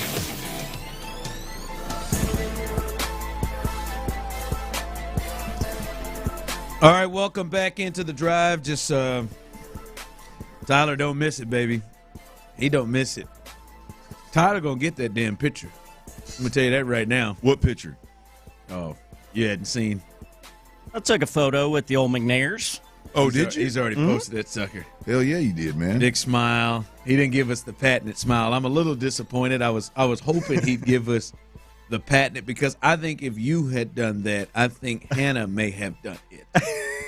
Had I seen it, I would have asked both of y'all to do it. Hey, I would have said, "Hey, Hannah, look, Tyler and his wife have this emoji face going." Oh, that's great. That is great. Why are you standing so vertical, man? Why Doesn't he look like he's on his tippy toes or something? There? Yeah, I have good posture. He's at midnight right there. He said, "I have good posture." He is at midnight right there. What do you think that is? They were a delight, man. Because you don't normally stand like that. But you clearly thought right there. Let me get up. Let me get up. Let me get up here with him. Let me get vertical right here. I don't think I consciously did, but there ain't no question. I think you did. I think you did. I was just standing. You did everything but stand on your tippy toes. What? Let me get closer to Cal. You unhinge that knee and let that thing there ain't no stretch doubt. and pop. You push the button that allows that knee to. My feet are completely flat. I'd like to take a look at the heel. I would like to get in closer on those back heels, because he went up. And I mean, that is one proud son of a bitch. Hey, I mean, it's not every day you get to chop it up with the owners of the Houston Texans. It was a good moment for your boy. I take it back. He does look a little more relaxed in the lower body than I first thought. It's the chin, like it's the. You think he just went waist up, chest up? He gave Hannah the chest. That's beautiful. Yeah. If you're looking at it, go to Tyler's T-Mill Real Deal. He's sparkling. I'll be honest with you. I think that's how every fan would. Hey, who took the picture? Lindsay with the Texans. Oh, that's nice. Or Foxy. Hey, Lindsay, let me hold this down. I feel like he'd have gone to Lindsay and said, "Hey, let me look at this one more time." I feel like you should have opened your mouth like your emoji face, and you should have gave him the H-Town sign. I feel like you should have. I didn't think of that. That would have been good, and Hannah would have been all about it. Well, that's why she'd have done it with you. You should have had Lindsay to get us. Let me get 3. Hit him with that one, the one that you got on your tippy toes for, and then come right across the show with the tattoo. Yes. No question. We were coming back from break pretty soon, so I was running. I was in a rush. And then at the third one, "Hey Cal, back off. Let me just get this." Cal, do you mind? Cal, hey man, back you mind if I just grab one with Anna? My wife loves her. Makes a big fan. Somebody else who would love to take a picture with her, Larry in Stafford. Your head is getting bigger, ain't it? I mean, you got the owners just calling you out, giving your catchphrases on there. Well, as soon as she said that, I said, "Damn, Clint." Look here, so I heard all of it, man. And you know what? Look here, man. That's what happens, man, when things are going good for your boy, man. When you living right, you living good. Your owner's going to acknowledge that, man. And they know I'm a big fan of theirs. But real quick, on Tyler's picture, because, I saw it, Hannah McNair making everybody ass stand up straight, man. So I ain't surprised, T-Mill. Do your thing, baby. If I'd have been over there, I would have hunched them shoulders back too, dog. Because that's what she does, man. She got the whole city on lock. So that's the kind of swag. That's the kind of swagger your ass got to have. So I'm down with you, T-Mill. Look here, man.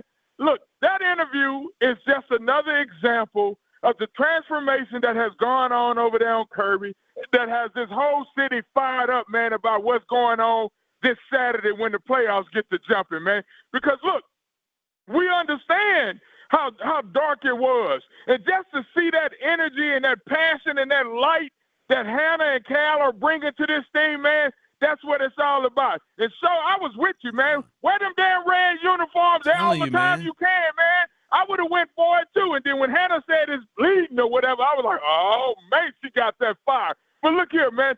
That's what we're talking about. This city has just been locked down because our football team wasn't doing what it was supposed to do. But now we got a chance to go out there and really just turn the light on and show everybody that we got a legitimate-ass quarterback, and you know our head coach is a dog. Look here, man, I was fired up about it, man. Y'all lucky I didn't drive my ass up there to 16 and holler at Hannah my damn self. But here's what I'm really going to do. I'm going to get in that big black sled, and I'm going to go pick my boy Cal up, and we're going to get him that tight-ass fade and that mustache all tightened up. Then your boy going to be stepping over there on Kirby looking like one of them straight-up pimps that he is in our house. I would love to see Cal in a fade. Yes, fade. Hold on, I Joe. would love to see that. First off, I just want to say thank God we've got a recovery from that voice. Because the last time we heard from Larry, boy, I was concerned. He got some throat lozenges. He's back. He got something, boy. He Him just and had to Miko calm both. down, boy. He went in there. They went to the same place. They got that thing. But real quick, on a serious note to what he's saying, though, what do y'all think that was always there? Because the McNairs, all of a sudden, like during that entire interview, I'm seeing from the text line, I'm seeing from people on YouTube and Twitch. I mean, it's the amount of I love our owners, I love our people, I love them. Oh, Cal and Hannah, do you think it's always been in there, and now they've just made some good decisions and they're winning, or do you think there's a conscious difference? There is a change in what we're seeing from them, and they're cut loose on this thing. I think there's been significant growth, from both of them. I mean, I think probably Cal would tell you that when he first took this thing over, it was a huge task. He had to learn the job. Had to learn it, yeah. And some would say, which I think before, some would say, well, Cal ain't cut out for this. Whether it's dealing with the media, speaking to the media, being the face of the organization, however you want to slice it. That's the biggest thing for me. Like I think the dynamic of Hannah and Cal together as the face of the organization is absolutely priceless. That change of bringing her, yes, almost as equal footing in terms of how they present themselves. Well, it's a 1-2 punch, and the thing is Cal's just a man of few words. Cal's not the guy, good, bad, or indifferent, to sit up here and bull jive. He's just not that guy. Hannah, on the other hand, will bull jive with the best of them, and it's awesome because it's real to me. You know what I mean? Like, there's nothing better than the whole time Ron's over here talking about red uniforms. You can see it in Hannah's. She's chomping at the bit.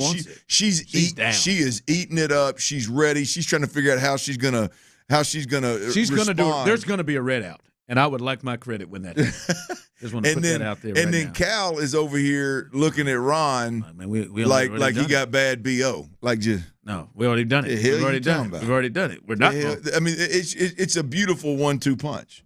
Yeah. I really want them to rethink. But I think there's been some growth though, right? I think they've definitely got more comfortable in their roles. Yeah. And I think the hard times brought a lot of it out of them. But I think I think really these personalities, they've always been.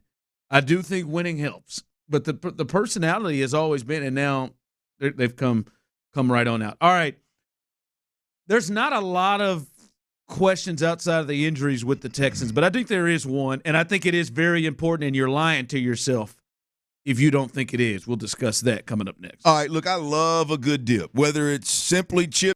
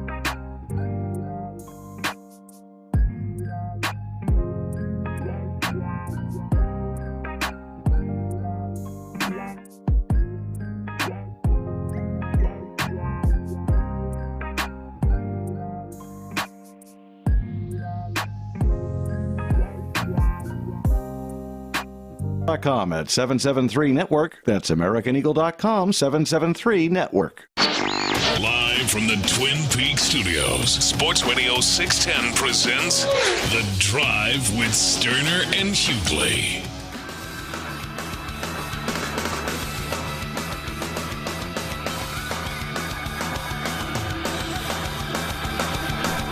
All right, welcome back into The Drive. Like I said, man, there's not a lot of questions, and make sure, hey, stay tuned. 5 o'clock, got an announcement for you. Got an announcement for you right out of 5 o'clock fire that you have to be here for, and you have to know, and many people will be getting in their cars, so it'll be good for you to hear that announcement coming up at 5 o'clock. But like I said, not a lot of questions outside of the injury thing for the Texans in this game. I think you know what the matchups are. You know who needs to step up and who you got to try to stop with the Browns. But I do think there is a question out, 713-572-4610, that I just can't get with you if you don't think this is important, because I think it is extremely important. But 713-572-4610, give us your thoughts. Also, those of you on YouTube and Twitch. Who should be the starter at right tackle? Who should be the starter? Biggest game of the year, obviously. The playoff game. Your season is on the line at home against the number one defense in football, against Myles Garrett, Zadarius Smith on the outside, to maybe one of the best pass rushing tandems in the league that can give you problems, and gave the Texans fits the first time they played them. Charlie Heck has been starting the games. Charlie Heck started against the Browns. He has started since. He started against the Colts. But then he was benched after the first drive against the Colts in the second half.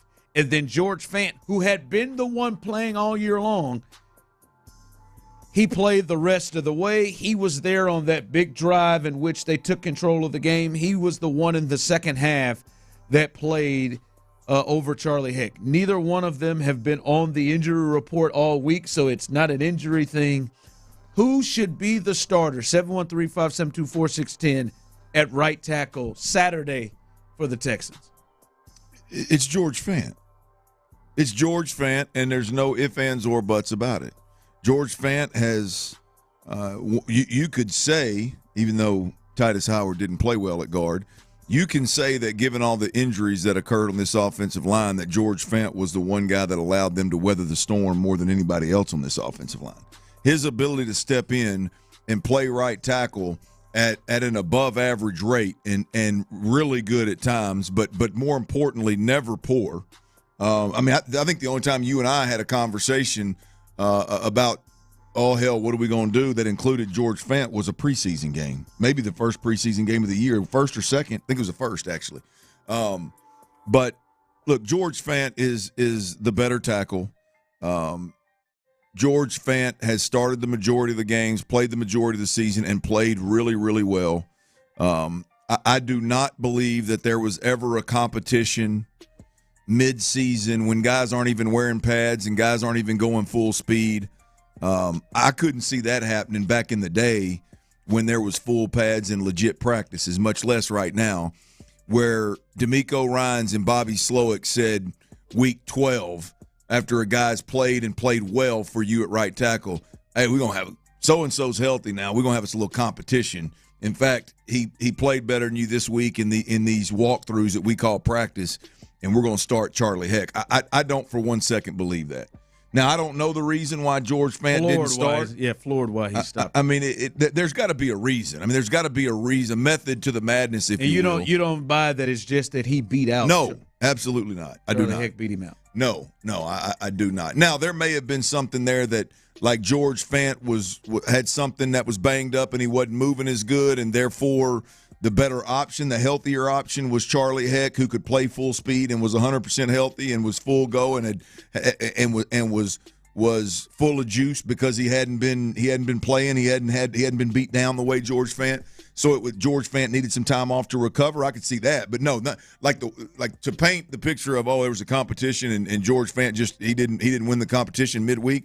To me, there is 0% that happened, chance that happened. But now that George Fant, we saw him play last week. Now that George Fant is healthy, without a doubt, George Fant is your best right guard right now. Yeah, from the text line, what the heck kind of question is that? Of course they should play Fant. Well, what the heck kind of question is, these have all been extremely important, gotta-have-it games down the stretch, and they have not been starting George Fant. George Fant did not start against the Colts. He finished. George Fant did not start against the Titans. That was an important game. It was Charlie Heck. George Fant did not start against the Browns. It was Charlie Heck. Charlie Heck started the game before that against the Titans. Charlie Heck has started the last 4 games of the season. George Fant hasn't started since the Jets game. Listen, I tend to be with you. I don't understand. Like, this has been one where people were saying to me when I talked about it, why are you making a big deal out of it? I just don't understand. I just don't know where we've even had enough time to even venture to see that Charlie Heck is a better football player than George Fant. And I've said it till I've sounded like D'Amico. But George Fant was able to play over a guy you trusted to spend $18 million on a year in Titus Howard, that Titus Howard could not move him off that job. But you mean to tell me that Charlie Heck beat him out? And Charlie Heck was off IR for 2-3 weeks. It doesn't even make this is important. This is the most important game of the year. You got to have your best guys out there. That is a David Culley, Lovie Smith, Nick Caserio decision when you're just ultimately trying to figure out how you get to the end of the year. That's not a we're trying to get to the playoff decision. To me, here's what happened. More than likely is when you run the numbers. The Indianapolis game, had you lost, correct me if I'm wrong, but had you lost to the Tennessee Titans, right, and turned around and then beat the Indianapolis Colts, you then would have had the same record, and you had the tiebreaker.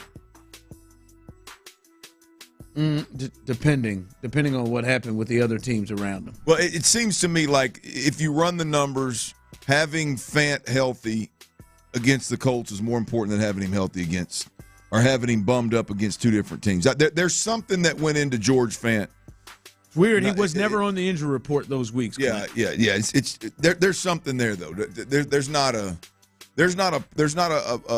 situation in American football where you're winning, trying to get to the playoffs, and you take a guy that's been playing really good right tackle and go, we're gonna go with this other guy now. It's just not. There's got to be a reason. I would love to know what it was, but you are not accepting that it was that Charlie Heck they just viewed being better. Absolutely not. 0 chance. 0% chance. Because I'm watching, I'm Should like, ask Cal, because I'm sitting there watching the game, and I'm like, when did George Fant get in here? And I had to go back and rewatch the game. I said, well, they yanked his ass. Now he let up a little pressure right at the end. Who, Fant? No, Heck? Charlie Heck in his last series. And they just said, "Nah, man, you got to sit down." Yeah, that was intriguing to me. So I'm with you. I think it's got to be George Fant. It'll be interesting to see. He finished the game. Charlie Heck started against the Colts. I'll tell you, I don't love the matchup of Smith or especially Myles Garrett against George Fant or Charlie Heck. But I'm even more concerned if it's Heck. Yes. Over there. I'm even more concerned if it's Charlie Heck over there. Yeah, look, there's going to be a lot of 2 tight end set where they're not on the ball, they're off 1 yard and that 1 yard outside both tackles. It's not going to be just George Fant. It's going to be George Fant and Laramie Tunsil getting at least that look to help them, that first step when the ball snapped. The tight ends are probably going to help a lot in those situations. It just makes too much damn sense to not do that. So they're both going to get some help. This is you said one of the best 2 pass rushers in the game in terms of the combo, the 1-2 punch of Zadarius Smith and Myles Garrett. They are absolutely nasty. We sit around and go, well, if Myles Garrett goes the other side, you get a snap off. No, Zadarius Smith is nasty too if you ain't careful. He showed that in that last game against the Texans. So They'll help those guys. I think George Fant is by far the better tackle at this point in time, and I think George Fant and Laramie Tunsil. I believe that they'll be all right. Yeah. I think they'll hold up okay this week. There has to be, to me, it's hard to say, hey, man, we yanked this guy and benched him in the most important half we had, and we're gonna go back to him. Yeah. After and go back to him for a guy that we were happy with playing in a major role. So George Fant, we'll see if George Fant, Charlie Heck, who is starting coming up. Someone texted in, they both suck. Well, I wholeheartedly I don't disagree think with George that. Fant sucks. No. I don't even know that Charlie sucks. I feel a lot better about George Fant and your chances to be able to do things. Look, I think George Fant's a starting tackle in this league. I think Charlie Heck is a good backup swing tackle in this league. Either way it goes against defenses like you're fixing to face this weekend, you're going to need to help. Hell, you're going to need to help Laramie Tunsil.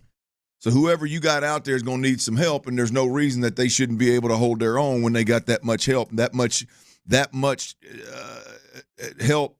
You know, that game plan wise is there. So it ain't nothing about guys sucking or not. I mean, that's silly. They're good quality players. At the end of the day, George Fant's a starter, and Heck's not right now.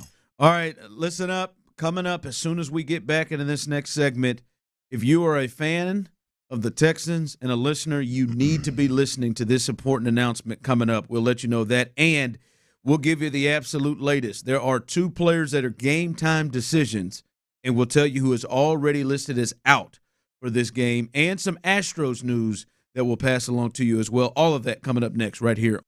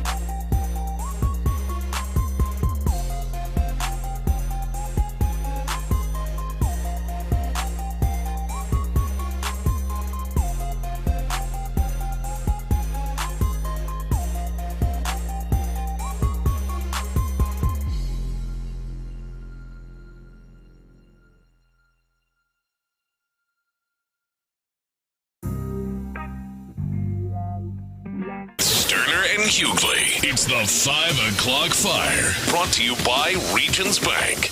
Man, I wish the McNairs were in for this part of our show. It is 5 o'clock. Congratulations. Hopefully you're off work. Luckily for you, Old Dirty, the DILF. The big DILF. And Psycho T are here. And we've got the latest. And the latest is this. Listen to me very carefully. Where are we going to be tomorrow, Tyler? Tom's Watch Bar. Tom's Watch Bar, downtown, right next to House of Blues. If you're looking for it, we'll be there tomorrow on Playoff Football Friday. A playoff Tachys Fiber Internet Football Friday. We'll be there tomorrow, 2 to 6. And this is what you need to listen to that is very important. Tomorrow, as we are there from 2 to 6, we will be handing out 3, not 1, not 2, but 3 different pair of front row seat tickets to the playoff game between your Houston Texans and the Cleveland Browns on Saturday.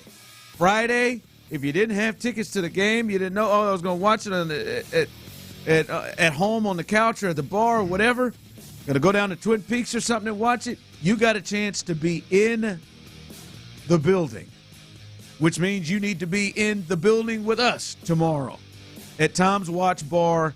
We will be hooking you up 3 different times. I ain't going to tell you the times, but 3 different times you got a chance to win a pair of tickets to go to the playoff game. And listen very carefully. You have to be in attendance when your name is called to get those tickets. You got to be there. So you can't come at 2:15, sign your name. All right, I'm going to bounce. And then, they'll get it to me. No, Jack, don't work that way. You get in there at 2:30, you might as well just chill out and wait till all 3 of those tickets have been given away, because you got to be there for your chance to win. So make sure you come on out, trying to get you Sports Radio 610. You all, and also the great talent here, including myself, but you all have helped make us the #1 sports station in the city of Houston. And in particular, you've made this show the clear #1 afternoon sports show in all of Houston. And we owe you.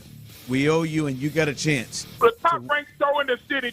That's right, Larry. You got a chance to win 3 different pair of tickets to the game. Look, just grab your people. Get down to Tom's Watch Bar. Plan on hanging out for a while. There's going to be 3 different opportunities in a 4-hour span to win front row tickets. To win 2 front row tickets. A pair. 3 different times. Come on down. and at the very least, you're going to have a hell of a time. Absolutely. At the very least, you're going to have a hell of a time. It's a great place. I've never been, but I've looked at pictures earlier today when I found out where we're going to be. I just want to be surprised. It's a hell of a spot. Is it? Yeah. Get a little, You're going to like it. get a little tipsy, guys. Have yourself a good time. Why wouldn't you, man? Why It's a not? Friday for crying out loud. The Texans are in the playoffs. Let's go, baby. I hope we can get out there. It's going to be a party, man. It's going to be a party and a good time. So come on out with your chance to win 3 different pair of tickets. Tom's Watch Bar tomorrow, right downtown, right next to House of Blues. Your chance to win those tickets. 5 o'clock fire. All right, Clint, the injury report is out. I do want to start with the Browns. There is news there with them. They're all Pro Bowl cornerback Denzel Ward had a new injury to his knee, is what Kevin Stefanski, the head coach, said. He was limited at practice, but he is on the injury report as questionable right now. That is Denzel Ward, which changes the game if he is just hampered some. It changes the game if they even have to think about changing how they want to do things. This is a big, big deal.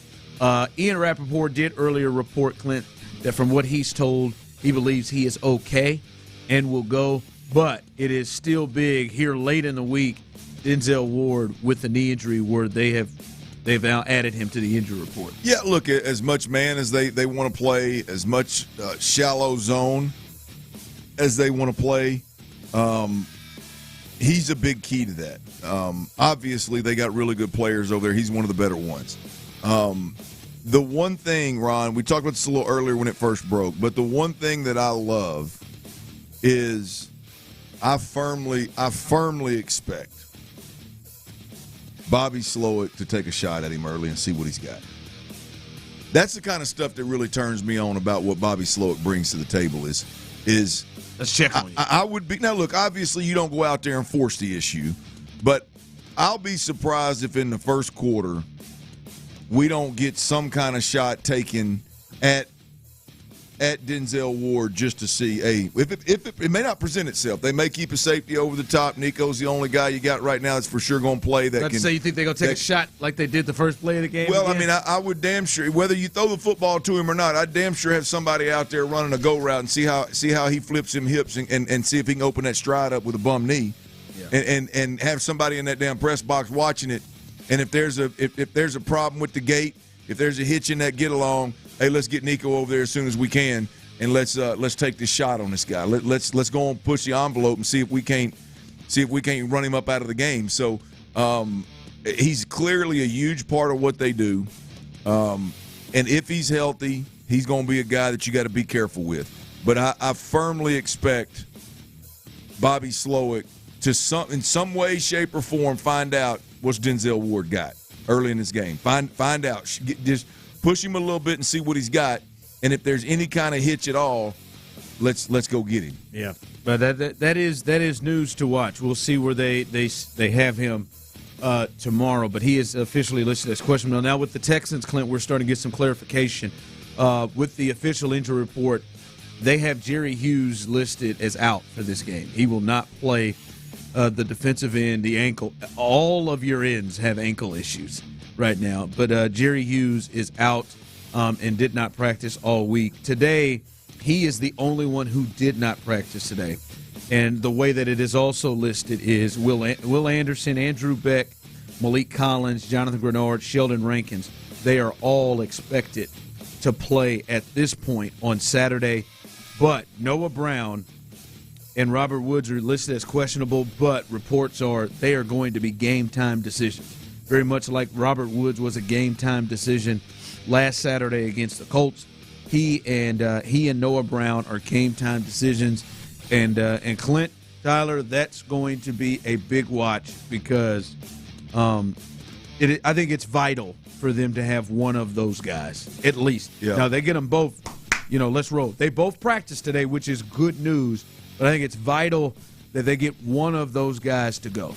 Yeah, and I got my eyes on Robert Woods. I think there's a real chance he plays. Noah Brown, man, when you're not practicing consistently week to week, and it's a back that's got you in a bind. Yeah, that's one that's hard for me to think. Hey, man, if you're healthy enough, let's throw him out there and let's ride. If it's an ankle or it's a hamstring or a shoulder or a hand, or if it's neck or back or concussion, man, to me those are ones that I go, I don't know if DeMeco Ryans is going to want to risk too much of that at this particular time. So I do not expect Noah Brown to go. I do expect Robert Woods to go. Yeah, that'll be big. We've talked about it. They just have to get more production outside of Nico Collins, and it is going to be big of that to happen. But the great part about it, outside of Jerry Hughes, your whole defensive line, who has been on this injury report the last couple of weeks, that they're all available and ready to go. So that is it. The injury report there with the Texans and the Browns. Denzel Ward is one to keep an eye on, and then Robert Woods and Noah Brown, their game time decisions. Those are ones to keep an eye on. Could you imagine? You talked about it. They were playing in Kansas City or Buffalo. Boy, that back gets a little bit even more stiff in that weather. Everything is stiff in that weather. Hell yeah, I know. Except Tyler. Yeah, it does the opposite. It shrinks up. 5 o'clock fire. Try to make something happen. All right, little Astros news. Chandler Rome is reporting this. The Astros have been busy avoiding arbitration with key members of this team. Luis Garcia, they avoid arbitration. He gets $1.8 million. Chaz McCormick, white boy Chaz, your guy, WBC. He gets $2.85, and they avoid arbitration with him. So these are good, so they don't have the Kyle Tucker situations where you get to start to really understand how the team may feel about you in negotiations. Jose Urquidy, they settle with him as well. He gets just under $4 million. They avoid arbitration. And then the big one, Kyle Tucker, they avoid arbitration with him. He gets $12 million this year, and they don't put themselves in a situation where last year was that the case. Boy, you just look at the importance of these players and what they've given, and you start looking at them contracts and the money they're getting. Woo.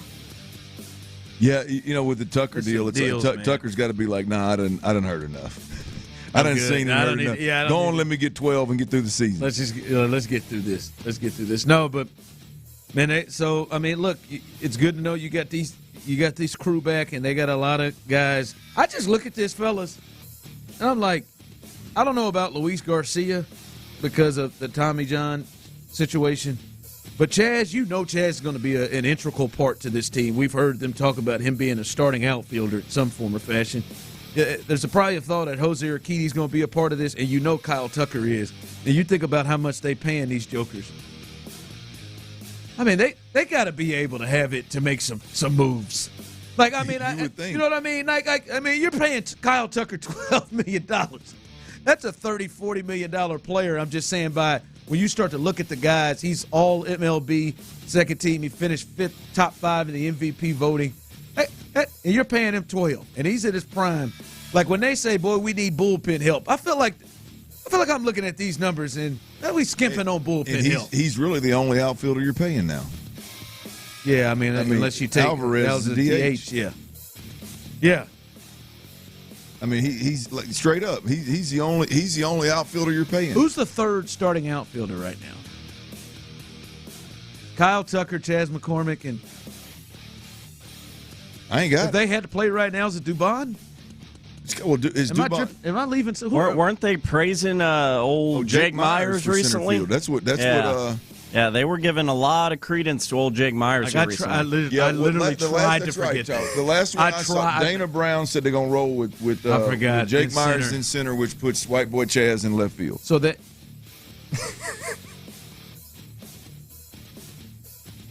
like I'm getting to a point. It's hard. Dubon, he's still under contract or no? Yeah, he is. Yeah, he's a utility fella. I'm just like right now, like when you say that their outfield is at $12 million and $2.85 million, and hell, is Jake making $1 million? Like, if you need help in the bullpen and that's what you're going to roll with, I would expect Josh Hader. I'd expect some really big time names in the bullpen if you're willing to go with that. guess it ain't my money. I guess I've been trying to spend owners' monies all day. That just don't make sense to me, man. At least the other one was sitting in the room with you when you're trying to spend. I would tell Jim too. But I mean, hold on. That one time Jim was just waiting in that drink line. I just didn't understand that, man. If I made that kind of money, I'm not standing in no damn line. And then that Houston Sports Award, he was 3 deep, standing in that damn drink line. Who was? Jim Crane. Nah, the hell with that. He's a man of the people, bro. Nah, hell with that. No, I ain't. I ain't standing right there, stepping up like he was me. We was in the same line. 5 o'clock fire. All right, this is in the division. We didn't see him last week, but Anthony Richardson, who had the shoulder situation, had surgery. They look to get him back next year. Excuse me. He said when talked to about next year and moving forward with how he plays, he said, "I'm going to keep being me, even after the shoulder surgery." I mean, Clint, I think he's got to think a little bit more. But ultimately, I do think it's a mistake to completely try to change the player that he is. But I think he just has to be smarter when he's running. Like, sometimes he seeks out and tries to run folks over. But yeah. I mean, they can't. Like, to me, it's a mistake if they say, "All right, man, we're going to limit your run." I think it's a wasted pick. Yeah, I think it's a wasted pick. If Anthony Richardson or the Indianapolis Colts try to change his play style in any way, shape, or form. To your point, I mean, obviously in the NFL, you can't be just stupid with it. You can't be reckless. But the way in which he got the concussion here in Houston, it was a semi-late hit as he crossed the goal line and his head bounced off the turf. There's nothing you can change about that.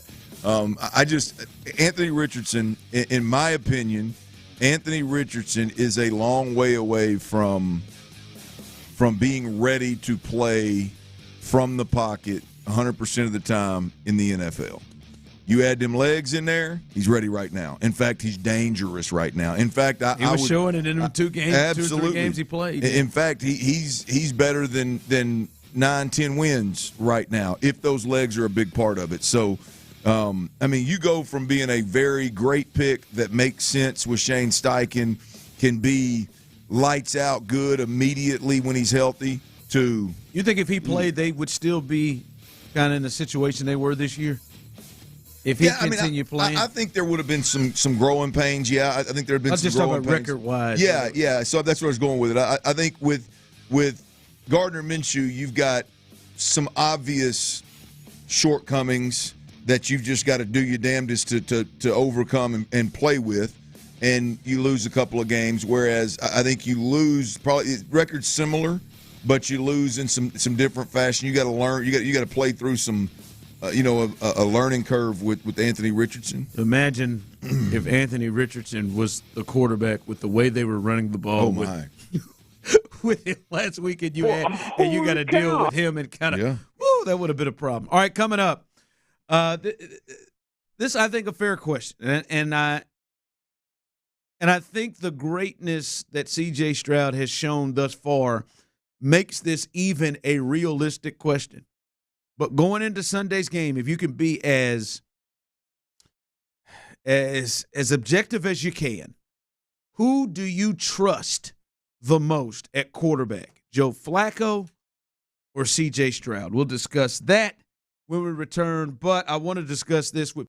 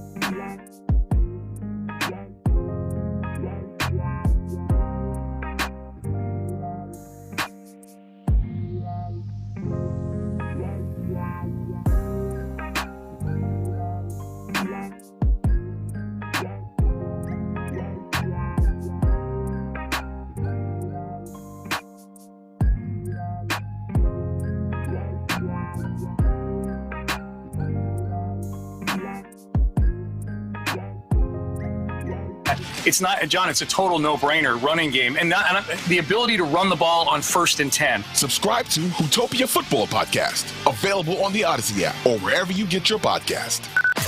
Sports Radio 610 presents The Drive with Stoerner and Hughley.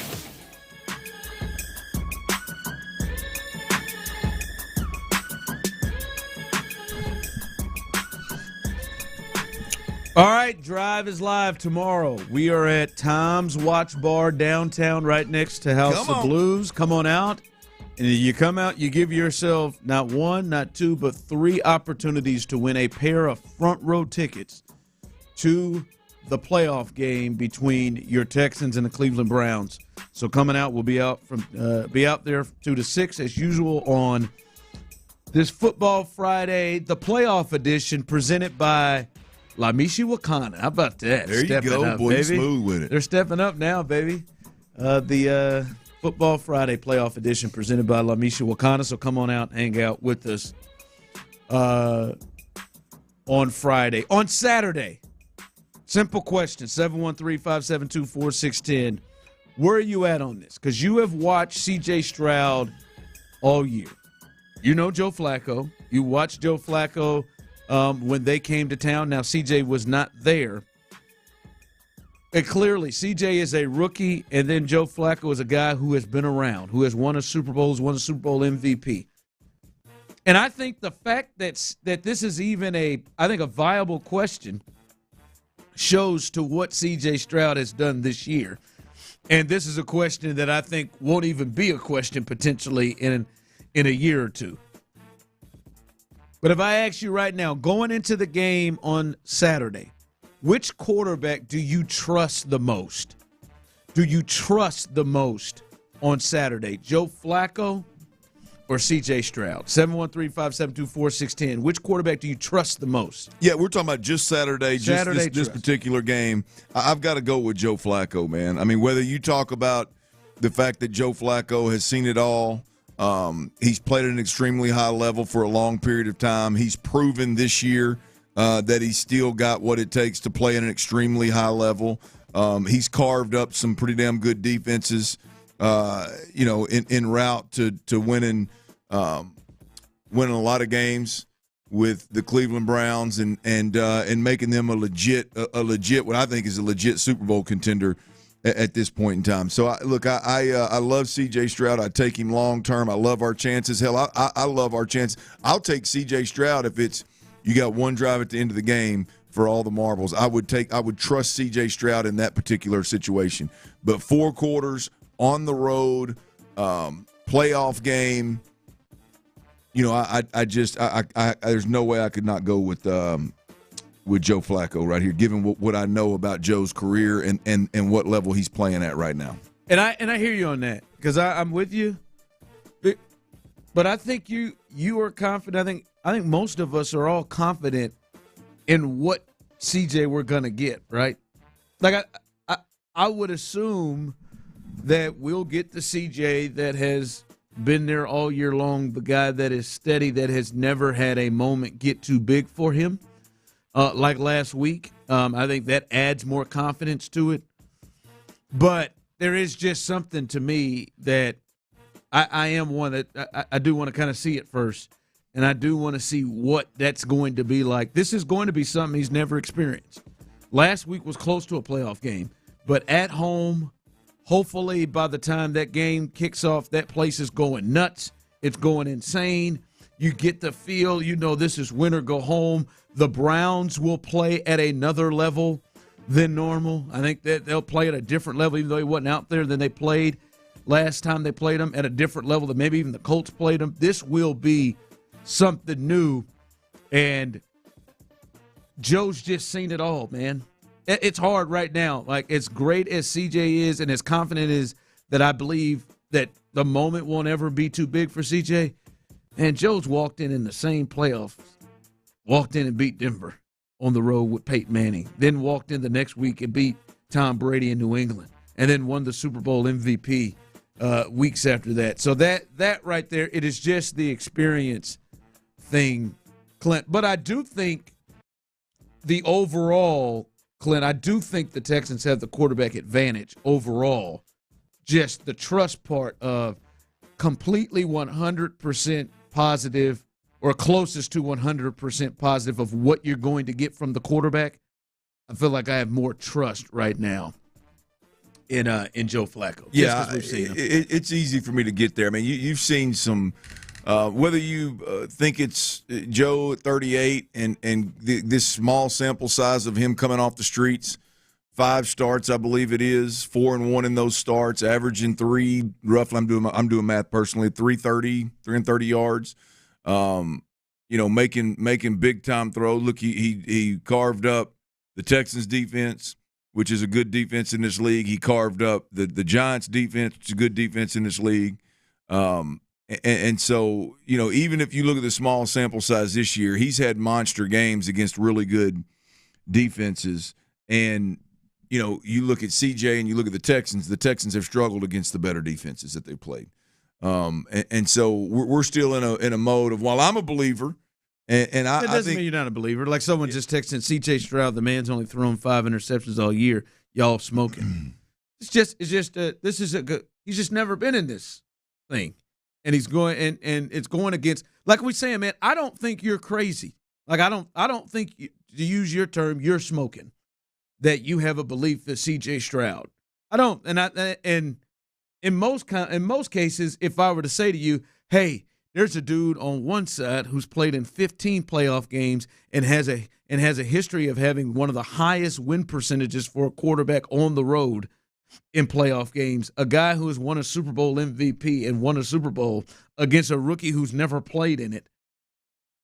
Normally, that would be a thought of you're smoking, but C.J. Stroud has played at a level and has put forth a level of confidence that people have in him to make it an actual conversation. But no, this is just something he ain't never been in front of and hadn't seen yet. And after this hopeful longer playoff run for the Texans, he scratches that off, and that he is shown to be able to perform in that position, right? I don't think either one of us are saying we don't have confidence that he can perform in that position, but right now we just know that Joe can. We've seen Joe do it. We have not seen CJ do it yet. Yeah. Yeah, it ain't hard for me to get there, man. I know it's gonna ruffle some feathers on some folks, but it ain't hard for me to get there, man. Joe Flacco, I'm higher on Joe Flacco than most folks in any way. Have been mentioned that a month ago, and it ain't changed. It ain't. Hell, to be honest with you, he ain't done nothing but prove that he's better than I thought he was in the little bit of action that we've seen. So overall, no knock to Stroud. It just is right now. Flacco's got the leg up. Overall, experience is one part of it. Do you think the Texans have the quarterback advantage Saturday? No, I wouldn't say that. Really? See, I would think think overall they do. I like I said before, I think over a 4-quarter game going in, I think if Joe Flacco throws for 350 and 3 touchdowns again, everybody's going to say, yeah, well, Joe Flacco's hot. If CJ Stroud throws for 350 and 3 touchdowns and wins that ball game, he is going to be the highlight reel on to open every show for the next 3 days. And I only say that to say that people expect it wouldn't surprise people if Joe Flacco goes and throws for 350 and 3 touchdowns and wins a playoff game on the road. If CJ Stroud plays well, puts up big numbers, and wins a playoff game at home, it'll be the biggest story in the NFL this weekend. Yeah, it will be. It will be. I mean, what would be bigger? What playoff team winning a playoff game this weekend? Jordan Love. Jordan Love beating Dallas. That's fair. Yeah, that's fair. Because they're kind of like Jordan Love is kind of the CJ Stroud of the NFC. And it is Dallas. Steelers. And it's Dallas. No, I'm talking about from a quarterback Mason perspective. Rudolph. Mason Rudolph ain't gonna get no damn love. He'll throw for 96 yards. But your point, that would be huge for him. But the deal is like Jordan Love's a good one because it's also Jordan Love. He's beating Mike McCarthy. He's beating America's team. It's Dallas. It's Dallas. People love to see them get the hell beat out of them, and so that's fair. I mean but CJ. But people are ready to shove that CJ train forward. Sure, and it would be a monster. It'd be a monster win if CJ Stroud went out there, and it wouldn't surprise me. But my point is. I think it would be a huge story if CJ did it. It's just going to be another playoff win if Flacco does it. And so that just tells me that it's to be expected from Flacco more so than CJ. Coming up on Saturday night, big game for the Texans. The running game has just been hit or miss, probably more miss this year. What for you is the floor? What do you say? All right, the Texans, you got to at least give me this from the run game. We'll discuss.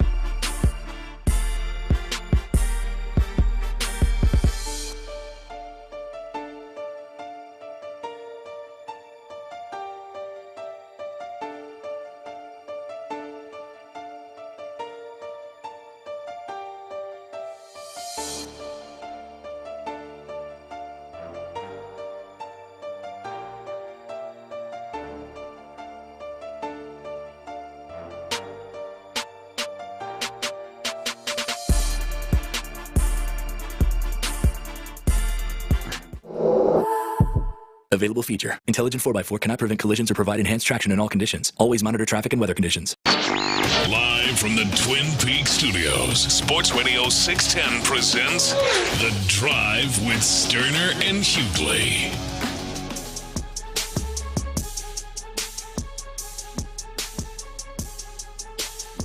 Sometimes I wonder, like when people text in things.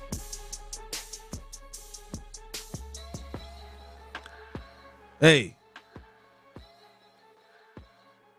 CJ balled out against Georgia. Don't act like he doesn't know what to do under the big lights. Oh, what are we doing? Like when I say, like, when it's thought of, as I said, if you trust CJ, you're not crazy. But when your comeback is, hey, the question is, who you trust more Saturday, Joe Flacco or CJ? If you say CJ, man, hey, CJ, man, I've watched all year and what he did and what he's done in big moments. I think he's got more talent than him, and I just trust CJ that the moment won't be too big, and that's who I trust. Cool. But, like, don't bring up his resume because he doesn't have a resume for the playoffs. And don't bring it with he played against Georgia, he balled out against Georgia. He balled out against Tom Brady in his prime. And Belichick. Where's your damn head at, dude? He balled out against Peyton Manning. In Denver, we had those off. Like. Yeah, I mean, you couple that with, I mean, did you see some of the throws he made last time he was at NRG Stadium a month ago? I mean, look, I don't think the same thing's going to happen. I think it's going to be a different ball game. But did you see the throw that he made to the sideline to Amari Cooper when he had two Texans draped all over him? It was like he was just trying to throw it away, and he ripped it to the sideline. Like, dude still got it. Yeah. Yeah, he clearly does, and clearly still has it, and he still has it. And I'm not saying, like, I don't think he's a better quarterback than C.J. Stroud. But you're going to get somebody who has a great resume against somebody who does not have a resume. We're not smoking weed or whatever drug you think we're doing if we say the weed. And this guy's got 15 playoff games, who's won championships, won a Super Bowl MVP. But Ron, I mean, it's not crazy to say that right now he's a better quarterback than C.J. Stroud. I mean, I don't think that's crazy. I don't agree with it, but I don't think that's crazy. I don't think someone's crazy. I think you can raise arguments to that.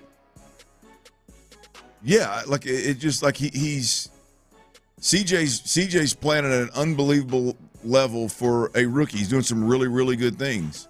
I think over the last 5 weeks, I think now obviously CJ didn't play a couple of weeks, but I think the last 5 weeks, or the 5 weeks that Flacco was playing, you can argue that he's played quarterback better than C.J. Stroud. It's an argument. Yeah, fair argument.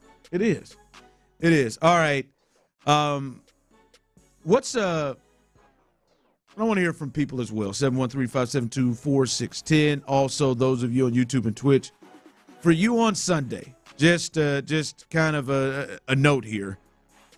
The Texans rushed 27 times on Saturday against the Colts, including 3 carries for 20 yards from C.J. Stroud, and they ran for 83 yards and a touchdown.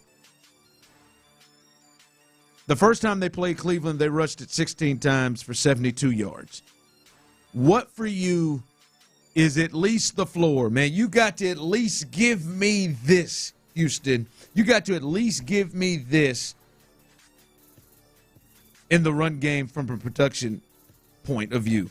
What is that floor? What is it that the Texans at least got to give you? If I got to put a number on it, Ron, I would say 80 yards. I mean, and that's a low bar, man. I mean, that is a low bar. But I think it's, to me, I'll set the bar really low because I just don't like. I think it's more about how effective the run game is in terms of what's it look like on 3rd and short, what's it look like on 4th and short, what's it look like on the goal line in short yardage situations. I look back to last week, And CJ made phenomenal throws to get you in position to for the go-ahead score. You know how big it was? I mean, CJ has the big completion, and I don't remember exactly how far it was, but the dig route to Nico Collins as he's getting his clock cleaned, phenomenal throw. Nico gets horse collared, so it's half the distance. They ended up inside the 5, right? It is really, really, really difficult if you don't have that one individual man beater that can that you get man, you scheme up to get man, and you throw a jump ball, throw a back shoulder, throw a slant, throw a stick, whatever. If you don't have that guy, it's difficult to throw the football inside the – hell, it's difficult to throw it with that guy, but it's difficult to throw the football from inside the 5-yard line. It was huge that the Texans had the ability to turn and hand it to Devin Singletary and punch that thing in. You know, so I think I use that as an example. Like, I think those kind of moments it's about moments, not total yards, I guess is where I'm going. You know, if they're able to keep 3 or 4 drives alive and by converting 3rd and short by running the football, or punch a couple of touchdowns in instead of kick field goals or get bogged down inside the 5 because they're able to run the football, then I don't give a damn how many yards they run for. I think it's more about those situations than it is total yards. But I'll give you 80 yards 80. if you're looking for a number. See, some people texting in 75. Yeah. 100 at the floor. Someone said a solid 100, and that might have to be C.J. Stroud having to help to get to that 100. I think C.J.'s got to help. I don't care if it's 80. I think so. CJ's, This game, you're not as because for me there were times where I'm like, yo, especially against Tennessee, even in this game a little bit, they get down. Oh, he definitely needs to get his ass down. CJ's not a guy that needs to take any risk at all. But if he sees openings, yeah, he got to go get some. I think multiple times. I think he's going to be on the move a lot. I think by design, I think Bobby Slowik is going to move him a lot, which is going to present an opportunity to run for some 3, 4, 5-yard gains, maybe even more, and get out of bounds. I think even when they try to throw the ball from in the pocket, I think Myles Garrett and Zadarius Smith are going to be guys that are going to push the pocket. They're going to move C.J. Stroud, and there's going to be opportunities for him to run the football and run it well and get chunk yardage. And I think it's going to present itself for 4 quarters. Like he's going to have to move. They're going to force him to move. Yeah, I like what you said. As we said, what's the floor for the Texans in the run game? Coming up behind us, Texans All Access. Stay tuned as the guys will hold it down, and I'm sure they'll have they got Jonathan Grenard and Nico Collins joining the show tonight. Usually the general is on, but no. Jonathan Grenard, who will be playing in the game. I think the general will be. He's going to join as us, well, so John yeah. McClain will and join Greg us. Grissom. Good Lord. Yeah, they got a big show tonight. A big show tonight. So Jonathan Grenard, Nico Collins, Greg Grissom, the man there, and the general. So stay tuned behind us. But I like the point that you said when you said moments, not as many yards. And I think moments are when the Texans run the ball on 1st or 2nd down. Clint, just positive yardage, even if it's 2 to 3 yards, right? Like, I mean, it's not great to be in 2nd and 8, or if you run it on 2nd down and 2nd and 5 or 3rd and 5 or so. But to get positive yardage and not have the negative plays and not have because I do think as good as CJ is and as good as he's been this rookie year for him, to me, if they're in consistent 3rd and longs and they have negative plays, let's say they run the ball and bam, Myles Garrett just destroys somebody and they get a stop behind the line of scrimmage, which we saw a lot in the first matchup, and now we're sitting here at 2nd and 12. And now you know, and they know you got to throw. And that's going to be the problem is if they get into situations where it's 3rd and long consistently and it's passing down that you know they got to throw, and now you got Zadarius Smith and Myles Garrett and the blitz packages that Schwartz likes to use, they just got to get positive yardage so it's just not so, hey, they got to throw. Yeah. They got to throw. And because that's the strength of their team. Well, you get into playoffs and you get into situations where you got a better defense across the ball from you, obviously the less likely you are to overcome the negative plays. We talked about the drive that put them ahead against the Colts. I mean, look, you overcome 1st and 20, 2nd and 20, 2nd and 13, 2nd and 14, and you end up scoring a go-ahead touchdown to win that ball game. I mean, that's going to be tough to do in terms of that approach to scoring points against the Cleveland Browns. That's going to be borderline impossible. In fact, you're going to get somebody hurt doing that. And so it's clearly the negative plays, whether we're talking now. Look, I know a lot of the negative play conversation came when Case Keenum was starting, but there's been a run here, Ron, of a handful of games late in the season where they're having to deal with negative plays. They're having penalties that are either killing offensive drives or prolonging defensive drives, and that they were able to beat Tennessee twice, and Indy once, overcoming those problems. You're not going to win with those kind of problems against the Cleveland Browns. You're not going to win in the playoffs consistently overcoming those problems. So this is a game, because we've talked about it before. We've had games. This isn't a game where they can just say, all right, man, we don't, whatever, man. You don't even run the ball. No. Because we see some people text it running is a waste of time, wasted downs. I don't when they get in the game, we'll see what happens. Look, here's the deal. I think the two things, the Texans have to play the cleanest game they've played all year long. And that's hard to do when the opponent is creating chaos all over the field on both sides of the football.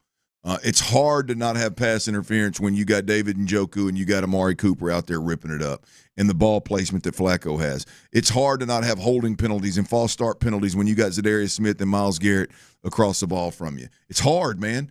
It's hard to not have pass interference, illegal contact when you got those receivers and that tight end running at you. So the Texans, the challenge is to play the cleanest game that you played this year, eliminate all the negative plays you just mentioned, number one. And number two, Bobby Slowik's got to be special, because I don't believe you're going to run the football. And with or without Noah Brown and Robert Woods, it's a tall task. You got to get some guys. You got to get some guys some touches in open space. It's a Bobby Slowik game, and overall, all 22, offense and defense, they got to be clean, man. I'm sorry.